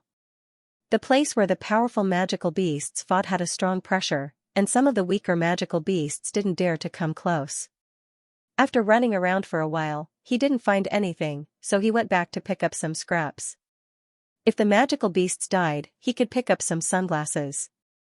The 3 magical beasts were quite powerful, and if one died, he would have profited. The scarred mercenary looked at Ningshu's eager expression, and his rough face was full of helplessness. He could only follow Ningshu back to the icy jade lake. The icy jade lake was already calm, and there were rotting corpses on the ground. There was also the corpse of the bloodthirsty spider emperor. Its stomach was broken, and there was yellow and smelly water flowing out. The yellow water was soaked in spider silk. Ningshu took out his dagger and cut open the head of the bloodthirsty spider emperor, but he didn't find the magic crystal at all. Ningshu was a bit disappointed. Why didn't the spider emperor have a magic crystal? The magic crystal should be in the abdomen. The scarred mercenary also took out his dagger and began to remove the wet and smelly spider silk. Ningxu thought for a while and summoned his own beast. Ningxu put the grass directly on the bloodthirsty spider emperor's body. There should be a lot of energy in the body of a magical beast. Surprisingly, when the grass touched the corpse, it began to take root on the corpse, and its leaves became greener. Ningxu was overjoyed. As long as he could absorb energy, it would be fine. Although they were weak, their vitality was strong. They absorbed energy from the ground and could even grow on rocks. Yu Xuanxuan had never thought of raising her own summoned beast, nor did she know how to do so. "You're a summoner?" The scarred mercenary looked at Ningxu in surprise, but when he saw that Ningxu's summoned beast was a blade of grass, he couldn't help but shake his head. Ningxu turned his head to look at the frost jade lake. The snow soul lotus seed in the middle of the lake had already disappeared. Ningxu walked to the side of the cold pond and stretched out his hand to touch the water. Immediately, he felt an incomparable piercing pain in his fingers. Following that, he felt numb and could no longer feel his fingers. Ningxu hurriedly circulated his qi to his fingertips, and his fingers gradually regained their temperature. The water was so cold. It was bone-chilling. Ningxu had intended to dive into the water to see what treasures lay beneath the blood lotus. However, the water was so cold, and he didn't know if there were any powerful magic beasts in the water. Out of more than 20 lotus seeds, she did not manage to get a single one. In the end, she was unwilling to give up. Ningxu placed his entire arm into the water. His skin was extremely cold and piercing, and even his blood seemed to have stopped flowing. Ningxu did not raise his hand. Instead, he circulated the qi in his dantian to see if his peerless martial arts could withstand this kind of cold. Even with the support of his qi, Ningxu still felt an incomparable piercing pain. When he raised his arm, the skin on his arm was deathly pale, without a trace of blood. It looked like it was necrotic. Ningxu circulated the qi in his body while constantly rubbing his skin to speed up his blood circulation. Although the pond was not very big, she would probably freeze to death before she could swim to the lotus. She was not strong enough to be impervious to fire and water. Ningxu turned his head and saw that little grass had already sucked the bloodthirsty spider emperor dry. The leaves were green and looked particularly pleasing to the eye. Ningxu recalled little grass. Little grass appeared in Ningxu's hand. Ningxu placed little grass in the icy jade pool. Although it was cold, Ningxu felt a strong spiritual energy. Therefore, Ningxu suspected that there was some kind of treasure in the snow soul lotus. Little grass stood in the water. It was probably because the pond was too cold that a layer of frost appeared on her leaves. Soon after, the frost gradually disappeared. Perhaps it was just Ningxu's misconception, but Ningxu felt that little grass had grown a little and her leaves were also wider. Sure enough, she still needed nourishment. Ningxu took a deep breath. He planned to sit cross-legged on the edge of the icy jade pool and cultivate for a while. He could not waste this kind of spiritual energy. The knife-scarred mercenary sat not far from Ningxu. He held a long knife in his hand and looked at Ningxu vigilantly. The surroundings were very quiet. There were corpses beside them and strange fish with white bellies in the water. It was a bit creepy. When he saw that Ningxu was actually closing his eyes as if nothing had happened, he did not know what to say. As expected, a newborn calf was not afraid of a tiger. Ningxu was very happy. The spiritual energy here was too abundant. The energy in his dantian was about to take the shape of a dragon. However, after taking the shape of a dragon, he felt that there was not enough energy left. When Ningxu opened his eyes, the sky was almost dark. He looked at little grass in the pond. Little grass had suddenly grown a lot. It had grown from the size of a finger to the size of a daffodil. She could even swim on her own and absorb all the poisoned fish in the pond. Ningxu was speechless. She looked like she had been hungry for a long time. Ningxu summoned her back. When she was in his hand, she looked like a miniature version. Ningxu sent his consciousness into the green ball of light and used the simplest emotions to communicate with her. The green ball of light was slightly stronger than before. It emitted a very monotonous feeling that was similar to satisfaction. Ningxu still put her back into the cold pond and prepared to go down. Now that she was slightly stronger than before, she should be able to withstand the temperature of the cold pond. Ning Shu circulated the energy in his body and reached his hand into the cold pond. Although it was cold, he could endure it with the protection of his energy. There must be some treasure in this cold pond. Otherwise, how could there be such abundant spiritual energy? Ning Shu took a deep breath and warmed up twice before preparing to go down the cold pond. Don't tell me you're going down. The knife-scarred mercenary hurriedly blocked Ning Shu. It's almost dark now. It's easy for something to happen. It's okay. I know what to do. Ning Shu slid into the cold pond and immediately shivered. He slid his arm and swam towards the blood snow soul lotus. The closer he got to the lotus, the more abundant Ning Shu felt the spiritual energy. Little grass floated to Ning Shu's side with the current. Ning Shu took a deep breath and suddenly plunged his head into the cold pond. The bone-piercing cold water hurt his eyes. The bottom of the pond was pitch black and he couldn't see anything. Ning Shu took a while to adapt to the darkness at the bottom of the pond. Through the light refracted into the water, he could vaguely see the situation in the water. Ning Shu felt around the root of the snow soul lotus and felt a lump of something. He could feel a rich amount of spiritual energy. Ning Shu was a bit disappointed. It was most likely just a spirit marrow crystal. Ning Shu felt a sharp pain in his lungs, as if his lungs were about to explode. Ning Shu continued to feel around and felt another 2 spirit marrow crystals. There was no more air in his lungs. Ning Shu quickly popped his head out of the water and coughed as he tried to breathe. His entire body was numb from the cold. Ning Shu swam towards the edge of the pond with some difficulty. Xiaoqiao floated beside him. Suddenly, Ning Shu felt something touch his leg. He was startled and quickly moved the qi jin in his body. He felt pain in his leg. When he got ashore, he saw his calf. It seemed to have been bitten by something. It was probably a strange fish in the cold pond.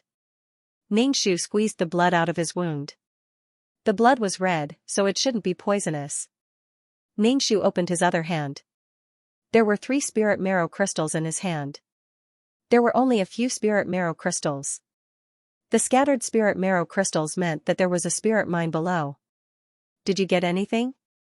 The knife-scarred mercenary saw that Ning Shu was fine and let out a sigh of relief. No matter what, there were only the 2 of them left. It was good to have someone to talk to and get rid of the fear. Ning Shu shook his head, nothing. We're going to spend the night by the pond and leave tomorrow morning. The knife-scarred mercenary didn't have a good expression. There are also a lot of nocturnal animals at night. Ning Shu nodded. He ate some rations and sat cross-legged on the side to cultivate. After absorbing 2 spirit marrow crystals, the qi jin in his dantian had already formed a concrete shape. A white dragon was swimming in his dantian. If he had more spiritual energy, his qi jin would turn into a golden color. Ning Shu left 1 spirit marrow crystal for Xiaoqiao. Ning Shu opened his eyes. Under the hazy moonlight, he saw Xiaoqiao floating around the snow soul lotus. It seemed to have grown a lot bigger. Ning Shu's consciousness communicated with the green ball of light, and the green ball of light conveyed a joyful emotion to her. Following which, Ning Shu discovered that the little grass had actually grown long roots that were planted next to the roots of the snow soul lotus. Moreover, the roots were quite thick and were crazily absorbing spiritual energy. Damn, as expected, monsters could be born under the influence of spiritual energy. Back then, the kelp had occupied the spirit marrow crystal and became an invulnerable kelp monarch. When Ning Shu saw that Xiaoqiao was strengthening herself, he didn't plan to summon her back and let her absorb the spiritual energy. Ning Shu also continued to cultivate. He could not waste the spiritual qi. That lotus seed definitely couldn't compare to direct spiritual energy. He just didn't know if it would have any heaven-defying effects. There had been a great battle between the demonic beasts at the edge of the cold pond. The powerful pressure had temporarily deterred the other demonic beasts from approaching, so the night was peaceful. Ning Shu stopped and opened his eyes. He saw that the scarred mercenary's face had turned purple from the cold, and his hands were hugging his body tightly. The cold air by the cold pond was too heavy. "Are you okay?" Ning Shu asked. Snort. "I'm fine." The scarred mercenary sniffled and said with a trembling voice. Ning Shu reached out and placed his hand on his back, transferring a bit of qi into his body. The scarred mercenary immediately felt a comfortable and warm chi flow into his body. It spread throughout his body and warmed him up. Ningxu summoned the little grass back. The little grass spun in Ningxu's hand, emitting a fresh smell. It was difficult to not have any strange smell after absorbing the bloodthirsty spider emperor's corpse. As if it felt Ningxu's emotions, the little grass actually swayed its leaves for Ningxu. It seemed that the production of the wisdom pill could not be delayed. The scarred mercenary stood up and moved his body. He felt very comfortable, and the old injuries from before were a little better. What did you transfer into my body?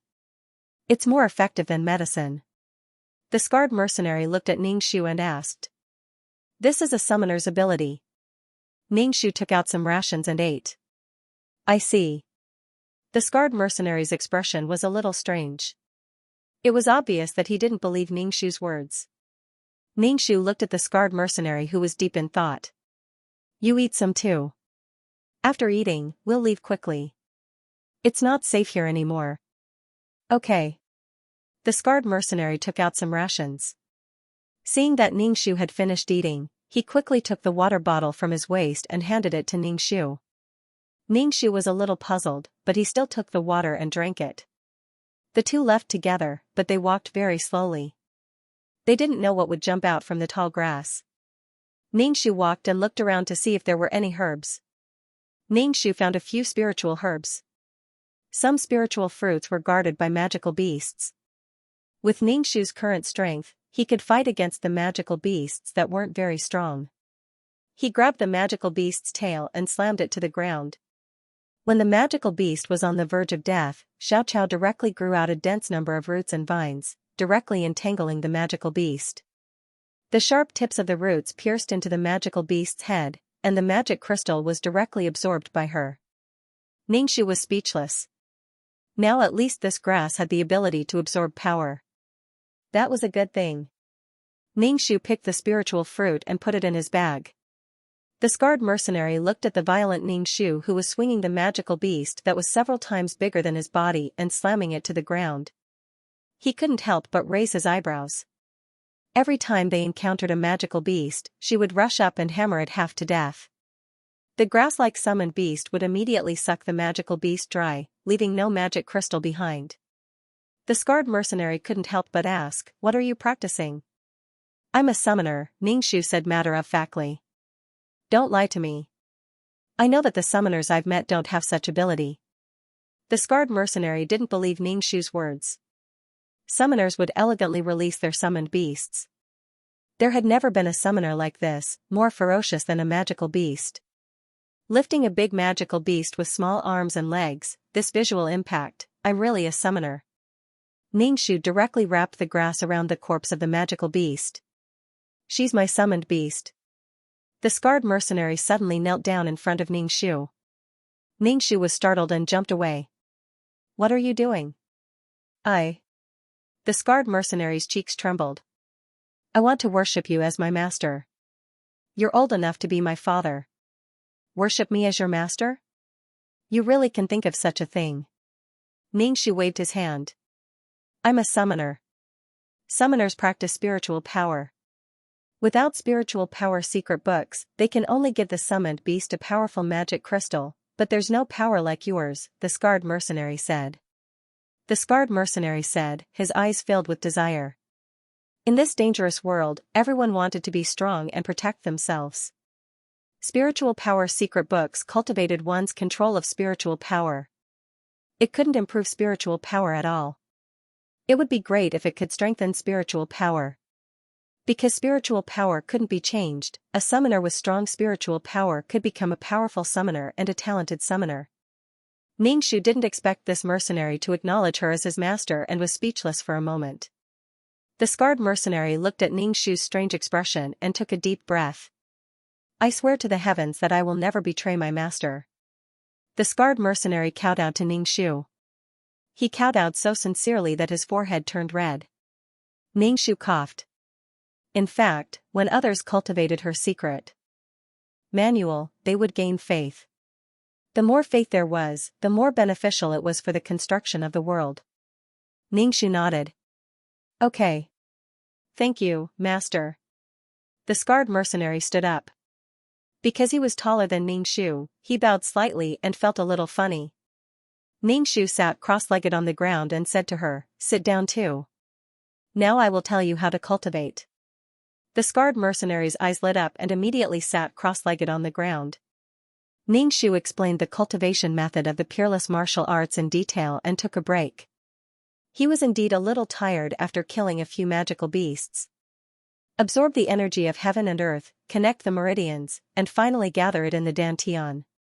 Ning Shu sat beside him and said. At the beginning, the spiritual energy would be absorbed by the body to repair the body's internal injuries or strengthen the muscles and bones. The scarred mercenary entered a meditative state while Ning Shu checked if there was any danger. Ning Shu looked at Xiao, who had many roots and vines, and tried to command her to check if there was any danger around. But Xiao didn't respond. Instead, she wrapped the vines around her ankle. Ning Shu was speechless. It seemed that this kind of thing was too complicated for a blade of grass. Ning Shu ordered her to let go of her ankle, but she wrapped it even tighter. Ning Shu entered his consciousness and communicated with the green ball of light. This ball of light only had one emotion, which was similar to pleasure. Ning Shu repeatedly communicated with her and almost couldn't control his temper. Xiao's consciousness was very simple. Maybe because of the law contract, it was closer to her. As for the others, cough, take it slow. Now, he had to start collecting the ingredients for the wisdom pill. The scarred mercenary stopped and opened his eyes. Seeing Ning Shu staring at him, he quickly stood up. "Master, how is your cultivation going?" Ning Shu asked. The scarred mercenary shook his head. "Disciple's aptitude is too low. I didn't feel the qi that Master was talking about." "Take your time," Ning Shu said. The scarred mercenary was quite old. Plus, he was constantly on the move, so his body had many hidden injuries and impurities. It would take some time to cultivate Qi Jin. Little Bean was small, healthy, and had fewer impurities in his meridians. He was able to sense the Qi force very quickly. In a world with abundant spiritual Qi, a peerless martial art was simply a great killing machine that was always successful. But in a world with thin spiritual Qi, it was impossible to be that powerful. "Master, what is the name of our cultivation?" the scarred mercenary asked. Ning Shu thought for a moment. He couldn't possibly call it a peerless martial art. "Then let's call it Do Qi. Do Qi." "Do Qi?" the scarred mercenary repeated and nodded. No wonder it's so powerful. The two of them continued to walk outside. Along the way, there were demonic beasts attacking them. Ning Shu didn't move temporarily and let Xiao deal with them. Every time, she would beat the demonic beasts half to death, and this guy would pick up the food from behind. The further they went, the weaker the demonic beasts became. If this guy couldn't even deal with them, he must have fed him so many good things, but he was still so useless. As if sensing Ning Shu's mood, Xiao stretched out her vines to entangle the demonic beast. However, the demonic beast was also alert. It didn't fight with her and ran away. Xiao's vine stiffened. She didn't know what to do. She stretched out her vines and entangled Ning Shu's ankle. Ning Shu was speechless. After leaving the Death Mountain range, the scarred mercenary let out a long breath. Ning Shu said, "Master, when we reach Death City, I will treat you to a meal. I'm not going back. I still have things to do. You can leave first." Ning Shu shook his head. He still had to find the ingredients to make the wisdom pill. Xiao had always been a retard, but it wasn't a problem. She shouldn't even be considered a retard. He could also get some magic crystals to support his family. "Master, I will wait for you in Death City." The scarred mercenary took the bag of dry food and water bottle from his waist. "Master, keep them for yourself." Ning Shu didn't expect that his disciple would be so considerate. He took the bag and asked, "What's your name?" "De Yong." "Oh, De Yong, you can go now. Cultivate well," Ning Shu said and turned to enter the forest. It was indeed much easier to be alone. Ning Shu started to look for the ingredients to make the wisdom pill according to the characteristics of the spiritual items and the requirements of the soil. If he was hungry, he would eat the fasting pill. He didn't have to worry about others. Ningxu found a few materials and even found a wisdom fruit tree. However, the wisdom fruit on the tree was not ripe yet. Just as she was about to approach the wisdom fruit tree, there was a magical beast that looked like a wasp but was much bigger than a wasp. It was about the size of a cup, and it swarmed towards her. It made her feel numb all over. She even had trypophobia. Ningxu didn't even think and turned to run. Moreover, the wisdom fruit wasn't ripe yet, so there wasn't much use in plucking it. Ningxu went to look for other ingredients. Anyway, the wisdom pill wasn't bad. After being nourished by countless magical beasts, Xiaoqiao was now a little stronger than before. Now, when it encountered a magical beast, it would take the initiative to entangle itself and then use its roots to pierce the magical beast's body. Great, Xiaoqiao finally had some combat power now. It was no longer the weak Xiaoqiao from before. However, the price was quite scary. There were so many magic crystals and so much magical beast meat. If this was converted into gold coins, it would fill up an entire house of the Yu clan. Therefore, resources were too important. Those summoners that were nurtured by those clans were stronger than commoners. Help, help, Ningxu could vaguely hear someone shouting for help. It was a woman's mournful voice. Ningxu's expression didn't change as he asked Xiaoqiao, "Did you hear anyone shouting again?" Xiaoqiao obviously didn't understand what Ningxu was talking about. However, Ningxu was used to talking to Xiaoqiao, so it was always right to communicate more. Ningxu felt that Xiaoqiao's consciousness and emotions were a little stronger than before. Ningxu followed the sound and finally saw two people entangled by the cannibal vines in the cannibal tree forest. He looked carefully. Oh, weren't they Miss Mu and Elderly who had run away with the lotus seeds? They were tightly entangled by the vines and had many wounds on their bodies. The veil on their faces was already gone, revealing a beautiful face with bright eyes and white teeth. However, they were now in a very sorry state. When Miss Mu saw Ningxu, she was stunned for a moment. Obviously, she didn't expect that Ningxu was still alive. The hunchbacked elderly also frowned as he looked at Ningxu. "I am the eldest daughter of the Mu clan. As long as you save me, the Mu clan will definitely reward you handsomely," Miss Mu said gently to Ningxu. Ningxu curled his lips. Previously, the Mu clan wanted to use him as bait. Now, he even wanted her to save him. Ningxu didn't think he was that stupid. Sensing an intruder, many cannibal trees stretched out their branches to entangle Ningxu. Ningxu used his dagger to cut off the tree vines reaching towards him. Xiaoqiao was still in a daze as it was the first time she met her own kind. She didn't know if it was a flash of inspiration or something else, but Xiaoqiao's body gradually swelled up and then grew desperately. Finally, it lifted Ningxu up into the sky. Ningxu was speechless. Although it was a bit embarrassing, at least he knew how to save her. He had improved. Miss Mu and Elderly stared blankly at Ningxu, who was lifted into the sky. However, Ningxu was now facing an awkward situation. This thing was constantly growing. It was as if it was going to pierce through the heavens. "Stop, stop." Ningxu patted the thick vines. It seemed that he didn't have enough energy, so it finally stopped growing. However, Ningxu could reach out and touch the clouds. The entire mountain range was under her feet, overlooking the entire fallen mountain range. But, it was so high, Ningxu patted Xiaoqiao. "Quickly put me down." Xiaoqiao was very confused. Ningxu was speechless. Ningxu could only hug the thick vines and slide down. There was no one else who could endure the friction until the crotch of his pants was torn. When he slid to the ground, Ningxu's legs were trembling a little. Miss Mu was a bit speechless, but when she saw how strong this grass was, her heart was ignited with hope.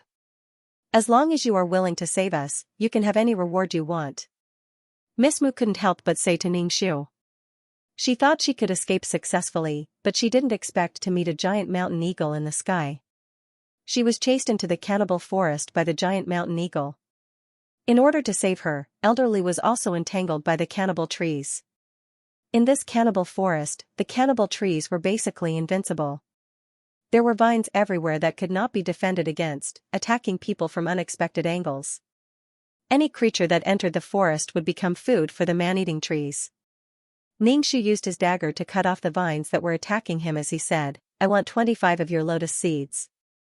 The eldest daughter of the Mu family looked a little embarrassed. She had obtained more than 20 lotus seeds with great difficulty, but this woman actually asked for all of them. 25 is too much. Miss Mu could not help but say, "We can discuss it. I want 25. Are 25 lotus seeds not worth your life?" Ningxu felt that there were more and more vines around him. He was a little flustered. Fresh blood spurted out from the broken branches. Xiaoqiao clumsily reached out her hand and wrapped her vines around the cannibal tree's branch. Ningxu was speechless. "What's the point of wrapping yourself around the tree trunk?" Ningxu couldn't help but facepalm when he saw how adorable she looked. There were more and more cannibal tree vines, and Ningxu was a little overwhelmed. The vines were not magical beasts, so they could still entangle people after being cut off. Xiaoqiao pushed Ningxu into the sky again, and the vines could not reach Ningxu. Ningxu decided to retreat. There was no point entangling with these vines endlessly. Besides, she had no intention of saving people. Xiaoqiao pierced her roots into the cannibal tree's trunk, and blood flowed out along the trunk. In the end, she actually broke a tree. Ningxu was speechless. Why did he feel that Xiaoqiao's feeding instinct was a little terrifying? "Don't fight for now. Let's do it first." Miss Mu's expression was very painful because the cannibal tree's vines had pierced into her body and were sucking her blood. She didn't know what kind of liquid was injected into her body, but it made her body burn, as if it was going to rot. Ningxu was expressionless. She had no intention of saving people. Even if the eldest daughter of the Mu family died in front of her, she wouldn't blink. Seeing that Ningxu was indifferent, the eldest daughter of the Mu family was a little flustered. Her internal organs were burning, and it seemed like they were going to melt. "What do you want? The Mu family can give you anything. We can even give you 25 lotus seeds," the eldest daughter of the Mu family said anxiously. When Ningxu heard her say that, she was even less willing to save people, let alone give a generous reward. It was good enough that she was not killed. The reputation of a big family was not something that a small commoner like her could destroy. The eldest daughter of the Mu family was also a proud person. If she was saved by her, the eldest daughter of the Mu family would probably lose a lot of face. "If you can save me, I can take you as my disciple. I am a consecrator of the Mu family, and I will definitely give you a good reward." Elder Li's face was a little pale.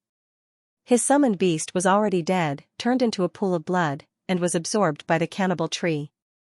His internal organs were about to rot. Ningxu said indifferently, "With your strength, how can you be her master? You still want to be her disciple and save her master. You."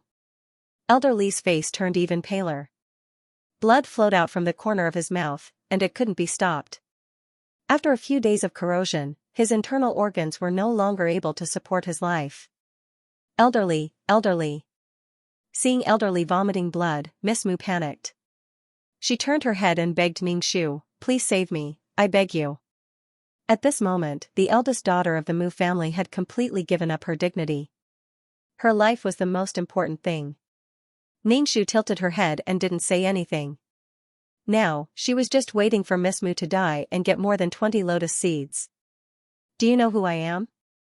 As long as you save me, you can have anything." Miss Chen roared at Ningxu. Her face was a little twisted because of the pain. Ningxu didn't look at her. Instead, he looked around the mountain range. In the end, the eldest daughter of the Mu family couldn't withstand the corrosive power. She vomited blood and died. "Xiaoqiao, send me over," Ningxu said to Xiaoqiao. Then, he couldn't help but shake his head. This guy didn't understand. Ningxu hugged the thick vines and slid down. He didn't feel very good. The crotch of his pants was torn. Ningxu waved his dagger and walked in front of the man-eating tree. He directly dragged Miss Mu's body away. There were branches and vines tightly wrapped around Miss Mu's body. Ningxu cut the vines. Ningxu dragged Miss Mu's body out of the man-eating tree's territory. Then, he searched Miss Mu's body from head to toe. In the end, he felt a box. Ningxu opened the box. There was white smoke coming out of the box, and a chill came over him. using this method to preserve the lotus seeds. Ningshu threw a few lotus seeds into his mouth. What was the point of keeping them? The Mu family definitely knew that the eldest daughter of the Mu family was looking for lotus seeds. If the lotus seeds were sold on the market, it was very likely that she would be suspected. When the lotus seeds entered his mouth, they were ice cold. Ningshu chewed a few times and swallowed. It was incomparably cold. It felt like a bucket of ice water on a hot summer day. An abundant amount of spiritual energy rushed into her dantian. It seemed like it wanted to break through her dantian, but it was all absorbed by the qi jin in her dantian. The qi jin seemed to be full and burped. Xiaoqiao went to Ningshu's side. Ningshu threw a lotus on the ground for her. Let's see how you eat without a mouth. Ningshu searched through all the treasures on Miss Mu's body and found a few purple gold coins. This was a currency that was of a higher grade than gold coins. It was indeed a gold belt for murder and arson. Ningshu kept the purple gold coins. As for the other items, such as weapons that had the Mu family's symbol, Ningshu didn't want them. Ningshu put the purple gold coins in the cloth bag. Xiaoqiao actually stretched out her vines and wrapped them around Miss Mu's body. It seemed like she was going to absorb the body. Ningshu was speechless. This thing couldn't be eaten. Ningshu pulled the body by its legs and threw it into the man-eating tree forest. Immediately, the vines dragged Miss Mu's body away. Xiaoqiao was in a daze and didn't move for a long time. She watched as Ningshu threw away his prey. Ningshu patted the dust off his hands and said to Xiaoqiao, "Let me tell you, this thing can't be eaten. People with 2 legs can't eat it. He could do this to demonic beasts, but if he did this to humans, it would cause unnecessary trouble. Alright, let's go find the ingredients for the wisdom pill." Ningshu walked away with his hands behind his back. Xiaoqiao floated up and floated around Ningshu. Ningshu killed the demonic beasts in front while Xiaoqiao collected the corpses from behind. Later on, Xiaoqiao killed the demonic beasts and destroyed the corpses while Ningshu watched from behind. After staying in the fallen mountain range for a few days, they finally gathered all the ingredients for the wisdom pill. They happened to find a mature wisdom fruit tree. However, the wisdom fruit tree was guarded by a large swarm of wasps. Ningshu stood far away and pointed at the red wisdom fruit. He said to Xiaoqiao, who was floating beside him, "See that? Eat that fruit and you won't be so retarded. Go and pick the wisdom fruit." Anyway, the vines weren't afraid of being stung. "Do you understand?" Ningshu asked. Xiaoqiao circled around Ningshu. Ningshu could only helplessly say, "Don't you want that fruit? Go pick it." Xiaoqiao paused in front of Ningshu for a moment before flying towards the fruit of wisdom. Ningshu hurriedly retreated. If necessary, he would get rid of Xiaoqiao and run first. He didn't want to attract the hornets. Xiaoqiao flew to the front of the wisdom fruit and stretched out her dense vines. She wrapped them around the wisdom fruit tree and uprooted the tree. Then, Ningshu dragged the fruit tree over. Ningshu was speechless. Ningshu looked at the overwhelming number of buzzing hornets swarming over. "Oh my god." Ningshu quickly turned around and ran. Xiaoqiao noticed that Ningshu was running very fast, dragging the fruit tree behind him. Ningshu was speechless. Ningshu hurriedly ordered Xiaoqiao, "Let's split up." Xiaoqiao continued to drag Ningshu along as she rushed over. Ningshu was speechless. Ningshu thought for a moment. When Xiaoqiao caught up with him, he would pick a few wisdom fruits from the tree and run for his life. As he ran, he scattered poisonous powder behind him. When he ran out of the fallen mountain range, Ningshu was already exhausted. There were still buzzing sounds behind him. Ningshu continued to run while panting. It was really an unbearable pain in life. That was why he was most afraid of a useless teammate tricking his teammate. This guy tricked his teammate with his own strength. Ningshu was so angry. When he returned to Fallen City, Ningshu planned to refine the wisdom pill. However, he needed to find a pill furnace. There probably wasn't one here. He had been out for a long time. It was time to go back. Ningshu planned to rest for the night and return the next day. The harvest this time was quite good. The money he plundered from Miss Mu and some magic crystals were enough for him to get a pill furnace. "Master, you're back?" Ningxu walked into the inn and saw De Yong coming to greet him. "Master, I've been waiting for you for a long time. I was worried that something had happened to you," De Yong said happily. Ningxu sat down and De Yong immediately ordered the dishes to be served. After the dishes were served, Ningxu picked up his chopsticks and ate. He asked, "How's your cultivation?" "I don't feel anything else. My body has become much stronger." Although De Yong said that, his expression was joyful. He felt like his whole body was filled with energy. With strong hope, he would naturally be filled with energy. "Cultivate well." Ningxu nodded. "Master, can you teach this kind of Duqi secret manual to others?" De Yong looked at Ningxu carefully. "Master, I want to form a team of Duqi mercenaries. Maybe Duqi can defeat a summoner." Ningxu drank a mouthful of soup. "You're quite ambitious. You haven't even cultivated your Qi gene and you're already thinking so far ahead." "Master, it's not that I'm ambitious. I just want to rely on this to make a living," De Yong said. "If you don't agree, I won't reveal the Duqi secret manual." "It's okay. You can reveal it," Ningxu said casually. The more people who cultivated it, the more power of faith she would gain. As long as they cultivated her secret manual, they would gain power of faith. "Thank you, Master." De Yong quickly thanked him. Ningxu booked a room in the inn and gave a few wisdom fruits to Xiaoqiao to absorb. He planned to go back the next day. Soon, the academy would start school. "Master, I'll go back with you." De Yong followed Ningxu out of Fallen City. Ningxu didn't say anything. Along the way, Ningxu tried to communicate with the green ball of light in his consciousness. After eating a few wisdom fruits, Xiaoqiao's consciousness had become much richer and her emotions were much stronger. There was excitement, joy, and dependence. If she ate more wisdom pills, Xiaoqiao's intelligence would gradually increase. He really couldn't stand this kind of partner who cheated her teammates. However, there was a problem now. Xiaoqiao wanted to stretch out her vines to wrap around any living thing other than Ningxu and use them as her food.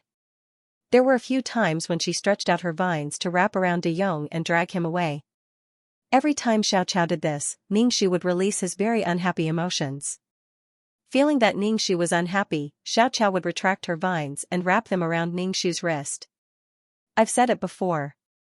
This kind of living thing with 2 legs like your master can't be eaten," Ningxu reminded her again.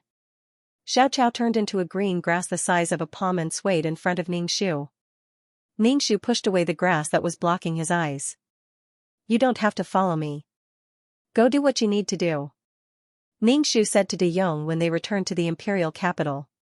De Yong sent Ningxu to the door and told Ningxu to take care of himself before leaving.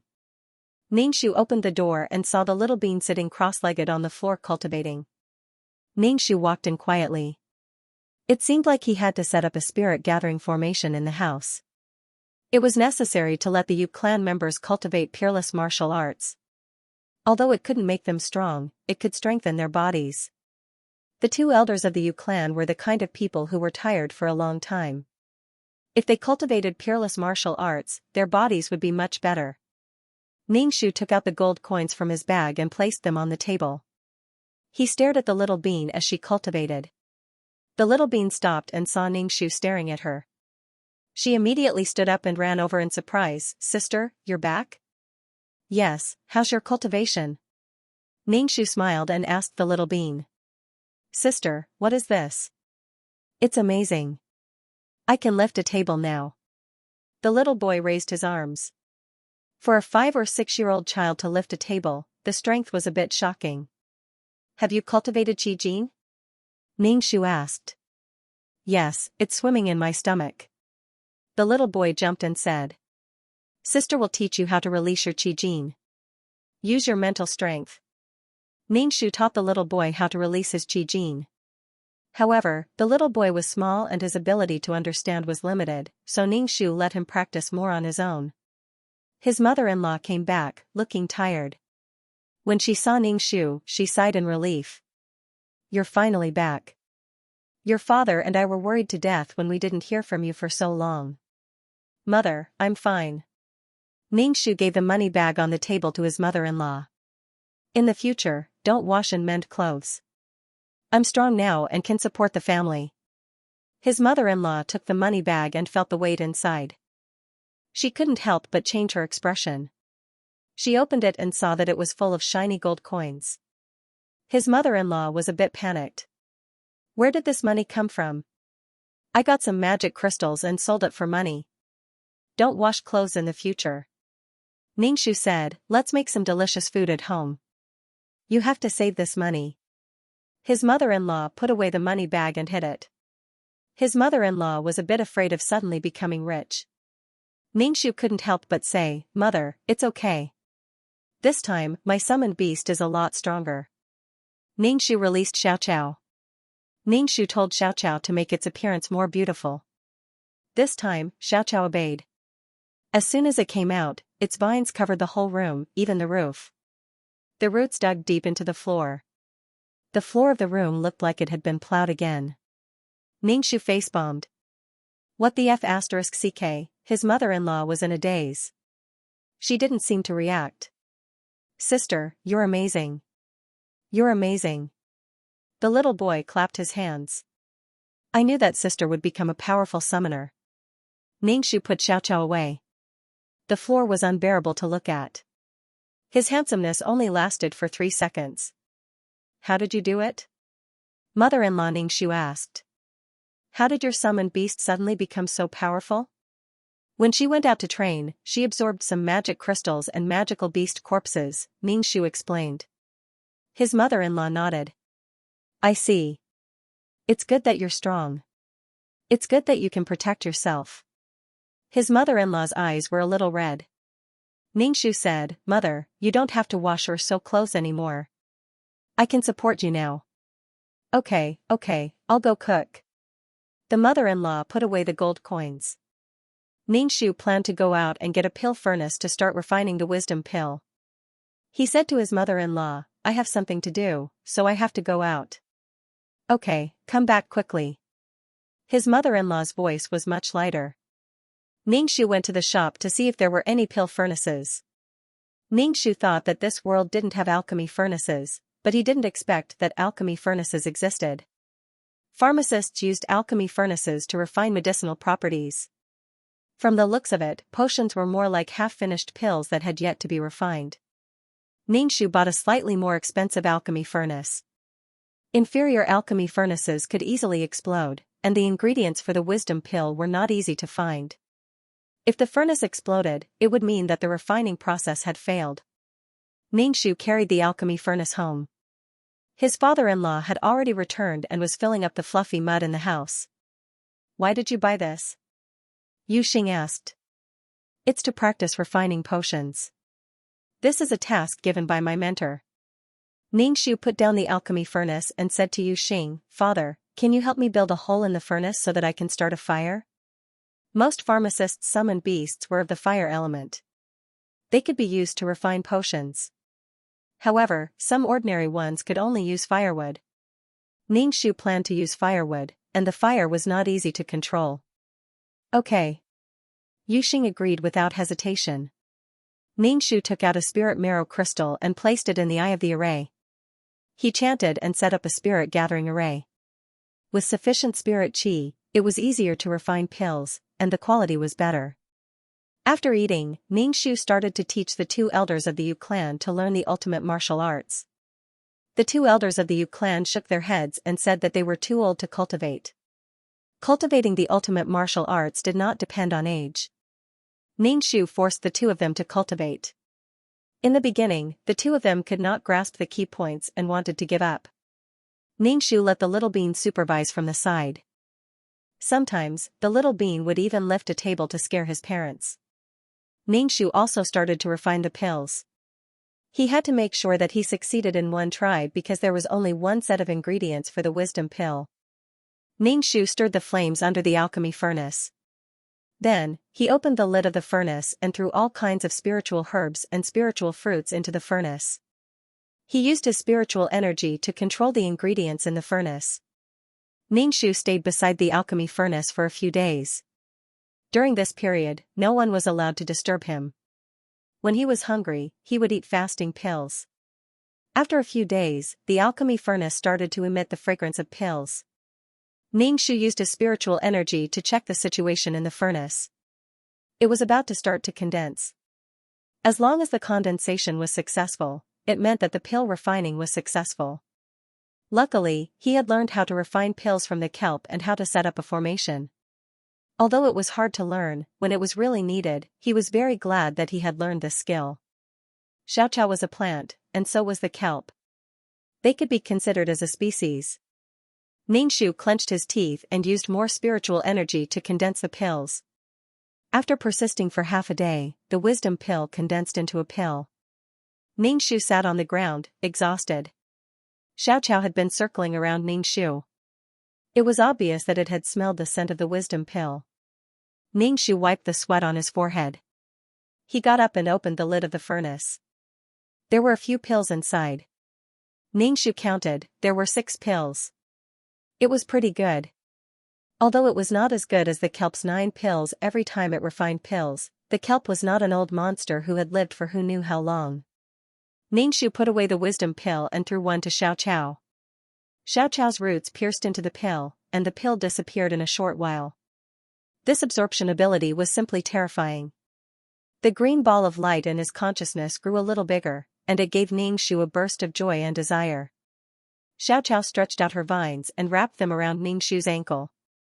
She even used her leaves to gently scratch Ningxu's skin. Ningxu. So itchy. Ningxu then threw a wisdom pill to her, and the wisdom pill was immediately absorbed. Xiaoqiao used her leaves to gently scratch Ningxu. Ningxu gave her another pill and said, "Save these for later." Ningxu stretched. His whole body was covered in dust. His face was white and his eyes were blue. He looked very haggard. After washing up, he greeted his mother-in-law and planned to take a nap to replenish his energy. The academy will start the day after tomorrow. Don't sleep for too long. His mother-in-law said. Ningxu waved his hand, I know. Xiaoqiao also started to digest the power of the wisdom pill. After being summoned back to the summoning space by Ningxu, she fell into a deep sleep. Ningxu slept until noon the next day. When he woke up, he was full of energy. Shuang, take your little brother to the Summoners Union to test if he can become a summoner. He's already 6 years old, Yu Xing and Ningxu said, their eyes filled with anticipation. If their son was a summoner, then the Yu family would rise. If both siblings were summoners, then the Yu family would be able to get rid of their poor status. Ningxu nodded. Okay. Ningxu held the little bean's hand and walked towards the union. Ningxu asked the little bean, Are you nervous? No. I'm not nervous. The little bean's voice was trembling. Ningxu smiled and said, Even if you can't become a summoner, with your current strength, normal summoners are no match for you. The little bean clenched his fist and punched someone. If they were weaker, they would be knocked down immediately. Dad wants me to be a summoner. The little bean pouted and was about to cry. Summoners were the mainstream power system now. Everyone was proud of being a summoner and being able to summon beasts. Ningxu smiled and said, As long as you're strong, as long as you can protect yourself, as long as you can kill beasts, it doesn't matter if you're a summoner or not. One of the drawbacks of being a summoner was that their power came from their summoned beasts. They relied on their summoned beasts to fight. Summoned beasts weren't immortal creatures, they had to die too. When a summoned beast died, the summoner had to summon a new one to form a contract with, and then have to train a new one. It was so tough. Power had to be in your own hands. If you can't become a summoner, then we'll become a fighting family. Ningxu patted the little bean's shoulder. Fighting family. The little bean's eyes lit up. It sounds very powerful. Ningxu brought the little bean into the union. Someone took the little bean to test. Ningxu waited outside. Half an hour later, the little bean came out from inside. He held his head and looked dispirited as if he had suffered a huge blow. Ningxu looked at him and knew that he had failed. It was rare for a commoner to become a summoner. Yu Shuang was very lucky to become one. Yu Jun is unable to become a summoner. Wha? Little Bean jumped into Ningxu's arms and cried. The surrounding people were not surprised by this.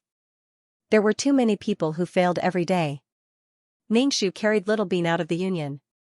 Sister, Dad will be disappointed that I didn't become a summoner, the little boy said as he wiped his tears. Ningxu patted Little Bean's face. Smile and live on. Little Bean, big sister, I'm so sad right now that I can't smile. Ningxu's expression was relaxed. If you can't become a summoner, then you have to train your body well and develop your body's potential. Big sister didn't lie when she said that she wanted to establish a dochi family. But I want to have a summoned beast like Xiaoqiao to play with me. Little Bean wasn't that sad anymore, but she wasn't satisfied that she didn't become a summoner. Ningxu couldn't help but want to roll his eyes at Xiaoqiao's summoned beast. With the resources he had spent on Xiaoqiao, he didn't know how many summoned beasts he could have nurtured. However, the advantages of becoming stronger were obvious, but the prerequisite was that he was willing to invest. Therefore, nurturing plant-type summoned beasts wasn't as cost-effective as animal-type summoned beasts. You're a man. Wipe your tears. Ningxu wiped the tears off Little Bean's face with his sleeve and prepared to go to the mercenary union to find the scarred mercenary. When he arrived at the mercenary union, he saw the scarred mercenary talking to a few people. The scarred mercenary vaguely looked like he was the leader. De Yong, Ningxu called out to him. When the others saw a 17-year-old girl with a child called De Yong, they had a strange expression on their faces. One of them asked De Yong, "When did you have a wife and a child?" "What nonsense are you talking about?" "Shut up," De Yong said with a dark face. Ningxu hurried over. "Master, why are you here?" De Yong bowed slightly to Ningxu. Ningxu waved his hand. "You don't have to be like this outside. Let's go to the restaurant to talk. I have something to tell you." Ningxu held Little Bean's hand. When they arrived at the restaurant, De Yong ordered a few dishes. Seeing that there was a child present, he also ordered a few snacks. Little Bean picked up the snacks from the plate and ate them. Ningxu asked De Yong, "How's your cultivation going?" "I can feel a trace of qi, but my cultivation speed is slow." De Yong said. "Take it slow. Don't worry about cultivation." Ningxu looked at De Yong and asked, "You said that you wanted to form a mercenary team. How's it going?" "There are already a few members. I've already taught them the dochi cultivation method." De Yong said while observing Ningxu's expression.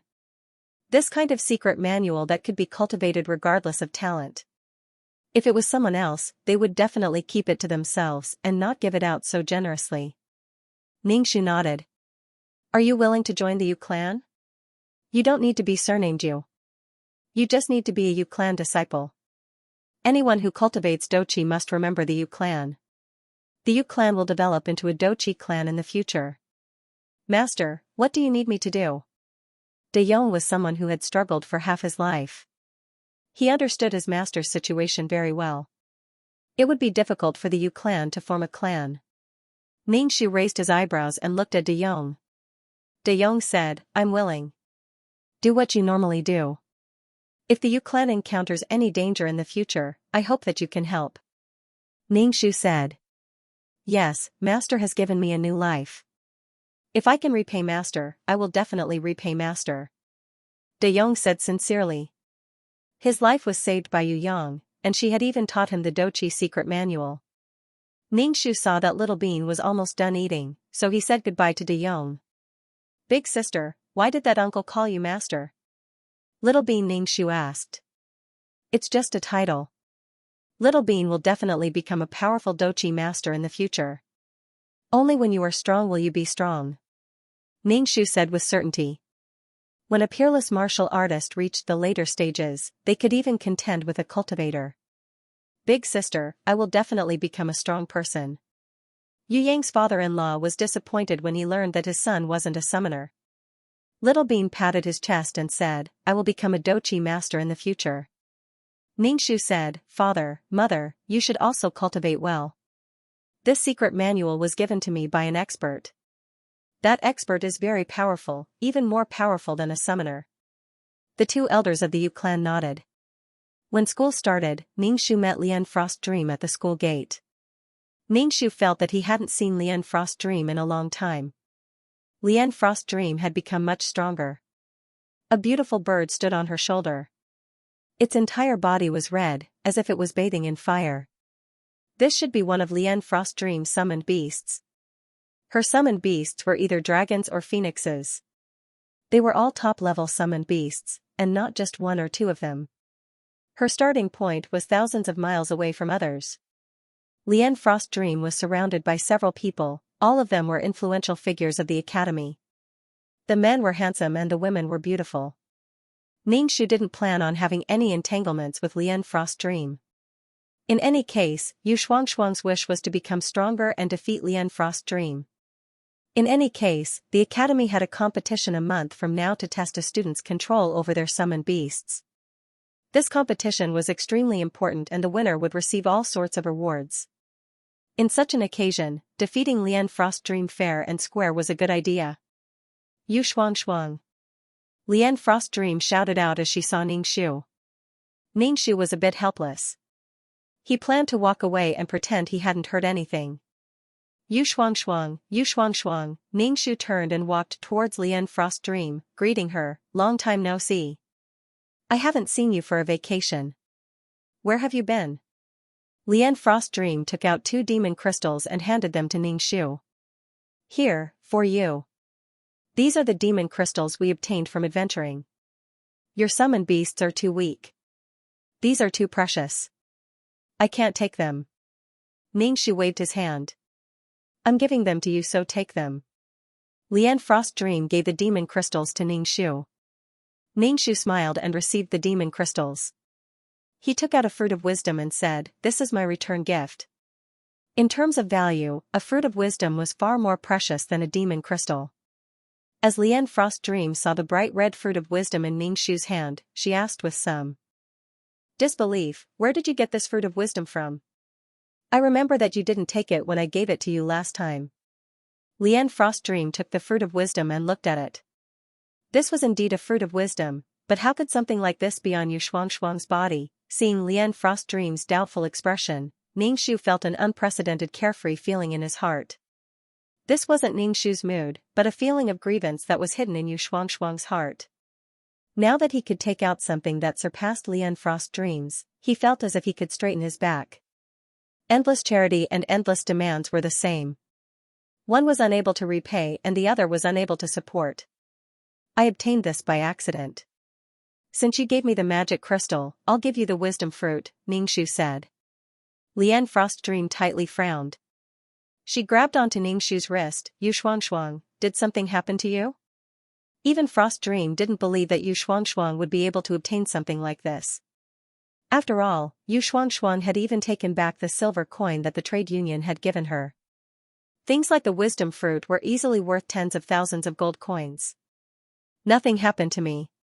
I got the wisdom fruit cleanly." "It's not what you think," Ningxu said calmly. "Alright, since she's willing to use the wisdom fruit to exchange, then let's exchange." Muziki said lightly, "Since she's willing to puff herself up at her own cost, then we'll fulfill her wish." Usually, these commoners use an inexplicable sense of pride to hide their inferiority. Muziki's expression was indifferent. Ningxu glanced at Muziki and remembered the eldest daughter of the Mu family who had died in the man-eating tree forest. Looking at Muziki's calm appearance, he guessed that she wasn't his biological sister. Large families had many branch families, so who knew what was going on with the Mu family's young miss? "Keep your wisdom fruit, I don't want your wisdom fruit. As for the demon crystals, they aren't anything precious, so you can keep them too." Lian Frost Dream tossed the wisdom fruit to Ningxu. Ningxu caught the wisdom fruit and tossed the 2 demon crystals to Lian Frost Dream. "I have no reason to take your things." He couldn't figure out why Lian Frost Dream would always give things to others without even asking them if they needed them. She insisted on showing off her true beauty and kindness. She said that she treated others as friends, but in reality she treated them like dogs and would even give them a bone.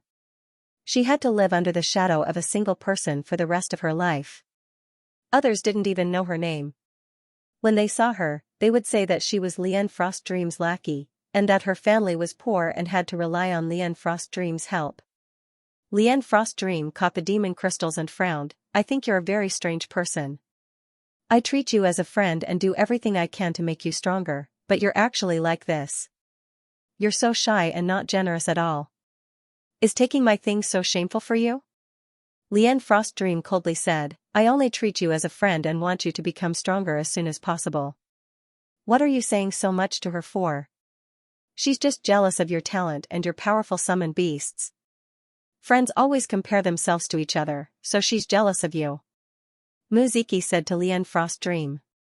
If I met such a person, I wouldn't even bother with them. If they're mud on the ground, they'll always be mud on the ground. You're the only one who insists on sticking your warm face to my cold butt. People of different paths cannot make plans together, so if you can't walk together then why stick together? Commoners like to use this method to show that they view money as nothing but dirt. You're clearly weak in the heart, yet you still pretend to be like that, the dragon-like man beside Lian Frost Dream snappily said. Ningshu's expression was light. Wasn't it normal for people to be jealous and feel inferior, but Yu Shuangshuang was by Lian Frost Dream's side. As long as she did something that made Lian Frost Dream unhappy, she would be labeled as someone who didn't know what was good for her, someone who only had the pitiful self-esteem of a commoner. She didn't want to be friends with Lian Frost Dream.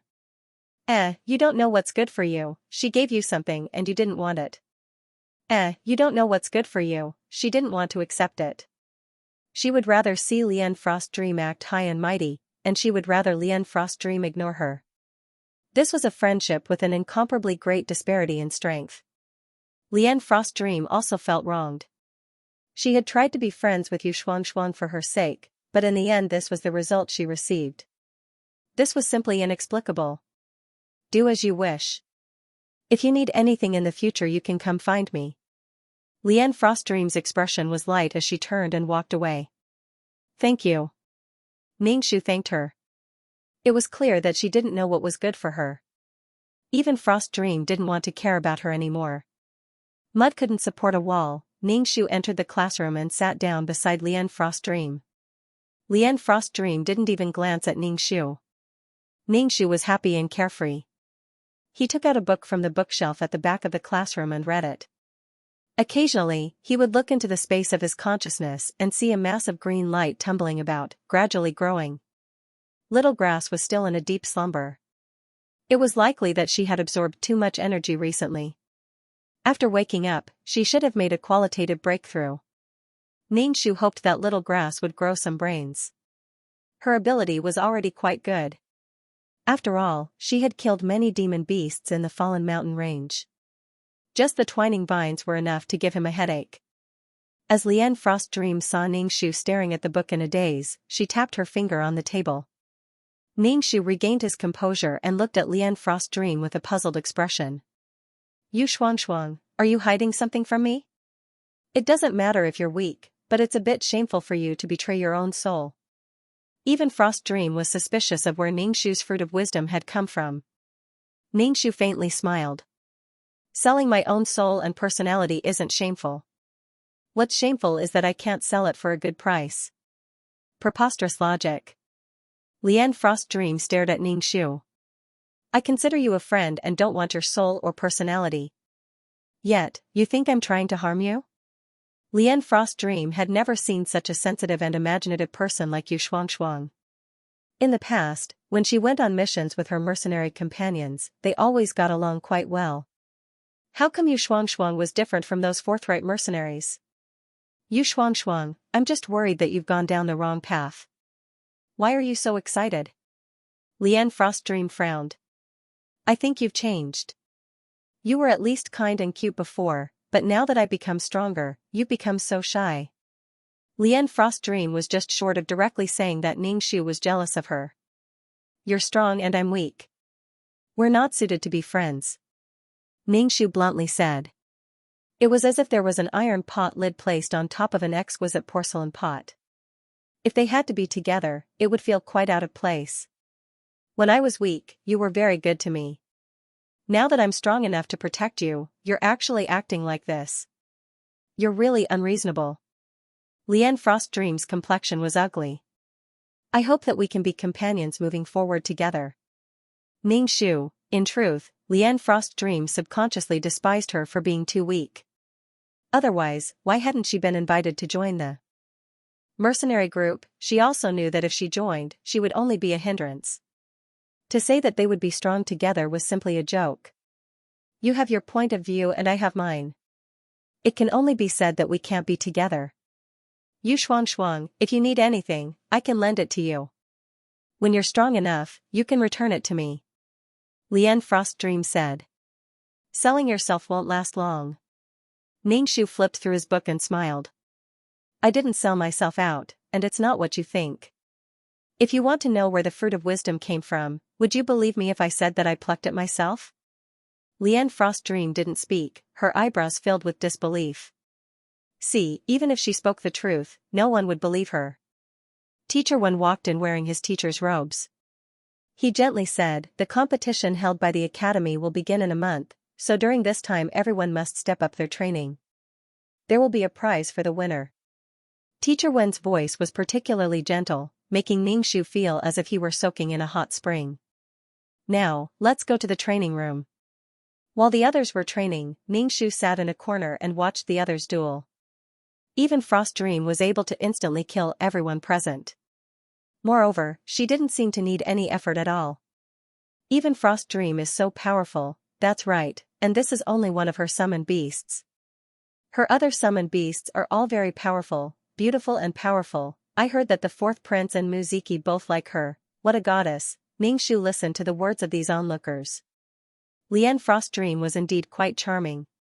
With her strong self-esteem, she was at least more attractive than those women who relied on men. Ningxu didn't want to fight to the death with her. The original host only hoped that she could be strong enough to defeat Lian Frost Dream. In the academy battle a month from now, he would defeat Lian Frost Dream in such a situation. Ningxu had a doubt in his mind. Just what was that beat on Frost Dream's body? Even Frost Dream had gone from trash to a genius. Moreover, she had such a powerful soul force to control so many summoned beasts. Where's your flower pot? Mentor Wen asked as he looked at Ningxu playing with his nails. Ningxu stood up, I put it away. Little Grass was currently in a deep sleep. Who knew when she would wake up? If Little Grass didn't wake up in a month, then she would have to go up to the arena by herself. If you have nothing to do, communicate with your summoned beasts. Mentor Wen seemed to remember that Ningxu's summoned beast was just a blade of grass, so he didn't know what to say. Train them. Okay. Ningxu nodded. You should go to the plant department class as soon as possible. That way you can have targeted training. Mentor Wen said. Thank you, Mentor. Ningxu nodded. The truth was that she wanted to go to the plant department class. The plant department class would only accept those with talent. Even if they were plants, they would have powerful summoned beasts.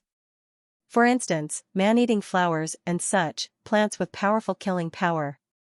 Yu Xianxia wasn't able to enter the plant department class, so she was sent to this class. She felt really stifled. Moreover, the cost of cultivating the plant department wasn't something that Yu Xianxia could afford. Mentor Wen thought for a moment and gently said to Ningxu, you can also cultivate as a martial master. But if you become a martial master, you will at least have the ability to protect yourself.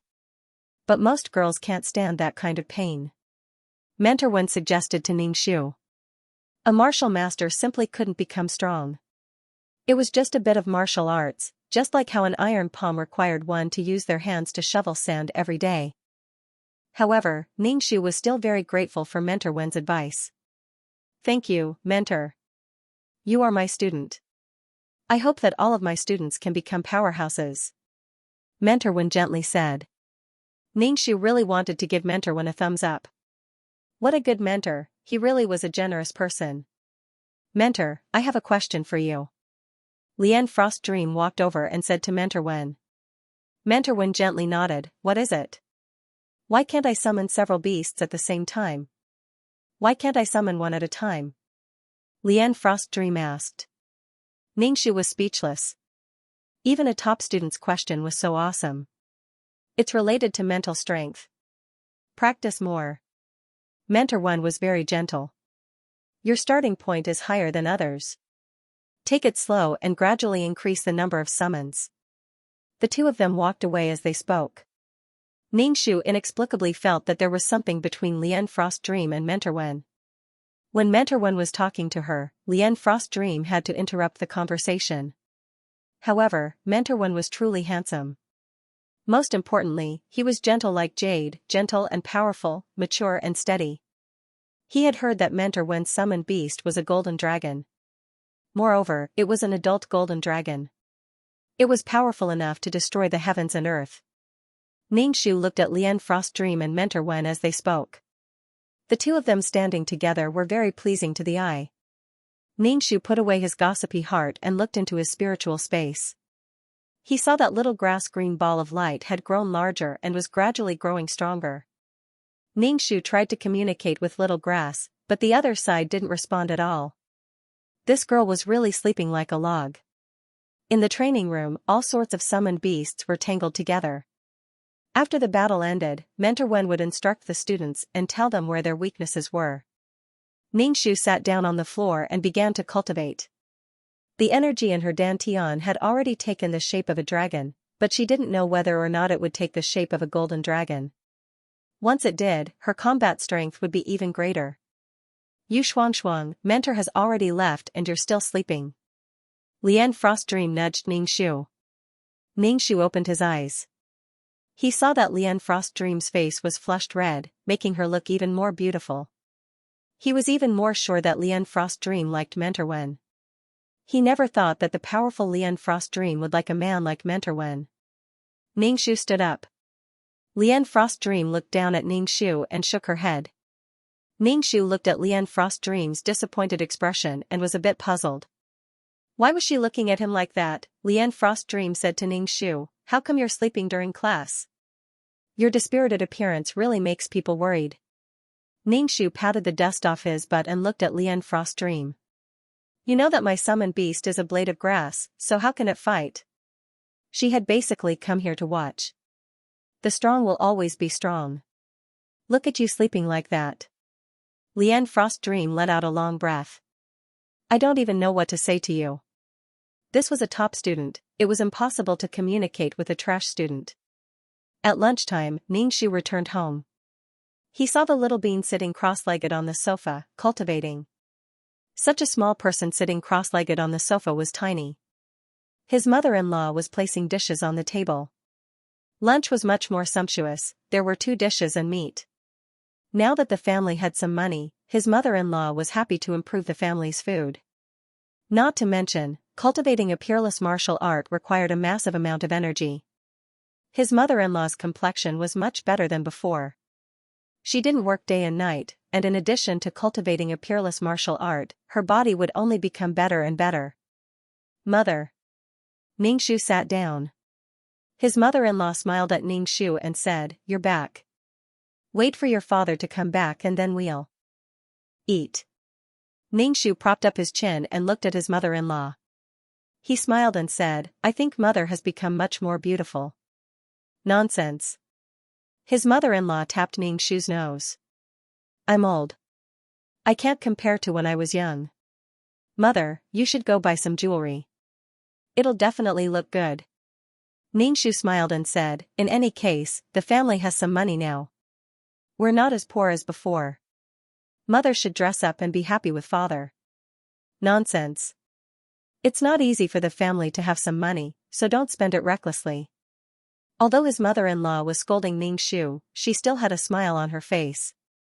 It was clear that her life had become much more relaxed recently, and she was also much more relaxed. Money is earned to be spent. If there's no more money, I'll go earn it. Ningxu propped up his chin and said. Now, if they went to some dangerous places to kill some magical beasts and get some magic crystals, their family would have some money. As long as one was strong, it would be easy to earn some money. However, if one was weak, it would be difficult to earn money. Sister, you're back. Little Bean jumped off the sofa and threw himself into Ningxu's arms. Ningxu was pushed back by Little Bean's momentum and coughed twice. Little Bean, you have to control your power, okay? Ningxu squatted down and held Little Bean's shoulders. Don't always cultivate. Go out and play with other children. What's so fun about that? They can't even beat me, so they have to go home and complain to the adults. It's not fun at all, Little Bean said with a pout. See? Sister said it. As long as you cultivate properly, you will surely become very strong, Ningxu said with a chuckle. Little Bean nodded. I will definitely be very strong. I will protect you all. His father-in-law came back for dinner and went back to work. Ningxu went back to his room to cultivate. Because the Yu family had a spirit-gathering formation, there was an abundance of spiritual energy. It was especially easy to cultivate. When it was time to go to school, Ningxu went to school. Ningxu felt that it was useless for him to go to school. He could only watch others train their summoned beasts. More than a month's time passed very quickly, and the academy's competition was about to begin. Little Grass still hadn't woken up. He didn't know how long it would sleep. Ningxu tried to communicate with the green ball of light. Before, there was no reply. This time, there was a response. A soft voice sounded in his mind. Master, Ningxu was shocked. Did the intelligence of a single-celled organism develop into that of a human? You're awake? Ningxu summoned Little Grass. Little Grass floated in front of Ningxu. It didn't seem to have changed. How much have you grown this time? Let me see. Ningxu crossed his legs and asked. Master, look carefully. An incomparably soft girl's voice sounded. Little Grass grew a lot of vines. Ningxu looked at it. There was no difference, a lot of leaves grew on the vines, and a lot of flower buds emerged. All of the flower buds bloomed in an instant, and it was simply magnificent.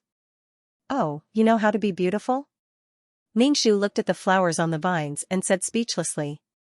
Master. Little Grass felt wronged. My flower's pollen can be parasitic. It can grow a lot of grass. This? It was very powerful. Not bad, not bad. Ningxu said with a smile.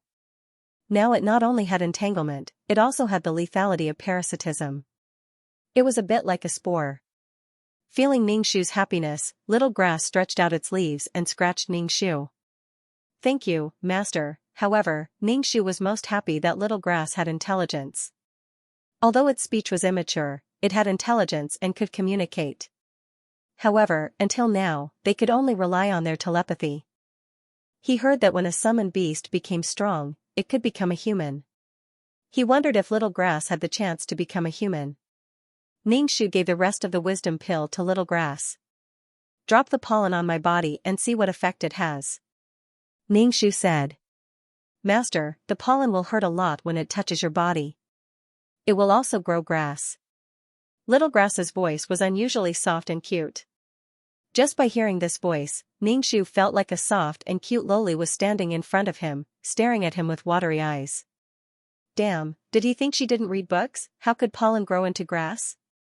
Didn't only seeds grow into grass? It's nothing. I just want to try. Can you control the pollen? The vines wrapped around Ningxu's ankles. Flowers bloomed one after another. It was very beautiful. No one would have thought that such beautiful flowers would have hidden killing intent. When the pollen touched his skin, Ningxu instantly felt like something had pierced his skin. It was very painful. It was as if something had taken root and sprouted in his flesh. Hurry up and withdraw. Ningxu grimaced. Little Grass quickly put away the vines that wrapped around Ningxu. She had obtained a new skill. Although Little Grass was small and weak, her vitality was much stronger than those summoned beasts. Even if the vines were cut off, there would be no loss to her. But to raise Little Grass, Ningxu had spent a great deal of time and effort. The bitterness in his heart wasn't something that others could understand. Very good, very good. Ningxu praised Little Grass. Like this, his chances of defeating Lian Frost Dream in the competition had increased by several degrees. Ningxu dreaded that mysterious bead. Lian Frost Dream definitely had many cards in her hands. Although she had several powerful summoned beasts, who knew how many she could summon? With the support of the mysterious bead, Lian Frost Dream was definitely stronger than she appeared. Master, Master. Little Grass called out to Ningxu in a soft voice. What is it? I just want to call you Master. Ningxu, he suddenly had a restless feeling in his heart. He used to think that Little Grass was mentally retarded, but now that she had developed her own intelligence, she was developing in the direction of a chatterbox. The Academy's finals were a one-on-one competition. Several arenas were held at the same time, and then the top 50 would be selected for a duel. The battles between the top 50 were what could be called intense and exciting. This was just a warm-up match. Ningxu was currently fighting with a student whose summoned beast was a wolf. When the boy saw that Ningxu didn't even summon his summoned beast, he sneered, "Why don't you summon your summoned beast? Is it because my summoned beast is too weak?" The boy's expression was very relaxed. Summoned beasts were the pride of a summoner. Many summoners were happy to summon their summoned beasts, unless someone's summoned beast was particularly weak or ugly. Ningxu was expressionless. "Since you're not summoning your summoned beast, then I won't show you any mercy." The boy moved his neck and waved at his summoned beast. "Go up and bite her neck." The wolf bared its teeth at Ningxu fiercely, then leaned over and charged at Ningxu. Ningxu stood still. "Are you scared, silly?" The boy curled his lips and waited for the duel to end with a relaxed expression. Ningxu looked at the wolf that was charging towards her. She stretched out her leg and kicked the ferocious wolf off the stage. The boy stared blankly as his summoned beast was kicked out of the arena. The smug expression on his face froze. "You." The boy pointed at Ningxu with an aggrieved expression. "You Xianxia wins," the teacher shouted. "Teacher, she didn't even summon her summoned beast." "This isn't fair," the boy shouted. The teacher said with a straight face, "Don't you think it's embarrassing enough? She didn't even summon her summoned beast and defeated you. You still have the nerve to call it unfair." The boy left the arena dejectedly. Ningxu returned to his seat. Teacher Wen, who was sitting in front of the class, turned his head and looked at Ningxu. He asked, "Have you started practicing martial arts?" Ningxu nodded. "Yes." "Very good. You're a summoner, but you still have to find a way to cultivate your summoned beast." Teacher Wen's expression was gentle. "Thank you, mentor," Ningxu said gratefully. "You don't have to feel too pressured. You alone can't compare to your opponent. One beast and one man, it's up to you wherever you go." Mentor Wen didn't want Ningxu to feel pressured. He also knew that Ningxu wouldn't be able to reach the end. Ningxu nodded. He looked towards the arena where Frost Dream was fighting. Even Frost Dream's summoned beast this time was a meat-winged dragon. It was extremely chubby, and it arrogantly ripped off all of the other party's summoned beast's fur. That summoned beast originally looked like a lion, mighty and domineering. After its fur was plucked, it lost a lot of weight and became bald all over. It was very funny. The lion-summoned beast immediately hid behind its master, making everyone laugh. The owner of the summoned beast was also flushed red. He hurriedly recalled his summoned beast and left the arena with his tail between his legs. The adorable flesh-winged dragon jumped into Lien Frost Dream's arms, a proud expression on its face. Even Frost Dream couldn't help but poke the flesh-winged dragon, a doting expression on her face. "Really, how could you pluck out other people's feathers?" Lien Frost Dream, victory. Lien Frost Dream hugged the flesh-winged dragon and left the arena. She sat down beside Ningxu and asked Mentor Wen, "Mentor, what do you think of my battle just now?" Mentor Wen was silent for a moment. Then, he said, "A summoned beast is the same as a person, they also have dignity." "That's right. I've always treated my summoned beasts as companions and respected them. I've never treated them as animals." Lien Frost Dream smiled as she stroked the adorable flesh-winged dragon. The flesh-winged dragon stretched out its tongue and licked Lien Frost Dream's face, an incomparably intimate expression on its face. Mentor Wen glanced at the flesh-winged dragon and lightly said, "A warrior can be killed but not humiliated. That summoned beast would rather be covered in wounds than have all of its fur plucked out. In the future, you should restrain your summoned beasts," Mentor Wen said. Lien Frost Dream's complexion turned ugly for a moment. Her hand stiffened as she stroked the flesh-winged dragon. She explained, "The little dragon is just a bit naughty, it doesn't have any malicious intentions. Also, without fur it can grow back." Mentor Wen frowned. He didn't speak, only staring at the arena. "How are you? Did you lose?" Lien Frost Dream was a bit embarrassed. She could only look for Ningxu to speak to. She stared at Mentor Wen's back with a bit of bitterness in her eyes. Ningxu said, "My luck was good. I won. Then your luck is quite good. Lian Frostdream faintly said, a bit disappointed. On the first day of the finals, the top 200 had been selected. Ningxu had successfully entered the top 200. In Lian Frostdream's words, he had walked into dog shit luck. When Ningxu was fighting, he didn't release Little Grass. Little Grass had been clamoring to come out. This was because she had seen a demon beast and was very restless. If a two-legged person couldn't eat it, then a four-legged demon beast should be able to. Ningxu didn't pay attention to her. She used her soft and cute voice to call out, "Master, Master." Ningxu's head felt as if it would explode. He directly shouted at her to shut up. Little Grass was incomparably pitiful as she weakly called out to her master. After the duel ended, Ningxu returned home to cultivate. He still had to continue the competition tomorrow. Ningxu looked around and saw that there were some extremely powerful people in the academy. Ningxu had to cultivate with all his strength in order to ensure that he could reach the end and stand on the same stage as Lian Frostdream. To defeat Lian Frostdream in front of everyone, and also not give her any reason to retaliate, this was something that Yu Shuangshuang wanted to see. What Yu Shuangshuang wanted the most was to get rid of Lian Frostdream. By Lian Frostdream's side, as long as she went against her will, it would be a mistake. Little Grass floated beside Ningxu, absorbing the spiritual energy around Ningxu. She was very clever and didn't say anything to disturb Ningxu. After he finished cultivating, Ningxu opened his eyes and looked at his dantian. The energy within his dantian was a bit golden, but the dragon-shaped energy was still white. If he wanted to turn it golden, he would need a massive amount of spiritual energy. He could only slowly cultivate. "Master, I want to fight." Little Grass said to Ningxu in a soft voice. "I know that you covet four-legged demon beasts. Let me tell you, you can't eat them, do you understand?"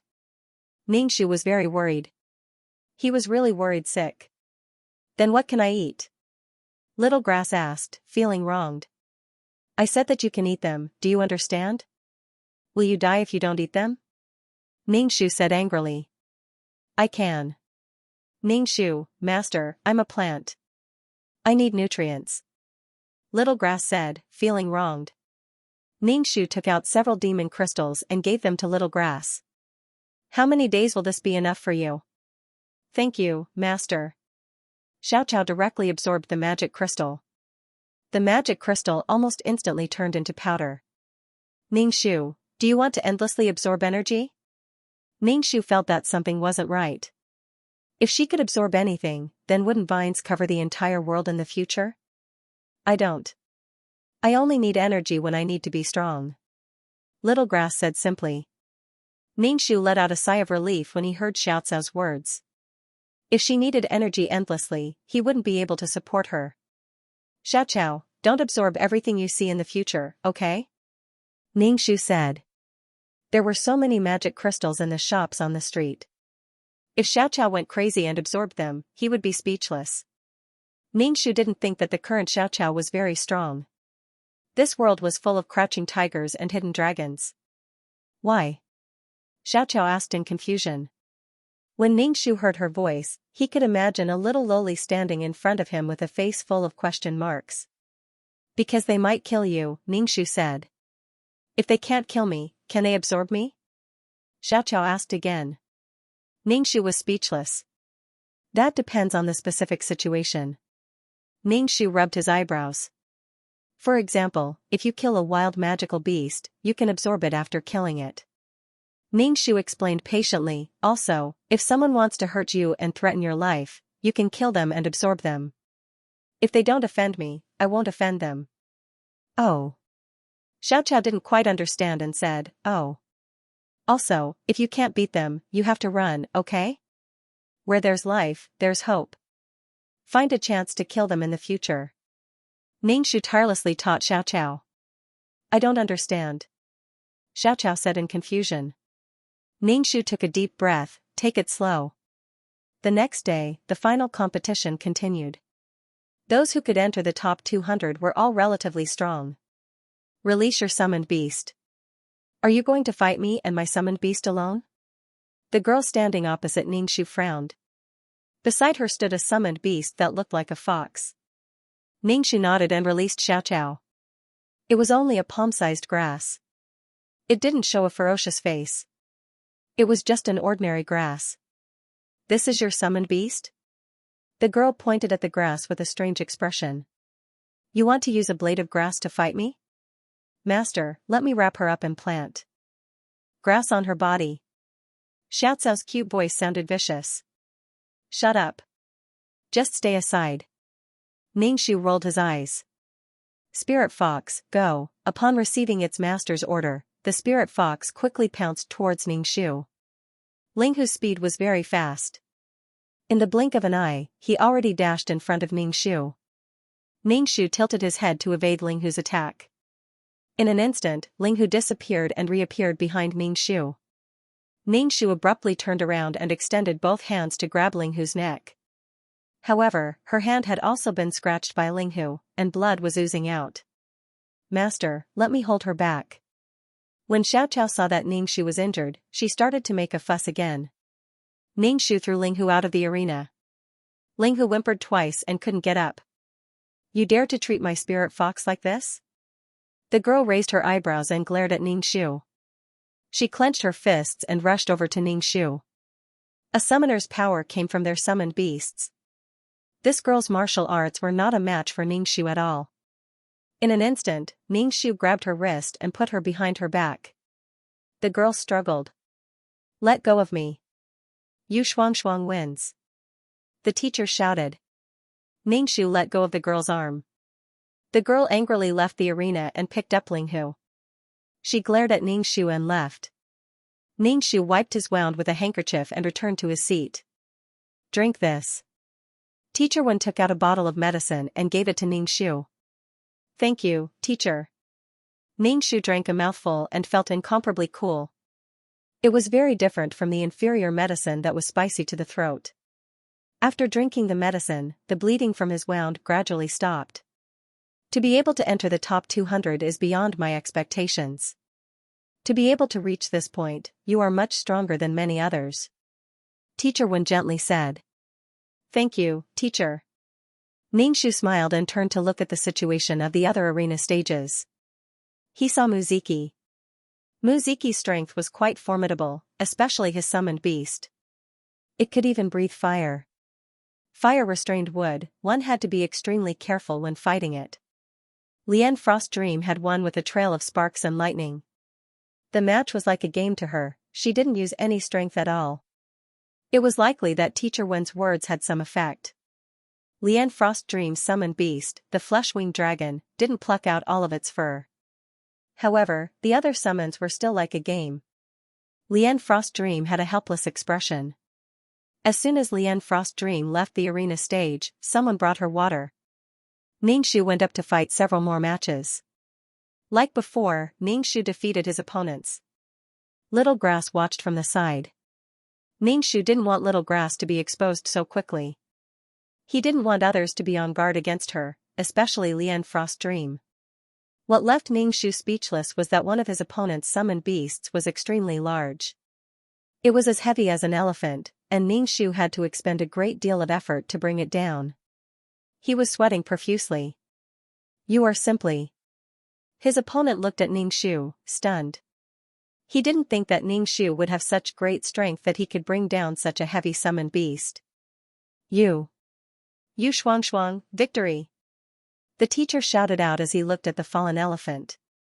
Ningxu left the arena stage. Lian Frost Dream looked at Ningxu with surprise. How can you be so strong? I was born with it, Ningxu said with a smile. How come I didn't know? Lian Frost Dream narrowed her eyes.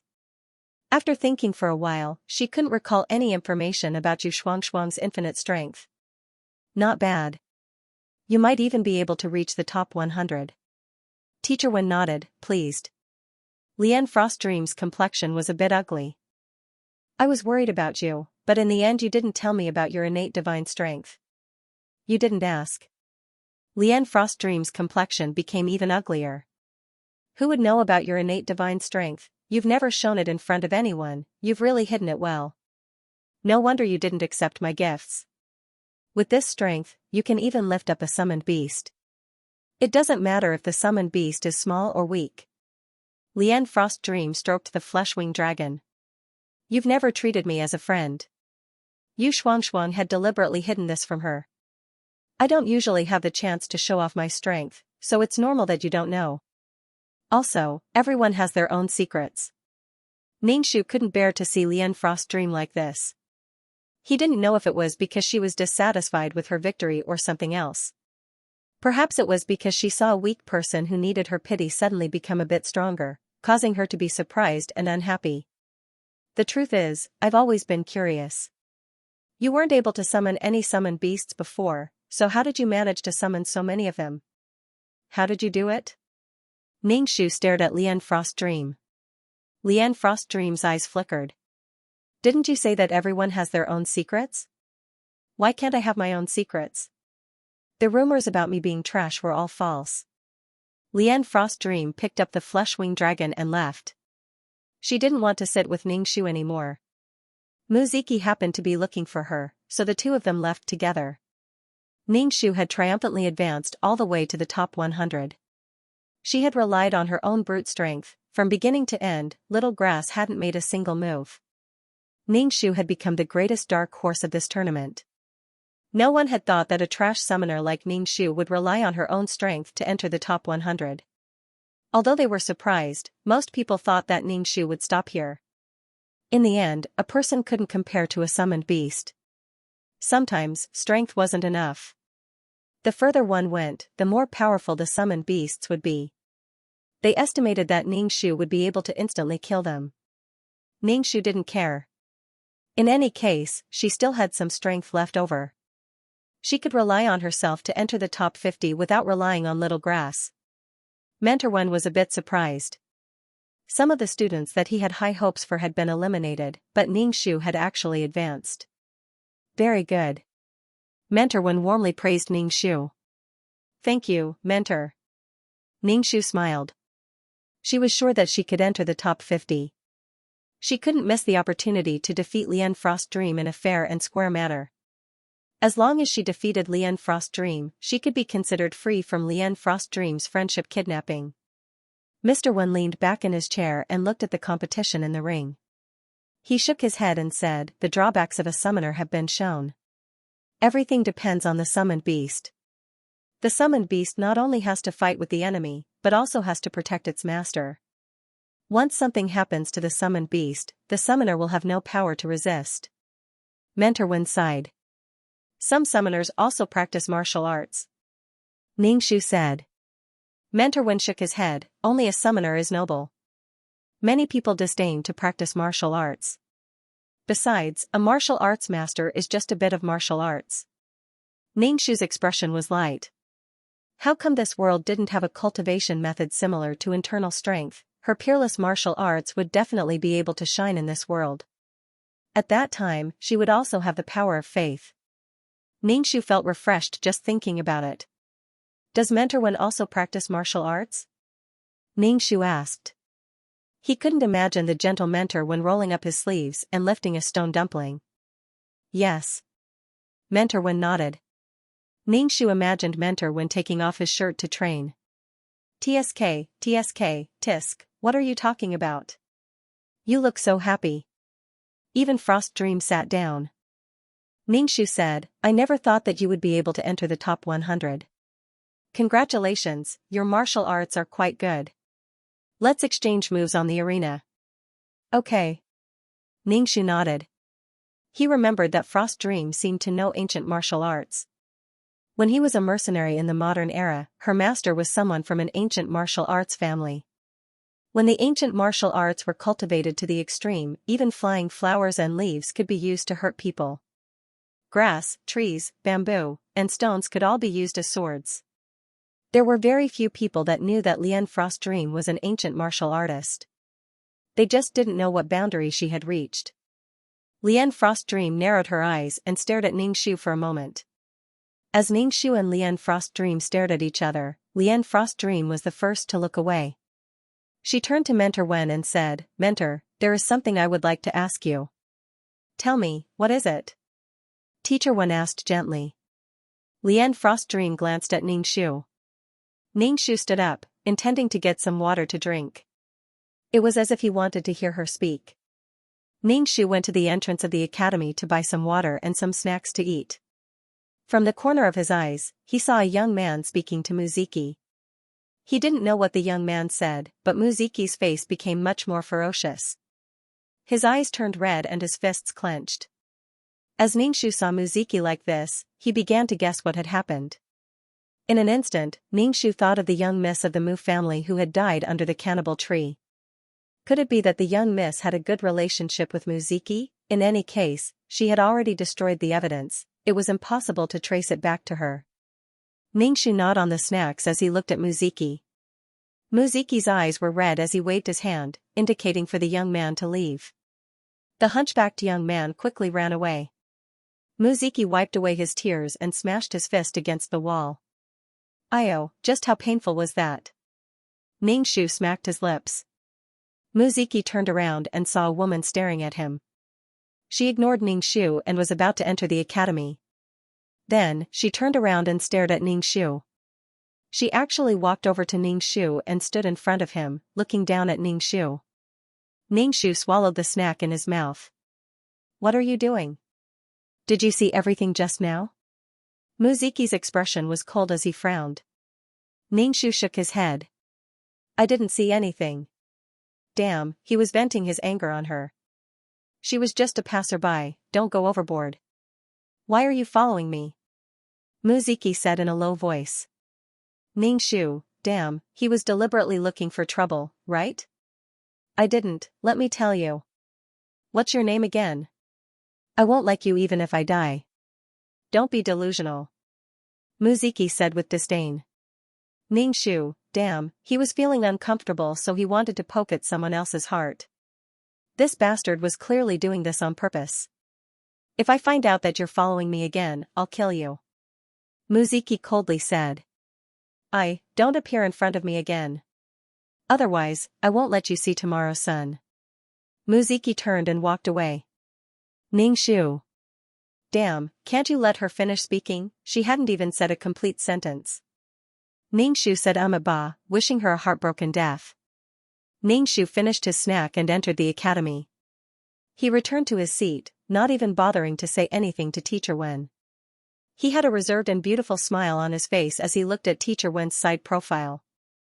Ningxu stared at the battle stage. He saw Muziki on one of the stages. Muziki seemed as if he had been stimulated. All of his opponents were covered in wounds. Not only did he have his own summoned beast cripple his opponent's summoned beast, but he also went on stage to violently beat up his opponent. His opponent hurriedly admitted defeat, pitifully crying out to the referee for help. To be Muziki's opponent was simply 8 lifetimes of bad luck. Several students were severely beaten up by Muziki. After beating someone up, Muziki threw 2 bottles of high-level potions at them, coldly saying that although this was a trial, it was inevitable that there would be times when he made a mistake. Muziki was much stronger than his opponent, so how could he make a mistake? His opponent picked up the potions on the ground and glared at Muziki. Then, he limped down the stage with his summoned beast. Muziki felt sad. He had taken out his anger on others.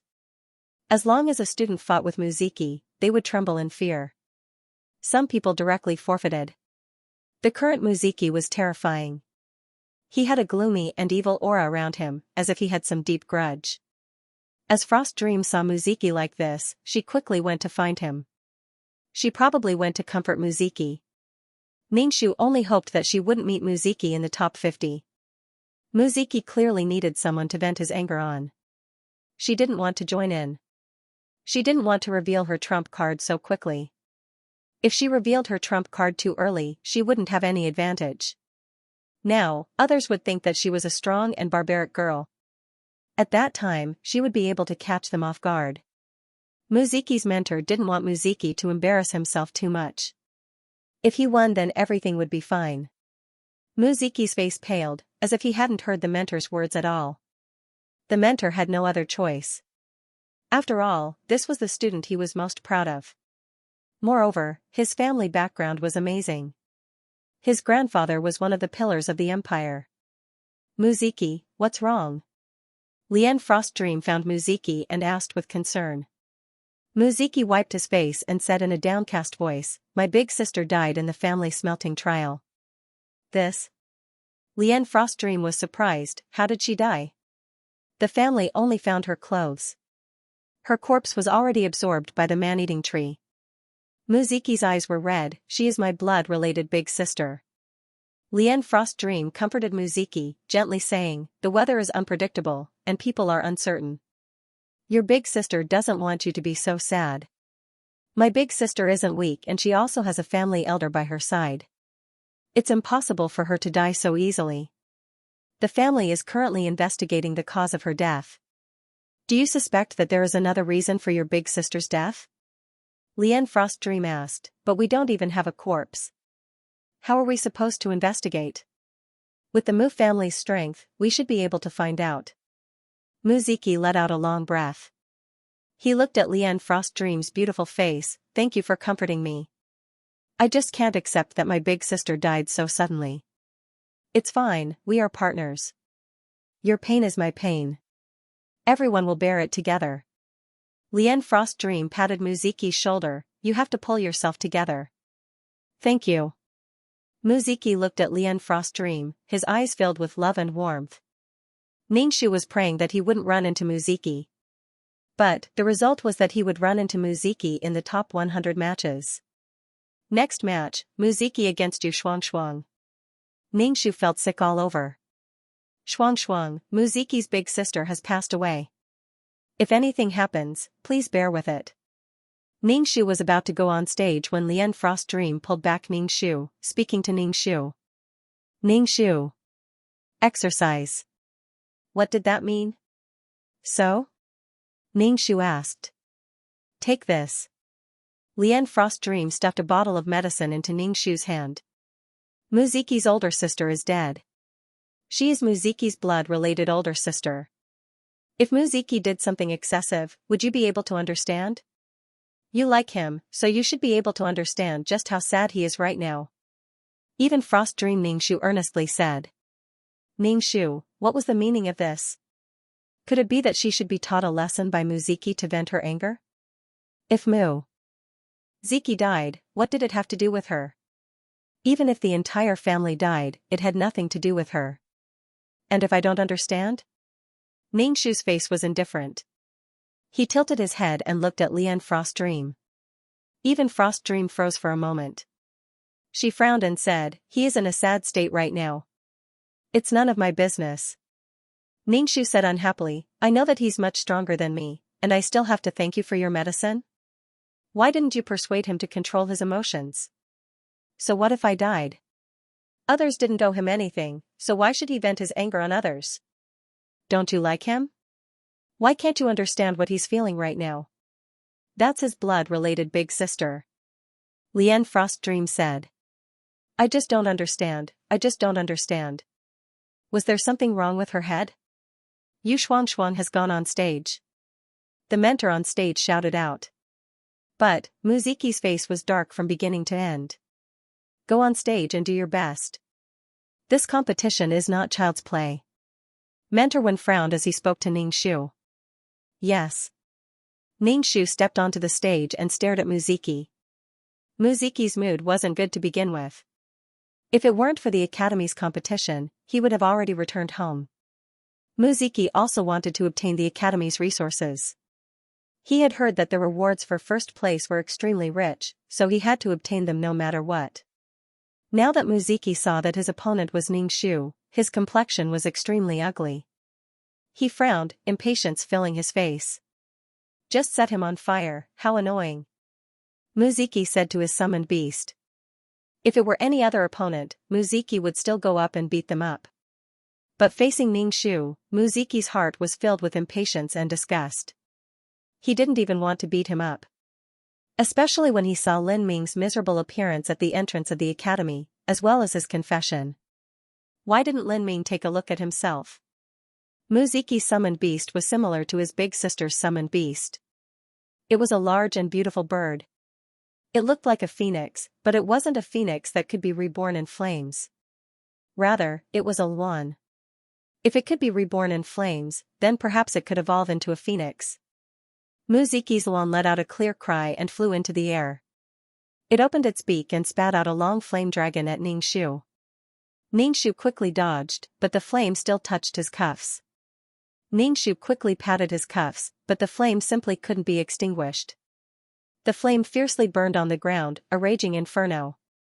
Looking at Muziki in front of him, Ningxu jumped over the flame and raised his fist to smash at Muziki. Muziki saw Ningxu charging at him and sneered. Does he really think he's so great just because he has a little strength? Muziki took a step back and closed his eyes. He summoned another summoned beast, the iron-winged spirit rock bull. The iron-winged spirit rock bull's body seemed to be made of rock. It mooed as soon as it appeared and charged at Ningxu with its horn on its head. If he was really hit by the iron-winged spirit rock bull, then he would lose half his life. If he didn't die, then he would be crippled. Muziki was really ruthless. Ningxu wouldn't collide with a bull. He dodged the iron-winged spirit rock bull's attack and grabbed the bull's horn to sit on its back. The iron-winged spirit rock bull jumped, wanting to throw Ningxu off. Ningxu tightly held onto the bull's horn and circulated the qi in his body.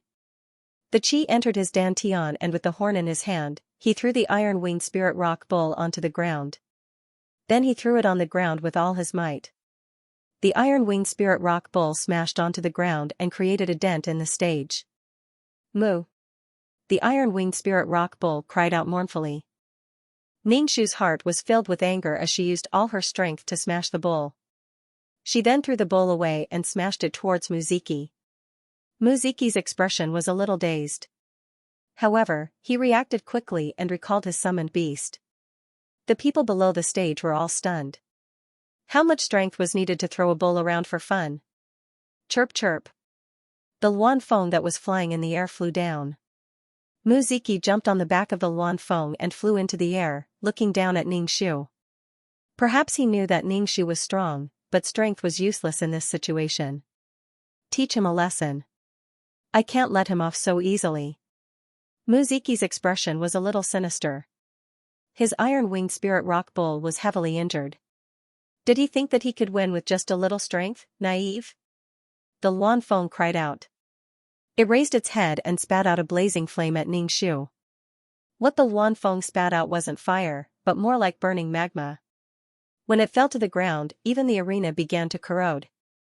Almost the entire arena was engulfed in a sea of fire. If Ningxu wanted to avoid it, she would have to leave the arena. But, if she left the arena, she would lose this match. Ningxu frowned. Her current peerless martial arts weren't enough to allow her to fly. She needed to turn her energy into a golden color before she could fly. Master, let me do it. Little Grass's voice sounded out in Ningxu's mind. There's fire here, can you do it? Fire was the bane of wood. Master, let me try. Fire is also a type of energy. I can try to absorb it. Little Grass said in a soft voice. Ningxu, he didn't know why, but he always felt that Little Grass would never be full. Alright, you can try. He couldn't lose like this. If he lost, then he wouldn't be able to enter the finals to fight Frost Dream. Little Grass floated around Ningxu. She stretched out her vines, twisting them into the shape of a chair. She stretched out her vines and pulled on Ningxu's waist, making him sit on the chair. The vines continued to grow, sending Ningxu into the air. Send you to the heavens? Ningxu sat on the chair like a queen. The vines on the chair began to grow leaves and flower buds. The flower buds instantly bloomed, beautiful and magnificent. Ningxu looked as if he were sitting on a chair made of flowers. Ningxu, oh yeah, this pretentious act was pretty good. Ningxu crossed his legs and leaned back. He tilted his chin up and looked at Muziki across from him. Muziki stared at the vines in a daze. He never thought that Ningxu would have such a summoned beast. Ningxu pretended to be calm, but he anxiously asked in his heart, how is it? Fire greatly restrained Little Grass, who had the wood attribute. It hurts a lot. Xiaoqiao softly said, but I can endure it. I'll try to absorb energy. In the future, I won't be afraid of fire anymore. Ningxu, who was sitting on the flower chair, shocked a lot of people, especially the students who were familiar with Ningxu. They couldn't help but rub their eyes. This was not the Yu Shuangshuang they knew. Yu Shuangshuang's summoned beast was a blade of grass, but when did this blade of grass become so strong? Or did Yu Shuangshuang summon a new summoned beast? Lian Frost Dream stared at Ning Shu on the arena stage. She sat in her chair, her eyes filled with arrogance and contempt. This wasn't the self-conscious and sensitive Yu Shuangshuang. Yu Shuangshuang's strength was already beyond her expectations, but she didn't expect her to have such a powerful summoned beast. She was really good at enduring. She didn't even summon her summoned beast in the beginning. She relied on her own brute force to get through. Yu Shuangshuang could be considered one of the strongest in the academy with her powerful summoned beast and her innate strength. Lian Frost Dream's complexion was a bit ugly. In particular, as she saw Teacher Wen straighten his back and look at Ning Shu, her complexion became even uglier. Lian Frost Dream felt as if she had been betrayed. Yu Shuangshuang didn't say anything to her and hid everything from her. She had pitied Yu Shuangshuang and tried to cover for her. But in the end, Yu Shuangshuang was so strong that it made her actions seem laughable. She guessed that Yu Shuangshuang was secretly laughing at her in her heart. Lian Frost Dream felt her cheeks heat up.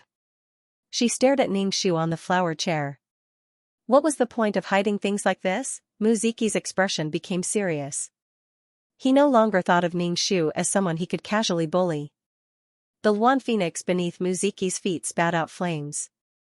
Before Ning Shu could move, Xiaoqiao had already swung her chair so that Ning Shu could avoid the attack. Xiaoqiao stretched out many vines towards Muziki, wanting to wrap around the man and bird. As the Luan Phoenix saw the vines reach towards it, it flapped its wings and flew away. It also spat out flames towards the vines. The vines were roasted by the flames, turning pitch black. The leaves and flowers on the vines withered. Ning Shu felt his heart twitch as he looked at this. Although some of the vines had been burned to charcoal, there were still many more that reached out. Chirp chirp, chirp chirp chirp. The Luan Phoenix cried out, constantly dodging the vines that were attacking it. Muziki was squatting on top of the Luan Phoenix so that he wouldn't fall off. He looked a bit distressed. Although the two sides were in a deadlock, Ning Shu was still sitting in his chair, leisurely. He even picked a flower and smelled it. It was as if he had come for an outing. As Muziki saw Ning Shu like this, he felt powerless. He finally understood what it was like to be bullied by him. Muziki still couldn't believe that this weak person had suddenly become so powerful. It was as if he had seen an ant that he could easily crush suddenly turn into a giant dragon. The Luan Phoenix continued to spit fire at the vines.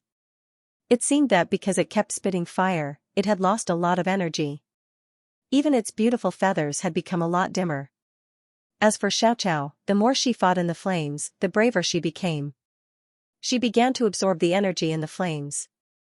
Ning Shu asked Xiaoqiao in his mind, "Can you hold on?" "I can hold on, but it hurts a lot." Xiaoqiao's voice sounded like she was about to cry. She sniffled and endured the pain, causing Ning Shu's heart to soften. "If you really can't hold on, then let's retreat first." "It's okay, I can hold on," Xiaoqiao softly said. Xiaoqiao stretched out her vines towards the Luan Phoenix. The vines were burned to a crisp by the flames, but they didn't give up, as if they wanted to drag the two people down. The competition arena was silent. Everyone held their breath as they stared at the battle on stage.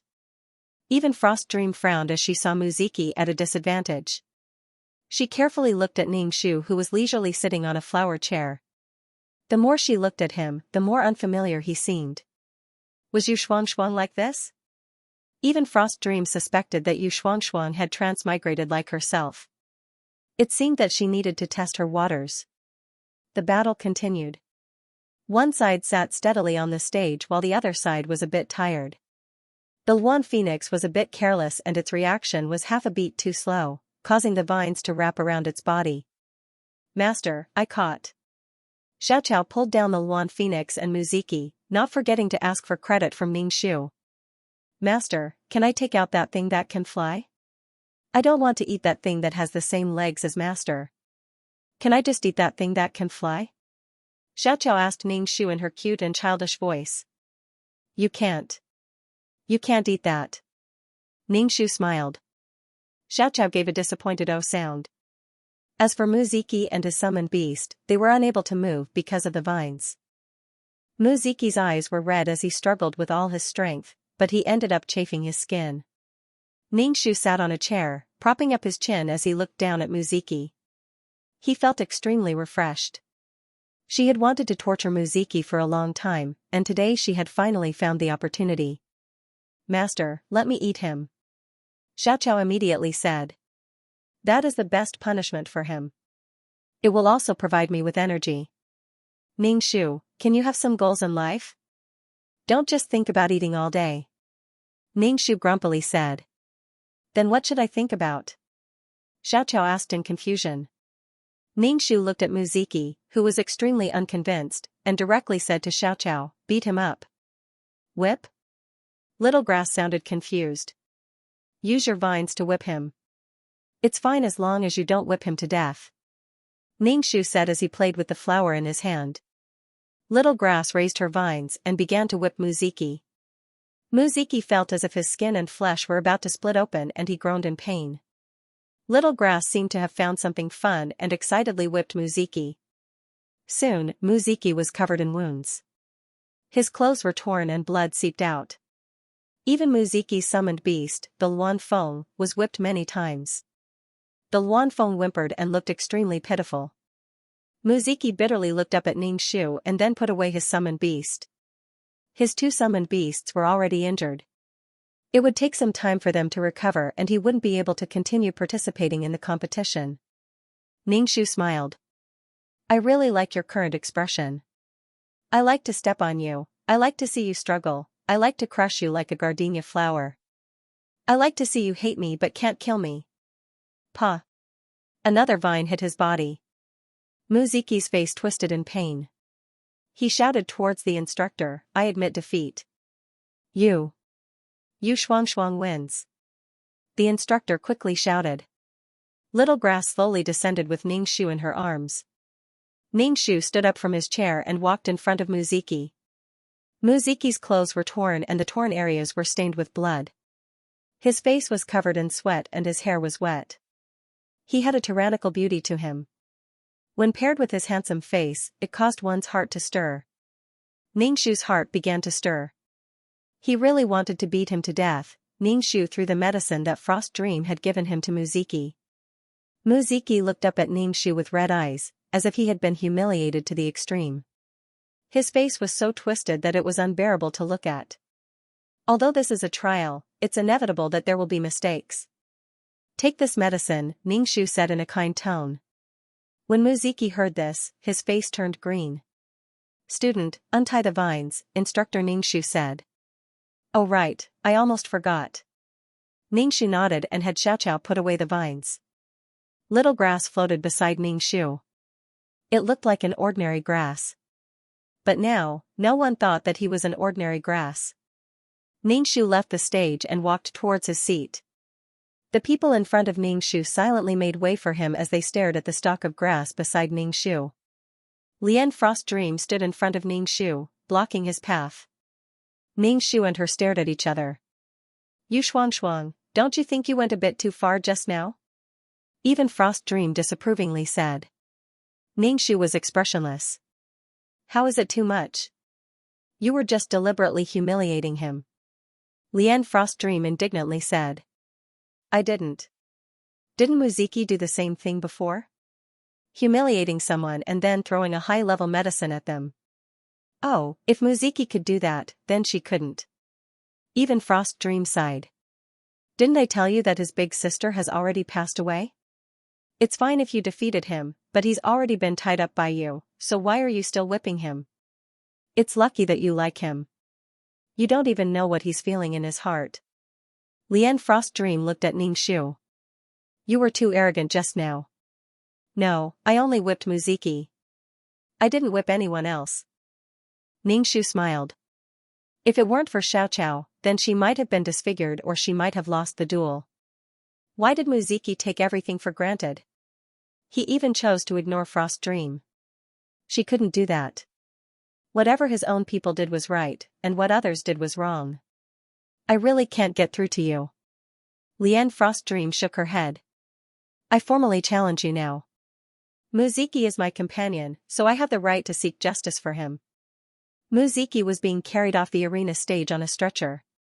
As he heard Lian Frost Dream's words, he looked at her in a daze. Then, he smiled at her, as if he were touched by her words. Ning Shu, you Shuang, since you're so fierce now, you should accept my challenge. Lian Frost Dream said. What a fucking psychopath, Ning Shu was left speechless. Why should I accept your challenge? Even Frost Dream, do you think you're living in your own fantasy world?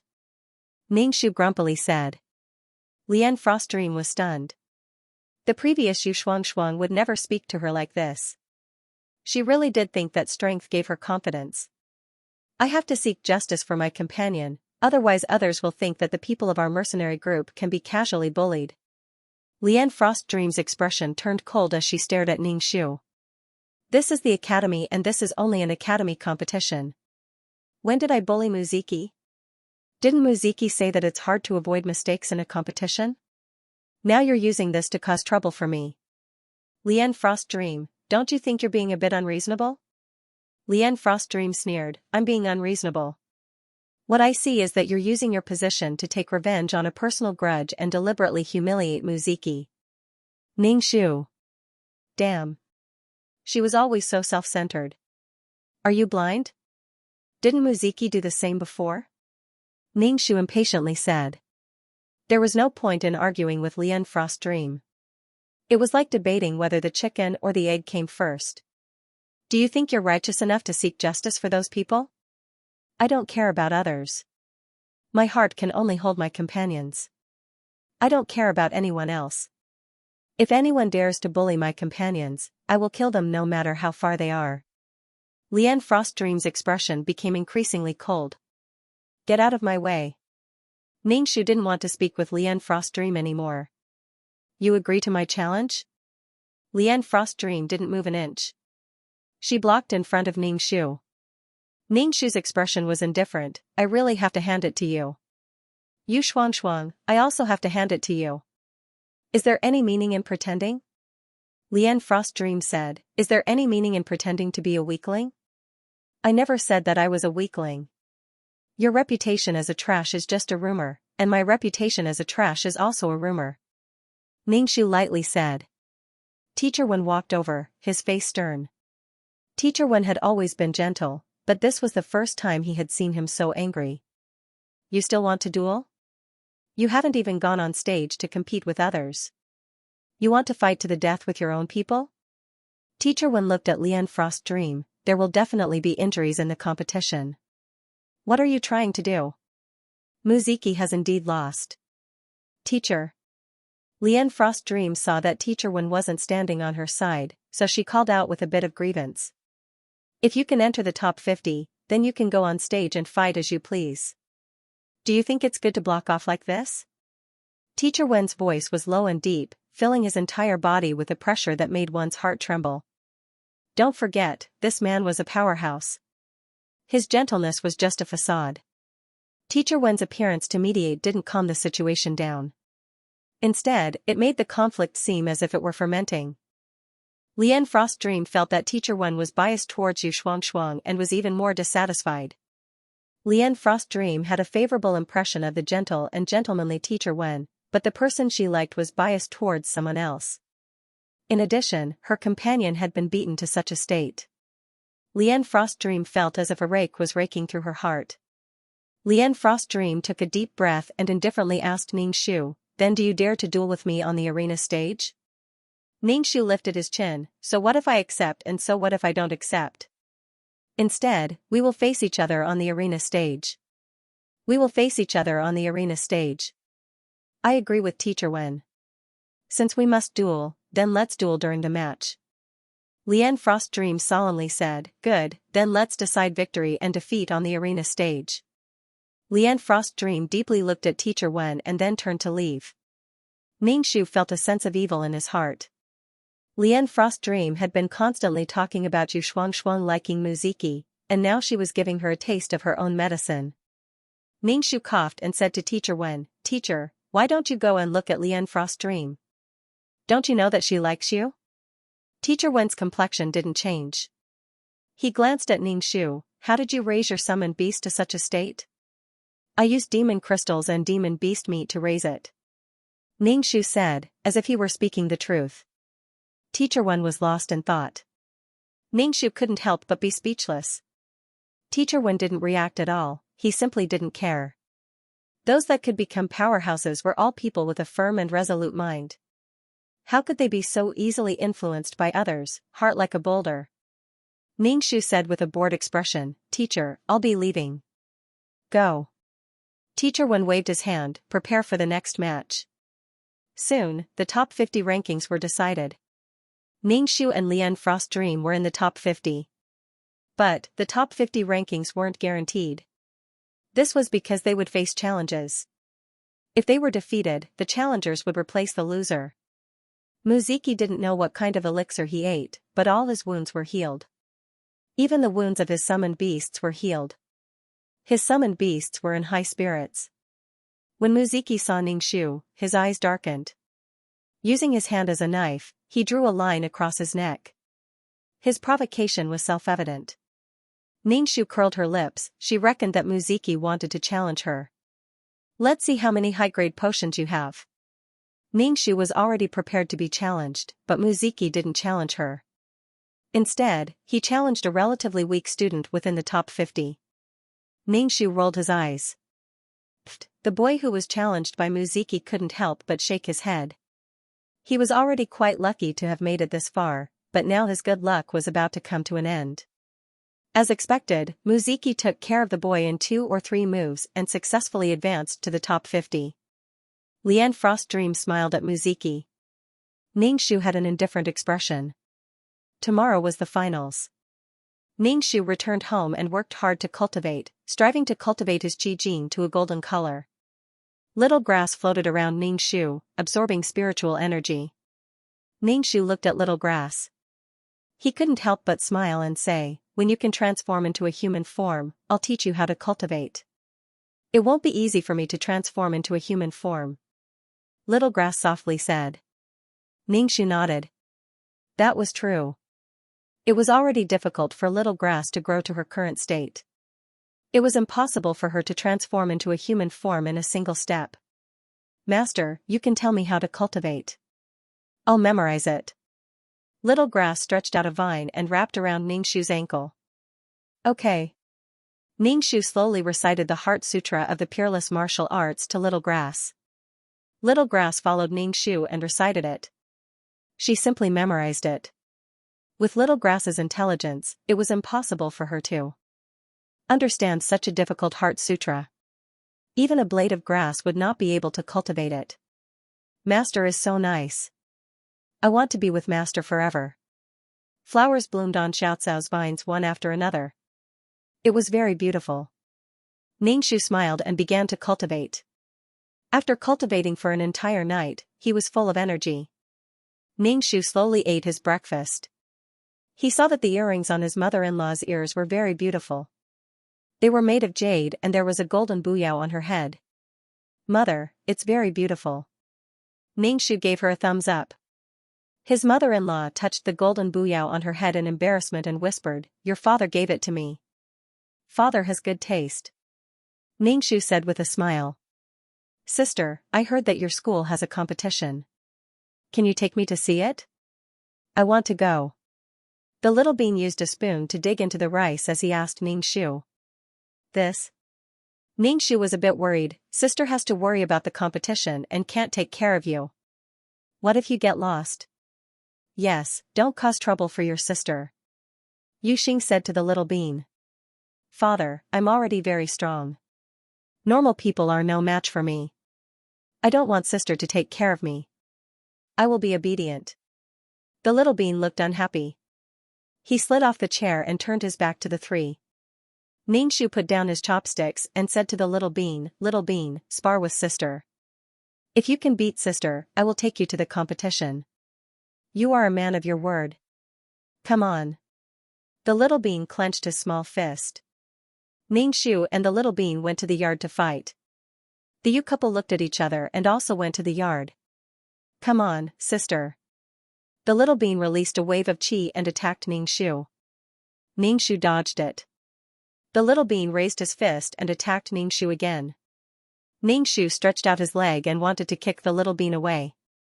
The little bean was very agile and dodged the attack. He jumped up and rushed towards Ningxu fiercely. Ningxu smiled. "Little bean, sister will show you what qi is." A golden dragon-shaped qi appeared behind Ningxu. The shape of the dragon was very realistic and it seemed to have scales. With a roar, it charged towards Little Bean. Little Bean's eyes widened as he saw the dragon-shaped energy rushing towards him. The dragon's claws grabbed onto Little Bean's clothes and lifted him into the air. Ningxu retracted her qi. The little bean fell to the ground and immediately got up. He ran to Ningxu excitedly. "Sister, how did you do it? You are so strong. So, your little skills are not enough. Do you understand?" Ningxu squatted down and put his hand on the little bean's shoulder. The little bean looked very disappointed. "Shuang, why don't you take little bean with you? He stays at home all day. Let him go out and play." Yuxing felt bad for his son. Xiao stretched out a vine and flowers bloomed on it. "Master, you can give him a flower. No matter where he is, he will be able to sense it." Ningxu was speechless. "When did she learn this skill?" Ningxu nodded in agreement. "Okay, sister will take you to see the summoners fight." Ningxu plucked a flower from the vine and put it in the little bean's pocket. "Don't lose this or I won't be able to find you." "Yes." The little bean smiled. Ningxu led the little bean to the academy and had the little bean sit in his seat. Ningxu sat in Lian Frost's dream seat. Ever since the two of them had a falling out, the relationship between Ningxu and Lian Frost's dream had become as cold as a Siberian river. In any case, they had completely fallen out. Ningxu let out a sigh of relief. It was for the best that they had fallen out. Teacher Wen stared at the little bean. Ningxu said, "Don't break the rules of the academy. If you casually bring a child here, they might even be eaten by a student's summoned beast." "No, I will kill the summoned beast," the little bean quickly said. Teacher Wen raised an eyebrow. "How will you kill the summoned beast?" "With my fist." The little bean raised his small fist. Teacher Wen didn't speak for a long time. The referee on the stage called out Ningxu's name. Ningxu was about to go on stage. Ningxu said to the little bean, "You stay here and don't run around. Teacher, help me look after my little brother. I'll be down soon." Ningxu said to Teacher Wen and then went on stage. Ningxu's opponent looked at her with vigilance. Everyone knew that Ningxu's summoned beast's binding ability was too difficult to deal with. Once they were bound, they could only wait to be slaughtered. However, those that could reach the top 50 weren't weak. They all had some skill. Her opponent released a monkey-like summoned beast. This monkey had a pair of dark green eyes.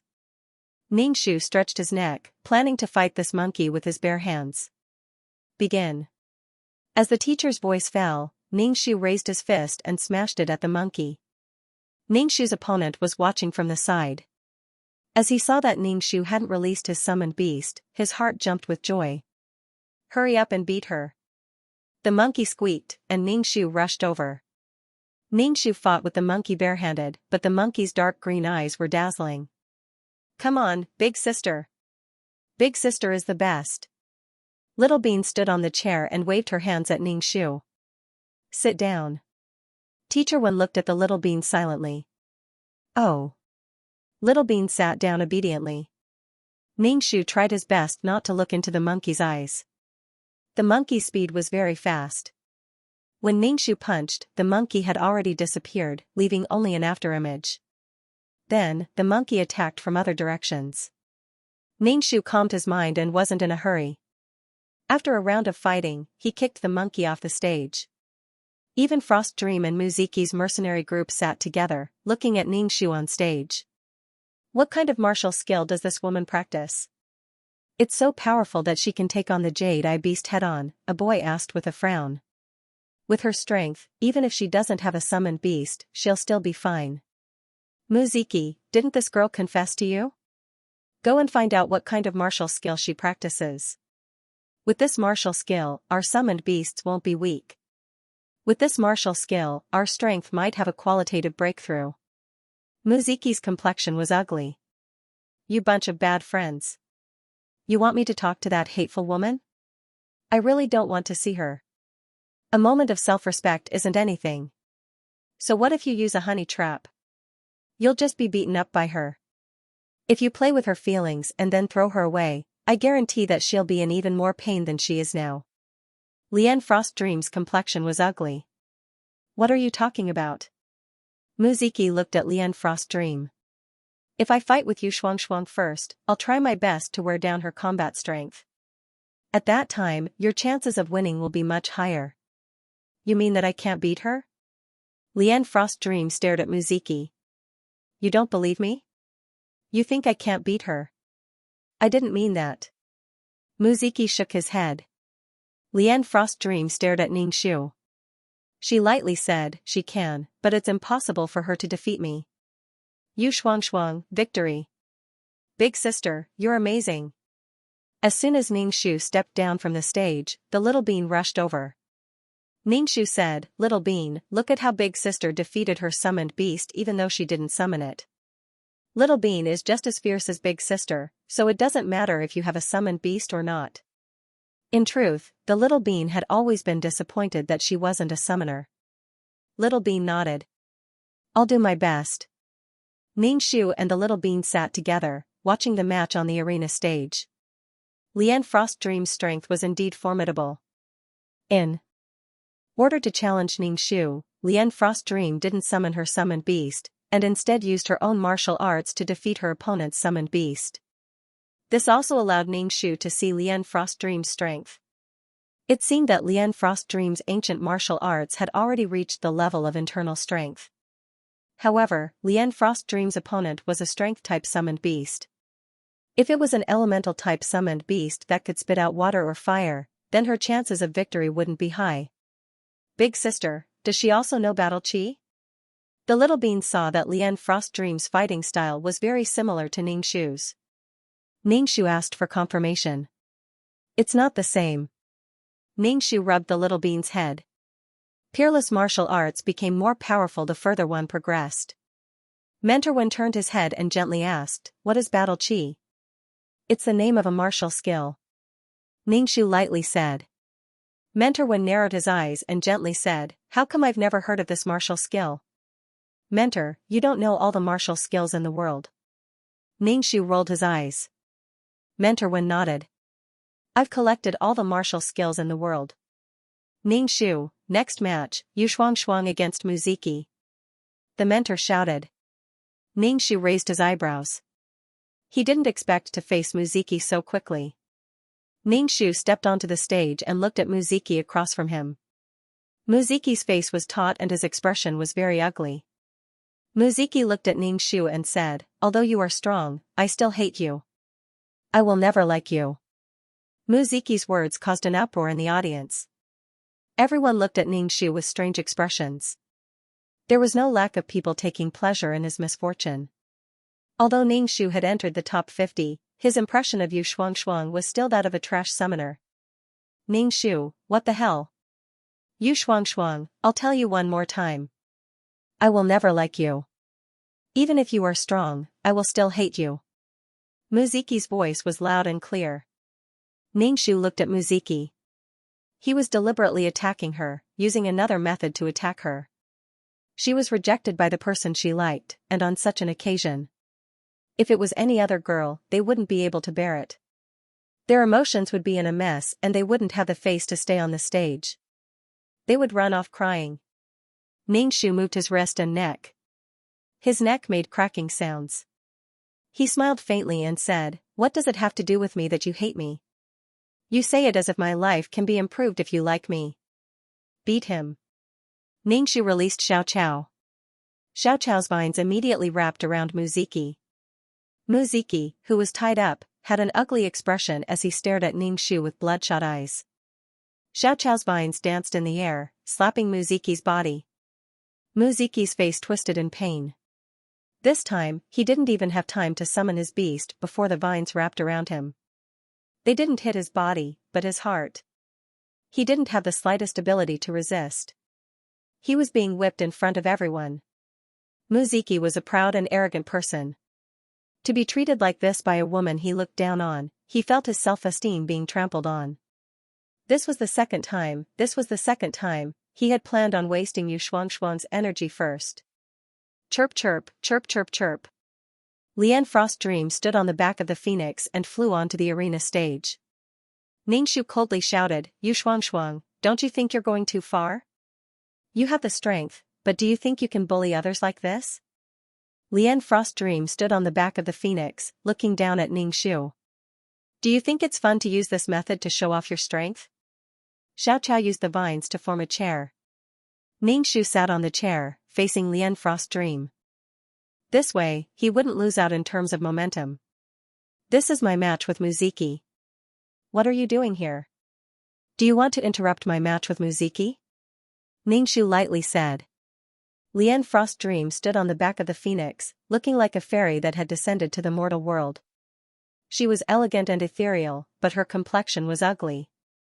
"Muziki isn't your match and you still want to humiliate him like this. Yu Xuanxuang, I really misjudged you." Ningxu stood up. "Who am I humiliating? This is a match, so what are you doing here? Are you trying to ruin the competition? Even Frost Dream and Muziki haven't admitted defeat yet, so why are you in such a hurry? So your summoned beast is allowed to pull out other people's hair, but I can't tie up Muziki?" Ningxu didn't budge an inch. Lian Frost Dream lifted her chin. "Release Muziki and I'll fight you." "Why should I fight you? I'm a student that only abides by the rules of the academy. It's not my turn to fight with you." Ningxu didn't respond to her words. "If you want to fight me, I'll fight you." "I won't fight you. Anyway, she has the upper hand now. Yu Xuanxuang, if you have any problems then come at me. You're just unhappy that I sent you a love letter and Muziki rejected you.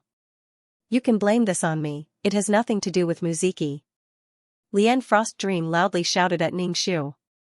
F***ck, why did he keep talking about this matter? "Yes, I did write a love letter to Muziki, but that doesn't stop me from hitting him. On the other hand, you sent a love letter to Muziki, who knows if you used me to build a relationship with Muziki. In any case, you two have already hooked up," Ningxu said casually. Lian Frost Dream tightly frowned. "Muziki and I are innocent. It's not what you think. We are simply partners. Yu Xuanxuang, I never knew that you thought of me like this. To think that I was so sincere to you." Ningxu faintly smiled. "If you're sincere to me, then you should touch your conscience. If you're sincere, then don't insult it." See, now he was using this move to deal with her. He spoke as if she were a traitor. Lian Frost Dream deeply looked at Ningxu and then said to the referee, "Please arrange for me to fight Yu Xuanxuang next." Ningxu had an indifferent expression. He sat in his chair and played with his fingernails. Lian Frost Dream's face was really big. Her sudden appearance had completely disrupted the plan and progress of the match. F***ck, this I'm the most picky in the world type of personality. He was speechless. Besides, it wasn't like there weren't any powerhouses in this school. There were no powerhouses that could stand tall. The referee's complexion was ugly. With a cold expression, he said, "This is against the rules. The rules can be changed. I will fight Yu Xuanxuang first," Lian Frost Dream said. The referee pursed his lips and didn't speak. Teacher Wen stood up and walked onto the stage. He gently said to the referee, "Let the two of them fight. Let's see what kind of flower they can create." Although Teacher Wen's tone was gentle, one could tell from his words that he was angry. "Teacher Wen, this is against the rules," the referee said, a bit embarrassed. Teacher Wen gently smiled, "I will speak to the dean." "It doesn't matter." "Good." Lian Frost Dream immediately smiled at Teacher Wen. Her face was bright and beautiful, and she looked particularly moving. "Thank you, teacher." Teacher Wen looked at Lian Frost Dream and then left the stage. Next match, Yu Xuanxuang against Lian Frost Dream. The referee left the stage. Lian Frost Dream looked at the tied-up Muziki. His clothes were torn, and anger flashed across her face. "You can let him go now." "Oh, I almost forgot about it." Ningxu stood up and stretched her body. Little Grass directly threw Muziki out of the stage. As he was thrown out, Muziki rolled on the ground twice. Lian Frost Dream looked at the distressed Muziki and angrily turned to Ningxu. For better or worse, he is someone you once liked. How can you treat him like this just because he doesn't like you? Liking someone isn't about possessing them, it's about seeing them happy. Ningxu dug his ears. Do you want to fight or not? Little Grass took the lead and stretched out her vines, rushing towards Lian Frost Dream. The phoenix carried Lian Frost Dream away from the vines. Lian Frost Dream sneered, "You're not the only one with vines. Demon Vine, come out." Just as Lian Frost Dream's voice fell, a pitch-black demon vine with countless vines appeared. This demon vine had a face that resembled a human's. As soon as it appeared, it occupied half of the stage. Ningxu narrowed his eyes. Lian Frost Dream was far stronger than he had imagined. He felt that this ghost-faced demon vine was specifically created to restrain Little Grass. The vines from both sides intertwined like fried dough twists. "You Shuang, let's exchange moves." As Lian Frost Dream saw the ghost-faced demon vine drag Little Grass down, she threw a sword at Ningxu. The sword flew straight towards Ningxu's head. Ningxu tilted his head and grabbed the sword hilt. Ningxu and Lian Frost Dream jumped onto the stage at the same time, raising their swords as they rushed towards each other. As the swords collided, they emitted a grating sound. Ningxu swung his sword, sword light flashing.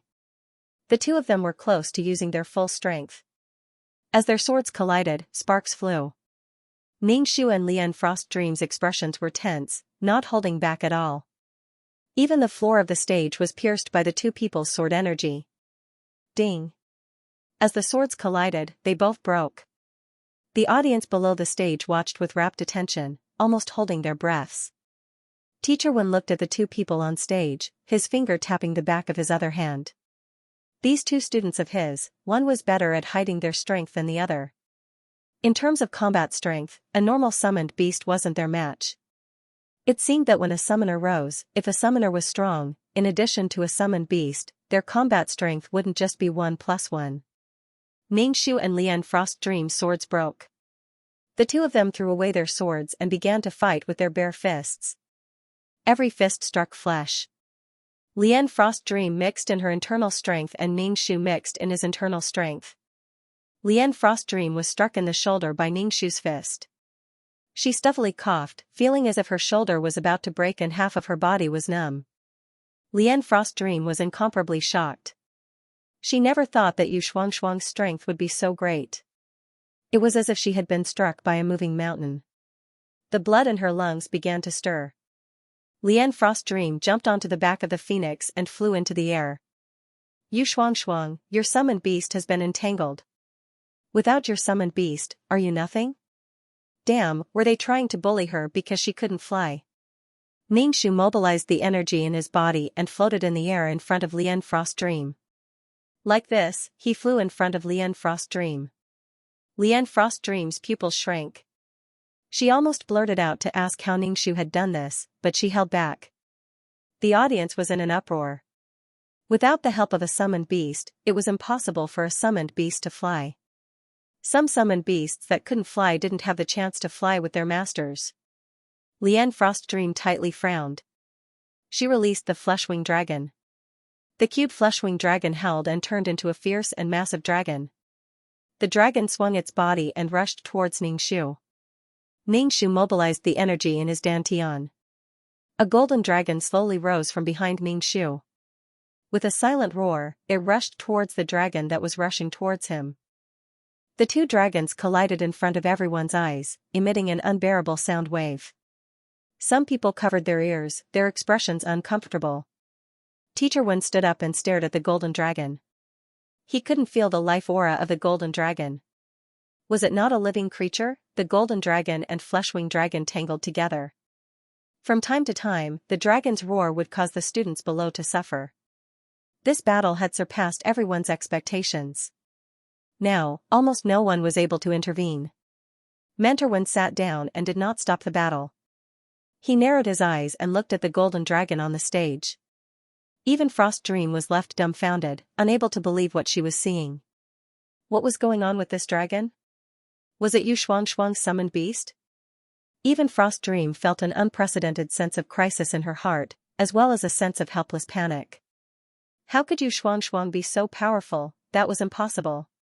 After getting some free time, Ningxu asked Xiaoqiao, "How are you?" Ningxu could not help but be speechless as he looked at the entwined bodies below. He could not tell what was going on. "Master, wah wah wah." Xiaoqiao was so angry that she cried out, "This guy is so annoying, his body stinks so stinky." Ningxu directly put the grass away. The grass turned into an ordinary grass and floated beside Ningxu. The ghost-faced demon vine stretched out its vines towards Ningxu, but it was blocked by Xiaoqiao. So annoying. Xiaoqiao's voice was particularly angry. She stretched out vines that covered the sky and covered the earth, and the vines were instantly covered with flowers. The entire arena stage was like a sea of flowers. Xiaoqiao wrapped around the ghost-faced demon vine, her pollen falling onto the vines. Weeds began to grow on the ghost-faced demon vine's pitch-black vines. The originally ugly ghost face became even more twisted, as if it felt fear and pain. More and more green grass began to grow from the vines. This was Xiaoqiao's parasitic ability. She never thought that it would have an effect on her own kind. The vines were covered with grass. As the grass absorbed the energy of the vines became increasingly weak. As the master of the vines, Lian Frost Dream was the first to feel the situation of her summoned beast. As she saw the ghost-faced demon vine covered in grass, she frowned. After struggling for a moment, she put away the ghost-faced demon vine. If it continued to be absorbed like this, then the energy of the ghost-faced demon vine would be completely absorbed. The only thing that awaited the ghost-faced demon vine was death. This ghost-faced demon vine was summoned through the mysterious bead, and was specifically used to restrain Xianxia's summoned beast. Without awakening, the ghost-faced demon vine was helpless against Xianxia's summoned beast. An indescribable sense of powerlessness appeared in Lian Frost Dream's heart. She had already summoned her most powerful plant-summoned beast.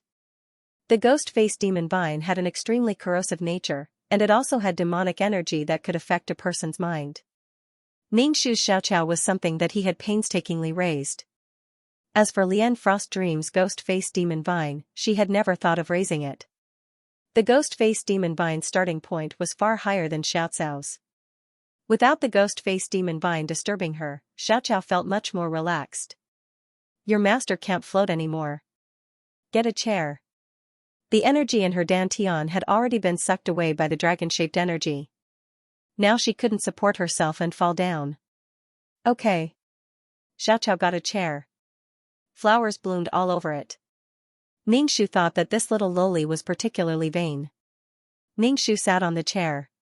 He almost wanted to lie down, but with so many people watching, he had to maintain his cool. Ningxu watched as the dragon-shaped energy and the flesh-winged dragon trembled. The two dragons had nearly destroyed the arena stage.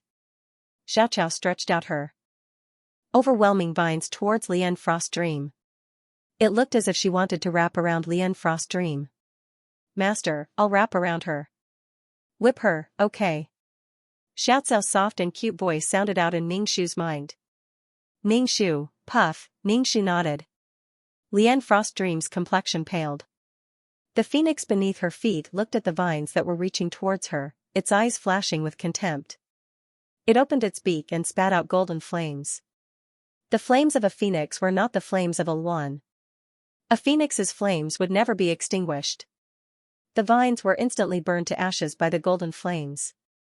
Xiaoqiao immediately retracted the vines that were extending towards that direction. Ningxu stood up in shock. He asked, "Are you all right?"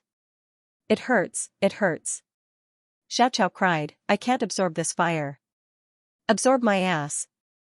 I'll be burned to ashes in an instant." Xiaoqiao carefully stretched out her vines and touched the nirvanic flames burning on the ground. As soon as she touched the nirvanic flames, she immediately retracted her vines. As soon as she touched the nirvanic flames, her vines would be burnt to ashes. Xiaoqiao constantly tried to absorb the power of the nirvanic flames. But the phoenix was the essence of fire, it wasn't something that Xiaoqiao could absorb. Seeing the phoenix's nirvanic flames restrain the vines, Lien Frost Dream's complexion became much better. There were already many wounds on the fleshwing dragon's body. With a swipe of the golden dragon's claws, a deep wound would appear on the fleshwing dragon's body. But she didn't know what sort of monster this was. It was transparent and couldn't be hurt at all. Aoo. The fleshwing dragon let out a mournful roar as a chunk of its flesh was torn off. As the dragon meat fell to the ground, Xiaoqiao immediately took it for her own. Lien Frost Dream painfully took back the fleshwing dragon and had the phoenix spit fire at the golden dragon. Ningxu directly withdrew his dragon-shaped energy. The dragon-shaped energy returned to his dantian. The fierce battle came to a temporary halt. Clusters of nirvanic flames burned on the arena stage. Ningxu sat on a flower chair as he stared at Lien Frost Dream, who was standing on the back of a phoenix. The two of them were silent. The audience was also silent. The battle just now had completely surpassed their imaginations and challenged their worldview. Damn, when could a summoned beast be so fierce? And when could a summoner be so fierce? Lien Frost Dream looked at Ningxu with a complex expression. She asked, "Who are you? Aren't you Xianxia? What are you saying? If I'm not Xianxia, then who am I?" Ningxu was bewildered. Xianxia shouldn't be so strong. Lien Frost Dream's sharp eyes scraped over Ningxu's face. Ningxu's complexion didn't change. If you can be strong, then why can't I be? This is different. Lien Frost Dream shook her head. She wasn't Xianxia, but had relied on a mysterious bead to summon a powerful summoned beast. Did Xianxia have some sort of treasure on her body? Lien Frost Dream thought that Ningxu had some sort of treasure on him that could change his destiny, or perhaps he had some sort of fortuitous encounter that caused her to become like this. Ningxu picked a flower and smelled it. What's different about it? Lien Frost Dream faintly smiled. She lightly said, "Although you are stronger than I imagined, if you think you can defeat me, then you are far too naive. No matter what move you use, I will receive it." Ningxu stood up. Victory and defeat hadn't been decided yet. They had to fight. Lien Frost Dream closed her eyes and muttered, "The white tiger invites you out." White tiger? Ningxu was stunned. This shouldn't be the ancient god-beast white tiger. Ningxu's expression was vigilant. A man wearing silver clothes descended from the skies. He had a head of snow-white hair, noble and proud. Standing there, he seemed to be able to prop up the heavens. His body was filled with a deep killing intent. The white tiger was the master of killing. A humanoid summoned beast, the audience was in an uproar. Only powerful summoned beasts could transform into human form. The boy's eyes were filled with envy and jealousy, while the girl's eyes were filled with stars. Such a powerful summoned beast, and it was so handsome and charming. The white tiger floated in the air, his white hair did not have the slightest hint of age. His face was delicate and handsome, and there was a noble air between his brows. He turned his head and looked at Lien Frost Dream. "Why did you suddenly summon me? Didn't you never summon me?" The white tiger looked around and finally fixed its eyes on Ningxu. Ningxu instantly felt countless evil and murderous auras gushing towards her, which began to affect her mind. Ningxu chanted the clear heart mantra in his heart. Coupled with the effect of the heart-calming pill, he did not let Ningxu lose himself in the evil qi. Ningxu was speechless.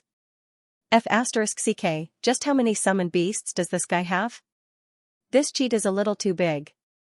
Not only does he have dragons and phoenixes, he even has ancient divine beasts now. Damn, is he going to summon an azure dragon, black tortoise, or something like that? Just what was that bead? It was too fierce. None of my other summoned beasts are her match, so I could only call you out. Lien Frost Dream's face flushed red. In front of so many people, she could not lose. The white tiger's white hair floated in the air. "I can help you, but you must think of the conditions." Lien Frost Dream's complexion darkened. What sort of summoned beast was this? How could it be so arrogant? Ningxu listened to the conversation between the two. Could it be that the white tiger had conditions for helping Lien Frost Dream? "As long as you win this match, I will do as you wish," Lien Frost Dream said. The white tiger nodded and turned to look at Ningxu. Ningxu stretched out his hand. Then, Ningxu felt as if he couldn't control his own body as he floated towards the white tiger. Ningxu's heart was filled with hatred. Wasn't this just a beast? Ningxu mobilized the energy within his body. A golden dragon emerged from Ningxu's body and rushed towards the white tiger. The white tiger's expression was indifferent. From beginning to end, its complexion hadn't changed at all. As Lian Frost Dream looked at the somewhat distressed Ningxu, she couldn't help but smile. The white tiger was her most powerful summoned beast. It could definitely defeat Xianxia. Master, what do we do now?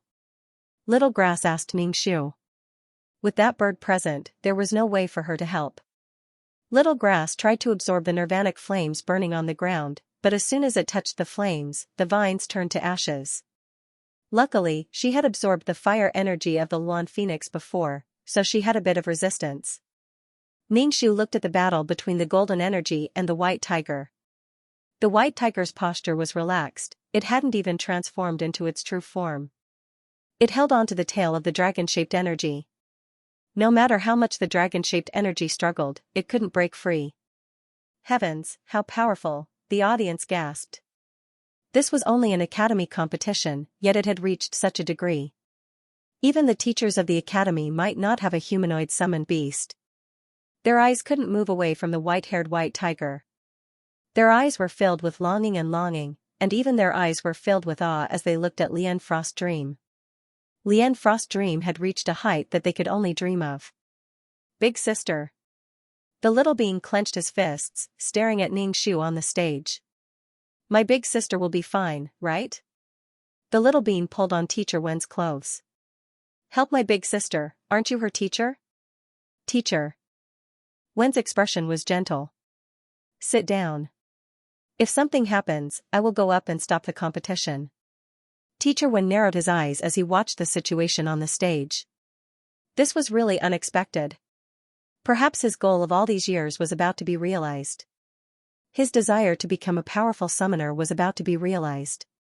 Tutor Wen looked at the little kid who had a tense and worried face. You and your sister cultivate Do Qi. Yes. The little bean was worried about his big sister. When Ningxu saw that the dragon-shaped force was at a disadvantage, she took a deep breath and sat cross-legged on the rattan chair.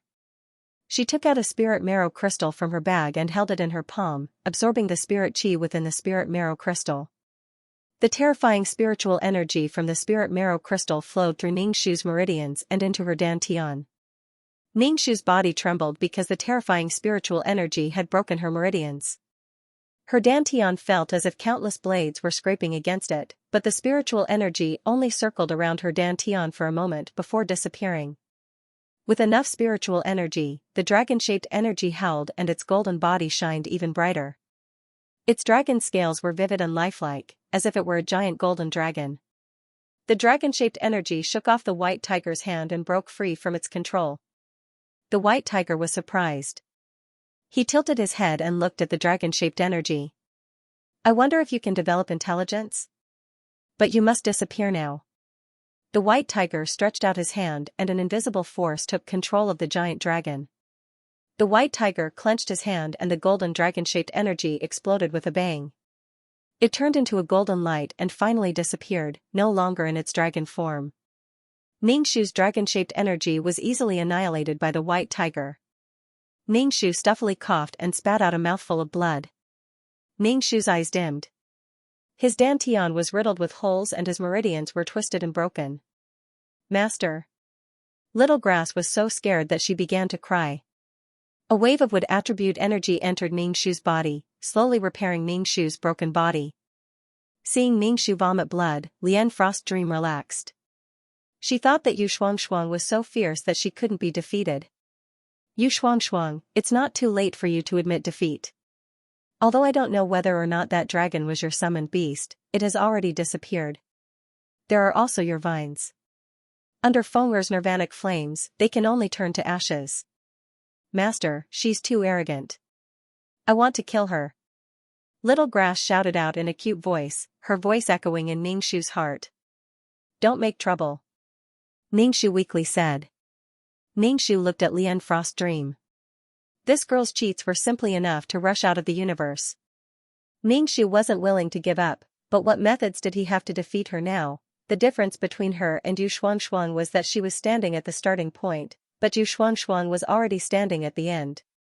What a scam, she was invincible to this degree. Yu Xuanxuang frowned as she saw Ningxu refuse to admit defeat. She became vigilant. Did he have some other hidden card? It's best if you admit defeat like this. If you fight to the death, it won't be good for later matches. Lian Frostdream said. Ningxu's entire body twitched with pain. As he heard Lian Frostdream's words, he rolled his eyes. I like to stay on stage. Come and bite me. I'm telling you to admit defeat for your own good. I don't want you to suffer some irreversible injury. Lian Frostdream's expression didn't change. Ningxu's dantian was uncomfortably empty. He sat down cross-legged and began to revolve his peerless martial arts. He didn't think that the surrounding spiritual energy would howl towards him. Ningxu rushed over, and the spiritual energy in his body turned into streams of water that flowed into his dantian. Ningxu was shocked. What was going on? Ningxu's dantian was like a big pond, filled with liquid spirit qi. A golden water dragon formed in Ningxu's dantian. The water dragon swam and jumped in the spirit liquid. If a gas turned into a liquid, would it turn into a solid next time? It was getting denser and denser, and so was the concentration of spiritual energy. No construction without destruction? Could it be that he had unlocked another cultivation method for peerless martial arts? White tiger, kill her. As Frostdream saw a hurricane of spiritual energy form around Ningxu, she quickly shouted out to the white tiger. Although she didn't know what had happened to Ningxu, she knew that it definitely wasn't anything good. Ningxu, who was floating in the air, walked over. He probably wanted to study what had happened to Ningxu, so he didn't immediately kill Ningxu. Xiaoqiao immediately stretched out countless vines, wanting to entangle White Tiger. Feng spit fire. Frostdream lifted her foot and gently stamped on the phoenix's back. The phoenix immediately spat out golden flames towards the vines. As soon as the nirvanic flames touched the vines were burnt to ashes. However, Xiaoqiao continued to stretch out her vines towards the white tiger, wanting to stop the white tiger's footsteps. Finally, the vines were turned to ashes. Feng burn that grass to death. Frostdream calmly said as she stamped her foot.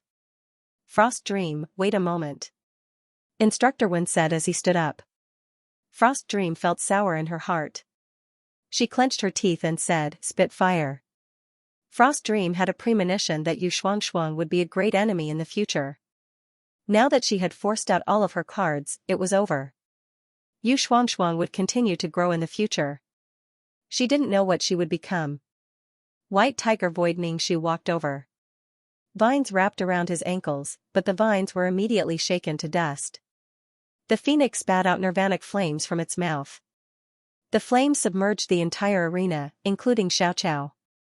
The vines danced in the sea of fire before finally turning to ashes. The white tiger walked in front of Ningxu. It opened its mouth and sucked all of the spiritual energy around Ningxu into its body. White tiger, kill her. Frostdream shouted towards the white tiger.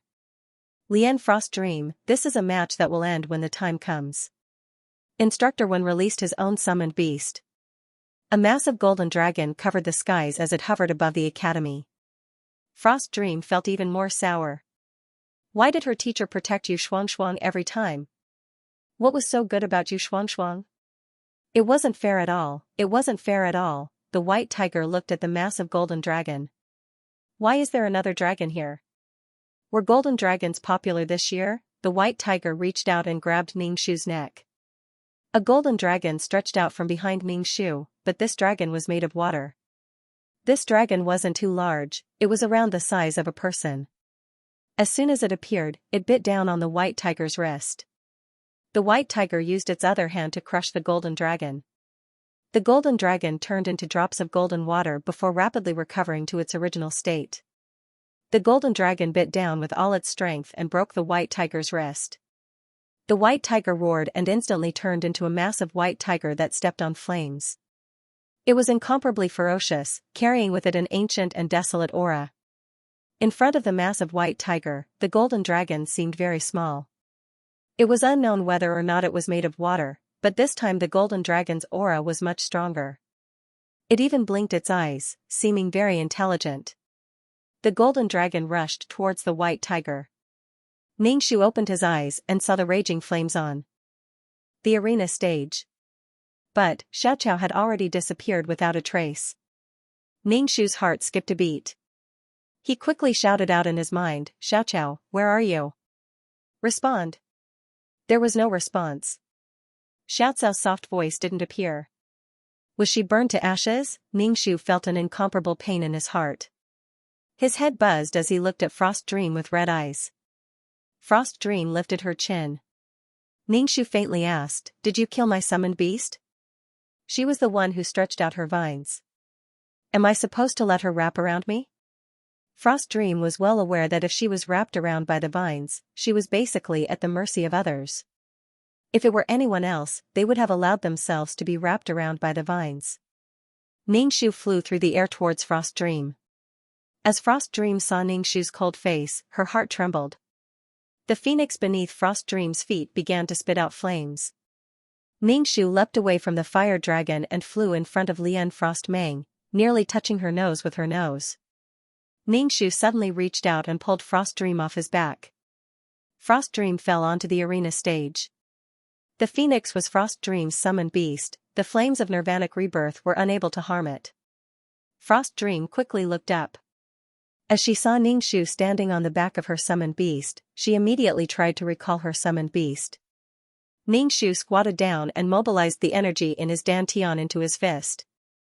He raised his fist and smashed it against the phoenix's back. Chirp chirp. The phoenix cried out in a mournful voice. Ningxu punched the phoenix's back again and again, leaving behind a bloody mess. Feng'er, come back. Lian Frost Dream anxiously shouted, tears streaming down her face. She couldn't fly in the air like Ningxu could. Ningxu tightly grabbed onto the phoenix's feathers, a fist pounding on its back. The phoenix's cries became weaker and weaker. You Shuang, let her go, otherwise I will fight you to the death. Lian Frost Dream shouted at Ningxu, her voice filled with deep hatred. That was her companion. White Tiger, hurry and save Feng'er. Lian Frost Dream shouted at the White Tiger. The White Tiger was entangled by the Golden Dragon. This water-shaped dragon was extremely difficult to deal with. Even if it was crushed beneath its feet and turned into a puddle of water, it would still be able to regenerate. Lian Frost Dream, since you killed my summon, I will also kill your summon. Ningxu grabbed onto the phoenix's mangled flesh and blood. He mobilized the energy within his body and used all of his strength to tear the phoenix in half. Chirp chirp. The phoenix emitted a mournful cry as blood sprayed out. The phoenix's blood was scorching hot, and the blood that splashed out fell from the sky like a rain of fire. Ningxu held the phoenix's corpse in one hand. Just looking at it made one's heart tremble. Feng'er. Lian Frost Dream cried out, you Shuang, I will fight you to the death. Ningxu threw away the phoenix's corpse. If you want to fight me to the death, then so be it. Since you killed my summon, then I will also kill your summon. Lian Frost Dream paled, her entire body shivering. With the phoenix's death, the nirvanic flames on the arena stage began to slowly extinguish.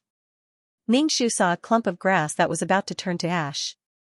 Lian Frost Dream felt as much pain as Ningxu felt. Lian Frost Dream picked up the broken sword on the ground and thrust it at Ningxu. Ningxu released his energy, shaking Lian Frost Dream away. Lian Frost Dream was sent flying back onto the arena stage. She coughed twice in discomfort. You Shuang, you killed my summon and my companion. This enmity is absolutely irreconcilable. Lian Frost Dream closed her eyes and summoned the Titan Giant Ape.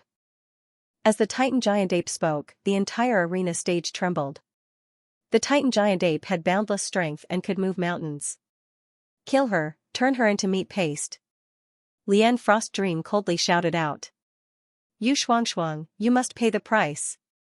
Upon receiving its master's instructions, the Titan Ape raised its fist and charged at Ningxu. Not only was the Titan Giant Ape extremely strong, but it was also extremely fast.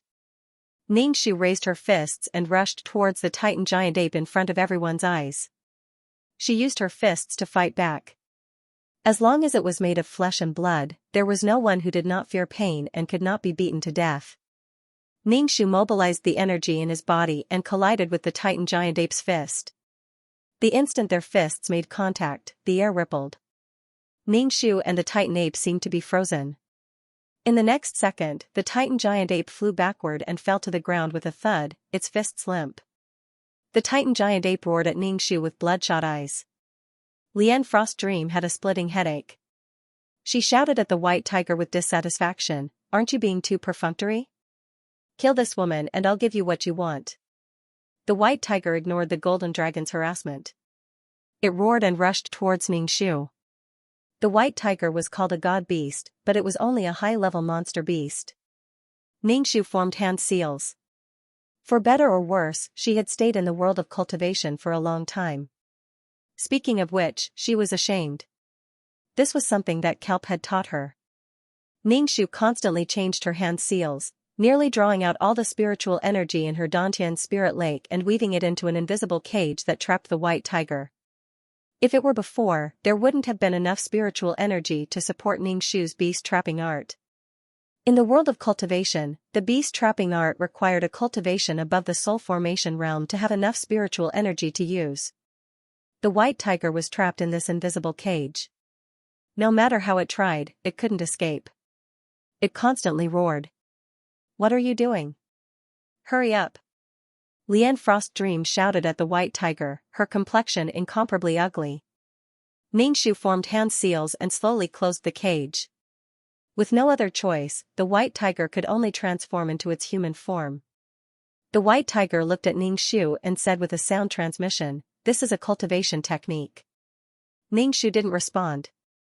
Lian Frost Dream saw that the white tiger couldn't escape.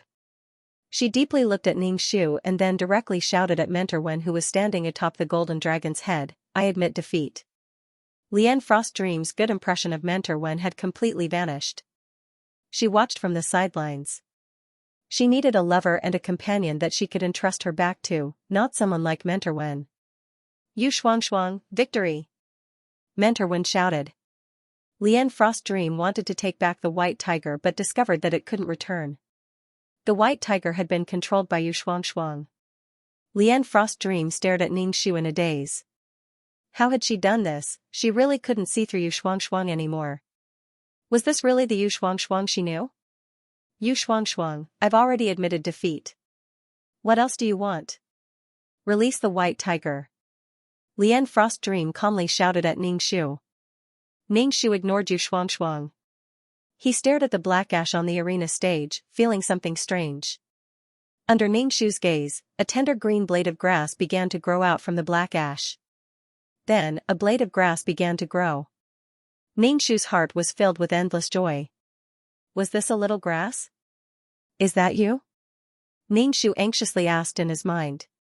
"Master." A soft voice sounded out in Ningxu's mind, causing Ningxu's heart to melt. "You scared me to death," Ningxu sternly said. "Don't you know how to run after being burned by fire?" The little grass floated around Ningxu. "It's good that you're fine, it's good that you're fine."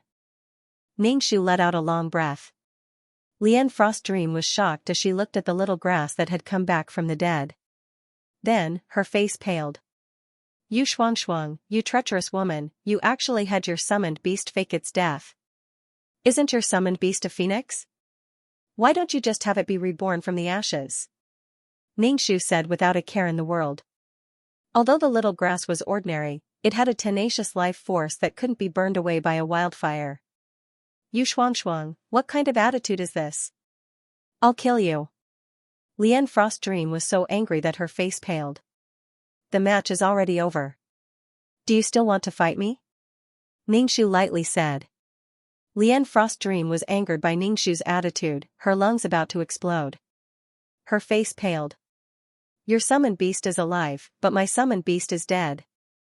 I'll have you pay for my summoned beast with your life." Lian Frost Dream glanced at the trapped white tiger. This person was simply unreliable. It was as if she had come here to play. If it weren't for the fact that she had something she wanted, this evil beast wouldn't have bothered with her at all. My summoned beast relied on its own ability to survive. If your summoned beast didn't survive, what does that have to do with me? Ningxu snappily said. You Shuang, don't be too arrogant. Lian Frost Dream clenched her teeth so hard that her gums were bleeding. Her mind was in chaos, there was simply no way for her to eliminate the resentment in her heart. Whether it was for her own face or for the grudge between them, Lian Frost Dream wanted to kill Ningxu to alleviate the grief in her heart. You Shuang, I will kill you. Lian Frost Dream's eyes were red as a bead slowly rose from her head. This bead was blood red, and it seemed as if blood energy was surging within it.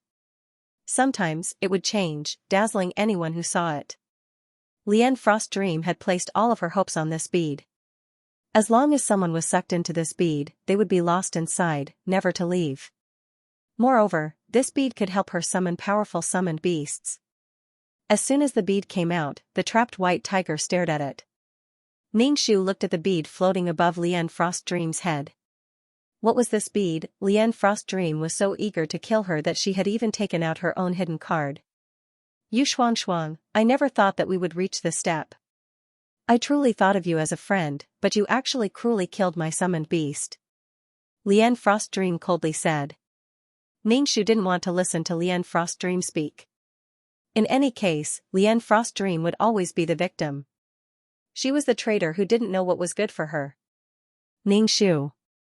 2333's voice suddenly sounded in Ningxu's mind. Ningxu was surprised. Wasn't 2333 supposed to complete his data? Why would he suddenly appear? Have you completed the data? Ningxu vigilantly looked at Lian Frost Dream as he asked 2333 in his mind. How is that possible? 2333 snappily said, the space system is about to explode. What's wrong? The soul bead exploded. Exploded? Ningxu held his head in his hands. How could it explode? It's not an explosion, but it's extremely restless. It's jumping around in the system space like a marble. 2333 said. Ningxu, what had happened that she didn't know about? Ningxu carefully asked, what happened? It's that bead that caught your eye. What bead is that? Ningxu asked. Seeing Lian Frost Dream throw the bead at him, Ningxu quickly dodged. As soon as he approached the bead, Ningxu felt a massive suction force pull him into the bead. What sort of evil thing was this? What is this thing? Ningxu anxiously asked. There are animals in this world that can freely pass through planes. For instance, you are a mouse. There are also things that can freely pass through planes, and take things from another plane and bring them here. This kind of thing can ignore all rules. Spatial barriers are nothing to it. Ningxu was dumbfounded. Damn, there were so many strange and heaven-defying things in this world. Lian Frost's summons were all summoned by this heaven-defying bead. Then, how did this bead recognize Frost Dream as its master? Ningxu didn't dare to approach the pearl, fearing that the pearl would suck her in. Why was the soul pearl drooling over it? Let me go and I'll work with you to control this bead. How about that? The trapped white tiger suddenly asked Ningxu. As Lian Frost Dream heard this, her face twisted with anger. For better or worse, the white tiger was her summoned beast. For it to suddenly betray her like this made her feel extremely embarrassed. Ningxu ignored the white tiger.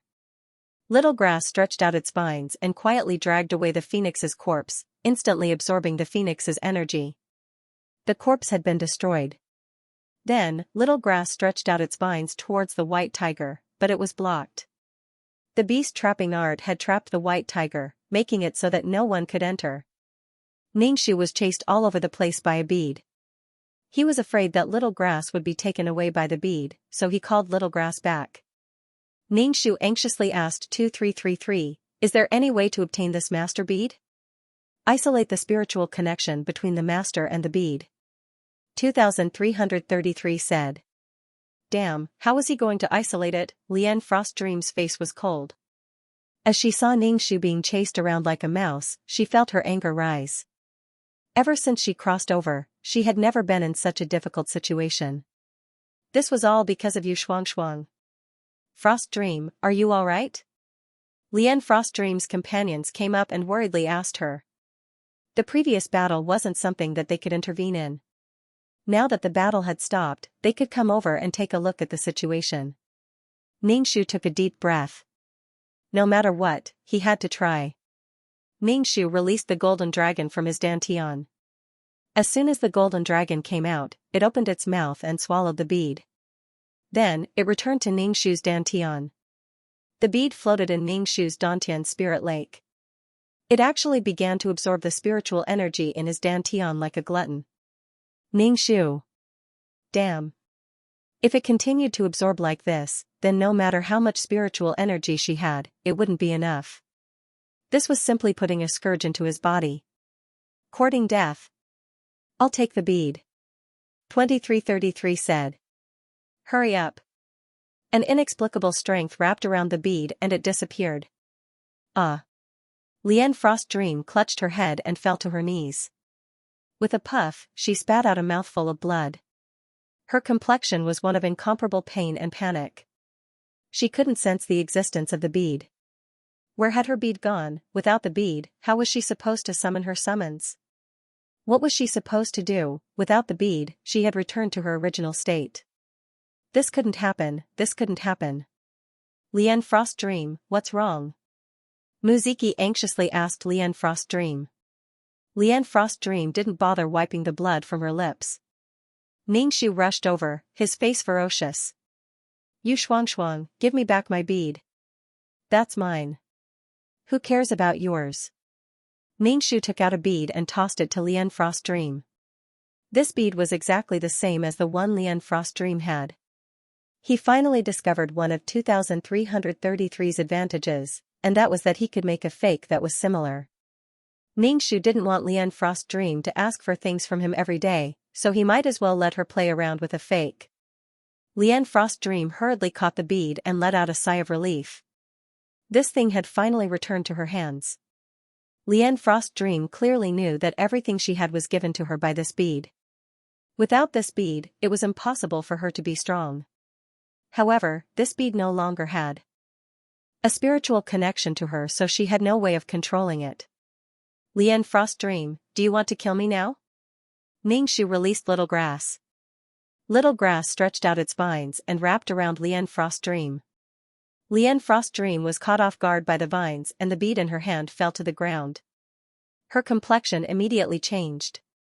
She wanted to pick up the bead, but she was tied up and unable to move. You Xianxia, you're taking advantage of me. Lian Frost Dream shouted at Ningxu as she struggled. Her face was pale and she bit her lips, stubbornly looking at Ningxu. Muziki saw that Lian Frost Dream was tied up. Ningxu roared, You Xianxia, let go of Lian Frost Dream, otherwise I'll teach you a lesson. How will you teach me a lesson? Ningxu indifferently said. Little Grass stretched out its vines and wrapped them around Muziki. Muziki's complexion changed. He had been tied up too many times, he didn't even know how many times he had been tied up. Little Grass tied up Frost Dream and Muziki. She excitedly asked Ningxu, Master, can I whip them now? Ningxu always felt that Little Grass had gone astray. Where did she learn this strange habit from? You Xianxia, the competition is over. Teacher Wen stood on the golden dragon. Ningxu said, the people behind still have to compete. Oh. Ningxu had Little Grass release the two people. Even though Teacher Wen was speaking up for her, Frost Dream still felt hatred towards him. She had a good impression of Teacher Wen, but Teacher Wen was biased towards Yu Xianxia.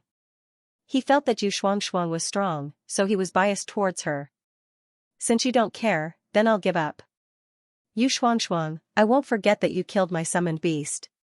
Frost Dream was released by the vines. She quickly picked up the bead on the ground and angrily shouted at Ningxu. Ningxu was about to speak when he suddenly turned his head to look at the distant sky. There was a black mass flying towards them. Moreover, it was extremely fast. The black dot was growing larger and larger. Teacher Wen also looked over. Soon, they arrived above the academy.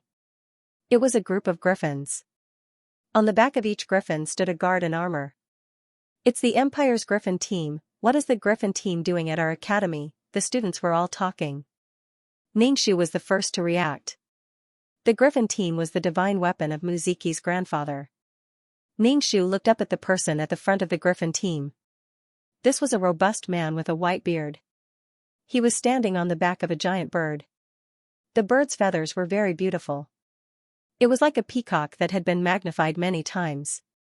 It looked very similar to Miss Mu's summoned beast that had died under the man-eating tree. However, this bird was much stronger than Miss Mu's. Grandfather. Muziki saw Marshal Mu and quickly shouted. He had an embarrassed expression as he pulled at his tattered clothes. Marshal Mu looked down at his grandson's injuries. How did you end up in such a sorry state? Muziki lowered his head and didn't speak. Marshal Mu, why did you summon the academy? You even brought the griffin team with you. What you're doing is a little inappropriate.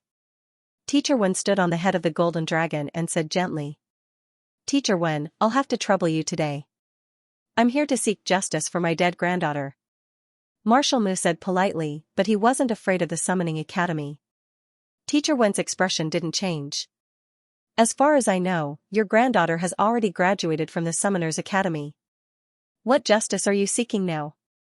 Marshal Mu, although our Summoners Academy doesn't have the griffin team, we aren't afraid of them. If the Summoners Academy didn't have any strong people, how could it stand tall among the countries? Marshal Mu stroked his white beard and said, I'm only here to arrest the murderer of my daughter. I hope Instructor Wen can make things easier for me. A general of a country, a pillar of the empire, speaking like this to Teacher Wen was already giving him face. Ningxu instantly had a bad premonition in his heart.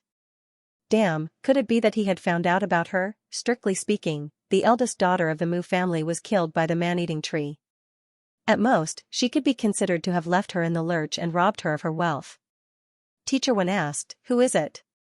You tell me who it is? Marshal Mu waved his hand and a guard escorted a person over. Ningxu took a look and saw that it was De Yong. De Yong's body was covered in blood and there was blood at the corner of his mouth. It was obvious that he had been severely tortured. The Mu family had actually found out about De Yong. Ningxu thought about all kinds of things in his heart. He wanted to let Xiaoqiao entangle Muziki, but if there was any movement, he would be in a disadvantageous situation. Look, is there the person you're talking about here? Marshal Mu stroked his beard and said to De Yong. De Yong's eyes stopped on Ningxu's body. Master. Are you okay? Ningxu asked De Yong. De Yong shook his head. Marshal Mu said, a group of people went to the fallen mountain range, and only the two of you survived. My granddaughter was robbed of all her money. How dare you say it wasn't you? I went to your house to investigate. Your house was originally poor, but now I found a lot of gold coins in your house. Ningxu's expression changed. What did you do to my parents? They were locked up in the heavenly prison. Marshal Mu lightly said, the talented children of the Mu family died, so they had to pay the price. Not only did they offend nobles, but they also assassinated them. Ningxu's veins popped out on his forehead. The plot was really **ket up. The Yu family still suffered a calamity. When Yu Shuangshuang used a dagger to attack Lian Frost's dream, her family also suffered. Sister. Little Bean ran onto the stage and stood in front of Ningxu. Don't you dare hurt my sister. Ningxu pulled Little Bean behind her and said coldly, I don't know what you're talking about. Back then, De Yong and I had joined the mercenary team to escort Lady Mu to the Jade Wave Cold Pond in the Fallen Mountain Range to pick the Snow Soul Lotus seed. Everyone was killed by the Mu family's elderly and used as bait. I made a prompt decision and ran away with De Yong. Marshal, it's the same as what the mercenary said. The guard said to Marshal Mu. Marshal Mu lightly said, but you returned to the Fallen Mountain Range. No matter what, you have to pay with your life for my granddaughter. Marshal Mu said. Grandfather, did she really kill my sister? Muziki's eyes were red as he looked at Ningxu. You Shuangshuang, you really are ruthless. My sister had no enmity with you, why did you kill her? I already said, I didn't kill her. Ningxu raised his chin. Instead, it was your Mu family that killed the mercenaries. If we didn't run fast enough, we would have been poisoned to death by the Mu family's serpent. I don't have the ability to kill the Mu family's young miss. My family's money came from the gold coins I obtained from killing magical beasts. Ningxu loudly shouted, "Without any evidence, what right do you have to arrest my parents and throw them into prison? Naturally, I will arrest them after investigating thoroughly. If you want evidence, I will naturally give it to you. Arrest him." Marshal Mu waved his hand and the Griffin team rushed towards Ningxu. Xiaoqiao stretched out countless vines and entangled the Griffin team that was rushing towards Ningxu. The little bean stretched out his fist and punched the guard, sending him flying. The entire arena was covered with vines and the guard couldn't get close to Ningxu at all. Ningxu stood in the air and coldly looked at Marshal Mu. "What is the evidence that Marshal Mu is talking about? If you can't produce evidence, I will not surrender. What you need to do now is to prove that you are not the murderer, not ask me for evidence." Marshal Mu stood on the back of the giant bird with his hands behind his back. Ningxu. Damn. What was the difference between proving that he was innocent and proving that he was Yu Shuangshuang and that his name was Yu Shuangshuang? Being accused of murder and having to prove that he was innocent, shouldn't he prove that she was guilty? Ningxu was speechless. The Mu family was too domineering. They deliberately found people to vent their anger. Why didn't they say that the Mu family killed so many mercenaries? Xiaoqiao was very happy to tie people up. The little bean was able to beat back the tall and strong guards. Although the little bean was small, the guards were no match for the little bean. Mentor Wen stood on the dragon's head and stared at the little bean without saying anything. But his eyes were getting brighter and brighter. Mentor Wen didn't say anything about the grudge between Ningxu and the Mu family. He didn't judge who was right and who was wrong. "Little Wen, I asked you to take care of the academy. What are you doing now?" The Empire's Griffin team came to the academy. An old man in a long robe appeared. This old man's robe was dirty and stained with some unknown stains. The old man looked quite wretched. He was balding and had a Mediterranean hairstyle. His bald head was greasy. "Dean." Huang Jinlong lowered his head. Mentor Wen walked down the dragon's head and walked to the dean. "What happened?" The dean touched his head and felt the grease on his hands. He wiped the grease on his hands on his robe. Tutor Wen explained the whole story to him. The dean stared at the little bean. "It's quite powerful. Dean, I think it's time to make a move. The siblings cultivate Douqi. This Douqi is quite powerful. It's time for summoners to rise. Summoners no longer need to rely on the protection of summoned beasts." Mentor Wen stood next to the dean and stared at the siblings. "You want me to save them?" The dean touched his head again and felt the grease on his hands. He wanted to wipe it on Mentor Wen's body. Mentor Wen took a step back. "Teacher, I'm serious." The dean nodded and shouted at Marshal Mu, "Old Mu, why did you come to my academy? You even brought so many people with you. You scared my students. Old Luo, you know that my granddaughter was killed. Do you want to make things difficult for me?" Marshal Mu obviously had a good relationship with the dean. "There's no evidence to prove that she killed your granddaughter. Old Mu, children and grandchildren are free and happy. Don't go backward. With so many people, can I take it as putting pressure on the academy?" The dean said. "Old Luo, you can think of it that way." Marshal Mu clasped his hands behind his back and said indifferently, "The people of the Mu family have not shown their talents for too long and have forgotten the prestige of the Mu family. Everyone dares to kill a member of the Mu family." Ningxu glanced at the balding dean and was a little surprised. Was this dirty and greasy dean going to stand up for her? Ningxu glanced at Mentor Wen. Ningxu nodded and gave Ningxu a reassuring look. Ningxu was baffled.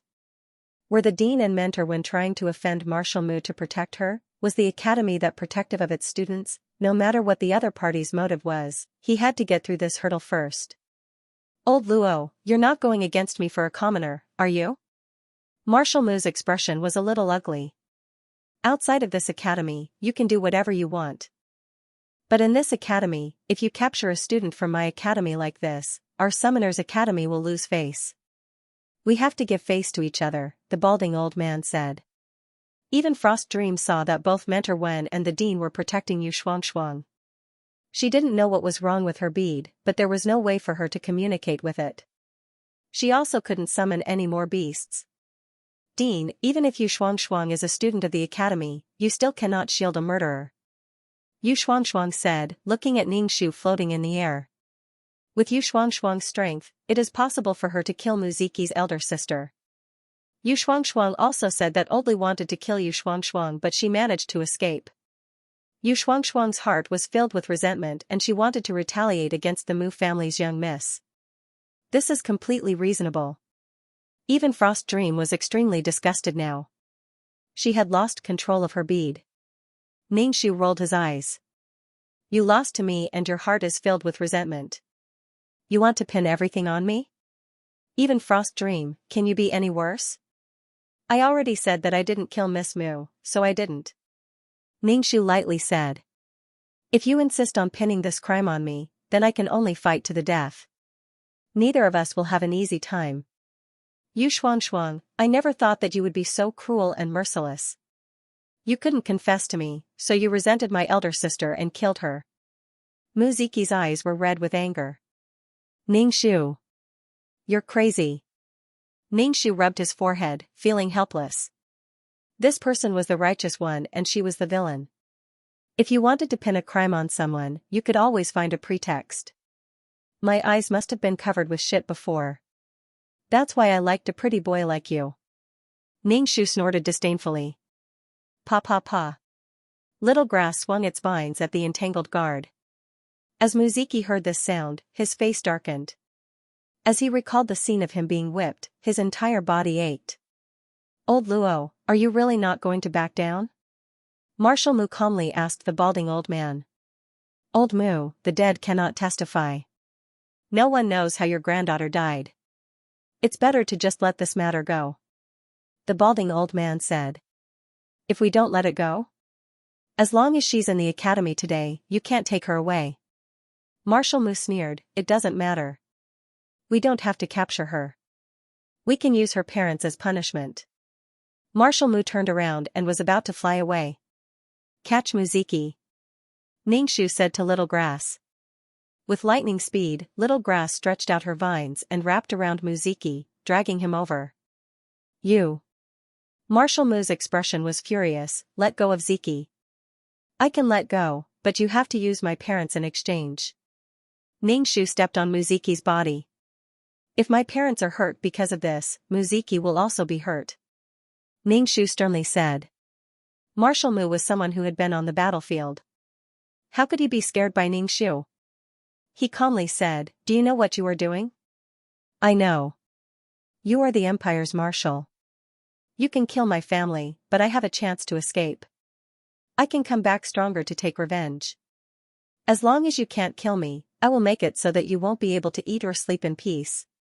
Ningxu looked righteous on the surface, but in his heart, he was thinking about how to protect the Yu clan.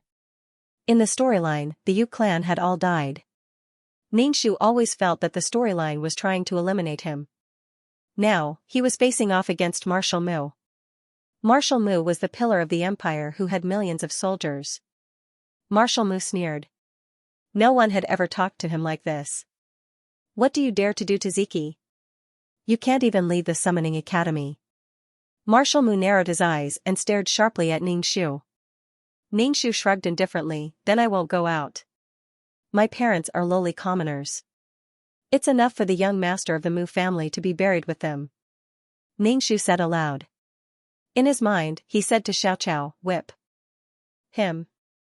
Xiaoqiao raised her vines and slapped Muziki's body.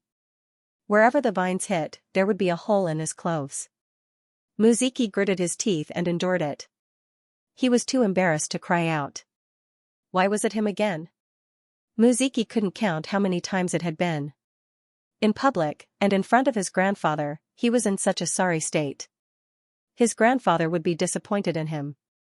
He had ruined the reputation and pride of the Mu family. Muziki was furious. Yu Shuangshuang, this woman, was doing it on purpose. She resented him for rejecting her confession before, so she humiliated him again and again. Muziki wished he could dig a hole in the ground and clench his teeth to save his last bit of dignity. Marshal Mu's face was gloomy. He waved to his deputy general beside him, bring him over. The deputy general flew away on the griffin. Stop. Ningxu said to Xiaoqiao. The whole place was silent as the two sides confronted each other. The dean approached Teacher Wen. Teacher Wen took a step back and said gently, "Dean, you've just returned from your travels. You should go wash up. This girl's temper is too fierce. Is it really good for her to stay at the academy?" The dean touched his head and looked at Ning Shu. "She's just a cornered dog. She doesn't even have the spirit to resist. How can she become a strong person?" There were too many setbacks on the road to becoming a strong person. Perseverance was everything. Blindly compromising wouldn't solve the problem. "Okay." The dean wiped his hands on his robe. Not long after, Yu Shuangshuang's parents were brought over. Both of them had wounds on their bodies. "Father, mother." The little bean shouted at his parents-in-law on the griffin. His cheeks were tightly clenched. The deputy general grabbed his parents-in-law and got off the griffin. When they landed, their faces were twisted in pain. Their feet were pierced by something and there were several nail-sized bloody holes. "Let them go now," Marshal Mu said. "Let my parents go first." Ning Shu's face was cold. "Go." The deputy general kicked his parents-in-law who were on the ground. The two elders' feet were injured, so it was difficult for them to walk. Xiaoqiao stretched out her vines to wrap around the two elders and pulled them to Ning Shu's side. Ning Shu let go of Muziki and kicked him, scram. Marshal Mu pulled Muziki onto the giant bird, glanced at Ning Shu, and flew away. Ning Shu let out a long sigh. "Thank you, Dean. Thank you, Mentor." Dean Ning Shu and Mentor Wen thanked him. "There's a tutor's room in the school. You can settle your parents down first. I'll have something to discuss with you later," Tutor Wen said as he gave Ning Shu 2 more bottles of potion. "Take this and give it to your parents." Ning Shu took the medicine. He was so thoughtful. What did Instructor Wen want to do? Ning Shu nodded and brought his injured parents-in-law to the academy's tutor's room. He fed his parents the medicine and prepared some food. He must not have had a good meal in prison. The family of 4 now lived in the academy. "Little Bean, take good care of your parents. I'll go find the tutor." Ning Shu patted Little Bean's shoulder. Little Bean nodded heavily. "Sister, don't worry." Ning Shu went to the dean's building and knocked on the door. "Come in." Ning Shu opened the door and saw the dean and Mentor Wen inside. The dean finally wore a clean white robe today, but his hair was still oily and covered with a few strands of sparse hair. This was so wretched. Was this guy really the dean of the academy? "Dean, Mentor Wen," Ning Shu said, "thank you again for stepping forward." Mentor Wen pointed at the chair. "Sit." "Oh, thank you." Ning Shu rolled his eyes. Could it be that he was interested in her breasts? "I called you here to ask what fighting aura is," Mentor Wen asked. Ning Shu said, "Actually, it's a kind of martial arts technique." "Don't talk to me about martial arts. I've said before that I know all the martial arts techniques in the world. There's no fighting aura like you're talking about." Mentor Wen looked at Ning Shu gently. "Please tell me the truth. It's a kind of cultivation secret manual." "Then do we know the specific content of this secret manual?" Mentor Wen looked at Ning Shu, "And the golden dragon you released, I can feel that it's not a living thing." "That's the force formed by cultivating fighting aura," Ning Shu said. "Yu Shuangshuang, the academy can open a special fighting aura department. Can you give this secret manual to the students?" Mentor Wen asked. Ning Shu looked at Mentor Wen and asked, "Why?" Mentor Wen was asking for the secret manual in a roundabout way, but this method was easy to accept. Mentor Wen said, "I study all the martial arts techniques in the world. I hope that summoners can grow strong like summoned beasts and rely on summoned beasts for protection. I hope that summoners can fight together with summoned beasts. Your brother can be so strong without summoned beasts. If summoners cultivate fighting aura, they will be even stronger. Open a department for fighting aura?" Ning Shu straightened her back. "Then am I a mentor?" "Of course." "That's good." Ning Shu nodded in agreement, then asked hesitantly, "What about the Mu family?" "As long as you're in the academy, Old Man Mu won't be able to hurt you." The old man promised Ning Shu. "Then I can know the content of the secret manual." Mentor Wen's voice was urgent. "I want to see what this martial arts technique is like." Ning Shu stood up. "Wait for me to go back and write the secret manual." I'll go with you. Mentor Wen also stood up. Ningxu looked up and down at Mentor Wen. You saved me for the secret manual? Yes. Thank you, Mentor. No matter what, the Summoning Academy had saved her. If it weren't for the presence of the Dean and Mentor Wen, a big battle would have been inevitable. Moreover, she didn't know what her parents-in-law would be like now. Your secret manual concerns everyone, Mentor Wen said gently. Ningxu wrote the secret manual and handed it to Mentor Wen. Mentor Wen studied it carefully. When he encountered something he wasn't clear about, he would ask Ningxu. Ningxu watched from the side as Mentor Wen cultivated the ultimate martial arts technique. It didn't take long for Mentor Wen to sense the energy. It was faster than Ningxu expected. Mentor Wen had a foundation in martial arts. However, ordinary martial arts tempered the body, while ultimate martial arts tempered the muscles and bones and perfected the body. It's indeed quite powerful. Mentor Wen withdrew the energy. In this case, you won't have to watch from the side in future battles. This was the drawback of summoners. With the help of summoned beasts, the summoner's job was to constantly strengthen and nurture their summoned beasts, but they neglected themselves. Of course. Ningxu stretched. Can I go now? Prepare well. The Fighting Aura department is coming out soon. End of chapter 1034. Don't forget to subscribe, like, and share the video to support the channel.